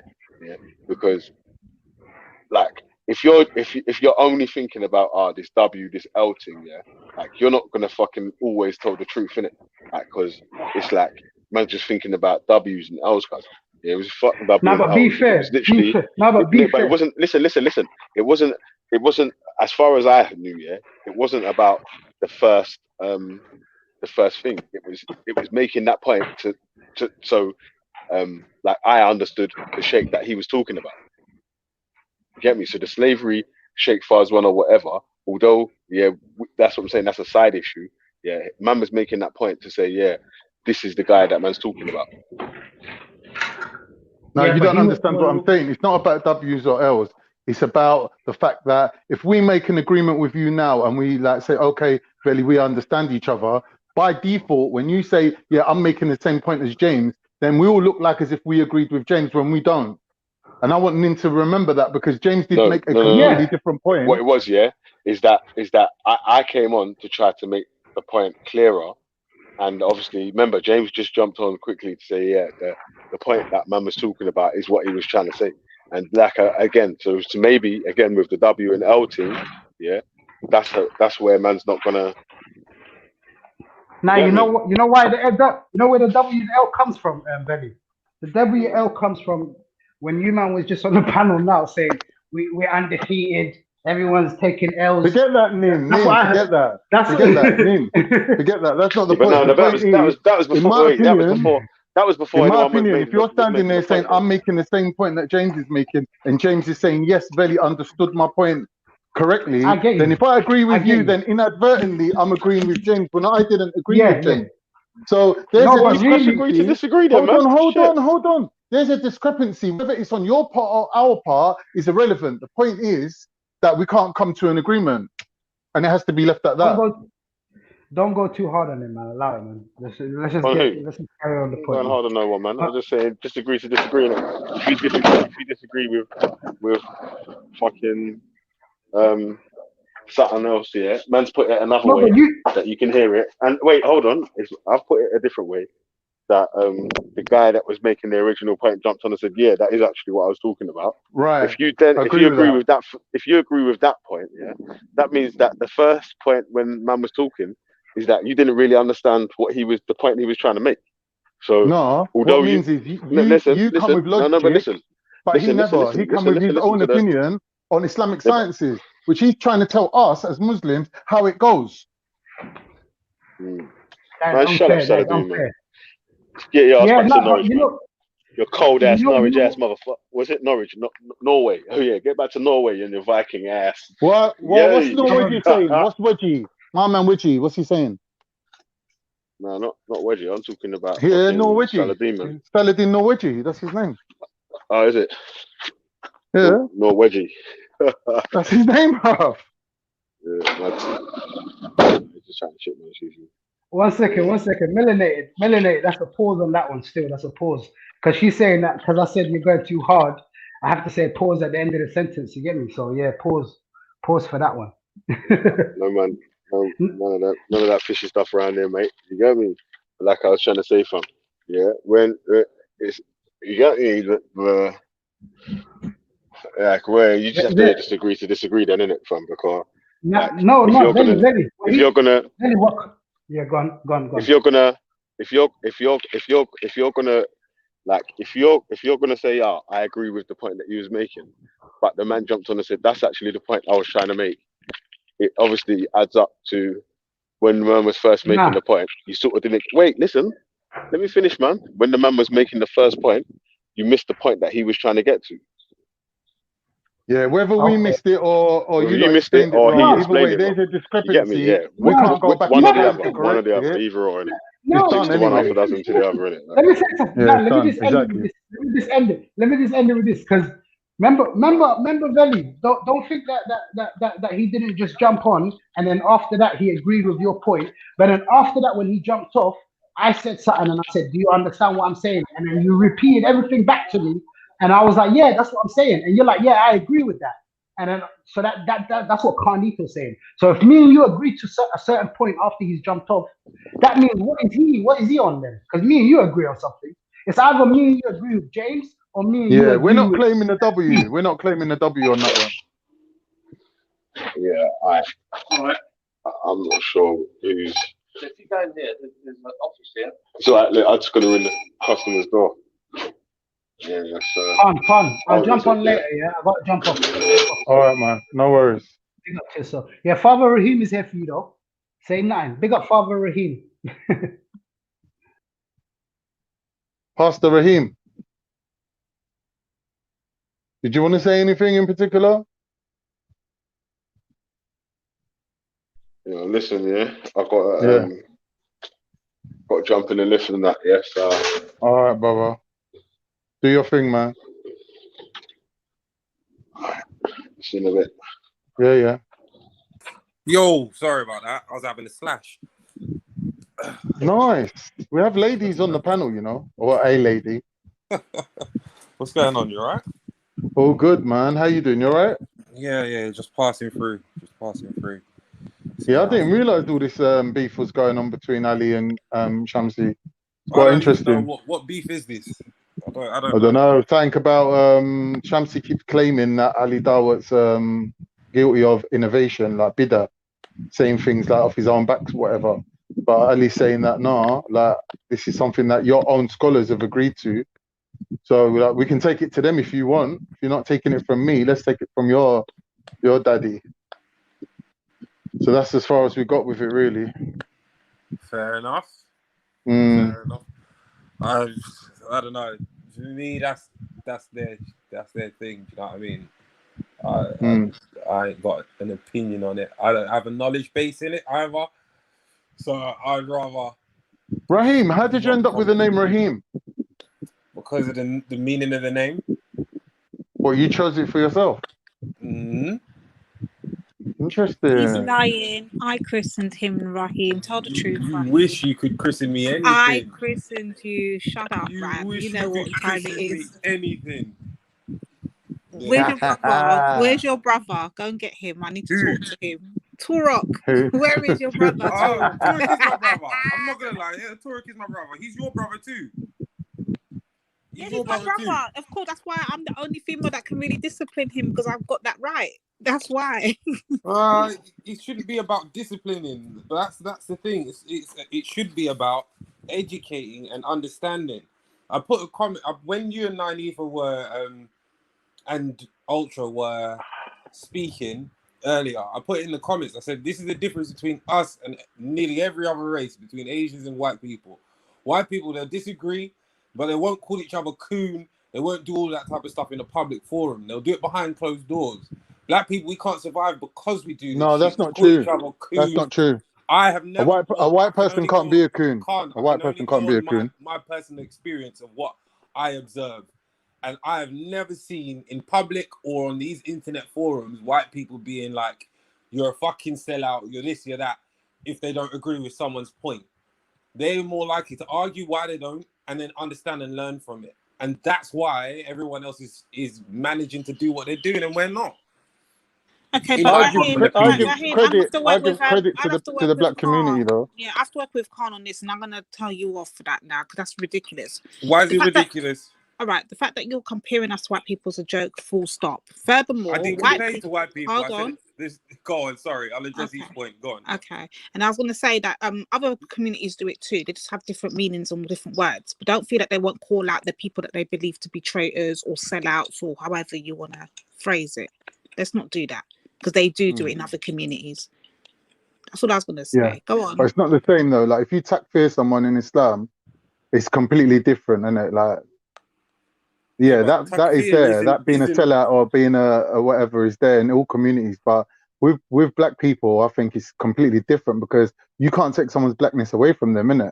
So it's a completely different thing. Whereas white people, like I'm not trying to diss white people, but they don't even have that loyalty to each other in the first place. So for someone to call someone a sellout, you very rarely see it. Like the only way you would see it is if, for example, you saw a white woman having children with a black man, then you get some racist people going, "Oh, you betrayed your race." But that's the very one rare occasion that you will see that happening.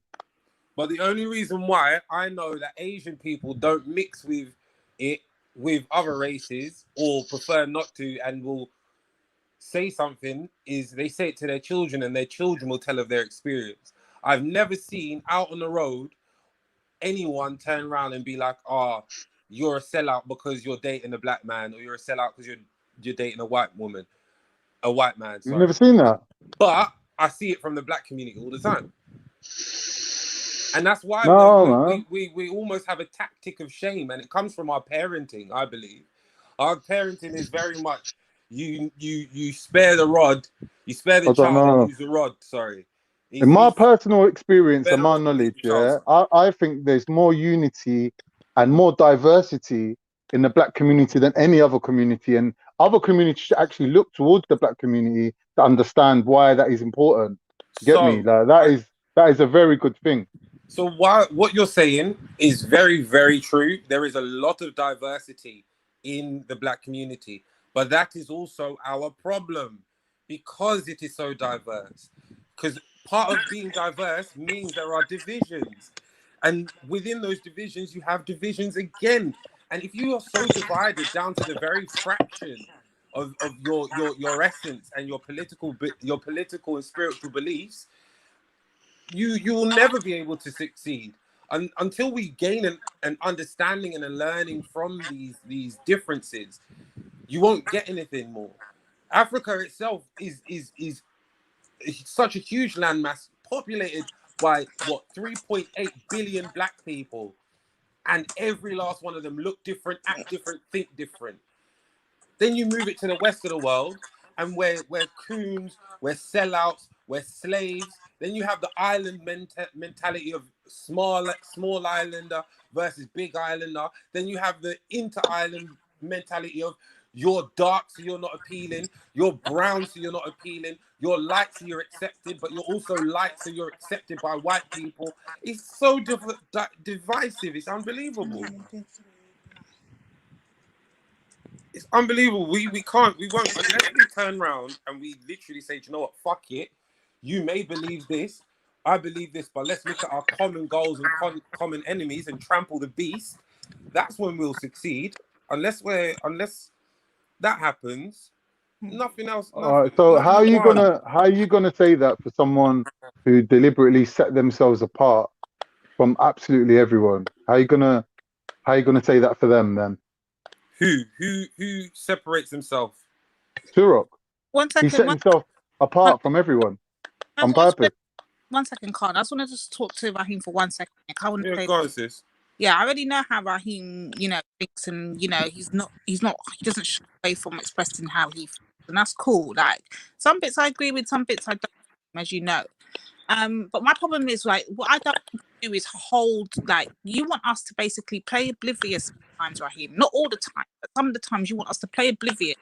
And just for the sake of not putting it out there, don't call certain shit out. When you can blatantly see the blatant disrespect that some of our own people do amongst themselves to us. But when we do it back, or when we hold up their foot to the fire and we put a mirror in their face and show them their reflection, now all of a sudden, Raheem, you're going to call out. Well, don't call him a coon, but he's been cooning. So what else are we supposed to call a coon? No. I see, sis, I think the difference is, as I said, it's not about us. We can hold a mirror to someone's face and say, look, this is who I believe. Sorry, let me mute Raheem so you don't hear no background noise.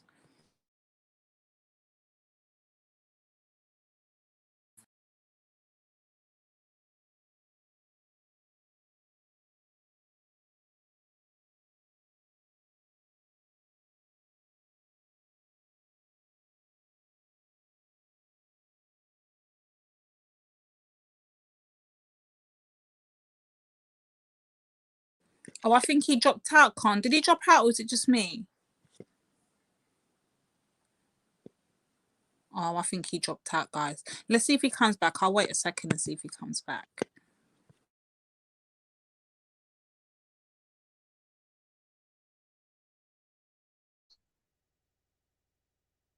Oh, well.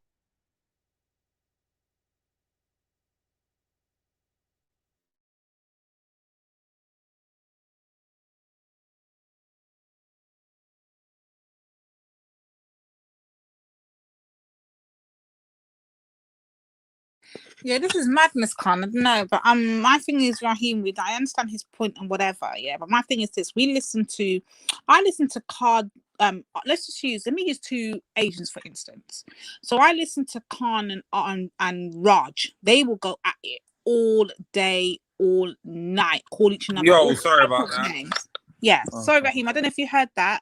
No, I got a phone call from the better half, so I didn't hear anything you Tell said. the Queen I said hello, but but yeah, I was going to use I was going to just use two names that we all know, for example, not because I want to just highlight them, but just for example of other communities. Yeah, so let me just use Ards and Raj for instance.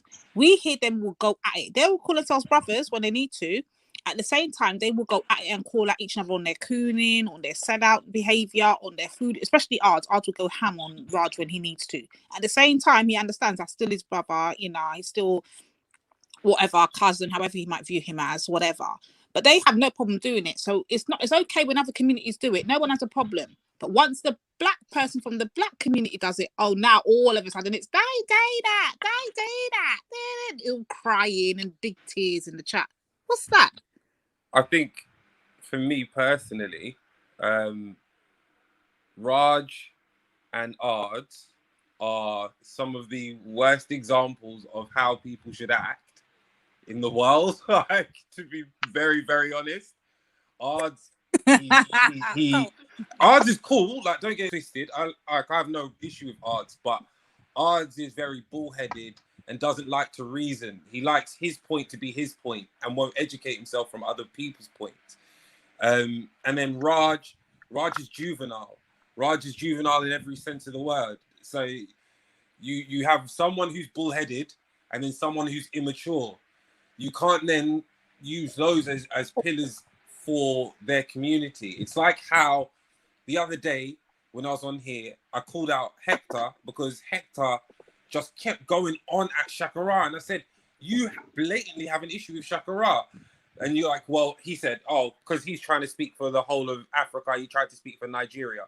And then 2 twos later, he said something. And I said, well, so what? Now you speak for the whole of Nigeria and you speak for Africa. It's like you can't use these people who have no real vested interest and aren't actually trying to better themselves or be a part of something great. Whereas people like yourself, Nyneetha, who I believe are trying to be a part of a movement towards our, what's the word I'm looking for? Our like almost liberation as a people from the injustices we go through as a people and a community. Yeah. You're not using, in my opinion, not using the right tools to do so. The reason why is because I remember when I started working at Marks and Spencer's as like one of my very earliest jobs in life, they had on the wall of the training room, light a fire within a person, not under them. And when we as a people turn around and say, you sell out, you coon, you big nose, you this, and you go low and you argue with the person, you don't debate, you push down and they push down on you, you're lighting that fire underneath them, so you're burning them. And there's nothing that can come from a burn. In that then, so I can kind of see better your point of view, because I'm not understanding what you're seeing that I don't believe that to be true. So we would be, for instance, 9 times out of 10 when, for instance, our brother Toro is in a beef, it's not even with me now, Nifa. So let's be very clear on that. This is how I know that you're a bit delusional now. Because 9 times out of 10 when Toro's in a beef, he's with either with other Africans, mainly, specifically, my brother Shakara. Mainly. The only time you hear me and Anifa come on is we happen to be on the panel when Toro's on the panel, which is hardly ever. And when we do and he says that bullshit, we're not going to let him get away with slating Africans and disrespecting Africans the way he does, knowing full well he's an African his damn self. And to what you're not going to assume he's an African. No, he is. Don't tell me. I'm telling you he is. Yeah, how do you know? What do you mean, how do I know? Toro's got the same lineage I've got. What do you mean, how do I know? That does it. So hold on. How far back have you traced his lineage? Toro be talking about his Taino. Do you know when the Tainos came out, went distinct? Do you know when that was? No, tell me. All right. Tell me. Educate. This is what let me get the evidence for you. Sis, that's an example. I'm going to get the evidence and put it in the back chat. Educating.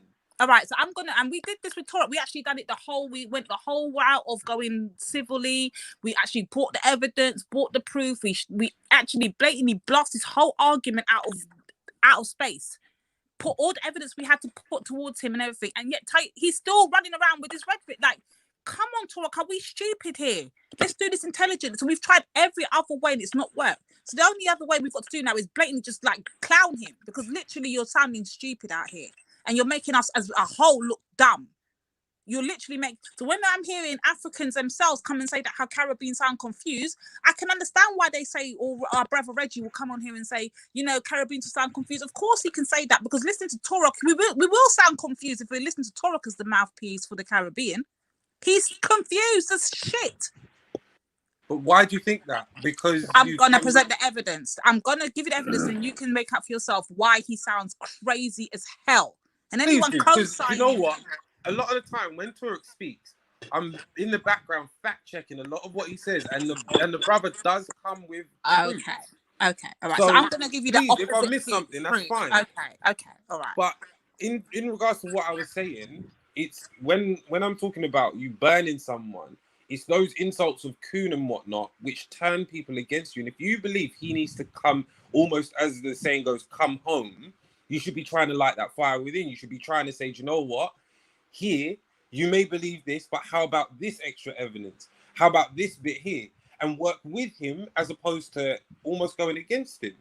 Because that's what it comes across like. Not to say that you accost him, but when you have your goes, and it's not really you, it's mainly him and Ninetha, because then I think Ninetha is more vocal in her opinion, especially of him. They will go back and forth at it. And then it becomes a mockery thing. But it goes into also what you were saying about holding the mirror up. You will only get back what you give someone. And if you're there saying, oh, do you know what? You're this and you're a coon and you're a sellout and you're that, you're going to get a dance hall song about butterfly. No, but he does that regardless. No, come on, Raheem, let's be honest. Shaka Ra could be on the panel having a good discussion with maybe Raf and Ultra and, I don't know, Veli, whoever it may be, Khan himself, Shahid, whoever it might be on the panel at that time. And it'll be fine.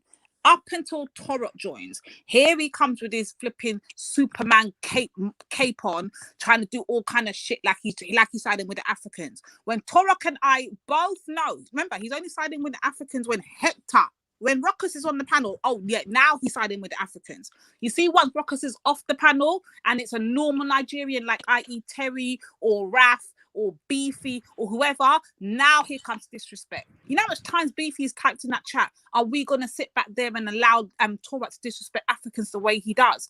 Remember, we don't want people to be thinking we're What does Torok say that's an insult to Africans? Yeah, and I'm an African, so who are you insulting really and truly? Your own people.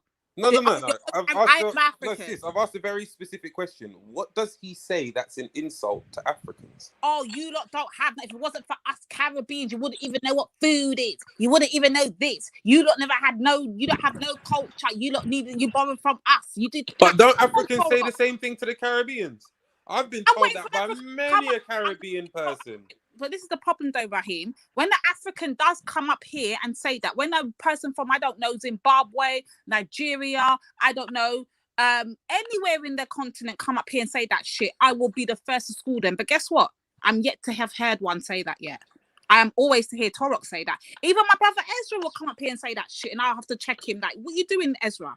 It's not just Torok. Torok's just the main loudest one. But other brothers do it too. And when they do it, we're up here quick and fast and checking them. You only hear it because it's Torok. You don't hear it when it's the other brothers doing it. I think it's important to realize that everyone is not going to agree on their lineage, where they come from, and where culture started. And it is nigh on impossible to go back into history so far to truly say where one originated from the other, because I've had many a conversation with Torok, and he's been like, well, this is where this word comes from. And then I've done an etymological root search, just a brief one, and I've looked into it and I said, well, why do you think that? He'll say certain things to do with like certain tribes in the Caribbean and in the Americas. And I said, yeah, very well, that's right on this occasion. But also, there's this word which comes from the Latin, so therefore it's that. And this comes from the Spanish, and this comes from the African, and not African, but it will come from Twi or Yoruba or whatever. This is the problem. And then from a spiritual sense of view, it goes again into this whole divisive mentality.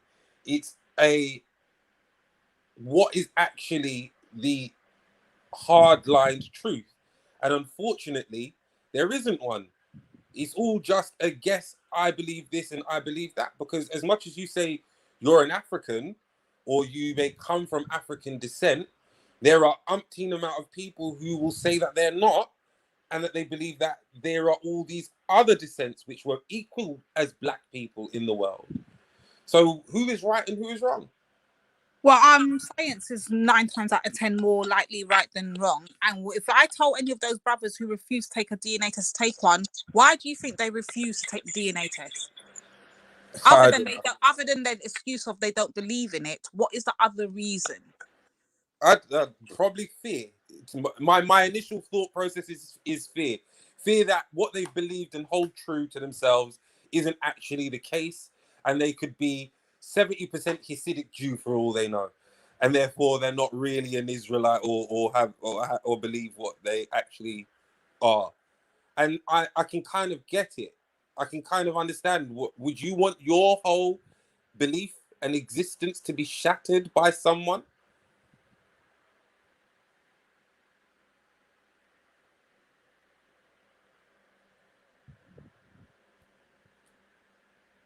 And you've gone quiet on me.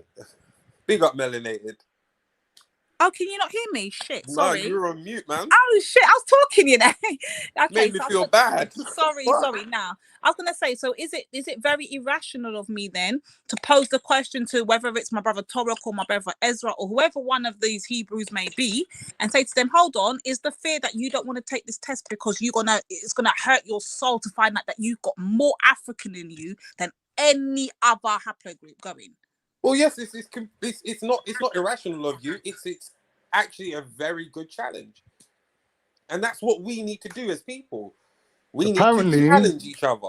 Apparently, in America, there's a show. I forget the name of the show, but they were getting a lot of black people on to do the DNA test, and apparently, like a lot of black people were under the impression that they had a huge amount of Indian DNA in them, but it turned out not to be true.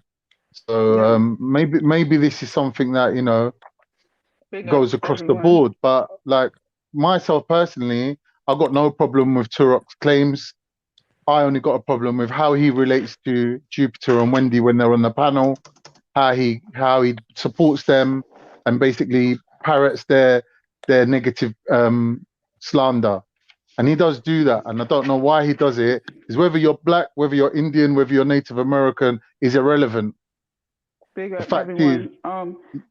My best friend was one of the Black Americans who pretty much was told by his mom and his maternal grandmother that they were Native Americans, that they were a mixture of Native, Indigenous Americans, and Black. So like he felt that he was Black from his father's side, but Native American, and I guess from his mother's side. And he did his DNA and his ancestry on his maternal. So he did his maternal lineage. Yeah. His maternal lineage went to Guinea-Bissau in West Africa. And when he told his mom, basically like where her lineage was linked to, she was a little stunned. She was a little confused. And then she was like, I could believe that. And it was like, well, like, like he's in his 30s and like all his life, you're telling him that he's, like pretty much some like Choctaw or I don't know, Yamahawk or one of these Redfoot, Blackfoot, one of these Indian tribes. Like he's thinking that he's like pretty much like a mixture, like one of his ancestors were literally part of these tribes. And they, his ancestry was from the transatlantic slave trade. And it was just like he kind of felt like he always felt that what his mother was telling him wasn't correct. But obviously, there's this question mark of like, okay, you're West African. What does that mean? Where in West Africa? Like, so I think it's really important. I mean, his father is deceased, so he might have to get I don't know how you get your paternal lineage. It has to be like an uncle, right, or something like that. I'm not sure. Melanated, why do you think that this is the case? That I would speculate that, like obviously black people or Africans aren't all the same color or the same like look. So, when you take them over to America now through this transatlantic slave trade, and time passes and then they forget their history. Well, They're looking at the especially a black lot of the ones. They're looking at the a lot of black the ones as people who were they're brought to African. America were not coming straight. Like a lot of the people who were brought to the Americas were brought to the Americas by way of the Caribbean. So you might have someone who is a mixture of an African and a French person, right? Yeah. You might have someone who's a mixture of an African and a Spanish person in Yeah. Spain. And then from the Caribbean, then they brought them to America. Do you see what I'm saying? Right. Yeah. I mean, so But I'm not saying Mel, melanated. What I'm saying all is, that kind of stuff. when black Americans look at each other and they see all different colors, or different looks, they don't really think that, oh well, back in Africa it was like that anyway. They're putting it all down to mixing. So they are. A lot of them are. A lot of them don't understand that, the way a Kenyan looks and the way a South African looks and the way in which a Nigerian looks is different. Completely different. Exactly. That's what I said earlier. Yeah, they don't take that into account. So they usually will say, "Oh, I'm mixed. My hair is this way because I'm mixed." And you may not be mixed. You may be the combination of a Fulani and Yoruba, and ain't nothing else mixed. Right. You know what I'm saying? Like you might be a mixture of that, but every single woman in slavery was not raped, and like everybody is not the product of some sort of mixing going on. But I just wanted to throw that piece in there because you were saying that a lot of people believe they had a Native American or what you call an Indian or whatever. Yeah, you're over that side of the water. Yeah. What is the show called? The guy's like Latin American, like he's a man and he's like, I don't know, is he Mexican or whatever? And he does this show where he gets, I forget his name, man. Like he's quite famous, but he does them genetic tests. And I think Mariah went on there and they offered to do a genetic test, and she's like, I don't want it done. And I'm like, why? She's a dickhead. Because I know who I am. I know every single member of my family, she said. I don't need to have it done. She denied she was mixed race for the majority of her career. And only when it was cool, she said, "Oh yeah, my dad's black." Right. That's why she don't want to do that shit. Is the guy's name? Is the show called Carlos or something? Is there a show called Carlos? I have no idea. Like I don't know why I'm saying Carlos. Is that the most Mexican name you could think of? I don't know. Let me look it up, man. While you lot talk. You know what? The only thing, back on the subject of, and I shouldn't treat it like a subject, but Brother Toro, in his train of thought, the only way that he is going to either prove or disprove is by taking that DNA test. And it's like what you said earlier, Lady D. There's a reason why a lot of them don't want to. I personally have my own conspiracy theories about these DNA tests, so I would never take one. But if these people, they want to see who they are, it's the best way to do it. I did want to interject on what you guys were talking about earlier. I really like that statement that you made about igniting the fire. The light of fire within them, within the person, not underneath them. Not underneath them.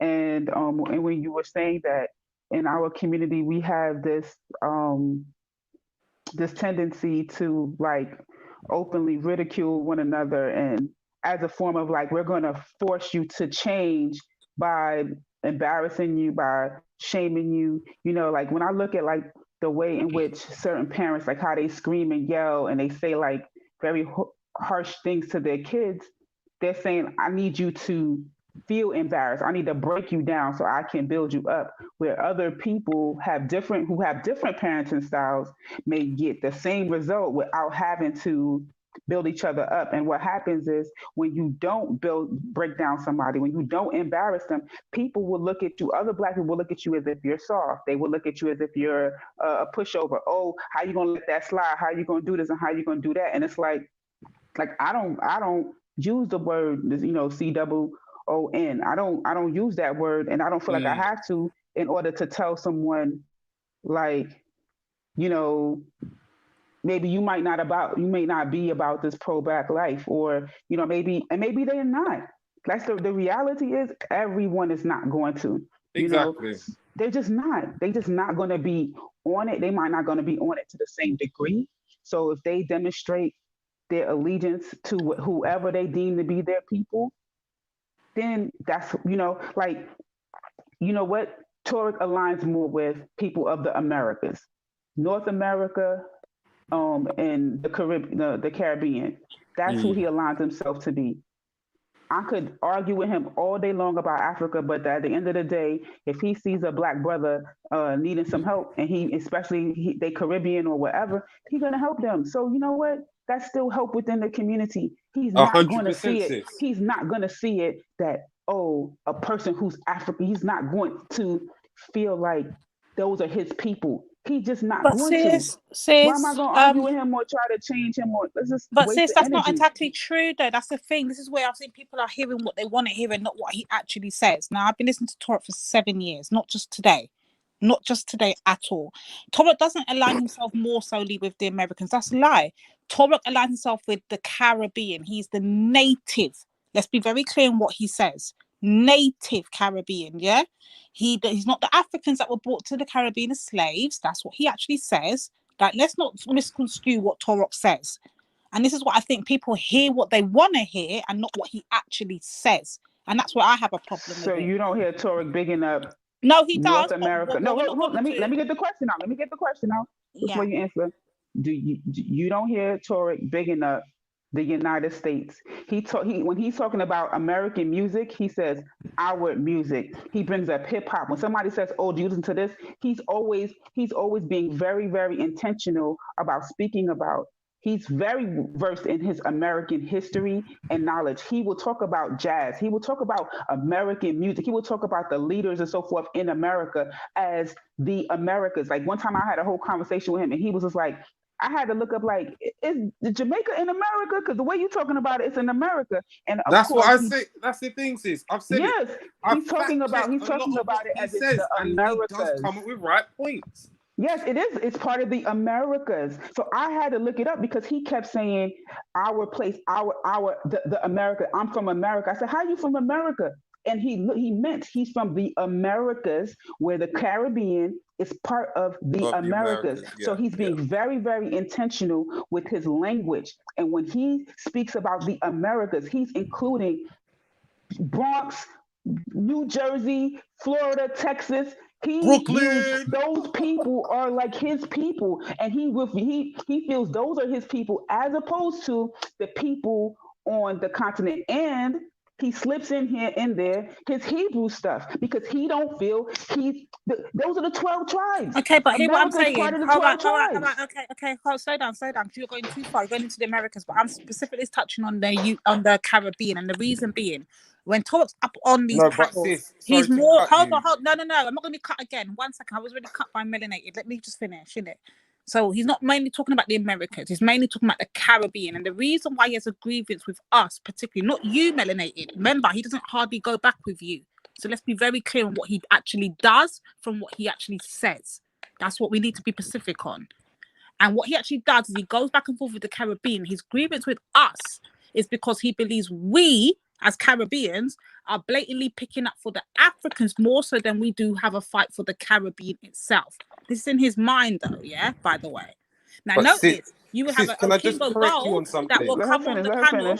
Yeah, you'll have a king of gold that will come on the panel, and we'll just assume, even if we do pick up for the Caribbean, we are anti-African along with Toro. Do you not remember the first time we had a clash with King of Gold? Why was that? Because he was under the assumption that we were anti-African. So you can't win. If you pick up for the Caribbean, you're anti-African. If you don't pick up for the Caribbean, which is Fawkes thing. You're all about I'm African. You're not African. So before I even sorry, had a Melanated, conversation, one second, Melanated. I think, Lady D, what you're doing is you're seeing America as America, North, South, Caribbean as Caribbean, Africa as Africa. When you say the Americas, that's everything from Canada to the Caribbean to the thing. No, I do know that. You're assuming that's what I'm doing. He mentions all of it. No, I know, only but go I'm by what I assuming. see. No, and the same no, for but Melanated. He mentions all of it. Yeah, I know he does that, but what I'm telling you is what he actually does. He won't go back and forth with Melanated. That's what you're not understanding. He does. But he hardly ever Melanated compared to how he does with all Shakara, me, Nanifa, all of us. But when he's going against you guys, what is he saying?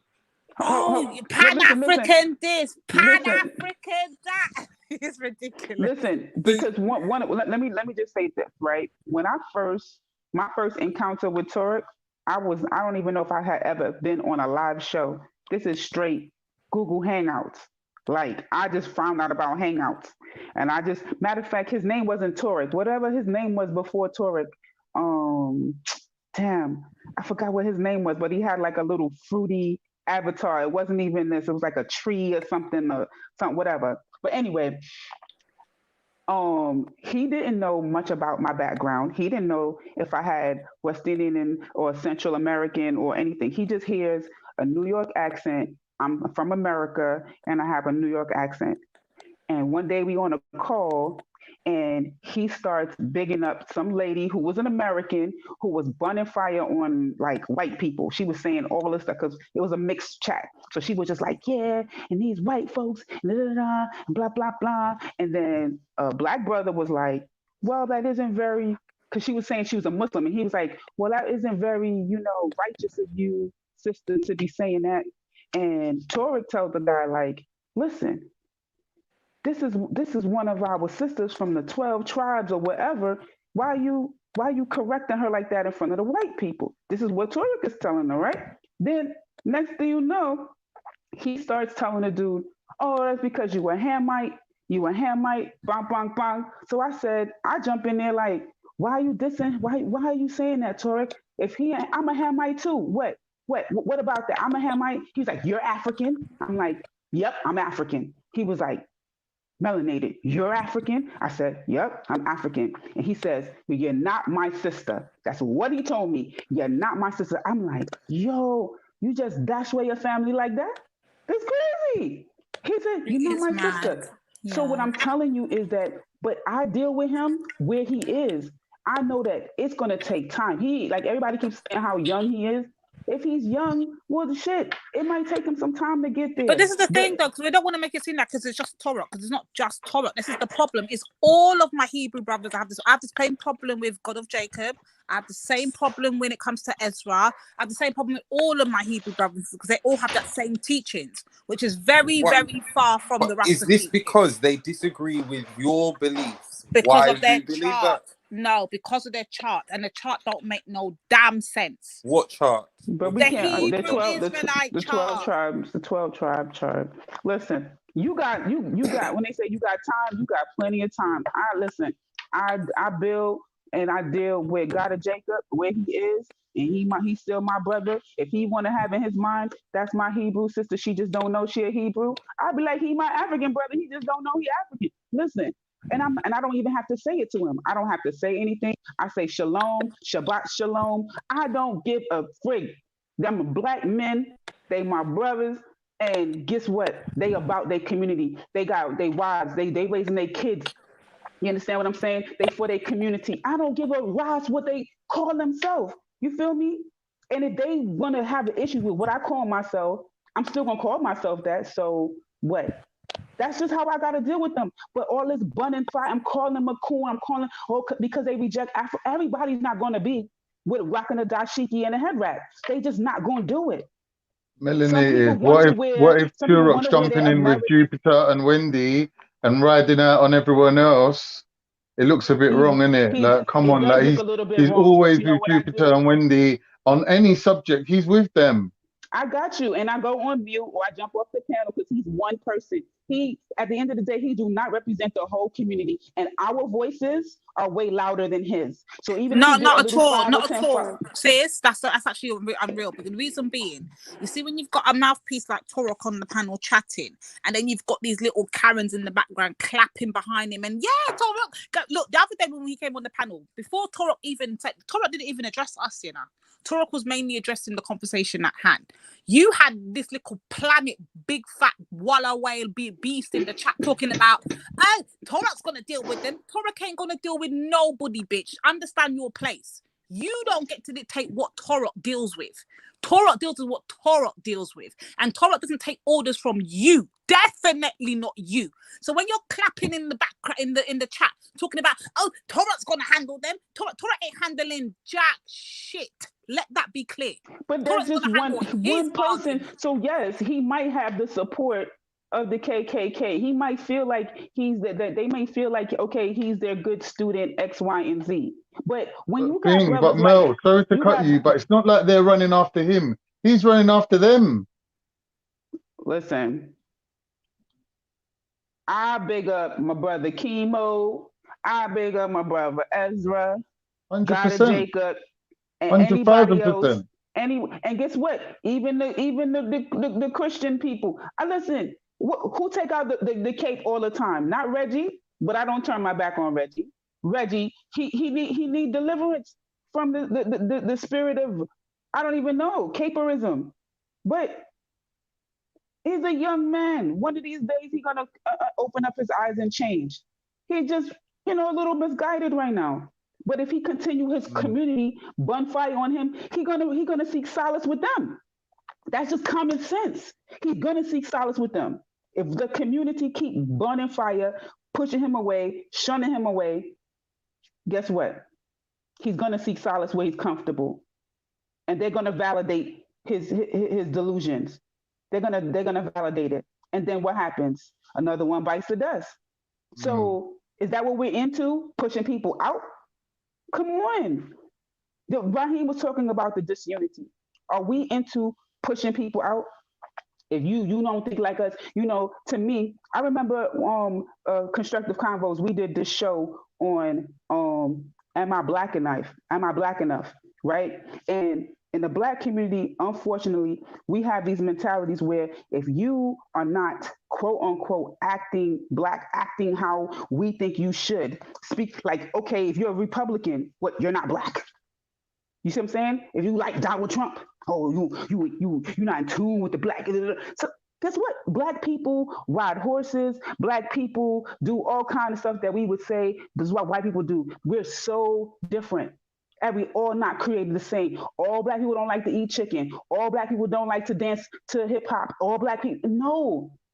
It's not that we're all not the same. Some Black people don't like Africa. How about that? You know what I'm saying? Like, fuck it. The ones that don't, fuck them. And we rock with the ones that do, because most of us do. That's what I'm saying.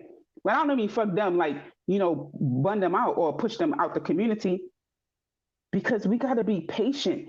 That's what I got from what Raheem said about igniting the fire within, as opposed to lighting the fire underneath them or, under them. That's what I got from that. To me, I'm going to steal that, and I'm going to just use that even in my personal, my professional life, what I'm saying, with the young people that I work with, because you do get frustrated. So I feel like the frustration is more of a me thing. It's more of a me lacking the patience when I'm dealing with them, or when I'm dealing with someone who may not be moving at the pace I think that they should. But if I had the patience, I would have patience with them to get to that point. I would have patience to teach them or to educate them, or and be patient enough for them to get there. I don't know. So y'all feel Big me? Turok. Torok's in the chat. Torok, jump on the panel.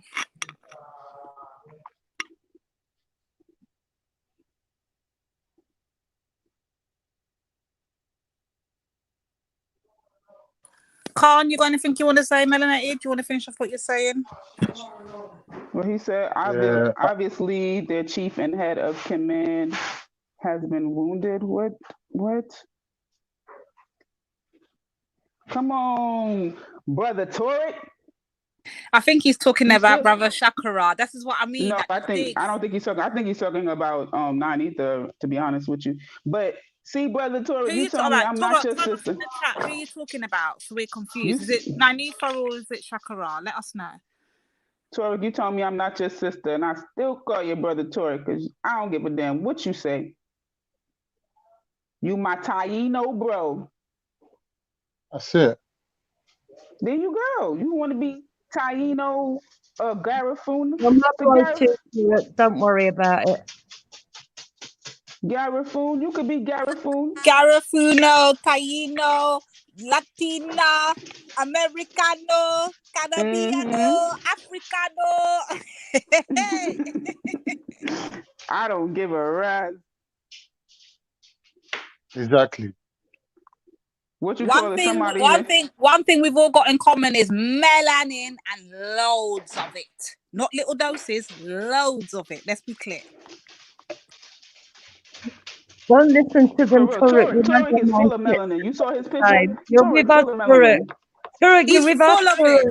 He's full of it, melanated. Have you not seen that? He look like he's been getting his daily dose of vitamin D. She's talking.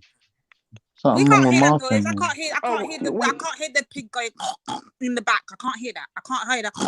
You know that noise? When your screen does that, you gotta don't come all the way out. Just tap on the screen. Yeah, I got it. Woof. I got it. Woof.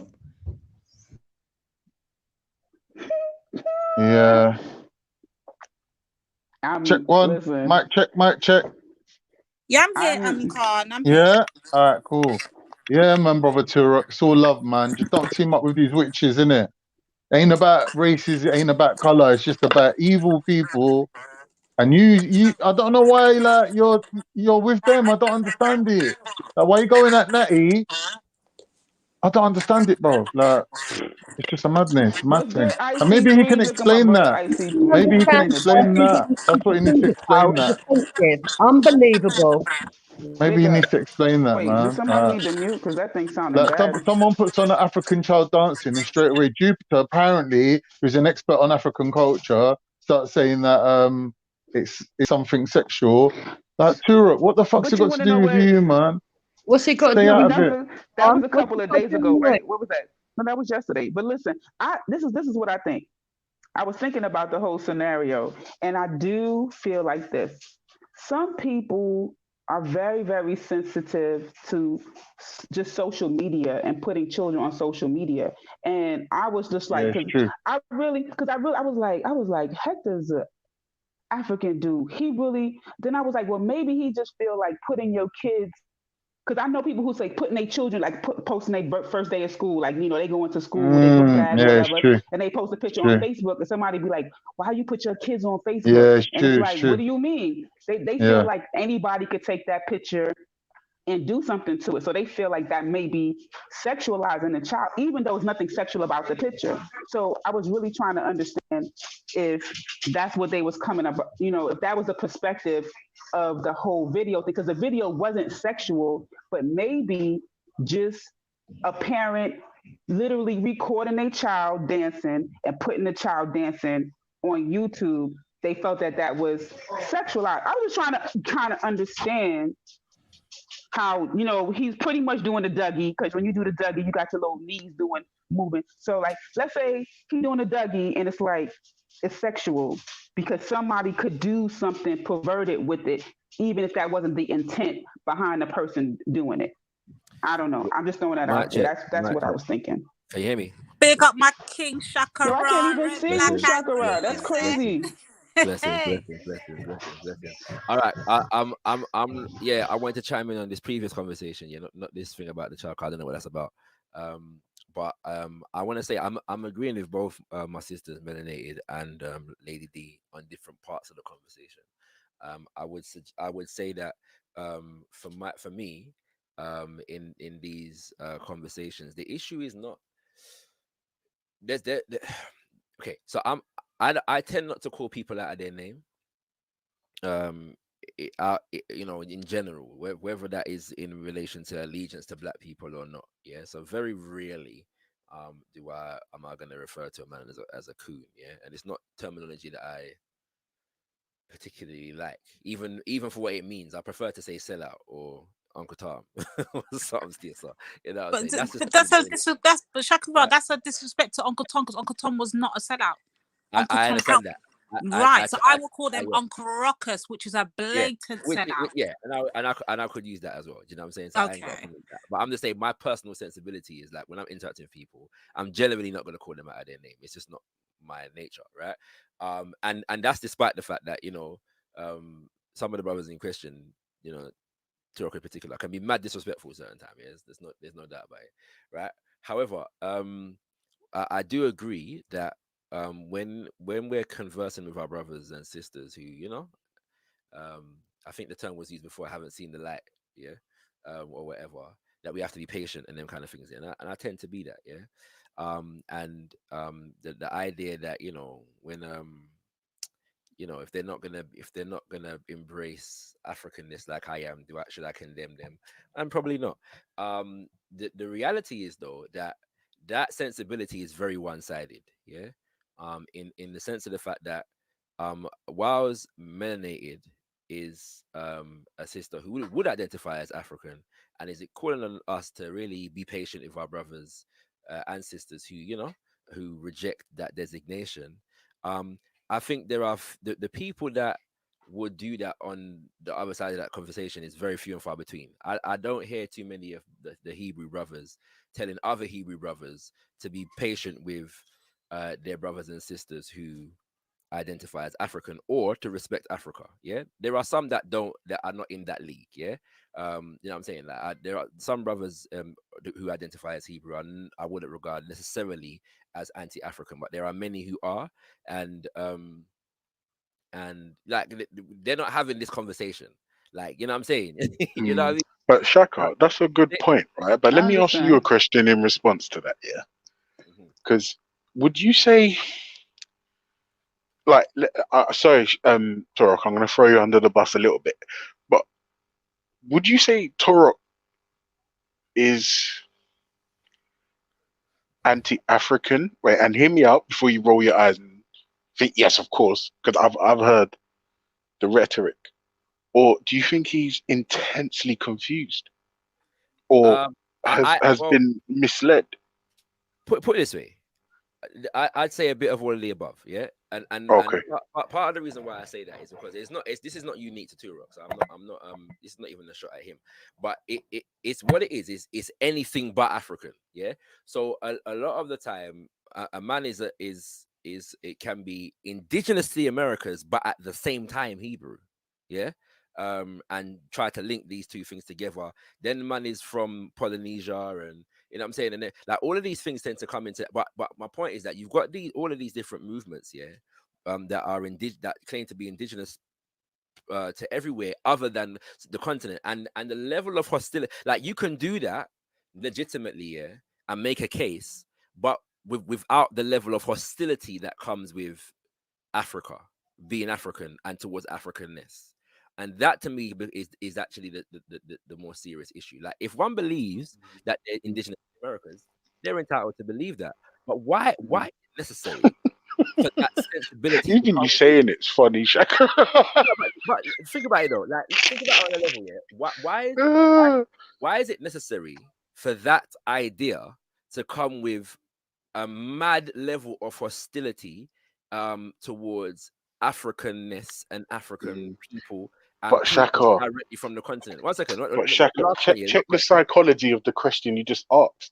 Think about any time a man believes something like wholeheartedly, and then someone comes along and shows them say that it doesn't go like that.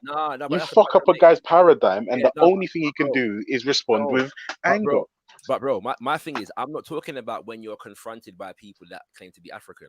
And they're telling you that you're African. I'm talking about the ideology itself comes organically with an anti-African mentality, vibration, and energy. Yeah, so that they've already come to the conversation with this vibe, right? And I'm saying, why is being a Hebrew or not be like what's it called? Why is not being African synonymous with hating Africans and hating everything African and portraying all kinds of negative? Turek don't hate Africans. He's just not racist. Right? What's it called? Carry on, Shakara. Carry on. We're not dealing with ticks.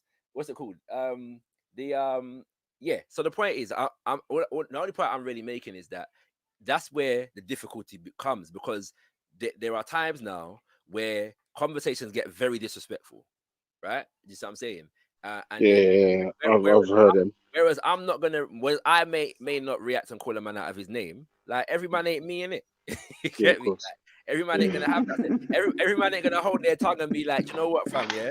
Like let me be patient with my lost African brother. Like you tell a man about his people, them and about savagery and you're regurgitating a lot of foolishness. Yeah, no, but not just foolishness, but a lot of caricatures. The stereotypes too. We're gonna be on stereotypes because these were caricatures that Europeans used to oppress us, and so when they come from our own, tell us more about caricatures. What would they be? Mind your business. He's not talking to you. No, I'm asking questions here. You want to keep Melanated, don't give it energy. Melanated, You want to keep sis. talking Don't about give white it energy. people, Europeans. I want you to tell us exactly what the Europeans are doing, if you don't mind. Yeah. So yeah, What the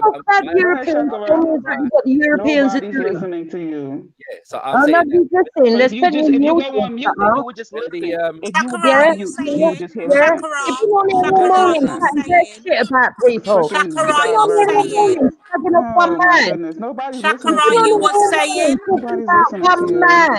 How many times do you have to You were mention saying. white oats Melanated, for don't me? even address it. Every The tick is fucking desperate goddamn for stream. energy. Don't address Every it. fucking goddamn stream. Oink, oink, honk, honk. Every fucking goddamn Where's stream. your grandkids? yeah. So Lady. can I advise us not to address the vampire? Like it's not necessary. Oh, shut up, you parasite. And no, that's what that's. Oh, the dog's woofing again. Look at the doggy barking in the corner. So the point I'm Yeah. Listen.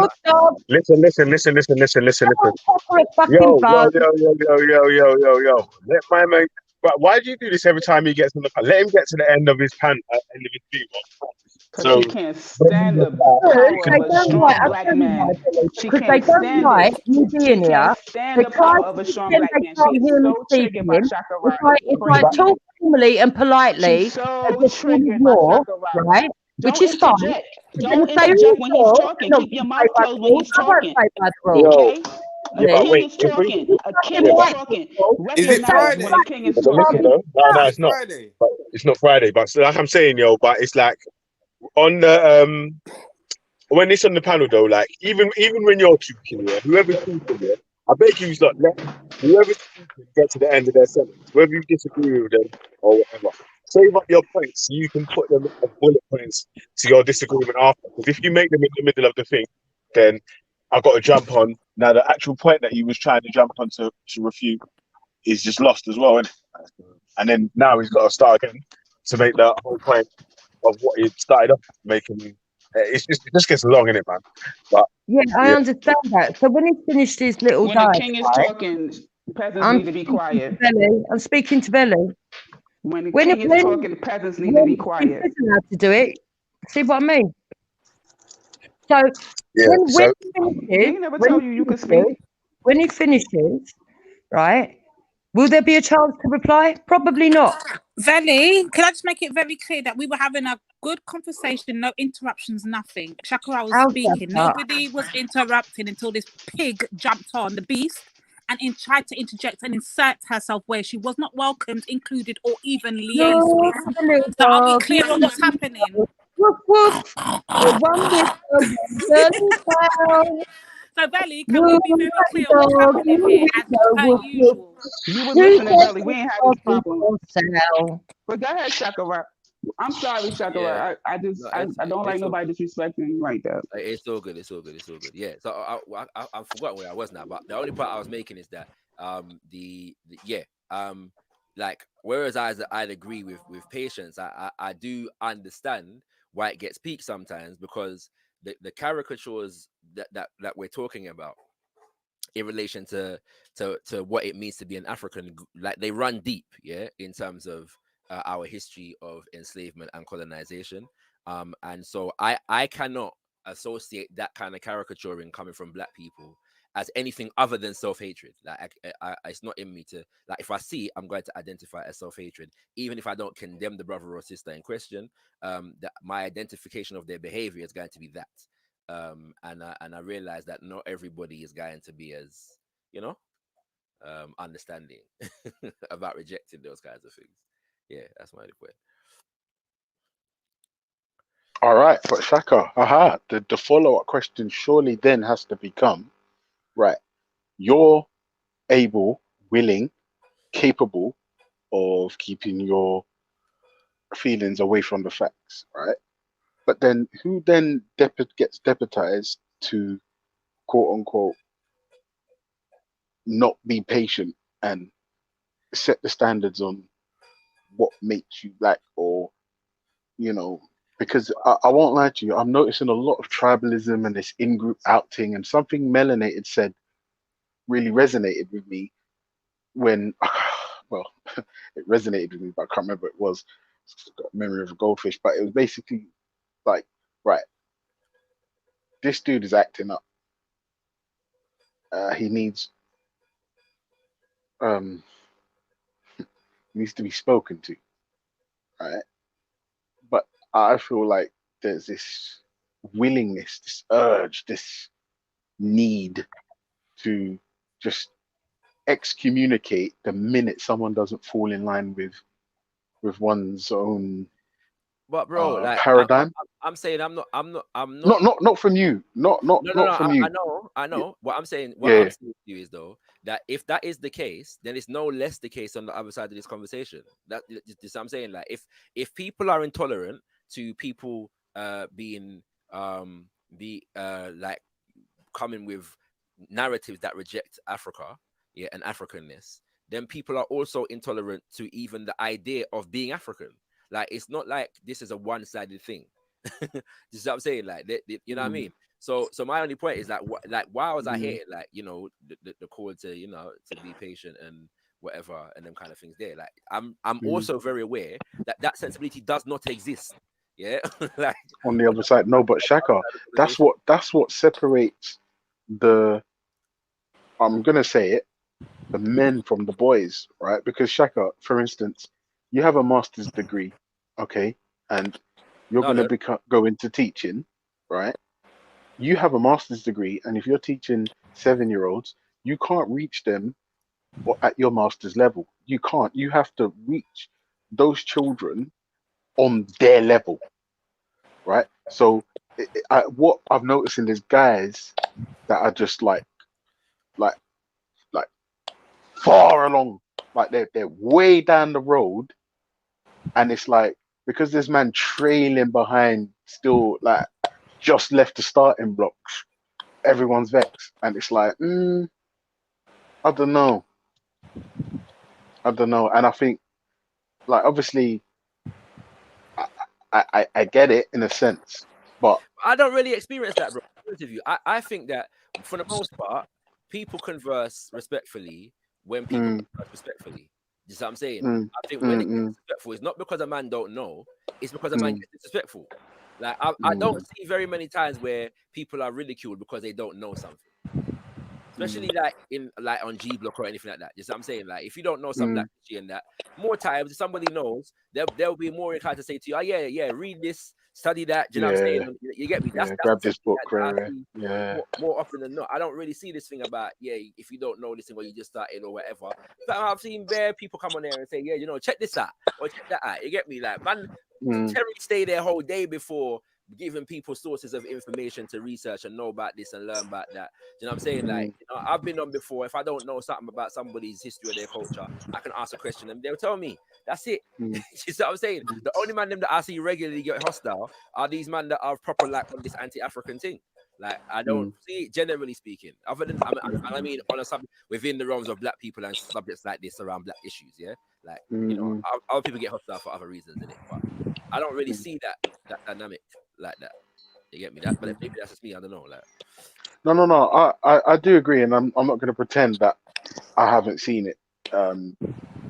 It's about, for me, the psychology around the whole anti-African thing from black people specifically, for me, is just incredible because, and like I said, for me, like for me, I'm not comfortable with the word coon and the Uncle Ruckus, which is why nobody's ever heard me use these phrases, right? Because I'm more interested in the why the person thinks the way they do.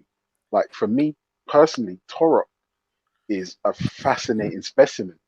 Like I'll be honest, if he genuinely believes the things I've heard him say online, Food is human. then for me he's confused. He's confused. Ultra, can I ask why? Yes, you Why does can that big me mean? up. Yes, you can big me up. Big up yourself too. Come on. I didn't big you up in any shape or form. Come on. Why is he confused? Because he thinks he's a Native American. No, why can't he be? Can I say this? Can I say something though? Yeah, because one second, brother Shakara. Let Ultra go through first. Because no, I gave you my answer. Yeah, and I said, why can't you be? Oh wait, do you mean along the realms where you can just identify with anything you want? No, like, no. On that level, that's like modern identity politics crap that they try and push nowadays. Oh, I'm so talking do you mean like genetically? Yeah, genetically. I've why seen can Toro. he not be that? I've seen Toro. So you know. No, not only that. You've seen him, but do you know him to know what?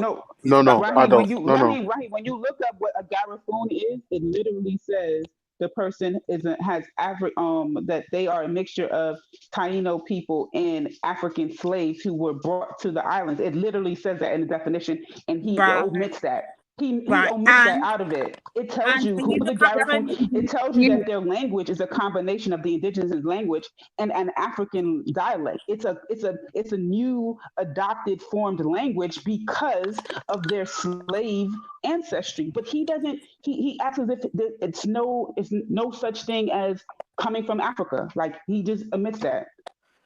Can I also say that because when I first was interacting with the brother, and like really this is not personal to him, but when you look at the Taino thing, it said that the Tainos went extinct in the 16th. 1 second, Lady D. 1600s. 1 second, Lady D. Shakara was speaking. 1 second. Yeah, sorry, I just want to say I understood him to be a Hebrew. Yeah, and this is just my personal interaction. The Taino thing seemed to evolve and get stronger with time, if that makes sense. You see what I'm saying?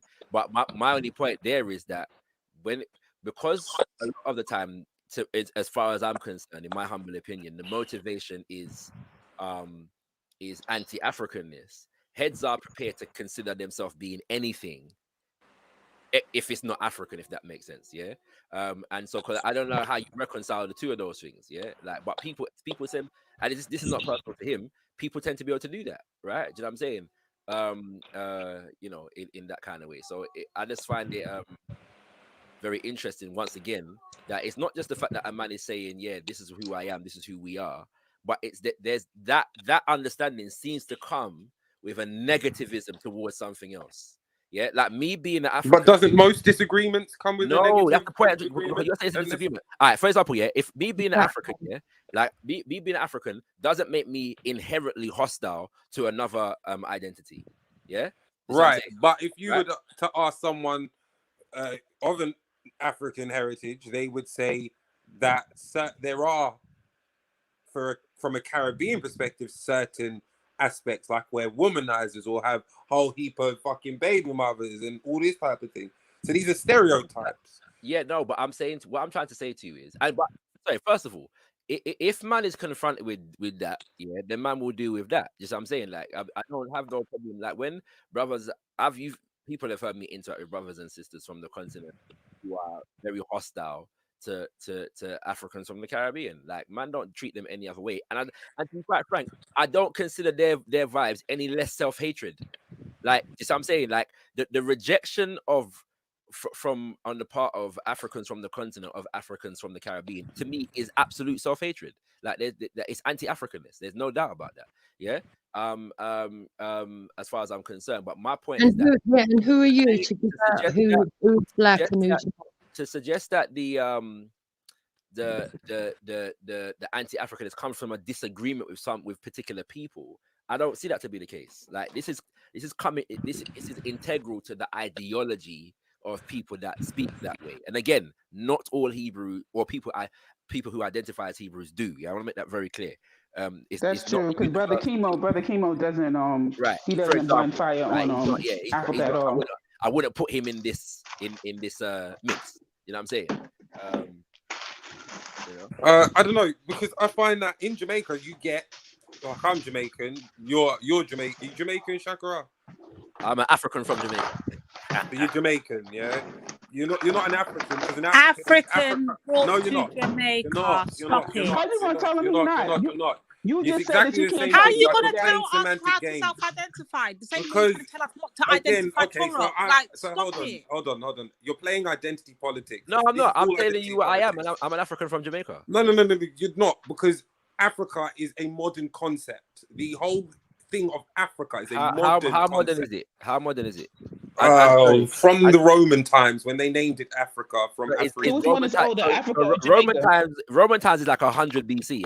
And when was Jamaica named Jamaica? Wait. That's what we need to ask. Jamaica was named Jamaica, what, probably the 15th, 16th century. Before so why then, can't I identify African, but you want me to identify as Jamaican? Like, cut it out, Raheem. These are semantics. Cut it out. These are semantics. Like you're of Jamaican origin. Raheem.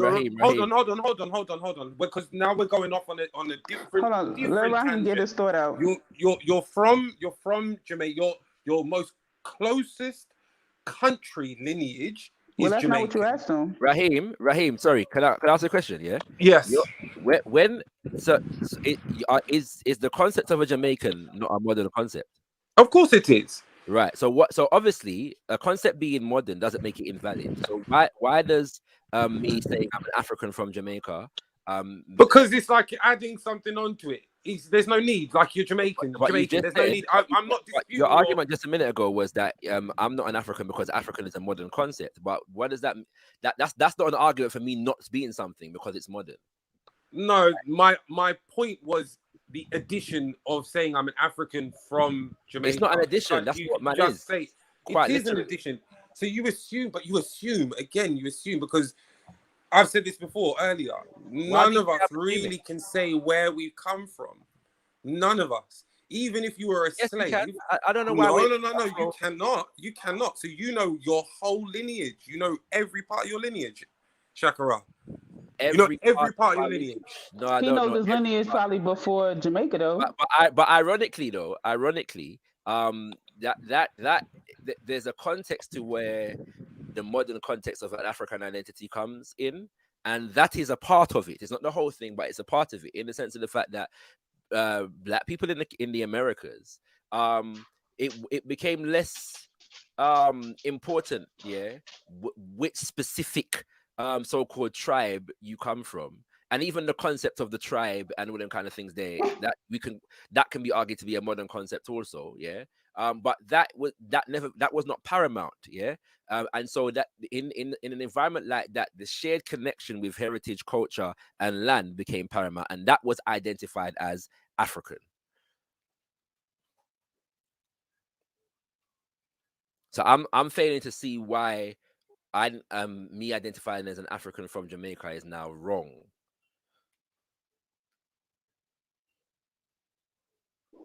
The brother gone. That's unfortunate. I always say I'm an African in America, so like I don't know. Hang on a second, Shakara. Who do you think you are coming onto the G block and identifying yourself using factually accurate statements, Shaka? Who do you think you are? Raheem's backstage again. Fairly, Raheem's backstage. I don't know if you heard Shakara. And Ultra, leave my king alone. I beg you don't. Who the fuck does Shakara think he is? Like, answering questions like to the best of his ability. What the fuck is this? You know what I mean? Oh, man. I'm not gonna lie. I was actually shocked with Raheem's response to Shakara's answer. It's just not difficult, and I don't understand the pushback from people just identifying And this is with the their part I don't hate ancestry. that It because doesn't make sense to me. like Caribbean is a modern concept. Yeah. Like Jamaican, Trinidadian, Bajan, Saint Lucian, Grenadian, Dominican, Haitian, modern concepts. Yeah, these are all modern concepts. Yeah, Ghanaian, Nigerian, Congolese, South African, Kenyan, modern concepts. You want to know? I don't. Some people feel the need to like put some sort of specification on their identity, right? And I don't think that should be frowned upon. Like, if let's just say, because Manita posted the video, right, of the Afro Turk. So let's just say I was from Turkey. I would introduce myself or describe myself as an Afro Turk. I wouldn't just be like I'm Turkish, because that gives a full description of who I am. Yeah, unless you're me and then people don't want to hear it. I'm not allowed to be Afro-Turk. But hold on a minute. I never heard you call yourself Afro-Turk. Yo, sorry about that. Hold on.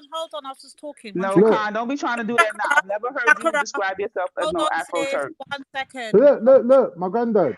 Hello, I'm talking. Shakaras, this is the problem I'm having right now, yeah? Are these Afro-Turks? Khan, can you hear me? Yeah, man. Wait, hold on. Allow it, man. So what I'm saying is this, yeah? This is the problem I'm having. You got all this big palaver about, identifying themselves as African because African's a new concept and Africa this and Africa that and Africa. Fuck it. But they have no problem with identifying themselves as Jamaican, St. Lucian, St. Kitts, Dominica, Grenada, Trinidad, all new concepts. But no one That wasn't my point. And if I pressed the wrong button and end up leaving the thing. So let's not subliminal, Lady D. Let's just keep it as we had it. A very good conversation. Hold on, that before is then. your point. That is your point, and that's many No, others' that's point. not my. Hold that's on, not my point. that is your you point. can't tell me what my point is. I'm finishing. Let me finish. Well, let her just finish the sentence. Every time I go to talk, someone wants to interrupt. I'm not going to let you do this right now. Just correct it We're when not you going to finish. do this right now. I'm going to finish off a full sentence. Allow it. So this is the problem I'm having, because every time there's a black conversation, there's always this concept of Africa this and Africa that, and you're not African. How do you call yourself Africa's a new concept? But so is the whole of the island's a new concept. So what are you going to call yourselves, idiots? Make it make sense. It's ridiculous. Okay, so if I was able to finish my point, Baby sounds very healthy. Congrats. I'm Hey, back. little baby. The baby trying to be part of the conversation too. Where little baby Shakara at? Hold on, wait, Raheem, did you run off and have a baby during lockdown? Yeah. Yes, he did. He had a baby. Welcome to the Ultra Club, man. Everyone's just copying me now. What the fuck is this? Where little baby Ultra? Where's she at? Oh, they're all at my mother-in-law's, man. I was gonna say it's quiet, boy. It's quiet. Yeah, they're all at my mother. They're not coming home till about 8. She had a 8-week checkup today. Yeah. It's been 2 months already. Yeah, fucking hell, man. Little baby Shakara, he really be trying to make sentences. That dude be like, he be really trying to make some sentences over there. He's trying to give a lecture like his dad. Yeah, it's so funny. Trust me. Yeah, man. It's important that you got good male role models around you, man. Trust me. Absolutely. It's so important. It's so important. And I tell you, this is why I keep saying to people, like, if you're going to be a man, you cannot be emotionally led, right? I'm not saying be a fucking robot, right? But look how Shakara conducts himself. I've heard people be fucking disrespectful as fuck to Shakara, but Shakara's got a class about him where it's like, yeah, I get it, you know, but I'm doing my thing. And it's just a shame that you're not on this level. And I'm not gonna lie, I just can't rate that enough. I just cannot rate it enough. You never hear Shaka, I hate you, like some fucking fool. No. Conduct yourself. To me, like, you know, the conversation just kind of went left. Just shows this whole identity thing, how deep it runs. So I do listen, I'm taking heed to, you know, the way in which Shakara articulated even initially what Lady Divine's initial point was. Let me close this door because my son is rapping his little rapping going on. Oh shit, man, I'm getting a phone call. I'll be back. Yeah. So I'm taking into account what Shakara was saying about what Lady D was saying, basically, which is, you know, on the flip side, the people who are kind of reject the larger group, and they reject being associated with Africa, and they denounce any of their ancestry and their heritage. They aren't very gentle and delicate with their delivery. They aren't very mindful of the imagery, and actually they're not very mindful of some of the concepts that they actually support and reinforce, which are detrimental to our community. So Lady Divine, Ether, Shakara, I hear what you guys are saying, and you know, I'm also taking that into account. But you see, this is why I don't run under the banners of this, that, because if I was to do that and go to every single island that's a part of my blood, I will have the whole of the bloody Caribbeans in there. Literally, I can't be going carnival holding up 5 to 6 different fucking flags. That don't make no sense. I hold up one flag, red, black, and green. Period. That's the problem, you know. You got carnival. You have to carry 2 flags at most. Red, black, and green. Well, if anyone wants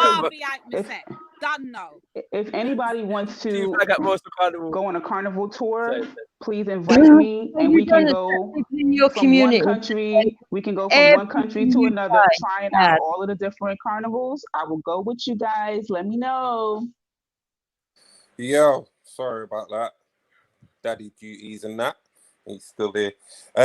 Yeah, so where were we? I've completely lost my train of thought. I think we're picking Turuk's identity. I don't know if in the last like 20 minutes anyone has even said the name Toruk. We need to keep up with the whole conversation. We've moved on past that. Yeah, so if you haven't come back since I took off as well for some daddy duties, so it was on this idea of me adding stuff to Jamaican. Okay, so the reason why I was saying that is, and so I was going to bring up a point relevant to the Jamaican thing, and I just didn't understand why you needed to have brought that up, because this whole thing of adding on, and in fact the whole thing of your country being your blood is, again, as I said, a modern concept, because we are all black people, and I think it goes into what I originally said when we first started the conversation. These are all divisory tactics in which are used to keep us at bay. And it's not just us as people, it's the world as people. That's why the Europeans don't get along in Europe, and the Africans don't get along in Africa. The Caribbeans don't get along in the Caribbean, sorry. So that's kind of where I was trying to go to. I can't remember my exact train of thought, but yeah, you know how it goes. No, but when the baby screams, you can only think of that.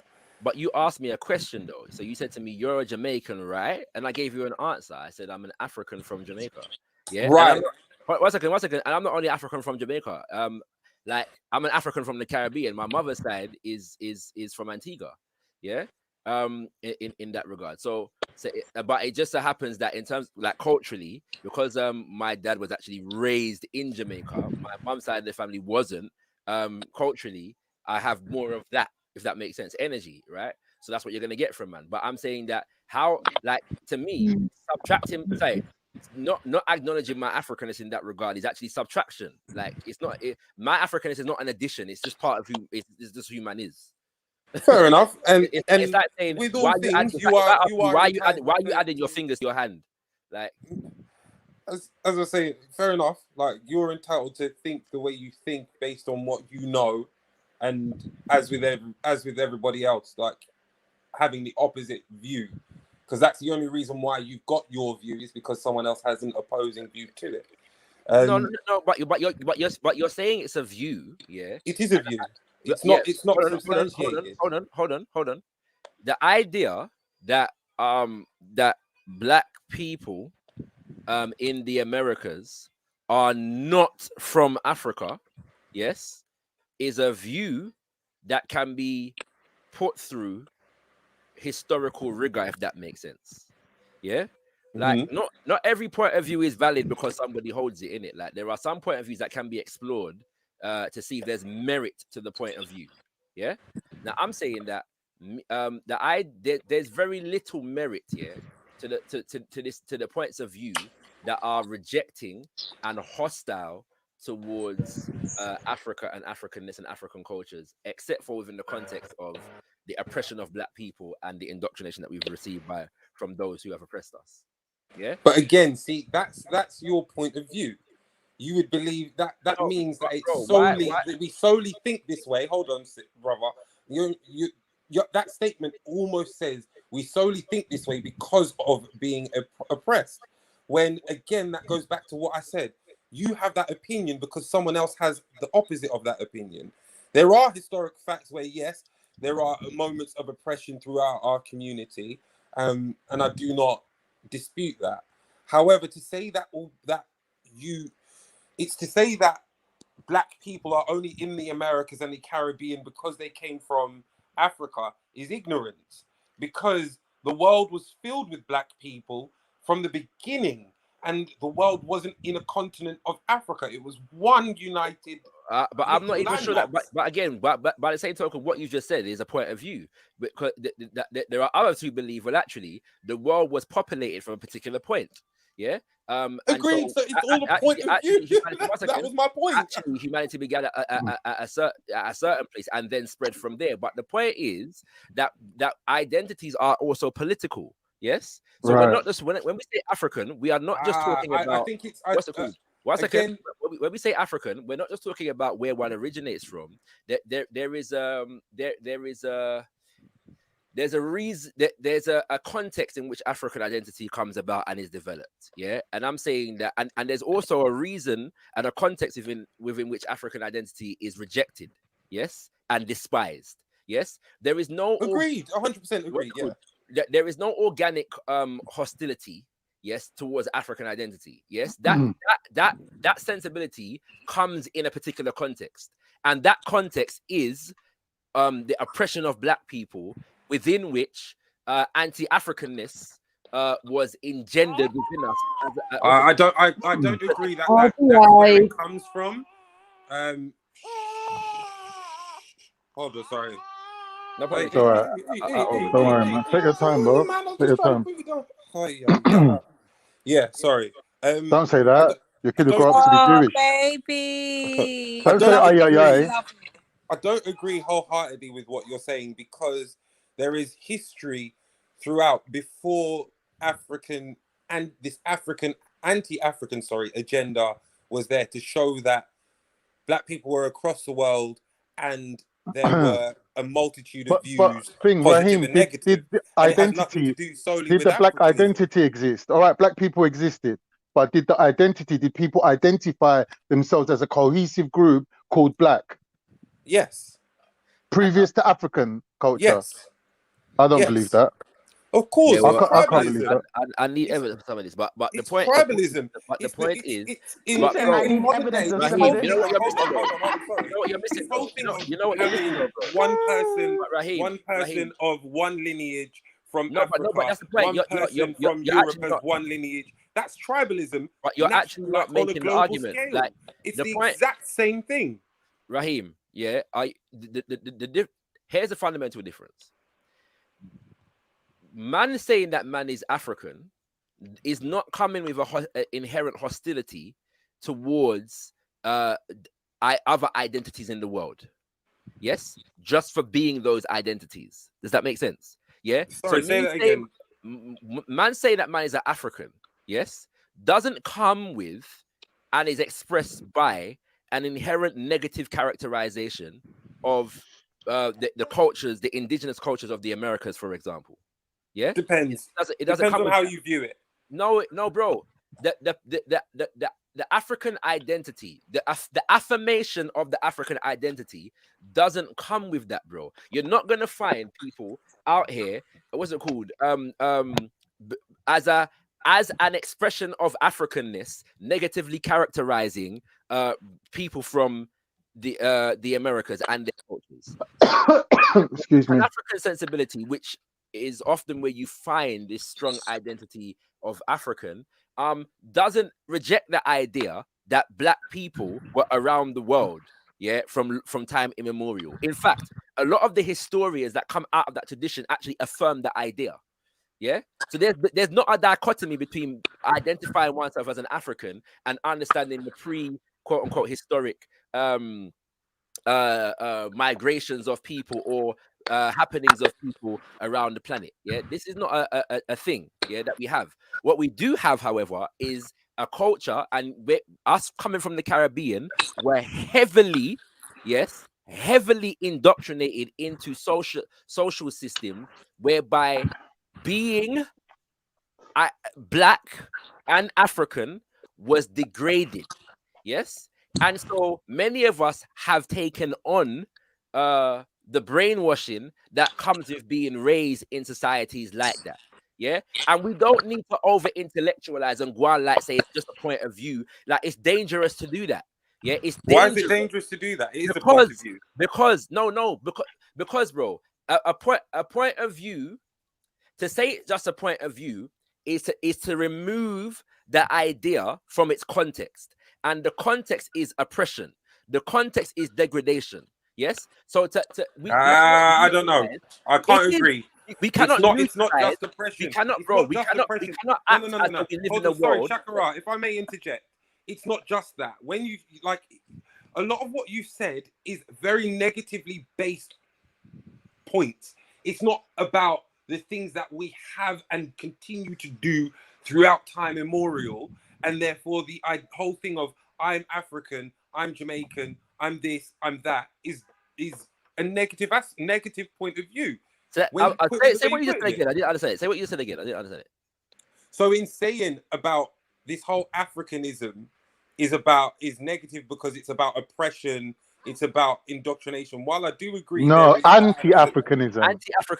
Anti-Africanism. Oh, sorry, I misheard. Ignore me.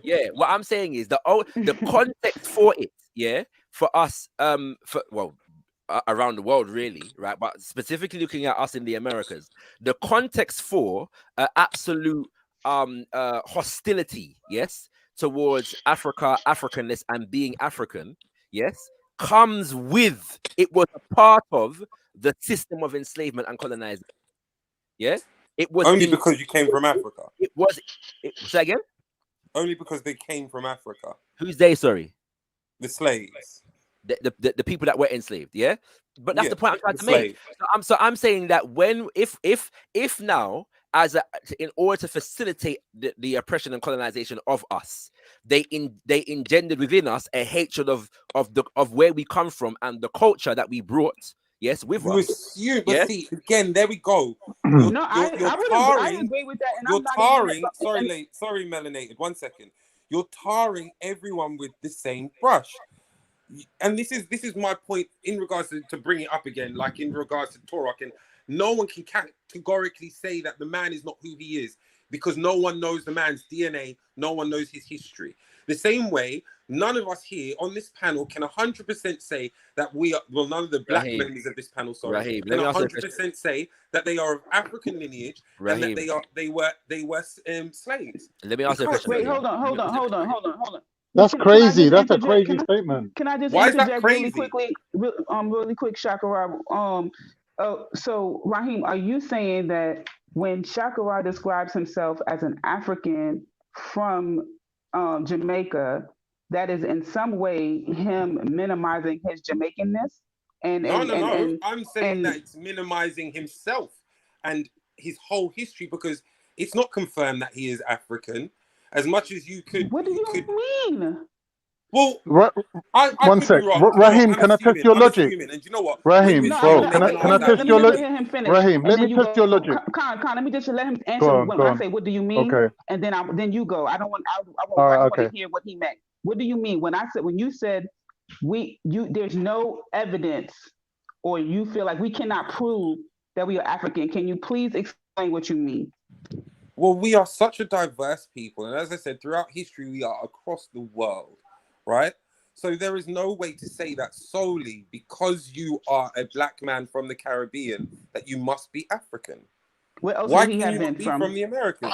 Hold on. Why can you not be from the original When Arabian you've got Peninsula?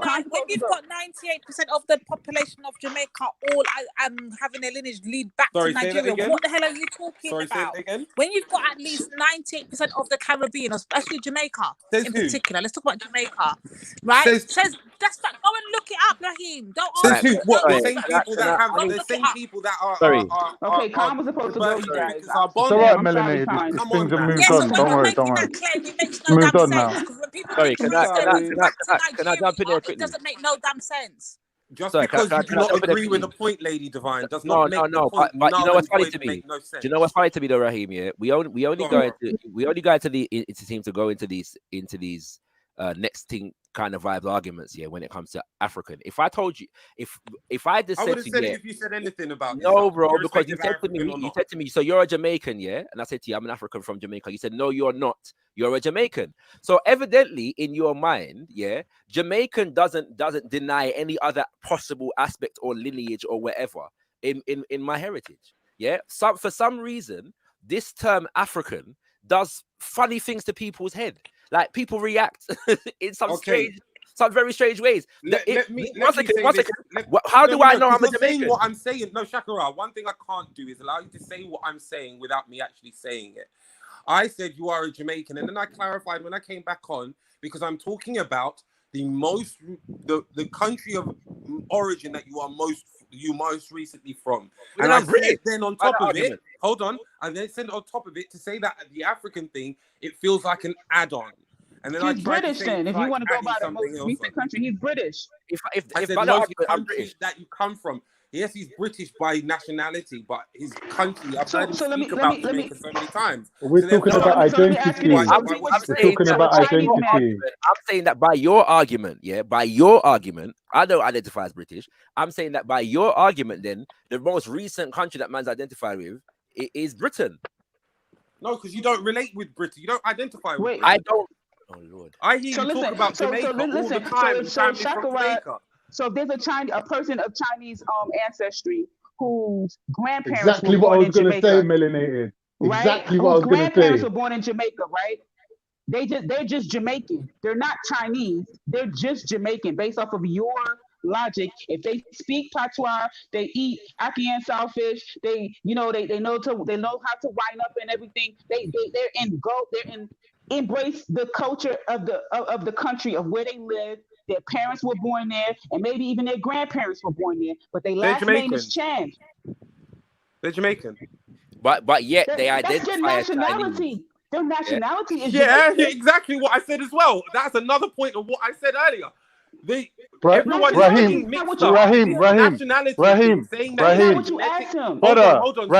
Sorry, one sec. I like to start making points, and everyone start saying something on top of it. Let me be clear. I said exactly that earlier. Nationality and his nationality is not Jamaican. Two different things. So therefore, I cannot turn round and say and agree that that anyone is from a singular place because they do not know their bloodline. His nationality. But you know what's funny though? Sorry, can I ask a question though? Sorry, can I make a point though? Yeah, Raheem. You know the funny thing is, the only person that is actually doing what you're doing are those who absolutely deny connection to Africa. Yes, those are the only people that are doing what you're saying. Yeah, nobody else is. Yeah. But again, this argument only comes about when people affirm connection to Africa. It doesn't come about in any other context.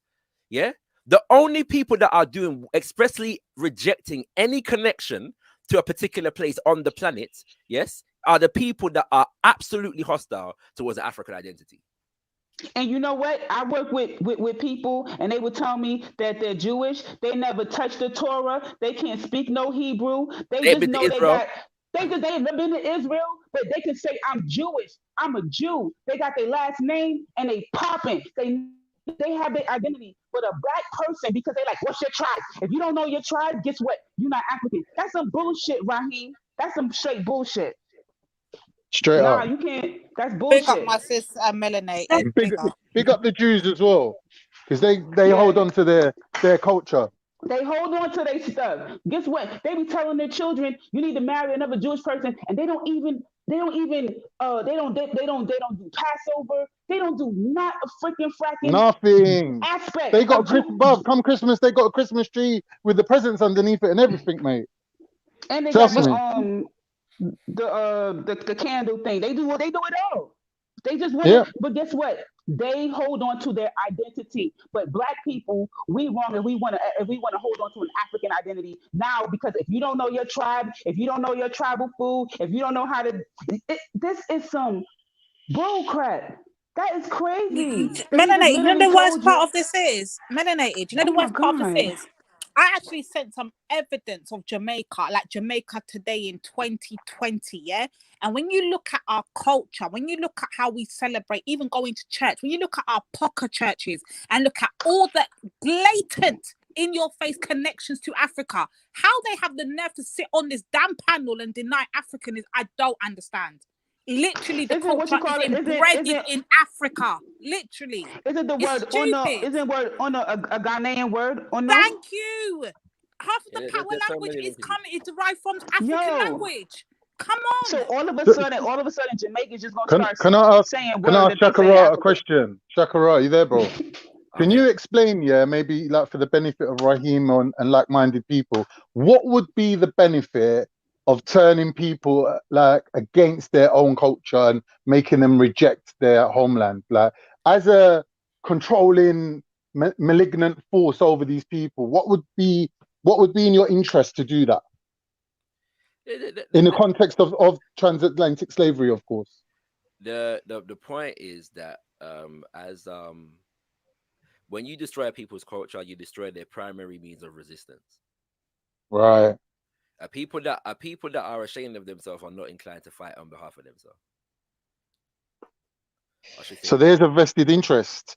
There is a benefit for the people that are pushing this narrative. One blatant example. In 1760, the biggest uprising in the Caribbean before Haiti took place. Yeah, it was led by a man by the name of Chief Taki, they call him, right? And after it, the enslaver banned what they refer to as obia.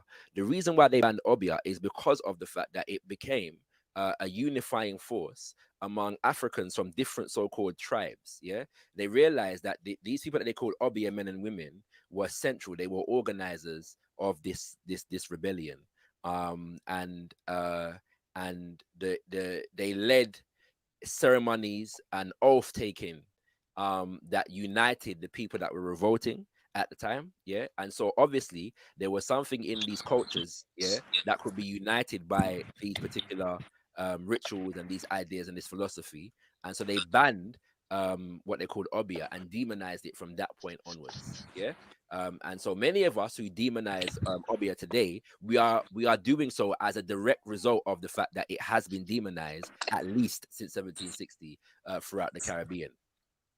Like, there's no doubt. I don't know. That's wrong. Is that where the term juju comes from, Shakara?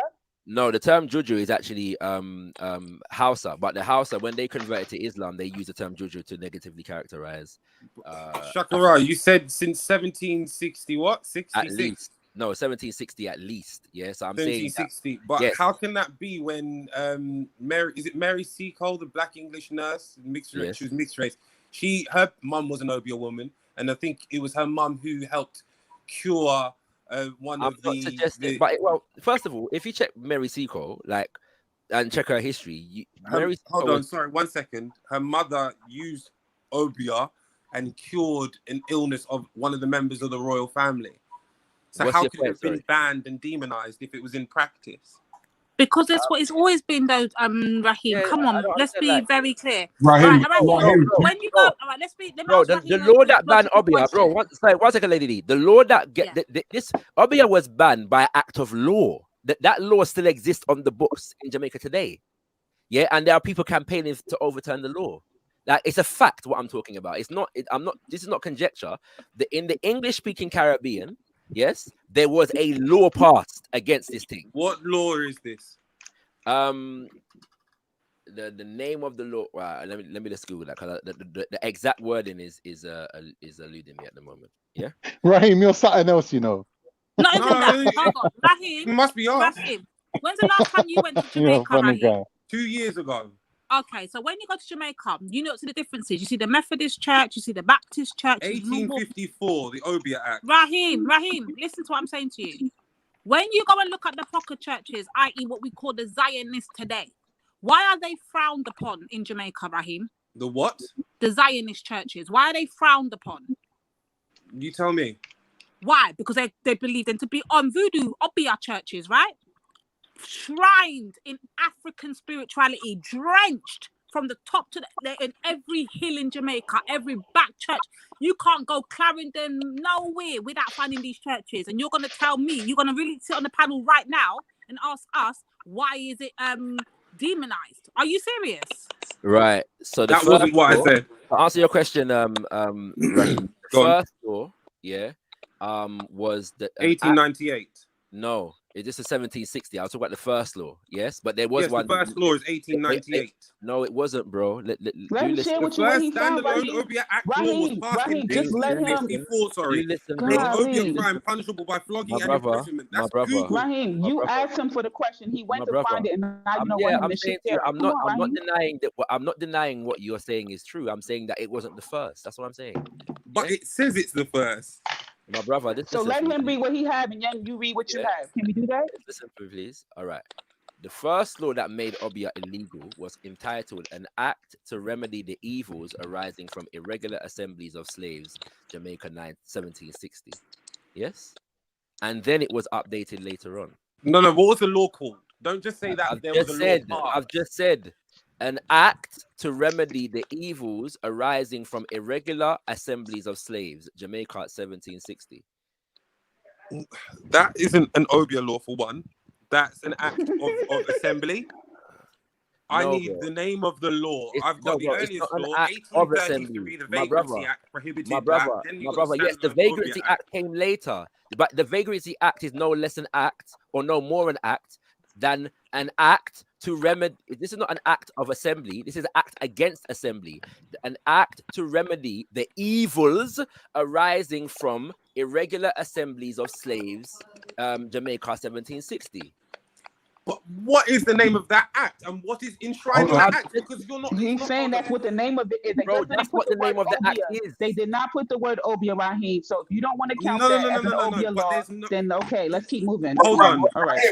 Raheem, I just want to ask you a question, yeah? What is the... Raheem, the question I want to ask you, Sorry, 1 second, brother. Law against slave assembly, what was the year? It's called an act to remedy, bro. I'm actually looking at the document it was written on. To remedy, go on. The evils of irregular assembly. I wrote it down too. Right, the evils arising from irregular assembly. Arising from. Yes, Jamaica 1760. Arising from. Raheem. 1 second, brother. I'm trying to write this down and Google it at the same time. Arising from the irregular assembly. Bro, if you just Google and what was the year? 1760. If you Google Taki's War, you'll find the information on this very easily. You haven't even got to type in the whole of that. You just type in Taki's War and you get it. Come true, Brother Terry. Raheem. Yeah, go for it. Okay. I want you to give me a sort of a day and a time without African influence of any Arawak going from Jamaica to the American land. Give you a date and time of any Indians or Arawak that have come from Americas into Jamaica and have no influence of any form of African. do you know what, Terry? Though, can I just say? Oh, Yeah, I have no idea. I'd have to look into that, brother. That's I not don't even want to like cut where your guy with that, Terry. Yeah, but I'm just saying though, for me, yeah, like Yeah. what needs to be clear, right, is that like for me, this thing about being African, has no bearing on being anti anything else. This is just what that is, right? So I'm saying that when the man them are coming with a definitive, like it's very interesting to me that the levels of anti-Africanness that come from certain man is not being challenged, right? This is what I'm saying. The reason why I come with this, right, is because of Veron Shepherd, the research historian. Yeah. And when she came on our platform, she broke it down in its facts, and the percentage was so low, that you cannot tell me that there's no form of influence of African people within most majority of the people's genes. That's the point I'm trying to make. If Raheem's argument is going to be consistent, then he should be challenging the people that are openly denying any connection, whether it be language, culture, genetics, and all that kind of stuff, to the continent. And if you were listening earlier, I said I do, and I've challenged Toro many a time on what he says. I challenge everybody on everything they say. As you to be fair to Turok, he did say he's the last of the Karafu. So only come. I got to do my bit in it while James Jones ain't here. Big up, James.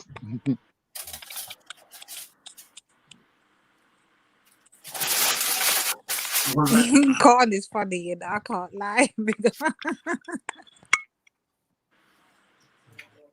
Because even if you look in the times of when they were going back to Sierra Leone from Americas, there was an anti-group against anyone going back to Africa, which they started to put propaganda.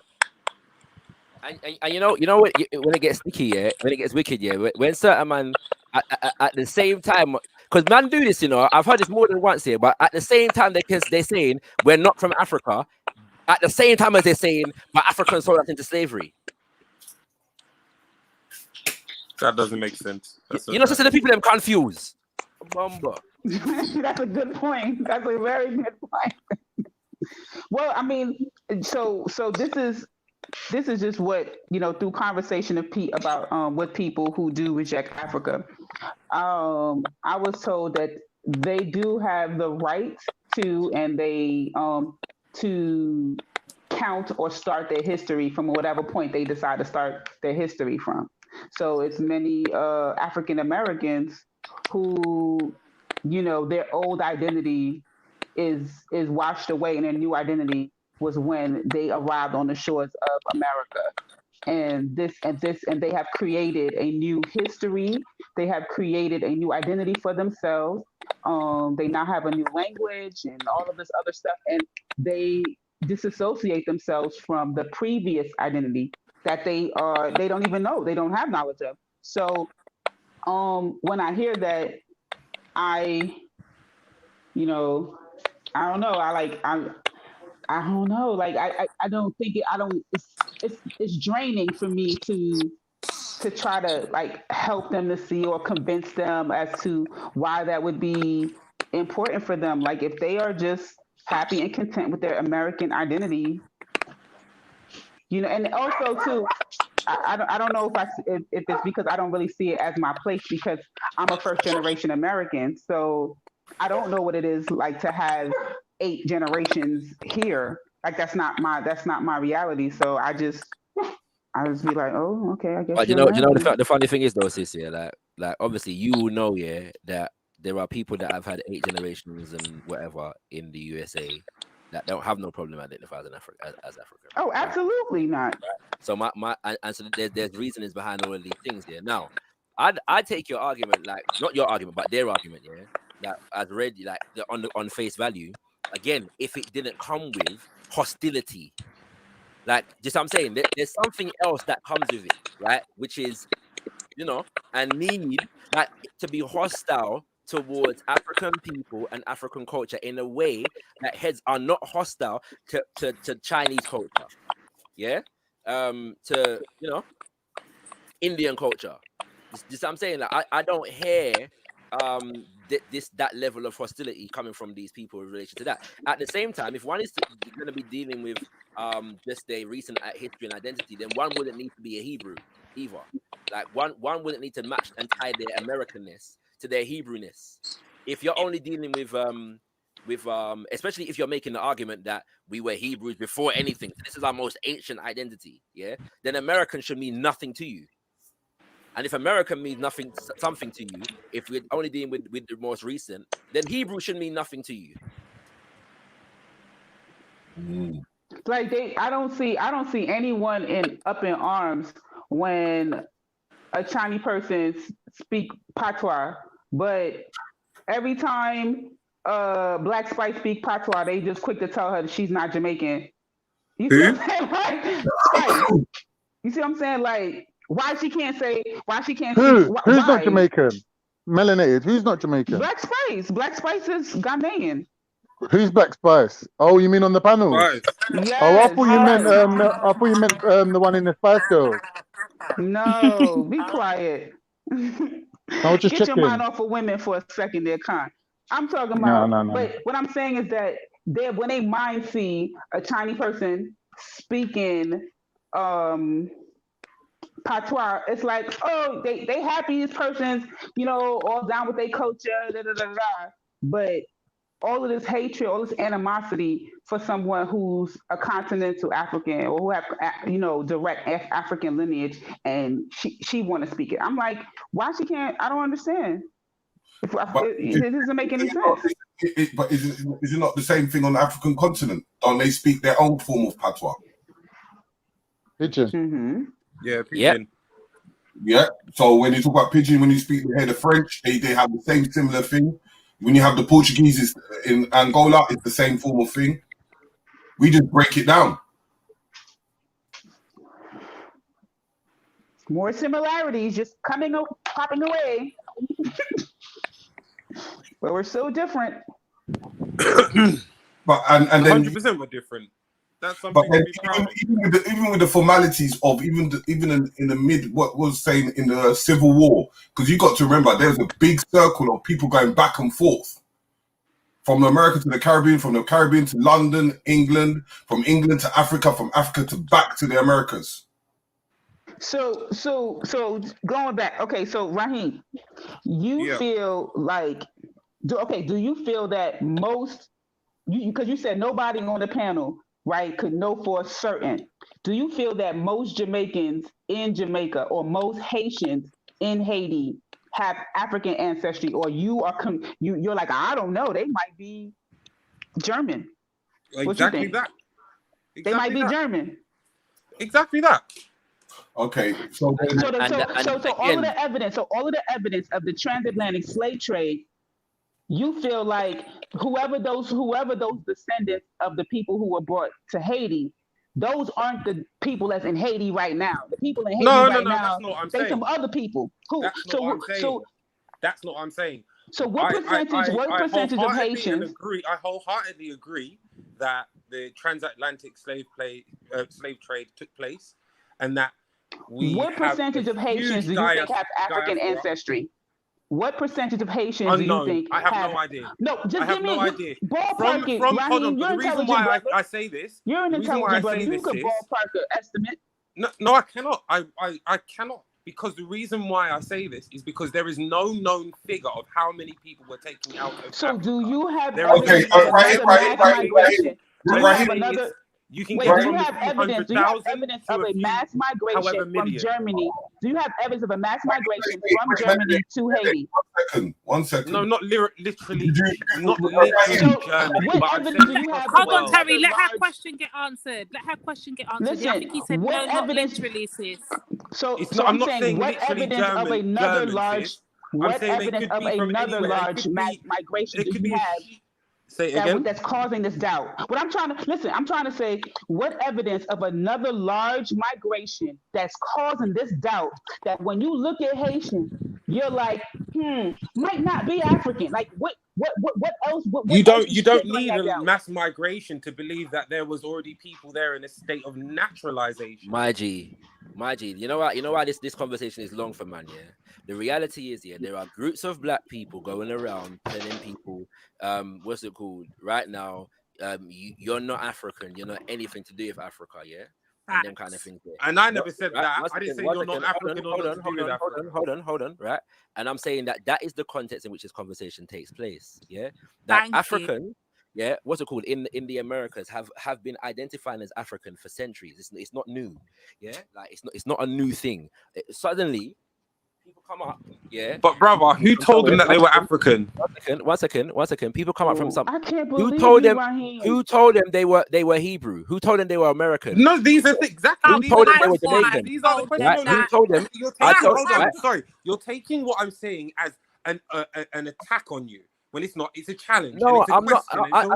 And I'm also counter-challenging. He's talking to me. Where is who told the I am black people also in America counter-challenging. that they were all from the transatlantic slave trade? I'm also counter-challenging. No, but you're changing the argument, yeah? Whether they were I'm all not. from You said that there's a narrative of people going around saying, and when the Americans, there are blacks in America. Hold on. No, hold on. Because you're counter-challenging my challenge when the question is in regards to your statement. You said there are the people in America have always have for God knows how long seen themselves as African. It's nothing new. But my question to that is, who told them they were African? Because they didn't say it themselves. No one just turns around and says, "Oh, I am myself." Who told them, or where did they learn it from? Yeah, again, I'm still It's called word of mouth.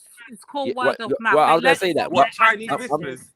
I'm still challenging that. They get it from their ancestors. The How same come way so we everybody else can have oral traditions? Everybody else can have oral. Sis, hold on. The same way we've always used the word of mouth, Raheem. The same way our lineage and our whole history, our whole spirituality has been carried down by the word of mouth. So if you want to call that Chinese whispers, go ahead. Go ahead. Oral tradition, Raheem. You act like there's no such thing as No. tradition. You would get. All right. Can I answer this? Yeah, one second, all right. Let me respond quickly, and then you can go through. There's a difference between word of mouth and that going a long time, and then when we were in tribal states and someone teaching you the exact story to the exact word. There's a tribe in Australia that used to be the Aboriginal. Sorry, they used to navigate the outback by song. And the reason why you were able to navigate it is because it was told exactly as it was. Now, tell me, is there a way to substantiate, qualify, and quantify that what we have been told as a people is... No, it's not what we've been told. Raheem, let me ask you one question. Do you know that in Haiti, there was the indigenous, there was 9 million people that got eradicated off that island? I did not know that, no. Okay. So to follow up, so I'm not to cut you, Terry, but are you also aware that at the time of the hate, Shaka, you're straight cutting Terry, man. I know.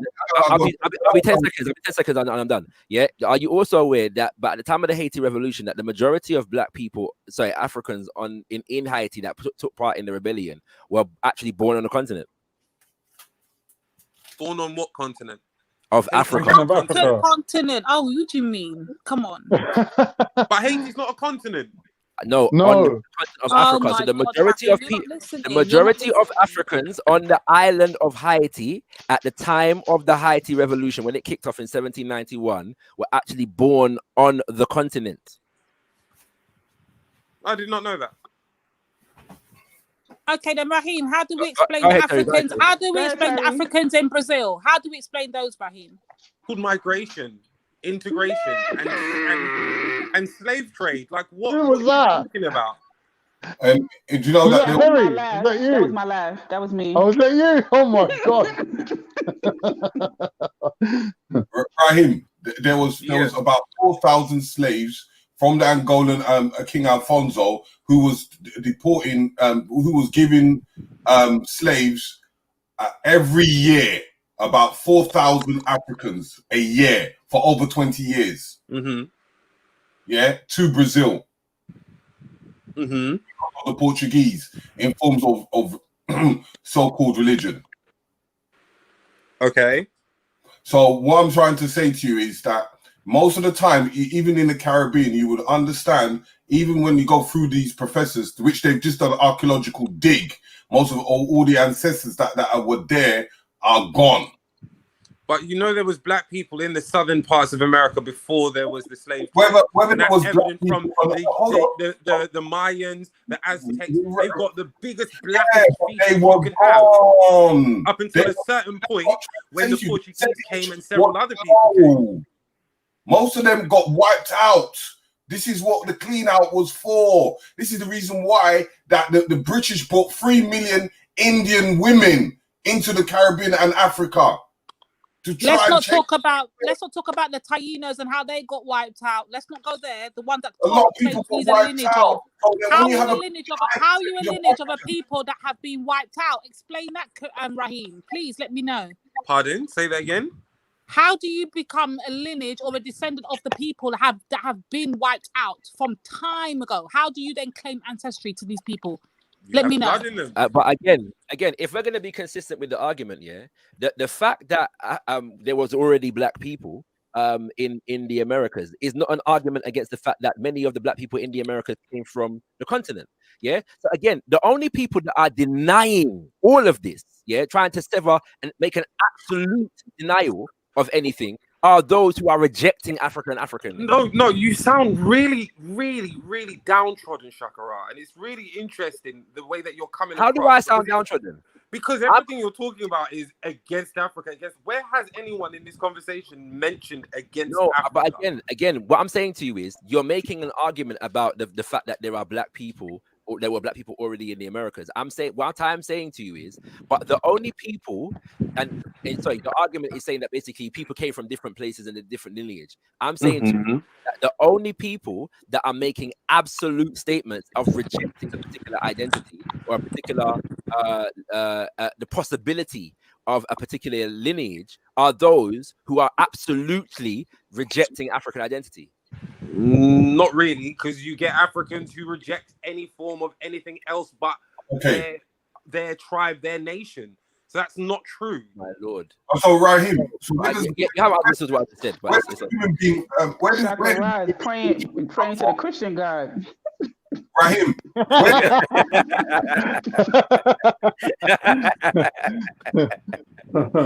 Raheem, can I ask you? If I ask you that, how many people want to ask me? How am I going to cover up your lady divine?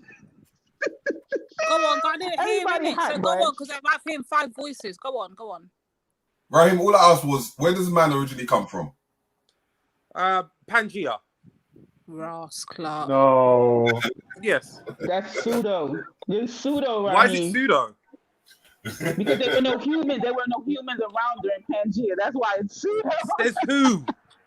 Says who? When tectonic plates over hundreds of thousands of years.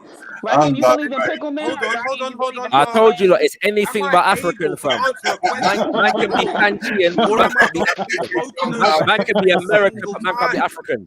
Man can be Jamaican, man can be Polynesian. Man betting it all on Pangea. Man can be Hebrew, but man can't be African. Let him talk. Go on, Raheem. Tectonic plates have shifted over years, over millennia. So why do we think that it cannot be possible that humans were around when Pangea existed or thereabouts? How do you think journeys were made across the land masses with such ease that wasn't taking the amount of time it took 200, 300, 400, 500, 1,000 years ago?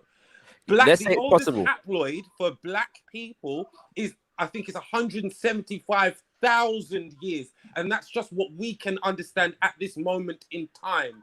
My point throughout this whole argument is that we do not know diddly fucking squat of the giant iceberg, yet we are trying to categorize, demonize, victimize, and separate each other into categories when it's not that and it's not needed. All right, when did Pangea break up? Was it 175,000 years ago? No, or was it like a million years before that? No. When did it separate out? It's still separating today, hence why. Yeah, I know. And India is still moving the Himalayas upwards. We know. California will no longer be attached to the When United is States. That's nothing to do with Pangea.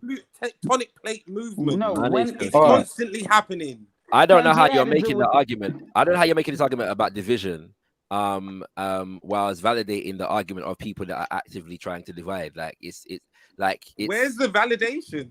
Because you're those telling are me their that. arguments. Those are literally their Sorry, arguments. exactly. Can I? There's a because somebody has an opinions. Yeah, people are entitled to their opinions.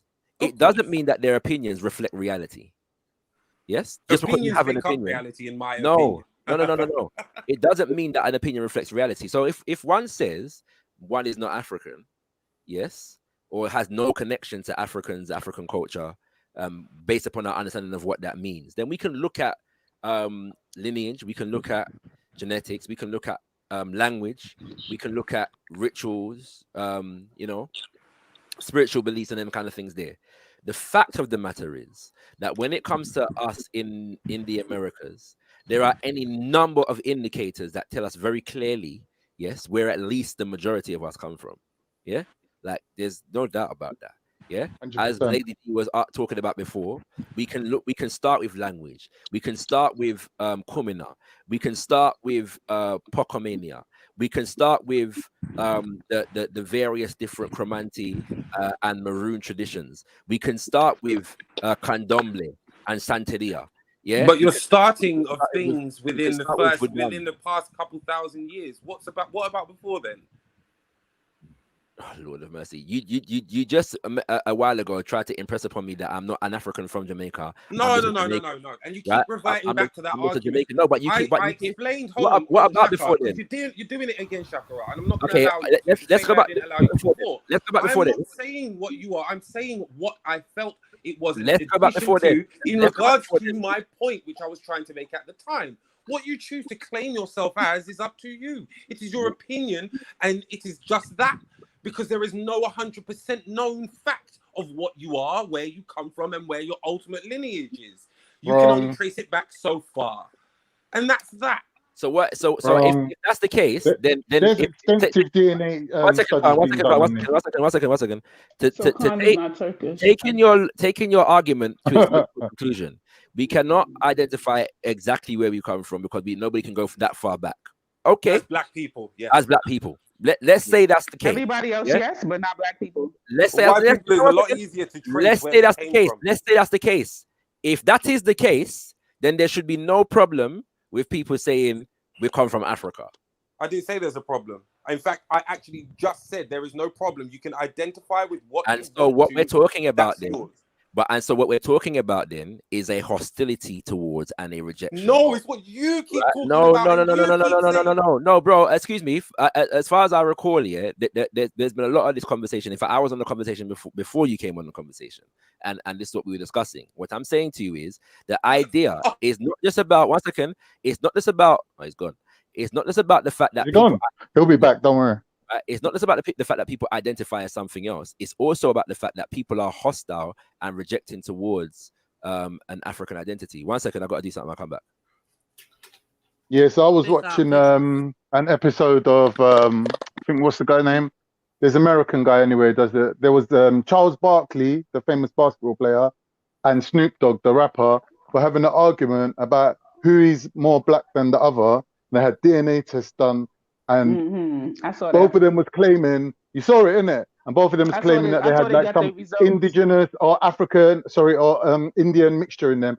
They both turned out to be over 75% sub-Saharan African. Thank you. And that's my point. That goes back to my major point from the beginning of why they are scared to take the test. Not only because it's going to actually blow their whole rhetoric and everything they've been talking on these panels to shrithereens, but they don't want to accept the fact that they have indoctrinated in them African DNA. And I don't understand what is the shame of carrying African DNA. I don't get it. And I think, because, there was a documentary.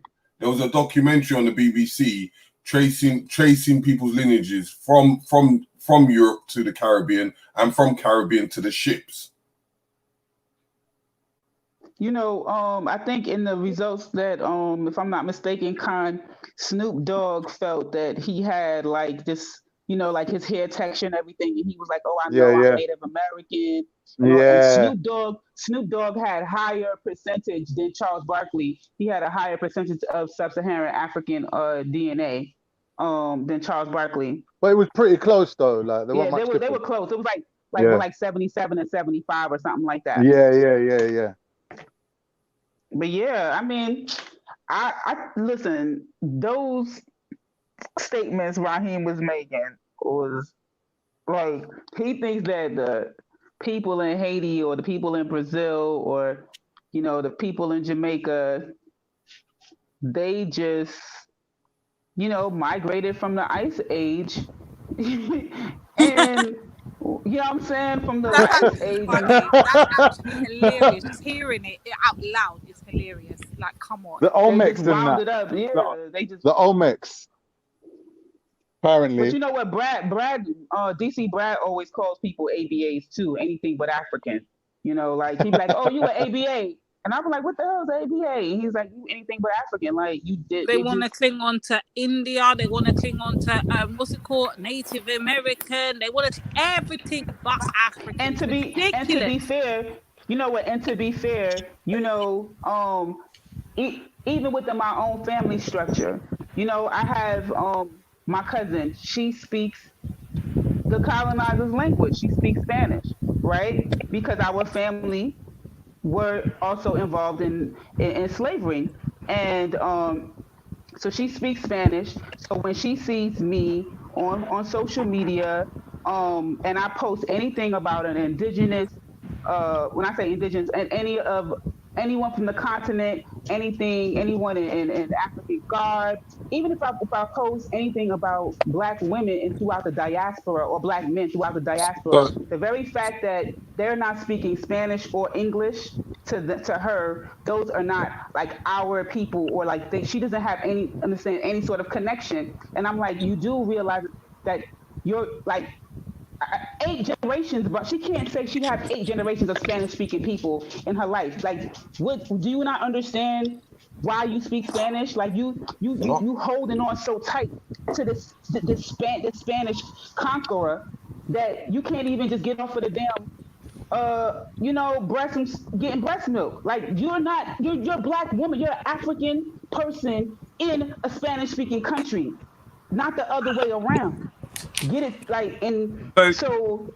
And you were expected to speak another language. Can I just say something? I'm about to jump off. So, go on, Raheem. First things first, because I just had to address something. I can't remember the name. Someone in the chat said I think that Black people are basically strictly from the Americas. My point is that Black people are a worldwide people. We've been in existence from beginning, so we are everything and anything, and everything comes from us. That's my point. But yeah, I'm about to go off. Please, everyone, just re-listen to what I'm trying to say, because sometimes my words don't come out 100% right. It takes a bit of interpretation, although I think I'm speaking directly.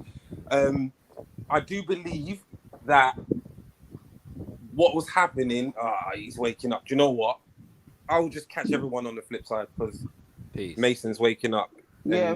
No, I understand what you're saying, though, Raheem. Don't get it twisted. I understand what you're saying. Your point is that, correct me if I'm wrong, quickly. The point is that, Black people have populated, you know, across the entire world, yeah, and we've been there before slavery and all of that. That's your point. I get it. 100%. But my thing is, what is the denial of the African descendants? That's my opinion. As I was saying throughout it, and I said it several times, I've never denied the African aspect of it, because I believe in and agree with the fact that the transatlantic slave trade happened and was the biggest atrocity against humanity in my eyes and in my humble opinion. Excuse me. I do believe that a lot Hold on, let him finish. I do believe a lot of what we have and a lot of what we understand at this moment in time is stuff that is fed to feed a wider schemed agenda. You know me, I'm a believer in the Matrix. And no, I know you. One of the main things I think is a part of it. Okay, excuse me. Because remember, you're wanted me to read. If people are not speaking, whoever's not speaking, they taking up space and yeah, I was about to say that as well. Yeah. Here and next. But listen, I gotta go. Master is summoning me. So Peace. have a good Peace, one. Raheem. Okay. Most Much definitely. love Peace, to baby all my brothers and Raheem. sisters. Big up the prince. You know what I'm saying? Yeah, Big up the prince. Big up the yeah. prince. You know. Big up, big up, big Big up. up What's it called? Mason. Done now. The reality is, yeah, that when it like what's it called? Another contradiction, yeah. Man, them say, yeah, we're not African because we don't want to identify with them because they sold us into slavery, yeah. But man would nicely call himself an American, yeah, which is an identity that was built by the enslaver. Yeah. Yeah, I just want to say that Yeah, that there's a lot of people. That's an oxymoron There's a lot right of there. people waiting to jump on, so I'm gonna make room for the people that can I'd rather contribute you to this didn't, though, conversation. Khan. I'd rather you No, didn't. but I'd rather I think you other stay, people to be should do the honest. same. But I you're think there's a actually few people that speaking. need to do the same. Now there's But a you were list of actually people that want to speaking. jump on. Yeah, but it don't matter. There's a list of people. There's a lot of people want to jump on. Yeah. A lot. There's about 5 people. God, the Jacob wants on. Nanifa wants Big on. up. Like we need Let to on make some Nanifa, room. please. Yeah, we need to make some room here, man. Hint, But, hint, quickly, hint, hint. I will go though. Quick, I No, will I'm go. You going. I'm going. understand? I will go. But what I'm saying is Why are you quickly. going? So What's your why? Raheem looks like I ain't got time to be deliberating with the Karens. You get me? So I ain't got time for that. But my thing is this though, melanated, is that it looks like Raheem, because I know Raheem minute. I know the way he speaks, and I've spoken to Raheem many a time. So Raheem kind of shares the same sentiments as brother Ezra. I think my problem with Torok is the whole denial. Ezra does not deny. Ezra does not deny Africa. There is. Do you understand? Listen, if y'all gonna go ahead and have a whole African conversation with non-Africans, yeah, I'm but not. that's why I'm jumping off, because I don't want to deliberate. Yeah, what? Yeah. So I'm out. Yeah, I'm what? out. I'm Yeah, out. we're not I've interested got, in talking about Africa, so yeah. I've got a Messiah meeting in like 20 minutes. So I got to jump off in 20 minutes anyway, like online. I'm hosting an event. So yeah. Oh, okay. But yeah. Big up there, sir. You hold it down for us, sis, yeah? Check the subject. Check the subject. Feminism versus black nationalist womanhood. Hey, Lady D. Yeah, I got you, T. Yeah, we've got a show on at 10 o'clock tonight. WhatsApp me, yeah, the link, yeah? WhatsApp me. All right, okay. Bless up. What you said, Shakara? You said feminism versus what? African nationalist womanhood. Well, what's there to debate about with that? Come check out, innit? Oh, that's what's going to be on your show in 20 minutes. I mean, I thought it was a common fact that Jamaicans don't like Africans, but there you go. Nah, this just sounds like colonization reversal. Yeah. Western blacks moving to Because Africa. See that Liberia all over again. Yeah, most Jamaicans I've met. So Shakara, your show's going to be at 2 o'clock Eastern Standard Time, and Terry, your show's at 9 o'clock. 10 o'clock tonight. Most def. 10 o'clock my time? Not on Shakara Speaks though, on our Kimberland Way. Oh, I'm not subscribed to that one. You can't be just hiding channels, Shakara.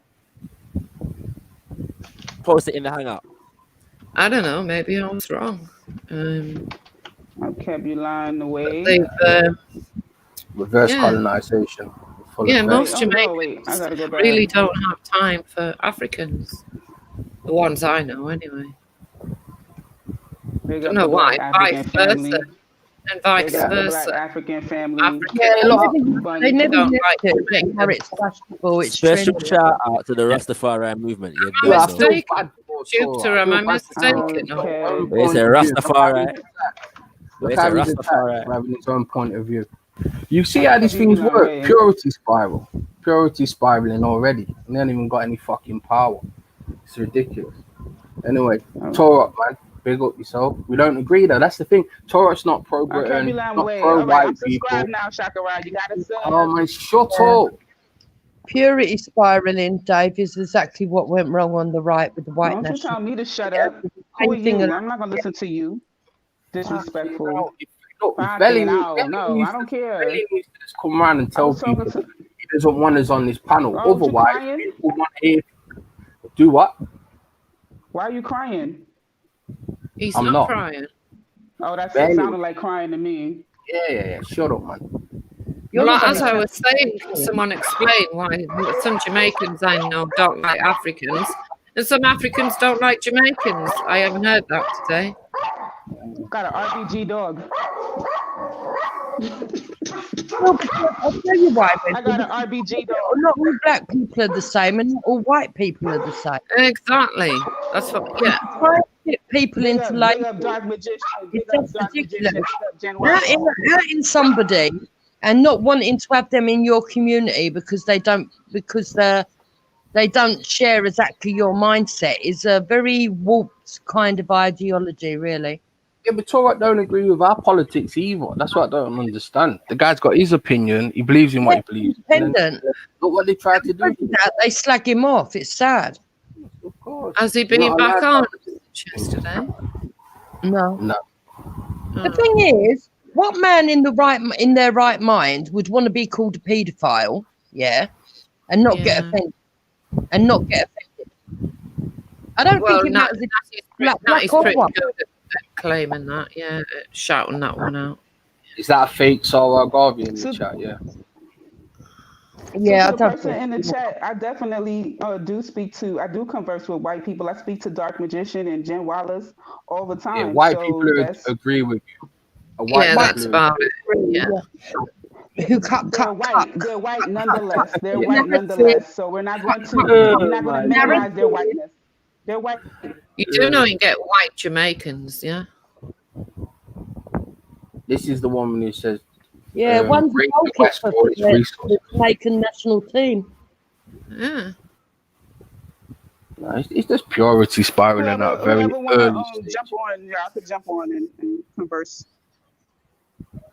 Anybody trying to jump on? Well, I thought there was a whole troop of people trying to get on. Hey ho. So no one's seen Toro since yesterday then. Okay. Oh, he's been in the chat. He's in the chat. He's all right. It's just but there's nothing like bullying, is there? Really, it must make people feel proud. Yeah. Did you see the 3-hour debate last night on the right to call him a coon? I thought that was disgusting. Oh no. Didn't you see it late last night? It probably won't be shown on the stream on Bellies because it cuts out after hours.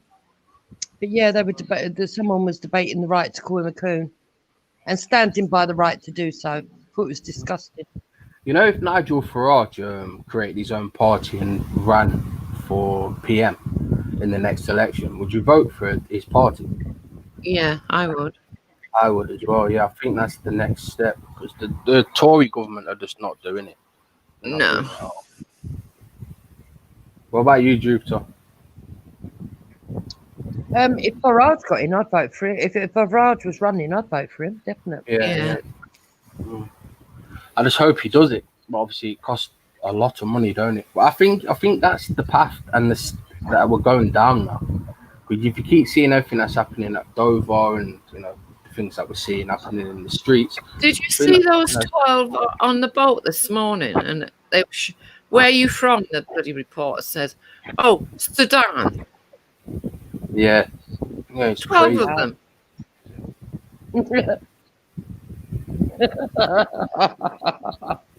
Yeah, it is laughable, Jupiter. Yeah. Then the next boat. No, the next boat. Yeah. Where are you from? Iran. So why are they coming here? No, because France is pushing them off the shoreline. Yeah. And that's why we need Farage. We need Farage in power because this government's a joke. But if Africa was so great, why are we getting people from Sudan? I don't understand. Are you going live later? Pardon? Are you going live? Well, I'll be with Jupiter.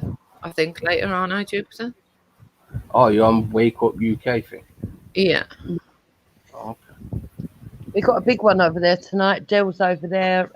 That fella that come on the Angel Moon is over there. And Angel Moon's there. Come over, Dave. I don't fancy signing up to anything, if I'm honest. I'll get into it. We'll send you a link. Okay. Yeah.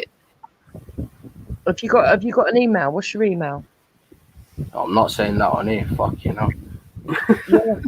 Fucking stalkers I've got.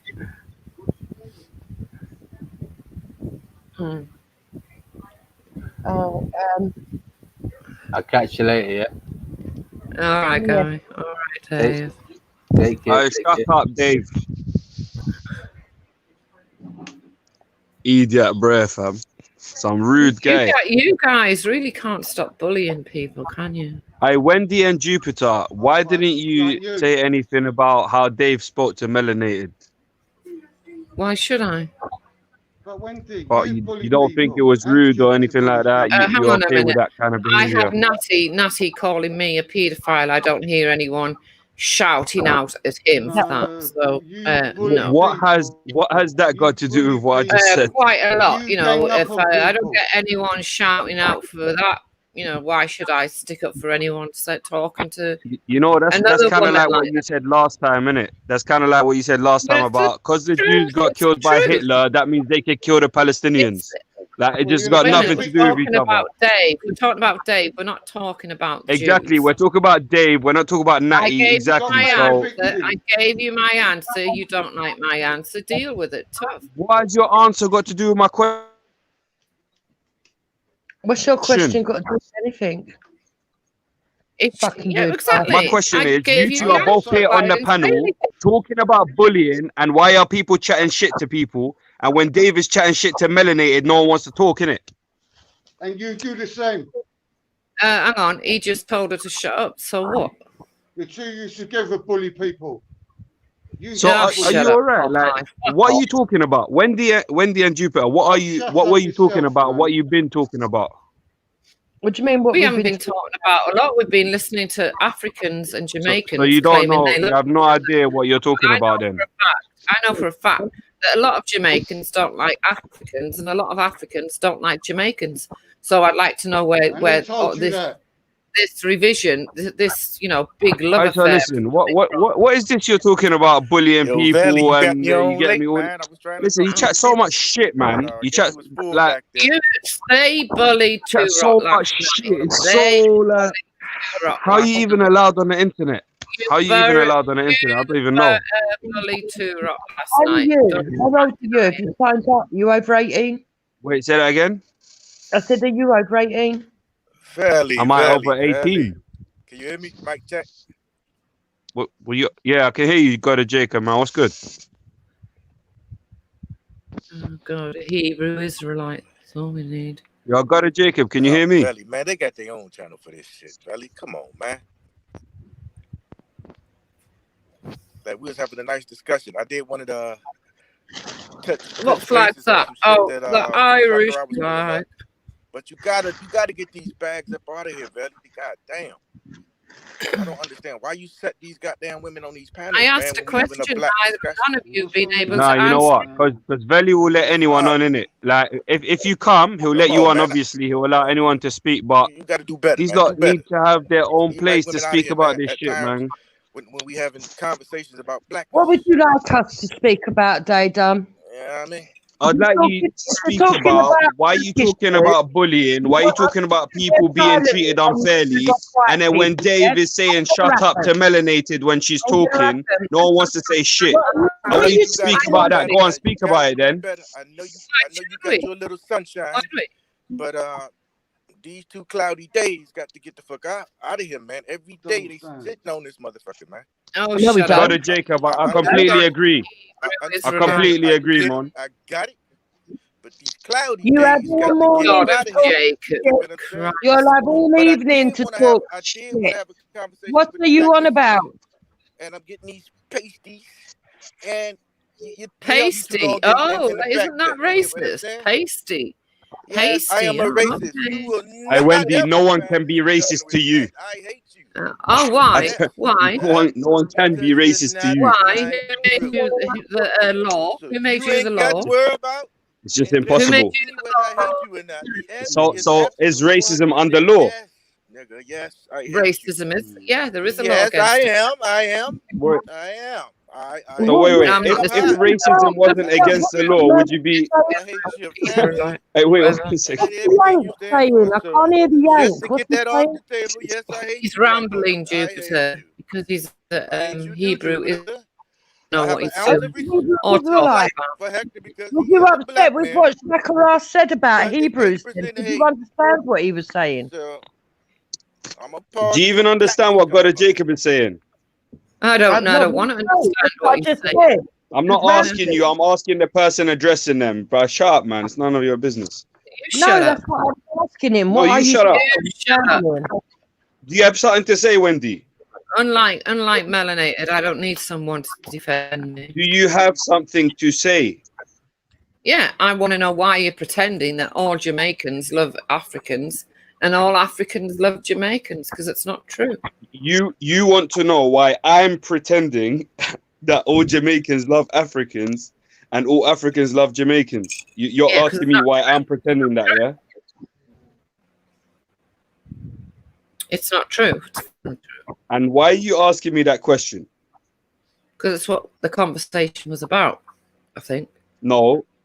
The reason someone would ask someone that question is because they are pretending that Africans love Jamaicans and Jamaicans love Africans, innit? That's why you would ask, why are you pretending ... Because the person is pretending ... Right or wrong? I'm asking, why are people pretending? I know what you're asking. I'm not stupid like you. I heard what you said. I know what you're asking. Like you're stupid. I'm behaving like I'm stupid. Like I literally just responded to you like instead of. Okay, so I just responded to you. Instead of listening to my response and responding to it, you decided to just repeat what I just responded to. So, like, were you expecting a different response? Respond. I just did. Do you feel good shouting at women? Yeah. Am I shouting? You're bullying. Am I bullying you? Am I bullying you? Yeah. Women. Am I shouting at you and bullying you? Are you gonna? Am I shouting at you and bullying you?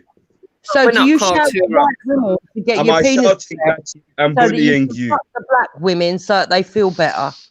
Am I shouting at you and or bullying you? Is this what they need you to do to stroke their egos? Are you they being can't bullied right now? Are you being shouted at and bullied right now? You're bullying Wendy right now, and I don't like it. I'm bullying Wendy. How am I bullying Wendy? Thing is, that's what he came on for. Sorry, how am I bullying Wendy? Why are people? No. Wait. One second. I want to know how I'm bullying Wendy. I'm just gonna highlight how stupid you lot are, innit? How am I bullying Wendy? You're being very aggressive. You're asking stupid questions about Dave and melanated. Okay, yeah? So what have I done that was so aggressive? Your tone of voice, massive aggressive. My tone of voice. So there's a lady shouting at me, yeah, shutting me up from what I'm saying to reply with something that's not a reply, to repeat what she's saying, what I'm actually replying to. If she heard what I'm saying, she'll know I'm actually responding to her, but she wants to repeat the shit and carry on going, repeating the same shit. Like, what do you want me to do? What do you want me to do? Repeat my response 50 times or? You didn't respond in a intelligent way. And that's what they do. Well, okay, so how did I respond? Jupiter, no, wait. You seem to have analyzed the situation. Can you tell me what Wendy said and tell me how I responded and highlight how I responded was so unintelligent? Not go wait, let Jupiter make herself look stupid right now. It's because you came on, you asked her a question, and you started just going bum, one thing after another, speaking over her because you took offense that something that Dave did, not what Wendy did, that Dave did, and you wanted to take it out on Wendy, the point score, because melanated might have felt a little bit bad. Oh, sad melanated. Fucking hell. All right, so I hope everyone can see, yeah, your level of intelligence, because I literally asked you to do a specific task. It was very clear what I said, and you failed at doing that task. Today. Oh, here we go. You what? I've seen your level of intelligence. How can you fail at such a simple task? No, you are simple. You're showing your level of intelligence. You're very simple-minded. You're literally showing off your level of intelligence. Yeah. I asked you about Wendy. You spoke about Dave and melanated, didn't it?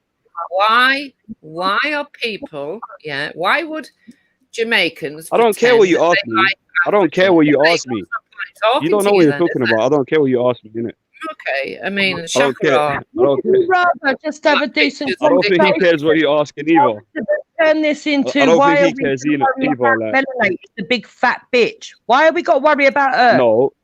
no, you're worried about her, yeah? Listen, No, we're what not. I'm You worried got her, about mate. is you, because you're out here. Wait, hello, can I speak? Who feels like Is it okay if I finish what I'm saying? a few people that might be Is it looking okay up if I finish what I'm saying? bush. Not me, not Wendy.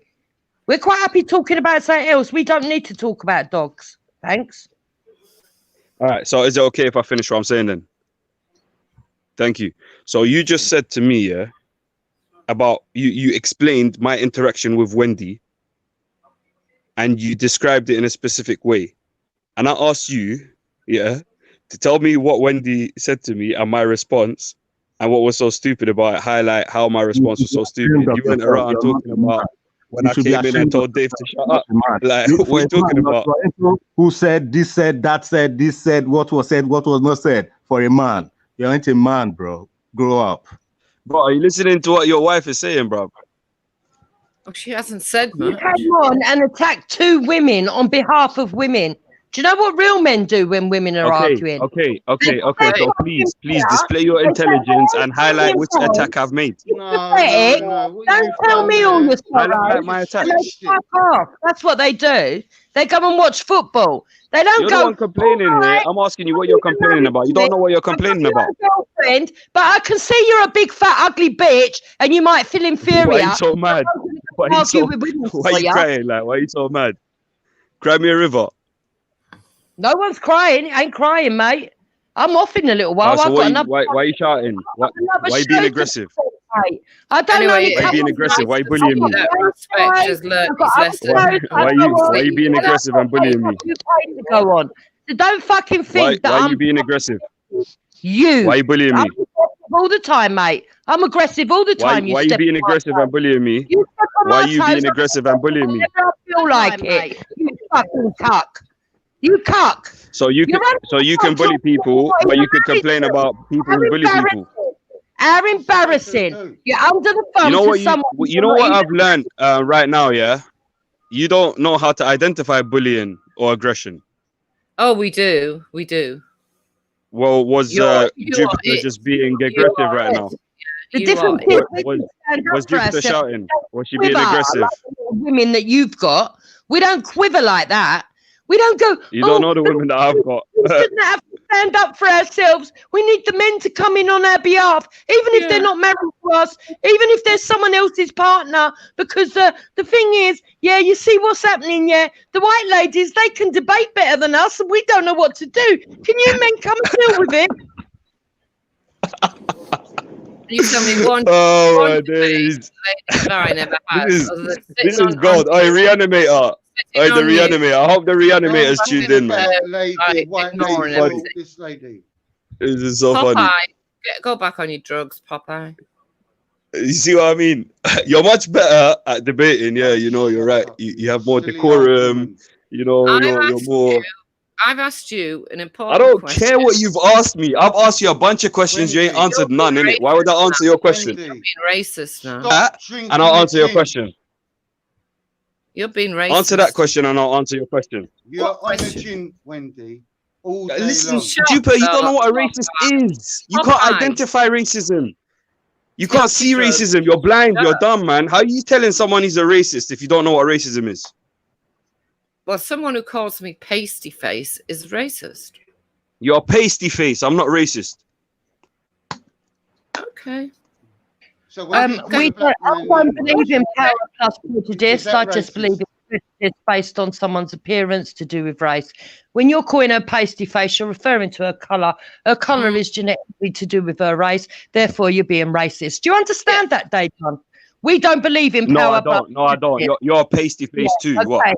There you go. FF false is down in the dirt. Do you understand that, Dayton? Yeah. I don't know what that has anything to do with what we're talking about. Them dressed up like paramilitaries. Apples are green, apples are red. Like what? There's nothing to do. Yeah.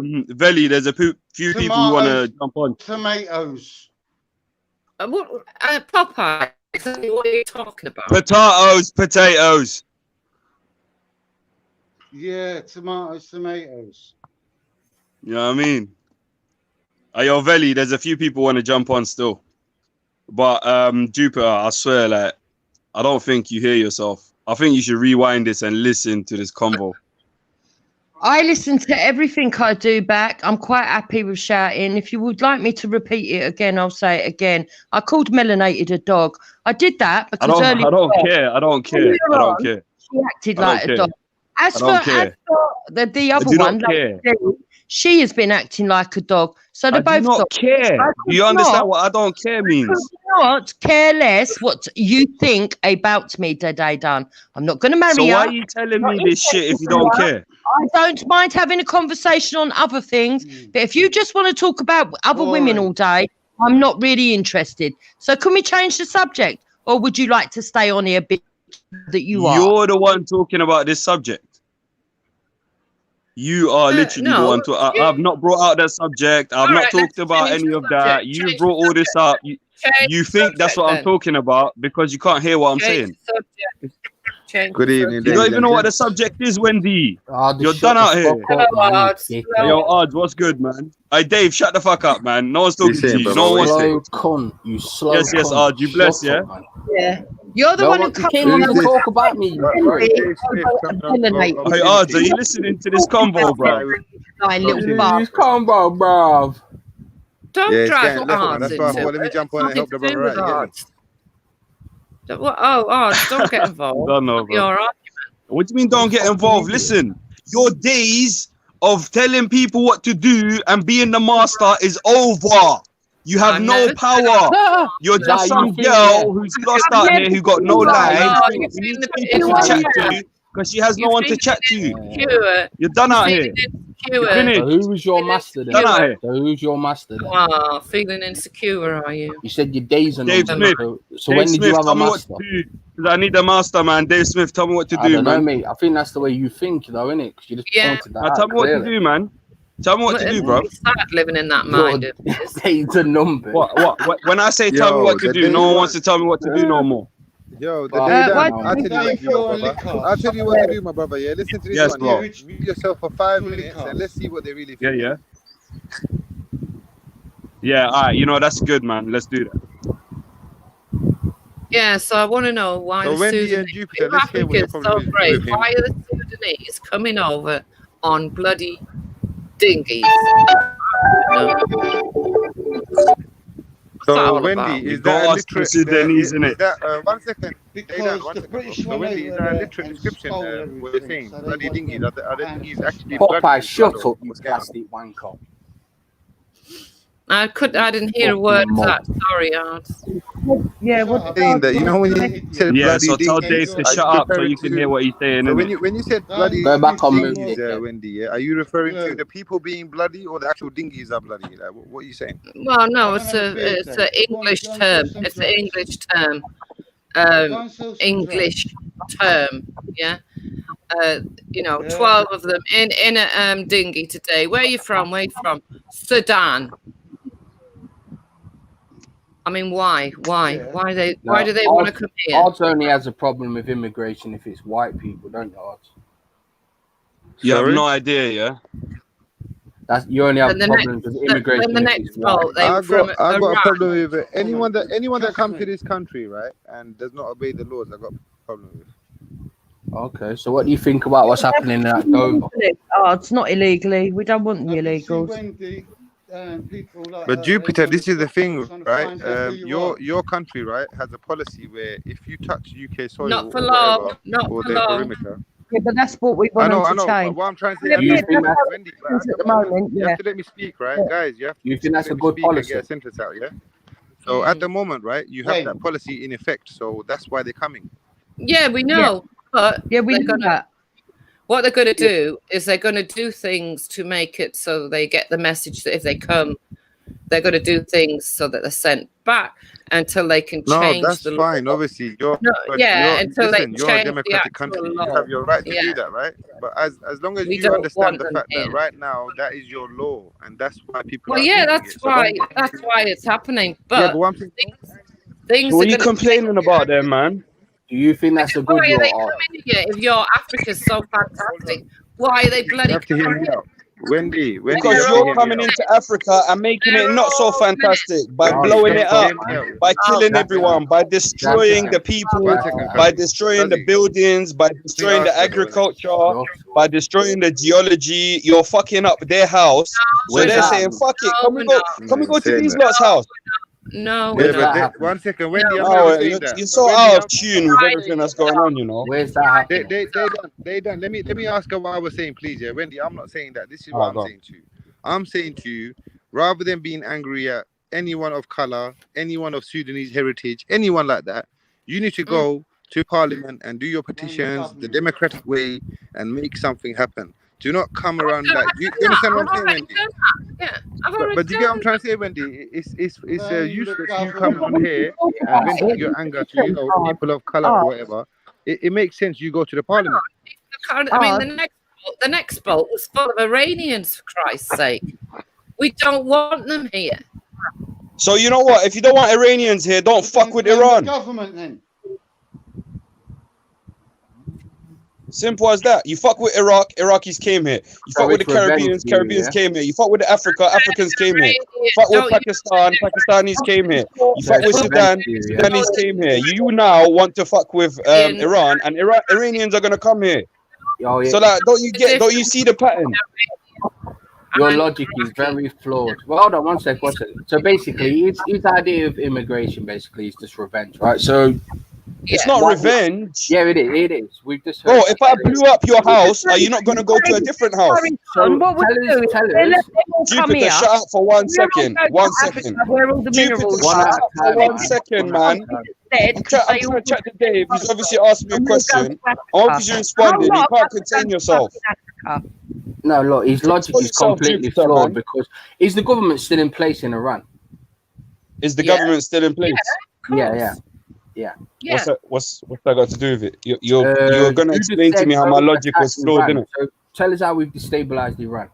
Yeah, exactly. Tell you how you've destabilized Iran. Yes. So you have no idea of the Western involvement in Iran, yeah? Oh, this guy's an idiot. Yeah, I'm asking if you have any idea. Do the Iranians still have the government? And so I'm just asking if you have any idea that will help me from explaining stuff you know about.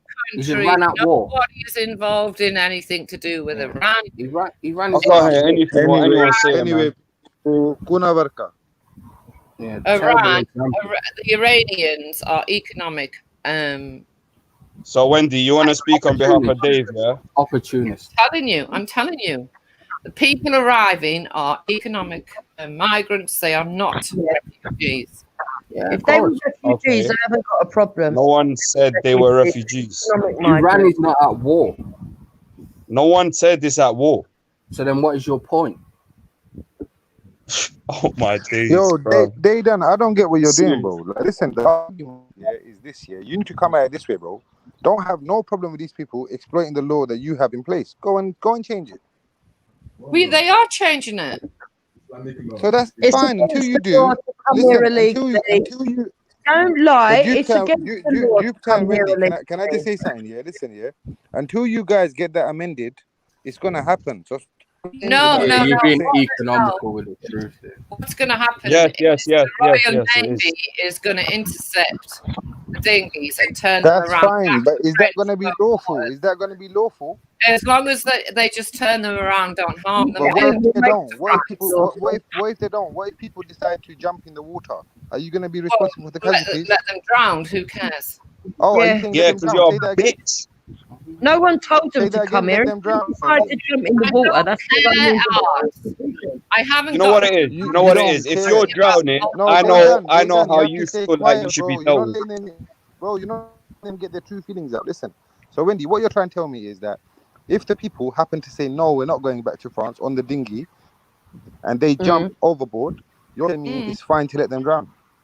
Yeah, because for health and safety reasons, we can't be expected to jump in after them because ships go through those shipping lanes and somebody could get hurt trying to save their lives. So you, as an immigration officer, you could actually refuse to go in to save their life under health and safety laws.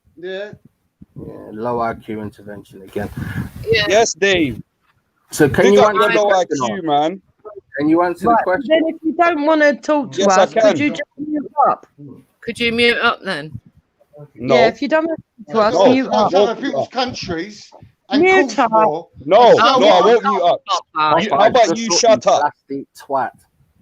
How about you shut Yo, up? Dave Smith, How about that? you said it's a Christian country, right? How Yeah. can a Christian country allow gay marriage and let men chop off their bullocks and that? What are you talking about, Christian country, bro? Quite Let them have a easily. beer. Yeah. Watch how they're not going to answer What do the you mean question. quite easily? Shut your mouth, man. Go to the Council of Nicaea and do that. Well, it's not Sharia here, you see. You see, no answer to no question. Just chat shit. It's not council of Christianity. It's not Sharia, you see. That's your answer. About white problems. We're not called talking about black problems. What are you even doing here? Shutting you up, showing you that you ain't no boss of no one. I'm putting you in your place. That's what I'm doing here. I'm showing you where your place is. Now get back to your place. Issues, not black issues. What You can bark all you like. The more you bark, the more I'm going to tell you to get back to your place. Why are you hanging around white women? Why are you hanging around? This is about white issues, not black issues. What is about white issues? What's about white We're issues? talking about the issues that our white community have got right now. You're barking about these. What are your talking. 1 second?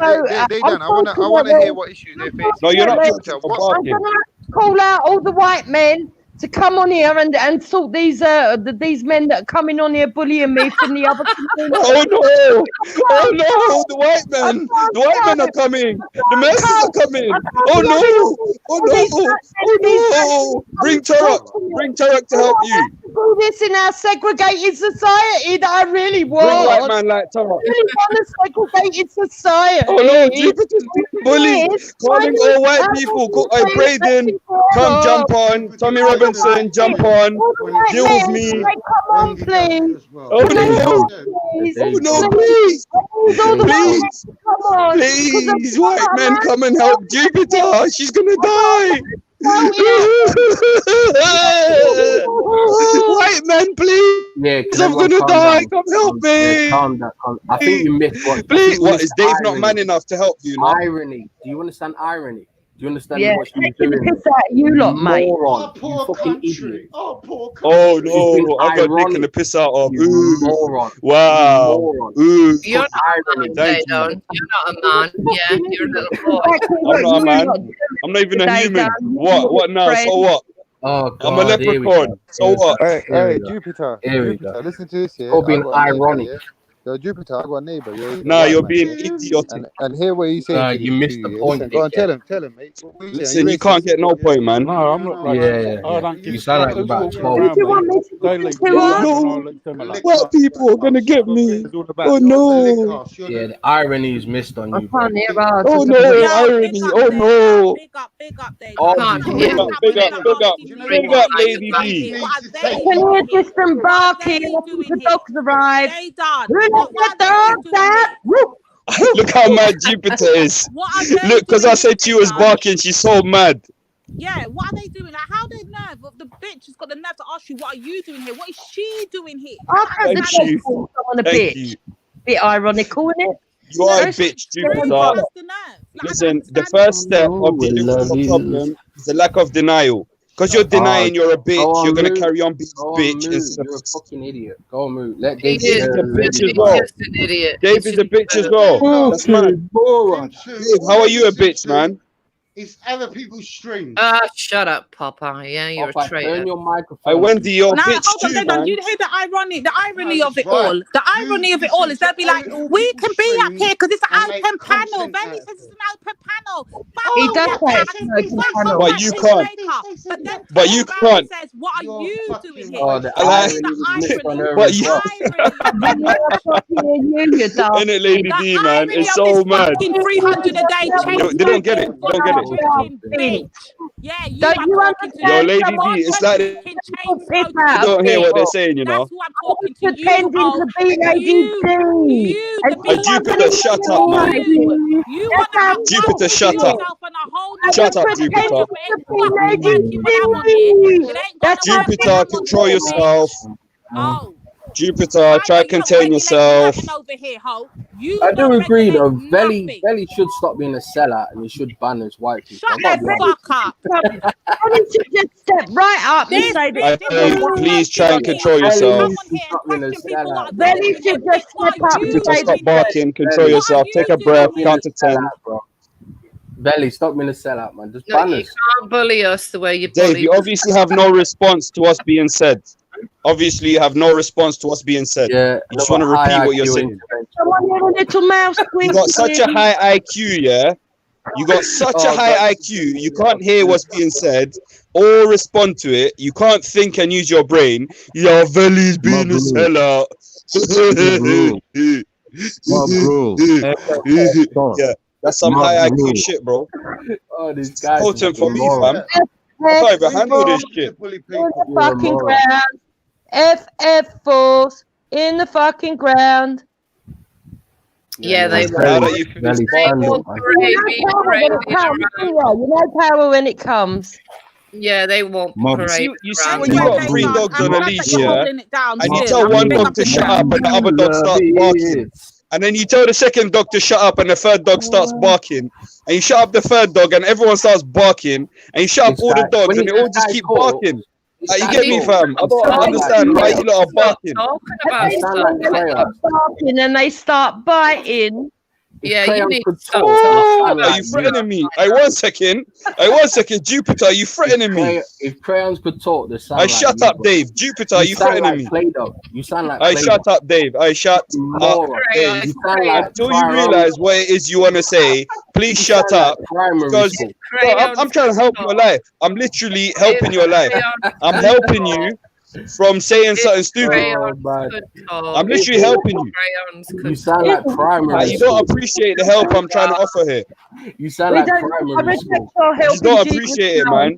You're just upset. You're hurt. You're emotional right now. I reject your help. They done. Can you hear me, babe? Yes, my sister. What's good? They done. Can you hear me? Yeah. Yes. Can you hear me? All right, big up yourself. They done. Yeah. Big up you. Big up you. Hey, Jupiter, can you shout for 1 second? Thank They you. done. They Yes. done. Listen, babe.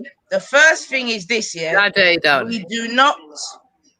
They done. They done. Listen to me, babe. I Yeah. Wendy, shut up, man. No, I won't shut They up. done. They done. No, you don't even shut need up, to man. tell them to shut up. Yeah, sister, go on. Just Yeah, listen you're to right. what You're I'm right. saying, yeah. You're right. You're right. Did they done? Did they done? Did they done? So the first thing they done is, yeah, we do not communicate. You understand me? With sick people. We do not communicate with terrorists. Yeah. So that's the first thing. So we already strike off at least one of the people, them, yeah? Because there's a sick person on the panel. That's the first thing. Ooh, we better get down to a doctor. Sick person on the panel. Nineetha's not well. Oh, sorry, Nanifa. There's just a dog barking in the background. Let me mute I know, my mic. babe. You know about a dog whistle. You know the invisible dog whistle. You need to stop talking about yourself. That's the first Sorry, thing. there's Now, another dog barking in the background, you know. exactly. Pure racism, But what pure we do, we don't talk to dogs, right? Go on mute then. Go on we mute. don't even argue with dogs, right? Go on mute. They don't speak our language. We don't speak theirs. So. So let the dogs bark. And I'm saying to the family, let them entertain. Please go on I'm mute. saying to you, they done. So get a drink, cup of tea, So we can discuss cigarette, whatever it is, and let them entertain and just kick back, my guy. Yeah? Popeye's here, Arms is here. Let them entertain, man. But we don't talk to sick people. Yeah, and there's a definite go on mute. on the panel. Yeah, Well, you know what? big up I yourself, like how Dayton. they're like just exposing themselves for what they are, innit? Like every word they That's say. what it is, man. You know That's what I what it mean? is, baby. Exposed. And they're so oblivious. They're so oblivious. So Dave, what we do is that we allow them Wendy, to don't talk. because that's what they do. They come over here speaking. Yeah. The next question is, why do you come over here to seek attention? Are we not getting enough attention where you are? So they done. Yeah, and you know what the magic Just thing is? watch this now, they done. Yeah. Yeah. Okay, Jupiter. Yeah, but just watch, man. Just watch. Yes, Remember yes. what they done, yeah? They feed off of your melanated energy. What do you want to say? Yeah? Like you can see the one to the extreme left needs all the help in the world. God. Yeah. She's just So can't right shut now, up. what you're doing is giving free energy, they done. Now, And I'm gonna tell you a little story, they done, yeah? I'm gonna tell you a little Tell me story. the story. You know Madonna. No, who, sorry? And then the Chinese took her shit. Because the Sorry, I can't hear you, man. There's just bitches barking, man. They all want a mouth off. They Madonna. can't stand up for themselves. Yeah. She spent 3 hours having a debate with people on whether she should call Toro. Like Toro and that, they done, yeah? the right Yeah. to I call thought that was a X racist amount of months term. She's Hang on, I illegal. thought that was a She's a racist term. poisonous get bare racist. energy And she's from even like racist man against like black yourself. people. That's how That's what I'm sad saying to she you, is. Dayton. Three Yeah. hours telling people and Fill black yourself up people that with she has energy the right like to use yourself, the word Dayton. coon. Are you hearing How much more racist can you get? 3 hours telling people she's got the Dayton? right to use the word Yeah, coon. yeah, Are you yeah. hearing I'm hearing you So, still. yeah? When, Nasty Yeah, woman. they just So put a when bit of a Wendy dog said issue in the time, background, as you Bullying know, innit? over Torres. and over again, Bullying gonna have Torres. and you said it as Nasty well, woman. is that Bullying racist? Torres. Nasty woman. Big up she to my would good fill friend, up Toro. man Big up, like yourself, Dayton. big up You to the understand? original African. Say that again, Toro my is sister. beginning to understand it. So I'm Toro is saying to you, beginning to yeah, understand the African like way. 3 Big up, 4 Toro. months to lead Big up up, of Toro. her concert Ruckus or in her the tour, house. Dayton, yeah? Ruckus in the house. Yeah. Looks more She African would than anyone, fill even herself if she up doesn't want to with admit it persons because like she understands Dayton. the You understand Africans. what I'm saying? Kind Why of, were you they know, but spending like, 3 you know what it is, yeah. Herself. Like there's too much noise in it. Like these lot are just talking, not only over you, Why were they they're That's your talking over husband. each Why is other. he saying the N-word? You know what I that mean? word for 3 Fucking, hours? I can't Very really. strange. Because Nynefa just wants to call people coons because she's that No, she racist. just wants to talk to me. So shut up, so I Oh can hear no, what she's saying, that's please. bad. Thank you. That's That's horrible. how Like, right, racist fam. she is. So oblivious. That's disgusting calling people that. So let me see You're if I can so quickly racist. say You it. can't let a Nanifa black lady and speak. Nanifa and Daydon, is it racist Very, calling very people racist. Tobies and niggers and go back to Jamaica and Kizzies? Is that No, racist no, too? that's not racist. Okay, No, No, no, because it's not racist at all. the nigger It's not bit on the racist at panel all. right no, now You know called what I mean? Kangaroo no, Court. That nigger no, right it's not there. racist. If you No, ask Okay, Wendy and nice Jupiter, to call people not no. niggers. racist. Her Not and her racist. little Karen friend, Not fucking Amy. racist Yes, at you did. all. You thought That's it was why I okay to said If call it's not these poor racist, like niggers. I'd love You're to the know what biggest is. nigger on the panel, bitch. Just know this, yeah? Okay. All right, bitch. So Dayton, listen to me now quickly. Let's Yeah, do this, little, Dayton. Yeah? little Thank you. pussy. Yeah, So I'm talking about Madonna, yeah? Okay? yeah, And I'm saying yeah. X amount of months onto the lead up of her concerts, yeah? She would energize herself on persons like yourself, Dayton. Do you understand what I'm saying to you, young man? Yeah, And yeah. what Would energize she going to herself on persons like yourself. Another You hear Jewish me? conspiracy. So what I'm saying is this is what's going on here, yeah? Every time these people come over here, what they're doing is coming and energizing themselves. You see, they don't really come with for any, decent conversation. Hello, I did come with a question, which is still Hey, again, can you lot shut up? Can you lot let her finish what she's saying? Thank you. Thank Not you. really. You We were having a conversation. even now, you see, imagine they don't want. Imagine, and this is what I'm saying. Nothing don't change in the family. They don't want you to say this. They do not want this to be said. You know. All the plotting and the planning. Oh, whenever Hey they come Jupiter, what is she saying that you really don't want her to say? Ignore them. What's getting you so mad about what she's saying, Jupiter? Yeah, bring it out. Bring it out. Yeah, bring it all up. Yeah, bring it all out, Jupiter. Ooh, you triggered that day down. Go on, bit more. I'm triggered, yeah.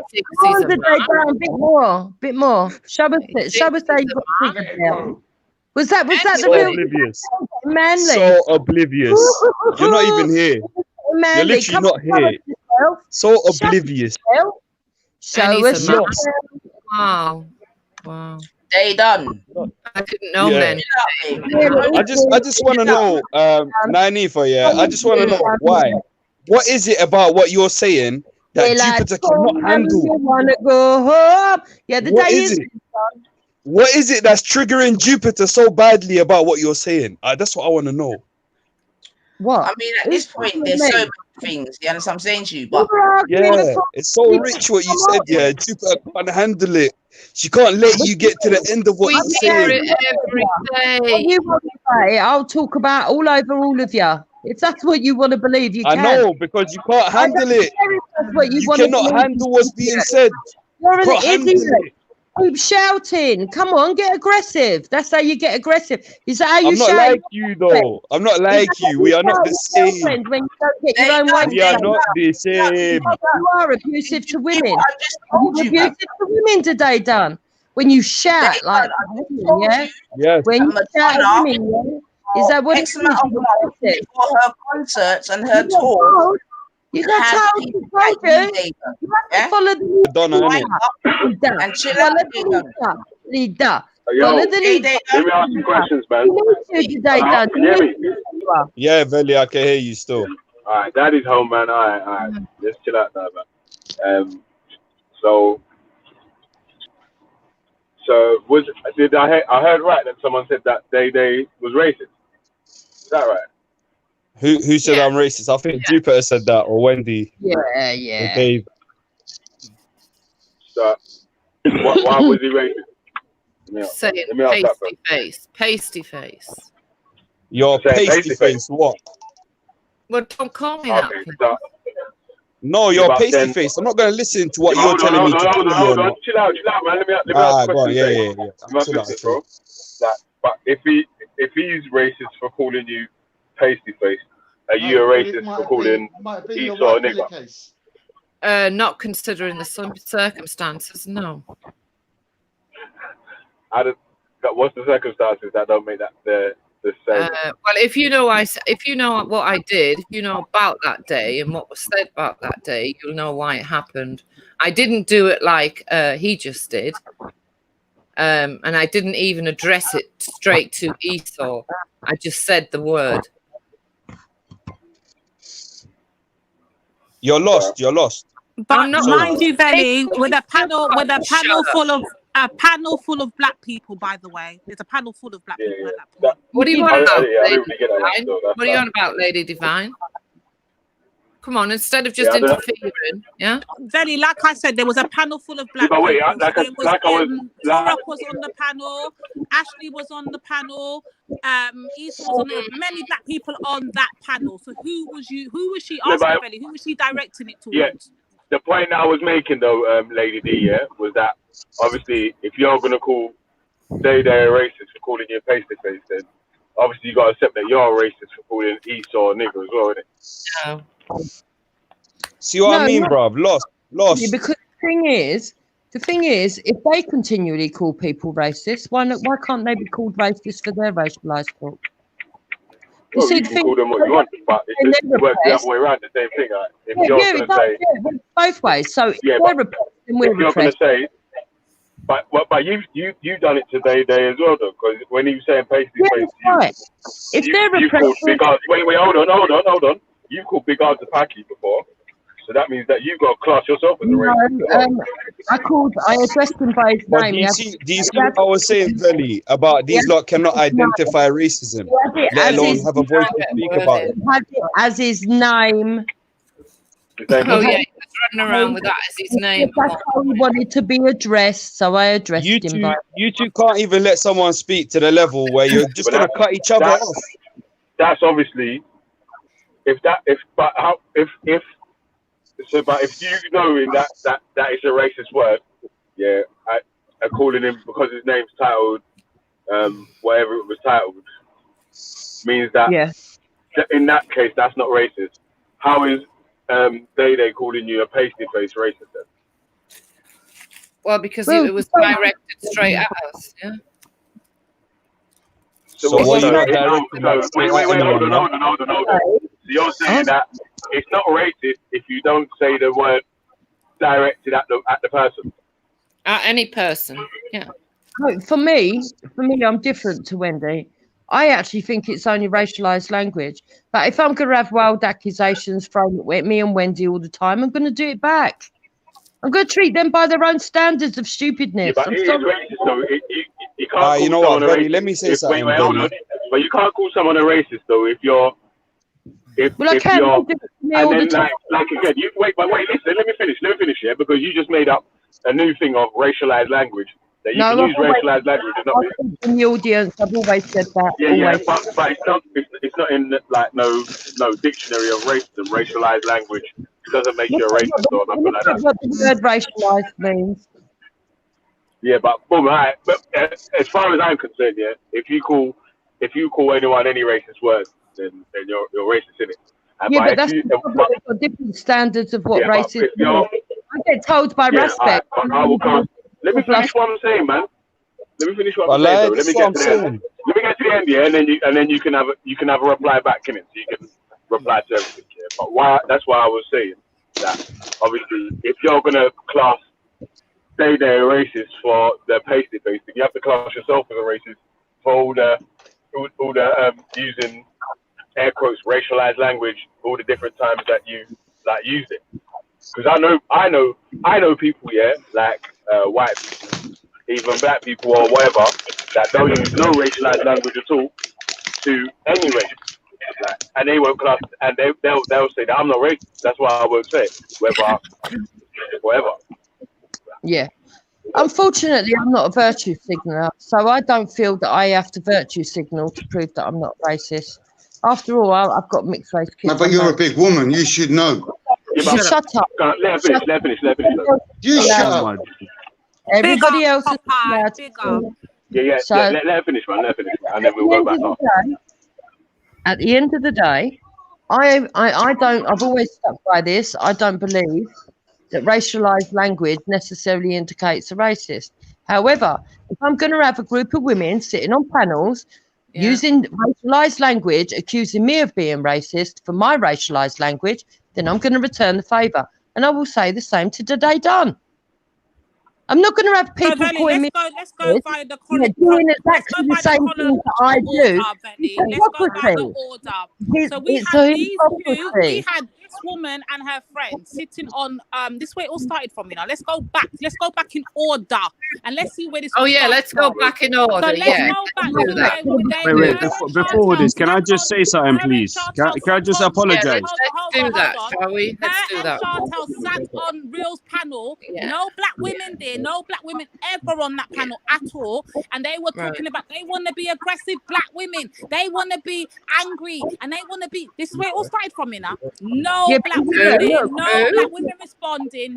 So when you're talking about, I want to be racist to people that want to be racist to us, where was the racism? Where was it coming from us? Where was it? What are you on about?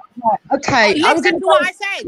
Then you would have heard where it came from. I'm going to answer it. She can't hear anything you're saying, my sister. She can't hear anything you say. Your mic's a bit low as well, Lady D. You will find it Lady came D. from them first. Your mic's kind of low. I don't know if you're on a headset or whatever. No. But you're kind of low.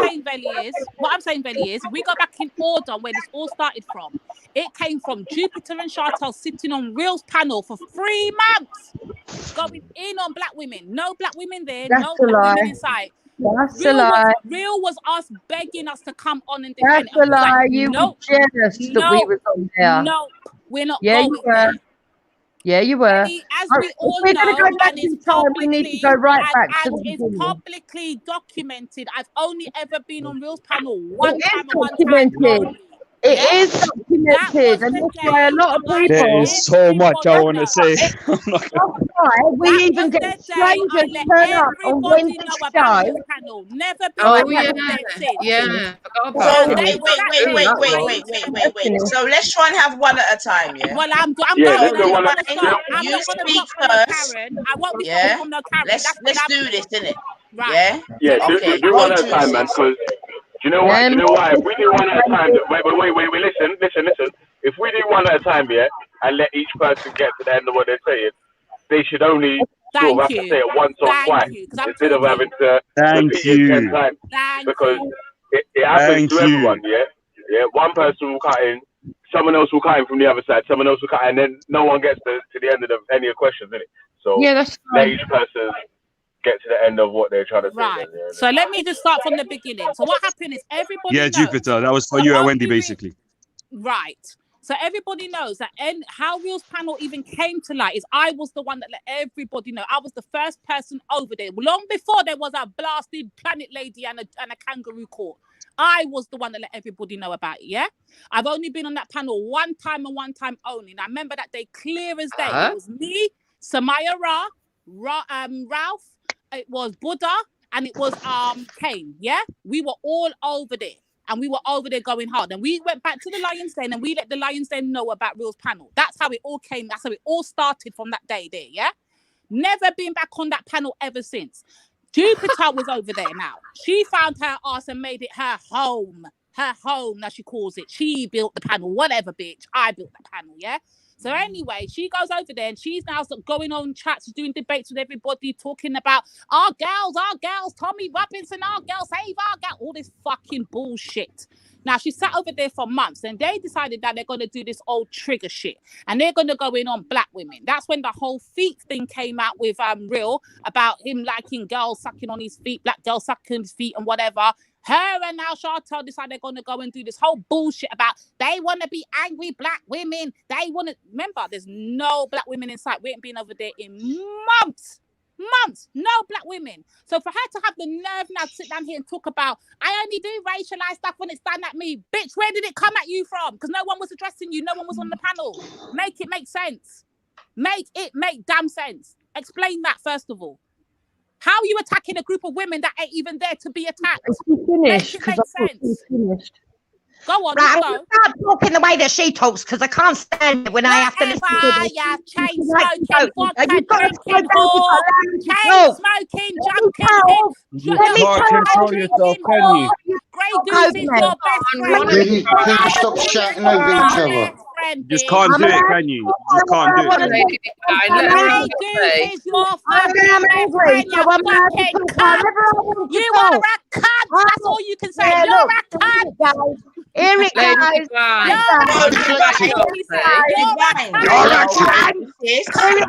Not just the cunt. Here it goes. You racist cunt. Right, she's not a cunt, sis. You can't allow another person to talk, can you? What was it, Latifa? It's not cunt. Look who's talking. She's a sicko cunt. I'm gonna make damn Just look who's talking. Look who's talking, man. Does she want me to Look who's talking. Now this is a 65-year-old child. Because she wants a 5-year-old child dance. She wants a reply. She's going to get a reply. I'm going to talk in the way This woman watched a 5 to 6-year-old child dancing, yeah, and found some kind of sexualization about it. Wendy, stop blowing smoke up her house. Do not Speak for herself. speak. They all want to talk It's so over. mad. So am I going to be allowed It's to so my mad. explanation? Triggers. Am I allowed to be Triggered out here. Not even worth your energy divine. The thing was, yeah, we're going to start at the beginning. And like I said, We're going to start at the entertainment family. Let's go.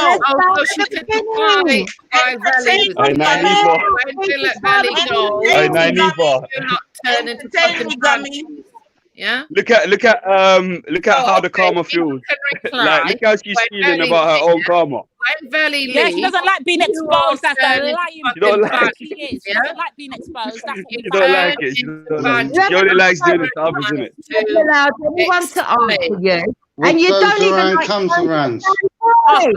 You triggered your own goddamn voice, love. We can all see who's triggered. Is she drunk again? Let me know. Shut up, woman. Everyone can see who's triggered, innit? Come on, Gummy. Entertain us, man. Come on, Gummy. Let's get it. Gummy. Why don't you just shut up and let her reply? And when No, because her karma is not allowing her to. It's not our fault. That's what Belly wants. Yeah? Yeah, but Wendy, is it not? wait, let me say something. Let me say something, yeah. Belly wants, yes. If I can, let me say something, yeah. What? Not Alright, so- screaming. Not this screaming. We get you, yeah. But what I'm trying to say, Bro, they done. What did I tell you? Screaming and shouting. Calm down. I'll What did I reply. tell you, they done? Ridiculous. yeah, you told me, innit? Pathetic. Want to be paid. It's They loud done. and clear. It's Belly. Loud and clear. Yeah, Belly. Tell We the do that, Belly. As soon as can't Belly No, but you're pathetic. They done. Tell them that you want to be Now paid. look at it. Look at it. Jeez. You understand what I'm saying to you, they done? Why don't you shut up and let her reply? Entertain them, they done. Tell them that you want to be paid. So you So are don't you mind running when and truth now, is, Ninety? Like, you're not gonna pay me or what? and when Ninety, you say are this, you you running couldn't. now? Hey, you're not gonna just jack me, or you're gonna pay me for this? Why don't you go and You're fuck right, off, you know. Belly, though? Yeah. Pay for what? No. What are you gonna do Right. about it? So do you want to reply to Lady Divine? Yeah, so Jupiter, you know what the thing is, yeah? It's actually not us that is stopping you from talking. It's your own karma. And we have no power over that.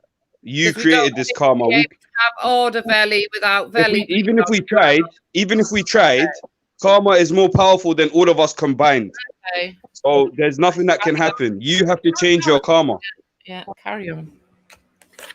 Thank you. See, this is a good start. You're actually at least trying to change your karma. This is a good start. I'm going to talk like Lady D again then, because you obviously want the karma challenge. I didn't know you wanted me to be reasonable. We was over on Respect, the Rascal man, and we were over there in the girls' yeah, yeah, with that cunts and all of that over Reels panel. I want to be a black woman. I want to be an angry black woman. I want to be, I think in my previous life I was an angry black woman. Remember all of that? He's not so triggered. You forgot, bitch. You forgot. Big up, sis. We had to start calling out Why you making more karma? Why you making more bad karma for yourself? I don't get it. Oh, let that make sense. Let that make make sense, you daft fucking. None of what any of you said made any sense. Let that make goddamn sense, rascal. Yeah, cunt. Make it make sense, you daft bitch. How you arguing with black women that ain't on the fucking panel, you damn cunt? Make it make sense, you cunt. And I knew I could trigger her with her own actions.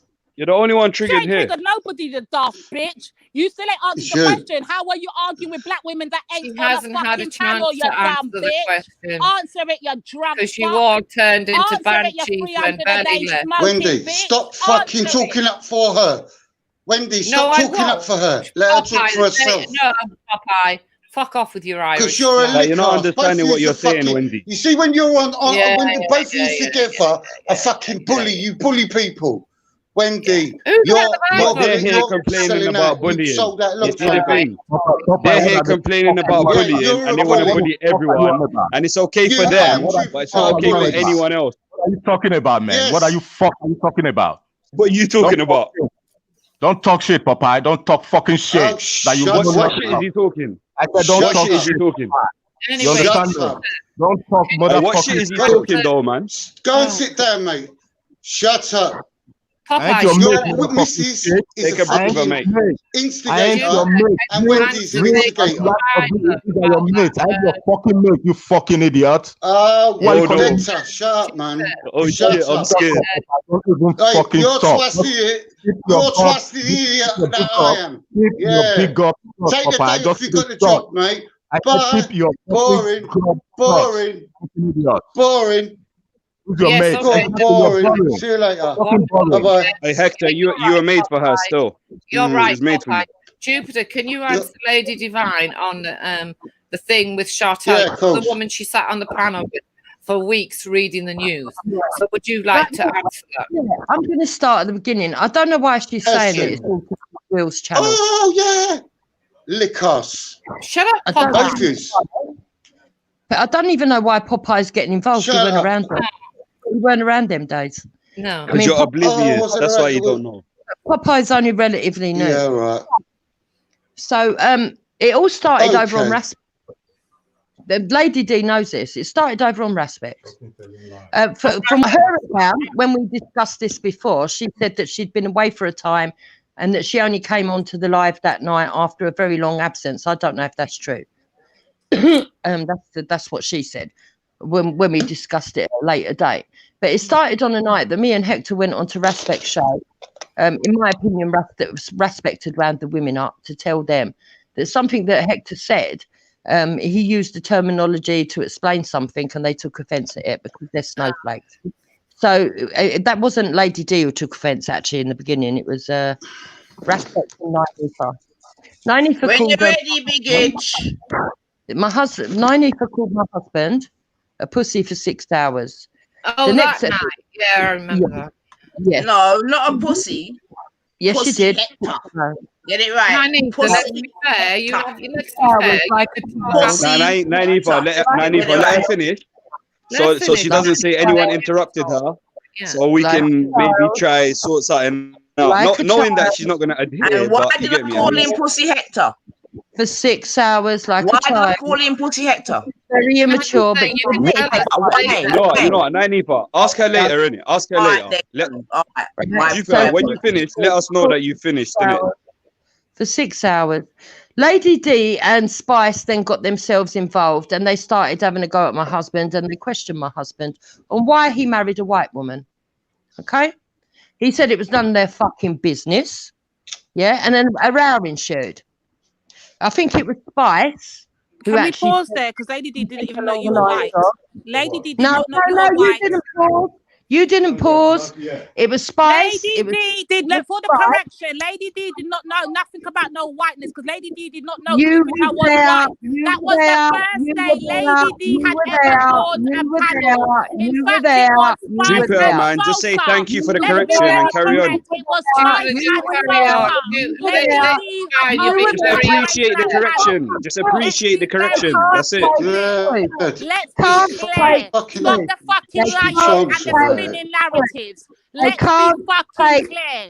It was Spice and Sosa, not Lady you D. didn't know she was white. That's fair enough. Okay, you didn't know she was white. Fair enough. Okay, right. So they asked why I was with a white woman. There were row ensued. Then Spice came on and she says something derogatory, something about I look like a pig. I said, well, they all look like dogs or something like that in return. And then Lady Divine's contribution was that she wanted to start having a debate with me, but she was being low level insulting. And then she called me something like a white dog. And I said, okay, black dog. That's where it stemmed from on that occasion. Then I went over not long after that, Real opened up his channel. I went over there and I was on there regular. They didn't like me. I didn't particularly like them. In the meantime, one of them, I still don't know which one, but I do know that one of them definitely did, was emailing Real to say that he didn't have black representation of women on the channel.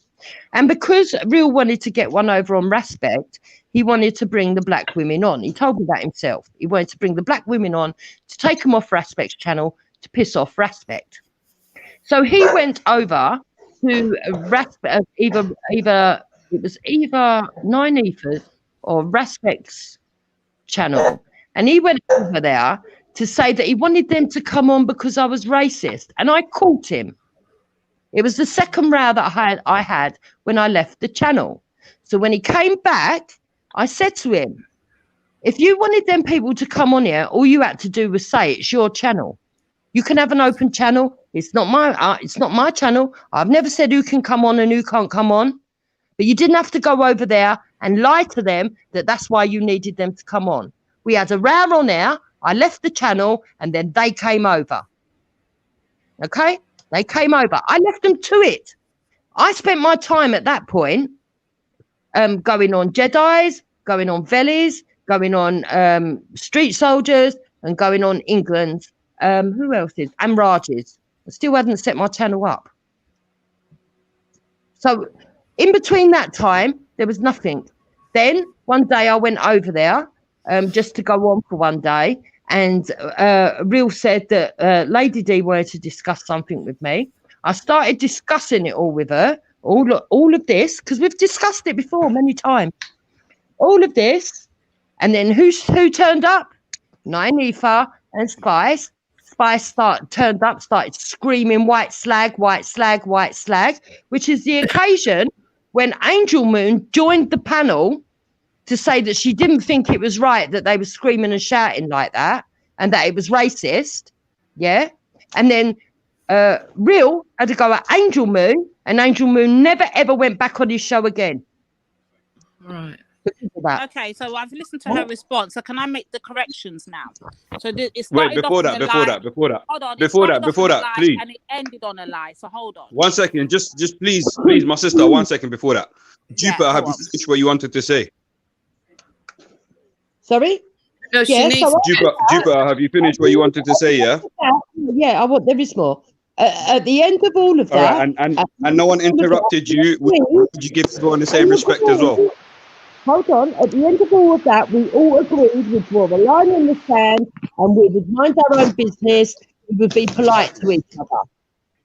Is a crackhead. All right. Behind Is that everything you wanted to say? Yeah. No. Behind my back, they continued with the bad mouthing and the lies. Okay, not Lady D, Nynefa. The only way that I actually know that is because Nynefa played the stream the other day that proved that they were bad mouthing behind my back. Up until the other day, I believed they'd kept their word.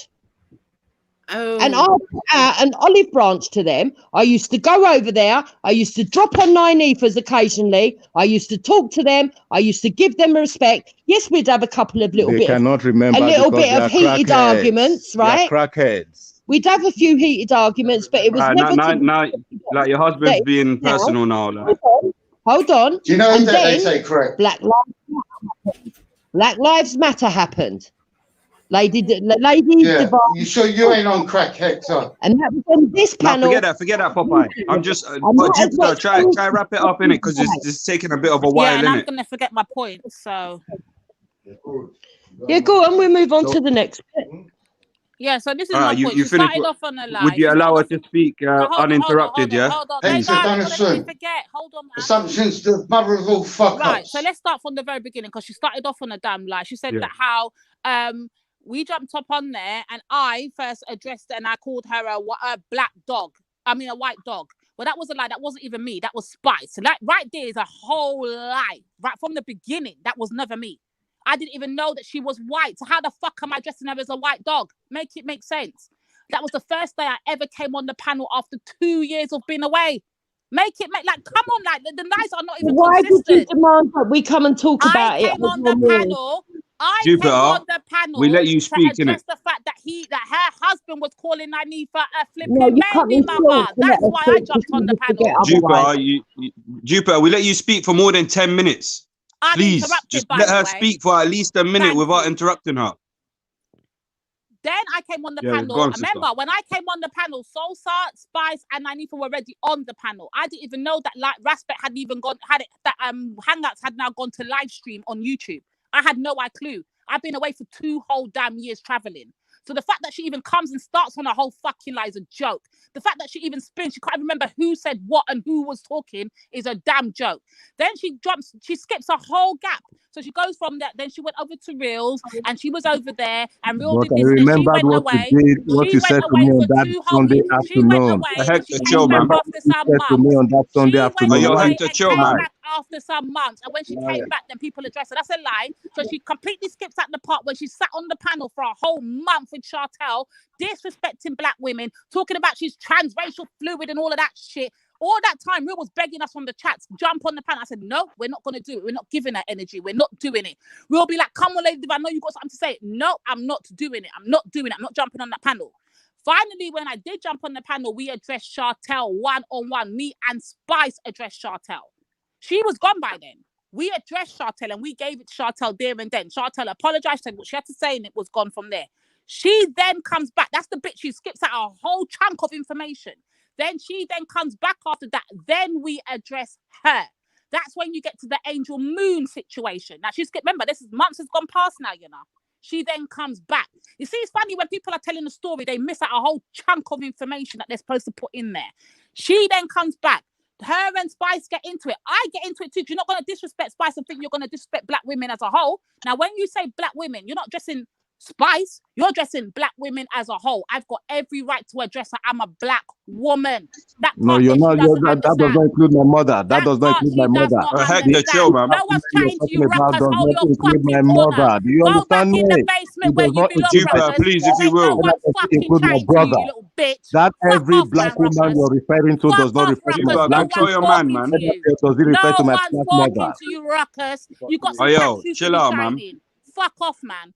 Anyway, then Angel Moon comes on. Then after that, we go off air. What the bitch she mixes out is when Angel Moon and we address Angel Moon. Angel Moon was off air behind the scenes. And we was talking to Angel Moon for a whole hour and a half after that. That's the bit she forgets, yeah? And Angel Moon was like, okay, well, I didn't know the history. I understand it now. Okay, I don't like the way you lot addressed her, but I understand it. That's the bit she messes out. Then she comes back again.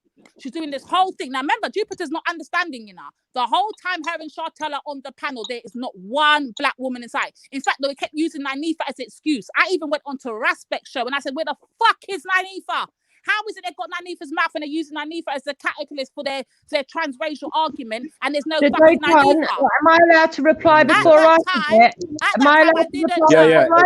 When Lady D tells us that she's finished, then you can reply. You get allowed to finish. At that time, I didn't know Nyanifa had real life. Listen, you took 10 minutes. Come on, man. At that time, I didn't know Nyanifa had some real life events to be fit into. So I didn't understand why the hell they had Nyanifa's mouth and using Nyanifa as a scapegoat. Because Chantal's whole argument the reason why you the reason why she was saying what she was saying was because of all over the place that really you don't have black women chill out. Let her finish what she's saying. Just like you're doing to Venice, it's the same merry-go-round. Hector, man, don't start this again, man. Chill out. This pussy needs to go hold his corner. What happened to him? Ruckus, hold your corner, man. No one's chatting to you, pussy. No, fuck up, you fucking, what do you call it? Addressing a woman, unless you're a bitch, not fucking chatting. Unless you're a whole bitch. Hector, we let your wives talk for so long, yeah? Stop talking shit, you know we could have just not let your wife talk, innit? We could have just not let her talk, you know that, innit? Ain't no one addressing that little fucking You don't want me to talk? Fuck off, man. You don't want me to talk? That's fine. Not if you're going to keep bringing Hector on to talk when everyone else is talking, and you're going to talk when everyone else is talking. We're going to give you this.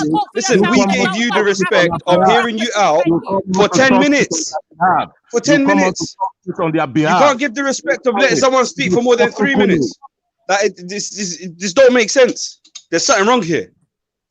Yeah, but today, done. You know what you did wrong? When I was speaking, what did I do wrong?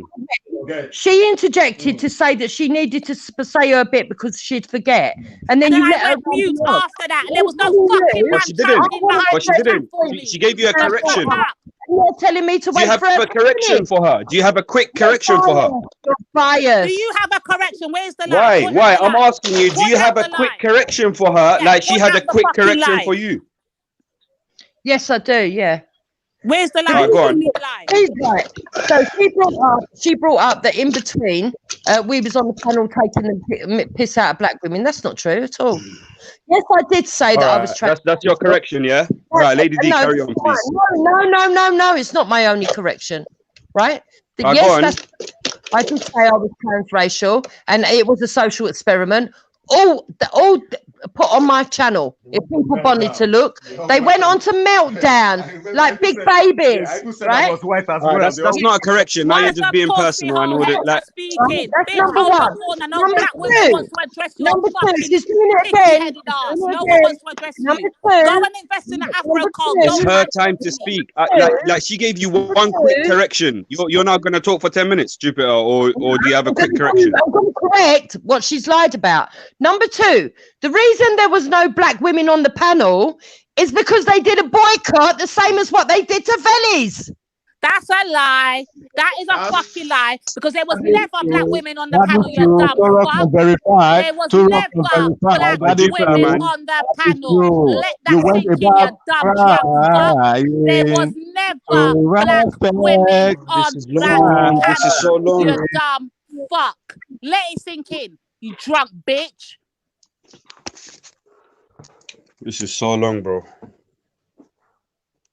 You see, when they've got no argument and they've got no rebuttal, this is what you come to. You know what it is, So, Lady D, you finished what you were saying, innit? Divine, I've clocked what it is, Divine. I've clocked what it is, Divine. I've clocked it. I've clocked it, sis. But sis, how could there be a boycott of black women when there was never fucking black women on the panel? Like, no. Make it make fucking sense. Because you were on team that. You know she's a liar. You know she's a liar.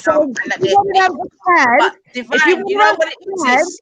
It's because at that point in time, at that point in time, real had a respect, okay?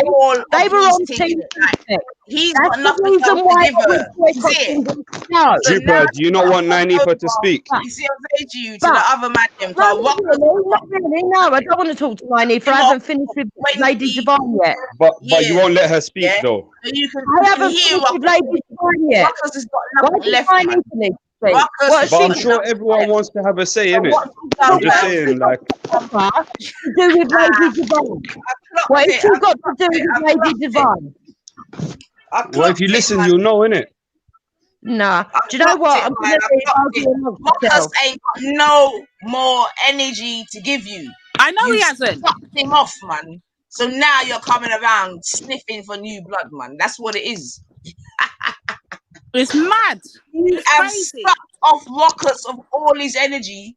You get me? Now all he can do is bitch and scream and that's all he can do. What's it called? What's the word? Like that's what you've resorted into a big pussy, Hector, innit? That's what you done. I think you done it, you know, Jupiter. You turned him into pussy Hector. And now you're trying to fucking come and suck off the young man them energy. Stop it, man. Pussy Hector, you're done out here, man. You remember, you lot are sick. Remember, the most important thing for the family to remember right now is that they saw sexual vibrations in a 6-year-old dancing. You get Was me? this? How did that even happen? Because my thing is, I went and watched that video. I didn't see it when all this madness took place, and all I saw was a little African boy in brown track shorts and a brown shirt dancing. I didn't see one thing sexual, nothing. So then And I I'm thought, glad, okay, hold on. I'm glad to hear that. Hold on, sis. I'm glad to hear that. I said, okay, if this is sexual, let me just see what is sexual. So I typed in sexual, over-sexualized dancing. You know what I came up with? White girls dancing around and trying to do the dance steps of Ariana Grande. That's what came up on YouTube. Let's be very clear. Okay, then. See it there? See it there? I also But you know what it is, man. Also, what came up, sis, if I'm being very honest, when you put it in YouTube, also what came up is apparently France demanded to ban European child child pageant things, because they think that those children are being overly sexualized. But somehow an African boy in shorts and a shirt is sexualized. Like, make it make sense. Then. Yeah, I'm sure Jupiter has a reply to all this. Feel free, Jupiter. Oh, she gone? She's gone. Well, Dayton, I will ask you then quickly. Like we got some peace and quiet. Yeah. Is a boy dancing, an African boy dancing to doing his normal African dances, yeah, as they all do, all over Africa, and just dancing amongst other children, sexualized, but a pageant with girls in bikinis, little 6-year-olds and 4-year-olds in tutus and lipstick and blusher and curly hair and all this stuff, not sexualized. Like, what am I missing here? You know what it is? It's really a reflection of the one who's watching at the end of the day. Yeah. So if the one who's watching sees it that way, it tells you a lot about the person and their perceptions. You know what I mean? It's mad. That's the way I see it anyway. I'm seeing girls doing dance routines in bikinis to Ariana Grande, and that's not sexualized. But somehow, a boy in shorts and a shirt that's fully covered, nothing sexually split, no sexual music, nothing, is somehow sexualized. I'm a bit lost. It's a little bit of a double standard. I'm sure a lot of people are lost about that. You know what I mean? But the people who can clarify it obviously left, so we can't get an answer. Really. You hit the nail on the head there. Yeah, fully. Unless Wendy wants to chime in on that and explain how that makes sense. It's all right for them to say what they want to say. She knows everything. She's another news of the world.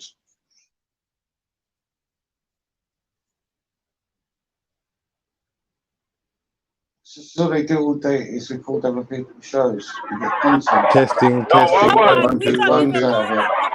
I don't even mind that. It's, you know what? If you're going to record the show and rebuttal things that I said, fine, go ahead and do that. But you see, when you're rebuttaling the show to only attack people's looks, how they speak, when you've got the dirtiest mouth on the panels, when you want to talk, when you want to come on the panel and talk about you want to be aggressive black women, but you're the most aggressive white women I've ever come across, that you got a nerve. To me, it don't make no sense. Yeah. You come on here drunk. Do you know what I don't like? Yeah. you smoke, you chain smoke 300 a day. What I don't like is when they're saying kizzy. Yeah, you know when they're saying like things like kizzy. That's out of fucking roots. Imagine Like Kinty and all that lot. smoking seal cuts all day, you know.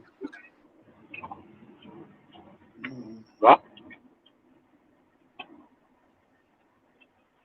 Even when they're doing their shows, the title of the show is Kizzy and blah blah blah, Chicken George and all that lot. And you're doing that after you've called people all type of N-words. You're doing that after you've called people all type of Tobies and Kizzies, and then you've got the nerve to cry racism. Like, hello? Yeah. Yeah, but obviously, Lady D, even if in that then, yeah, that's the point that I was trying to get to. First of all, that if you're gonna say that they calling you a pasty face is racist, if you've got stuff like that in your title from the characters of Roots, then you gotta say that's racist as well, isn't it? So you can't say one is and one isn't. You have to be just, you know. You have to be just. One after the other. You can't complain about one. Why you're doing the exact same thing? Bro, the double standards is intergalactic.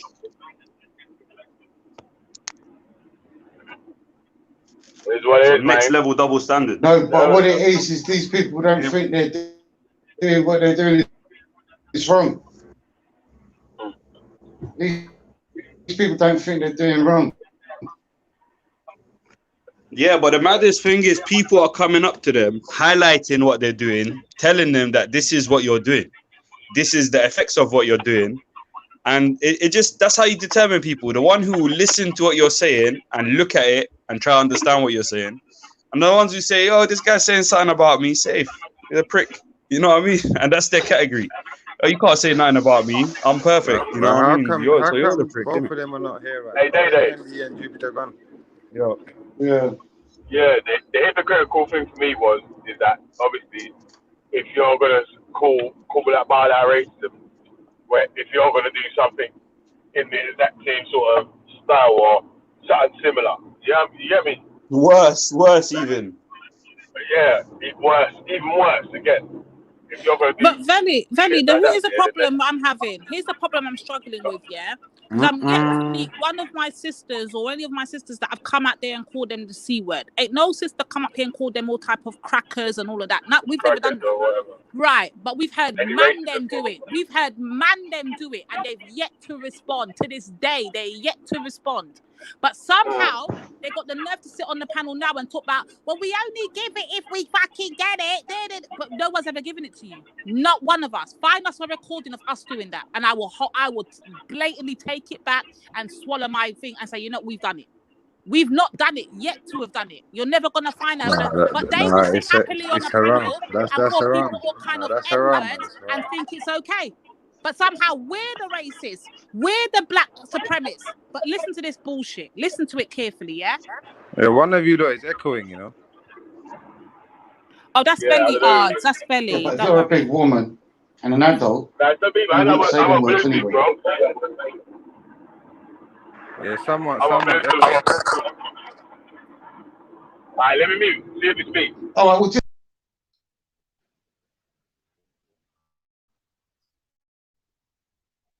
Yeah, it's okay now. Everyone's muted.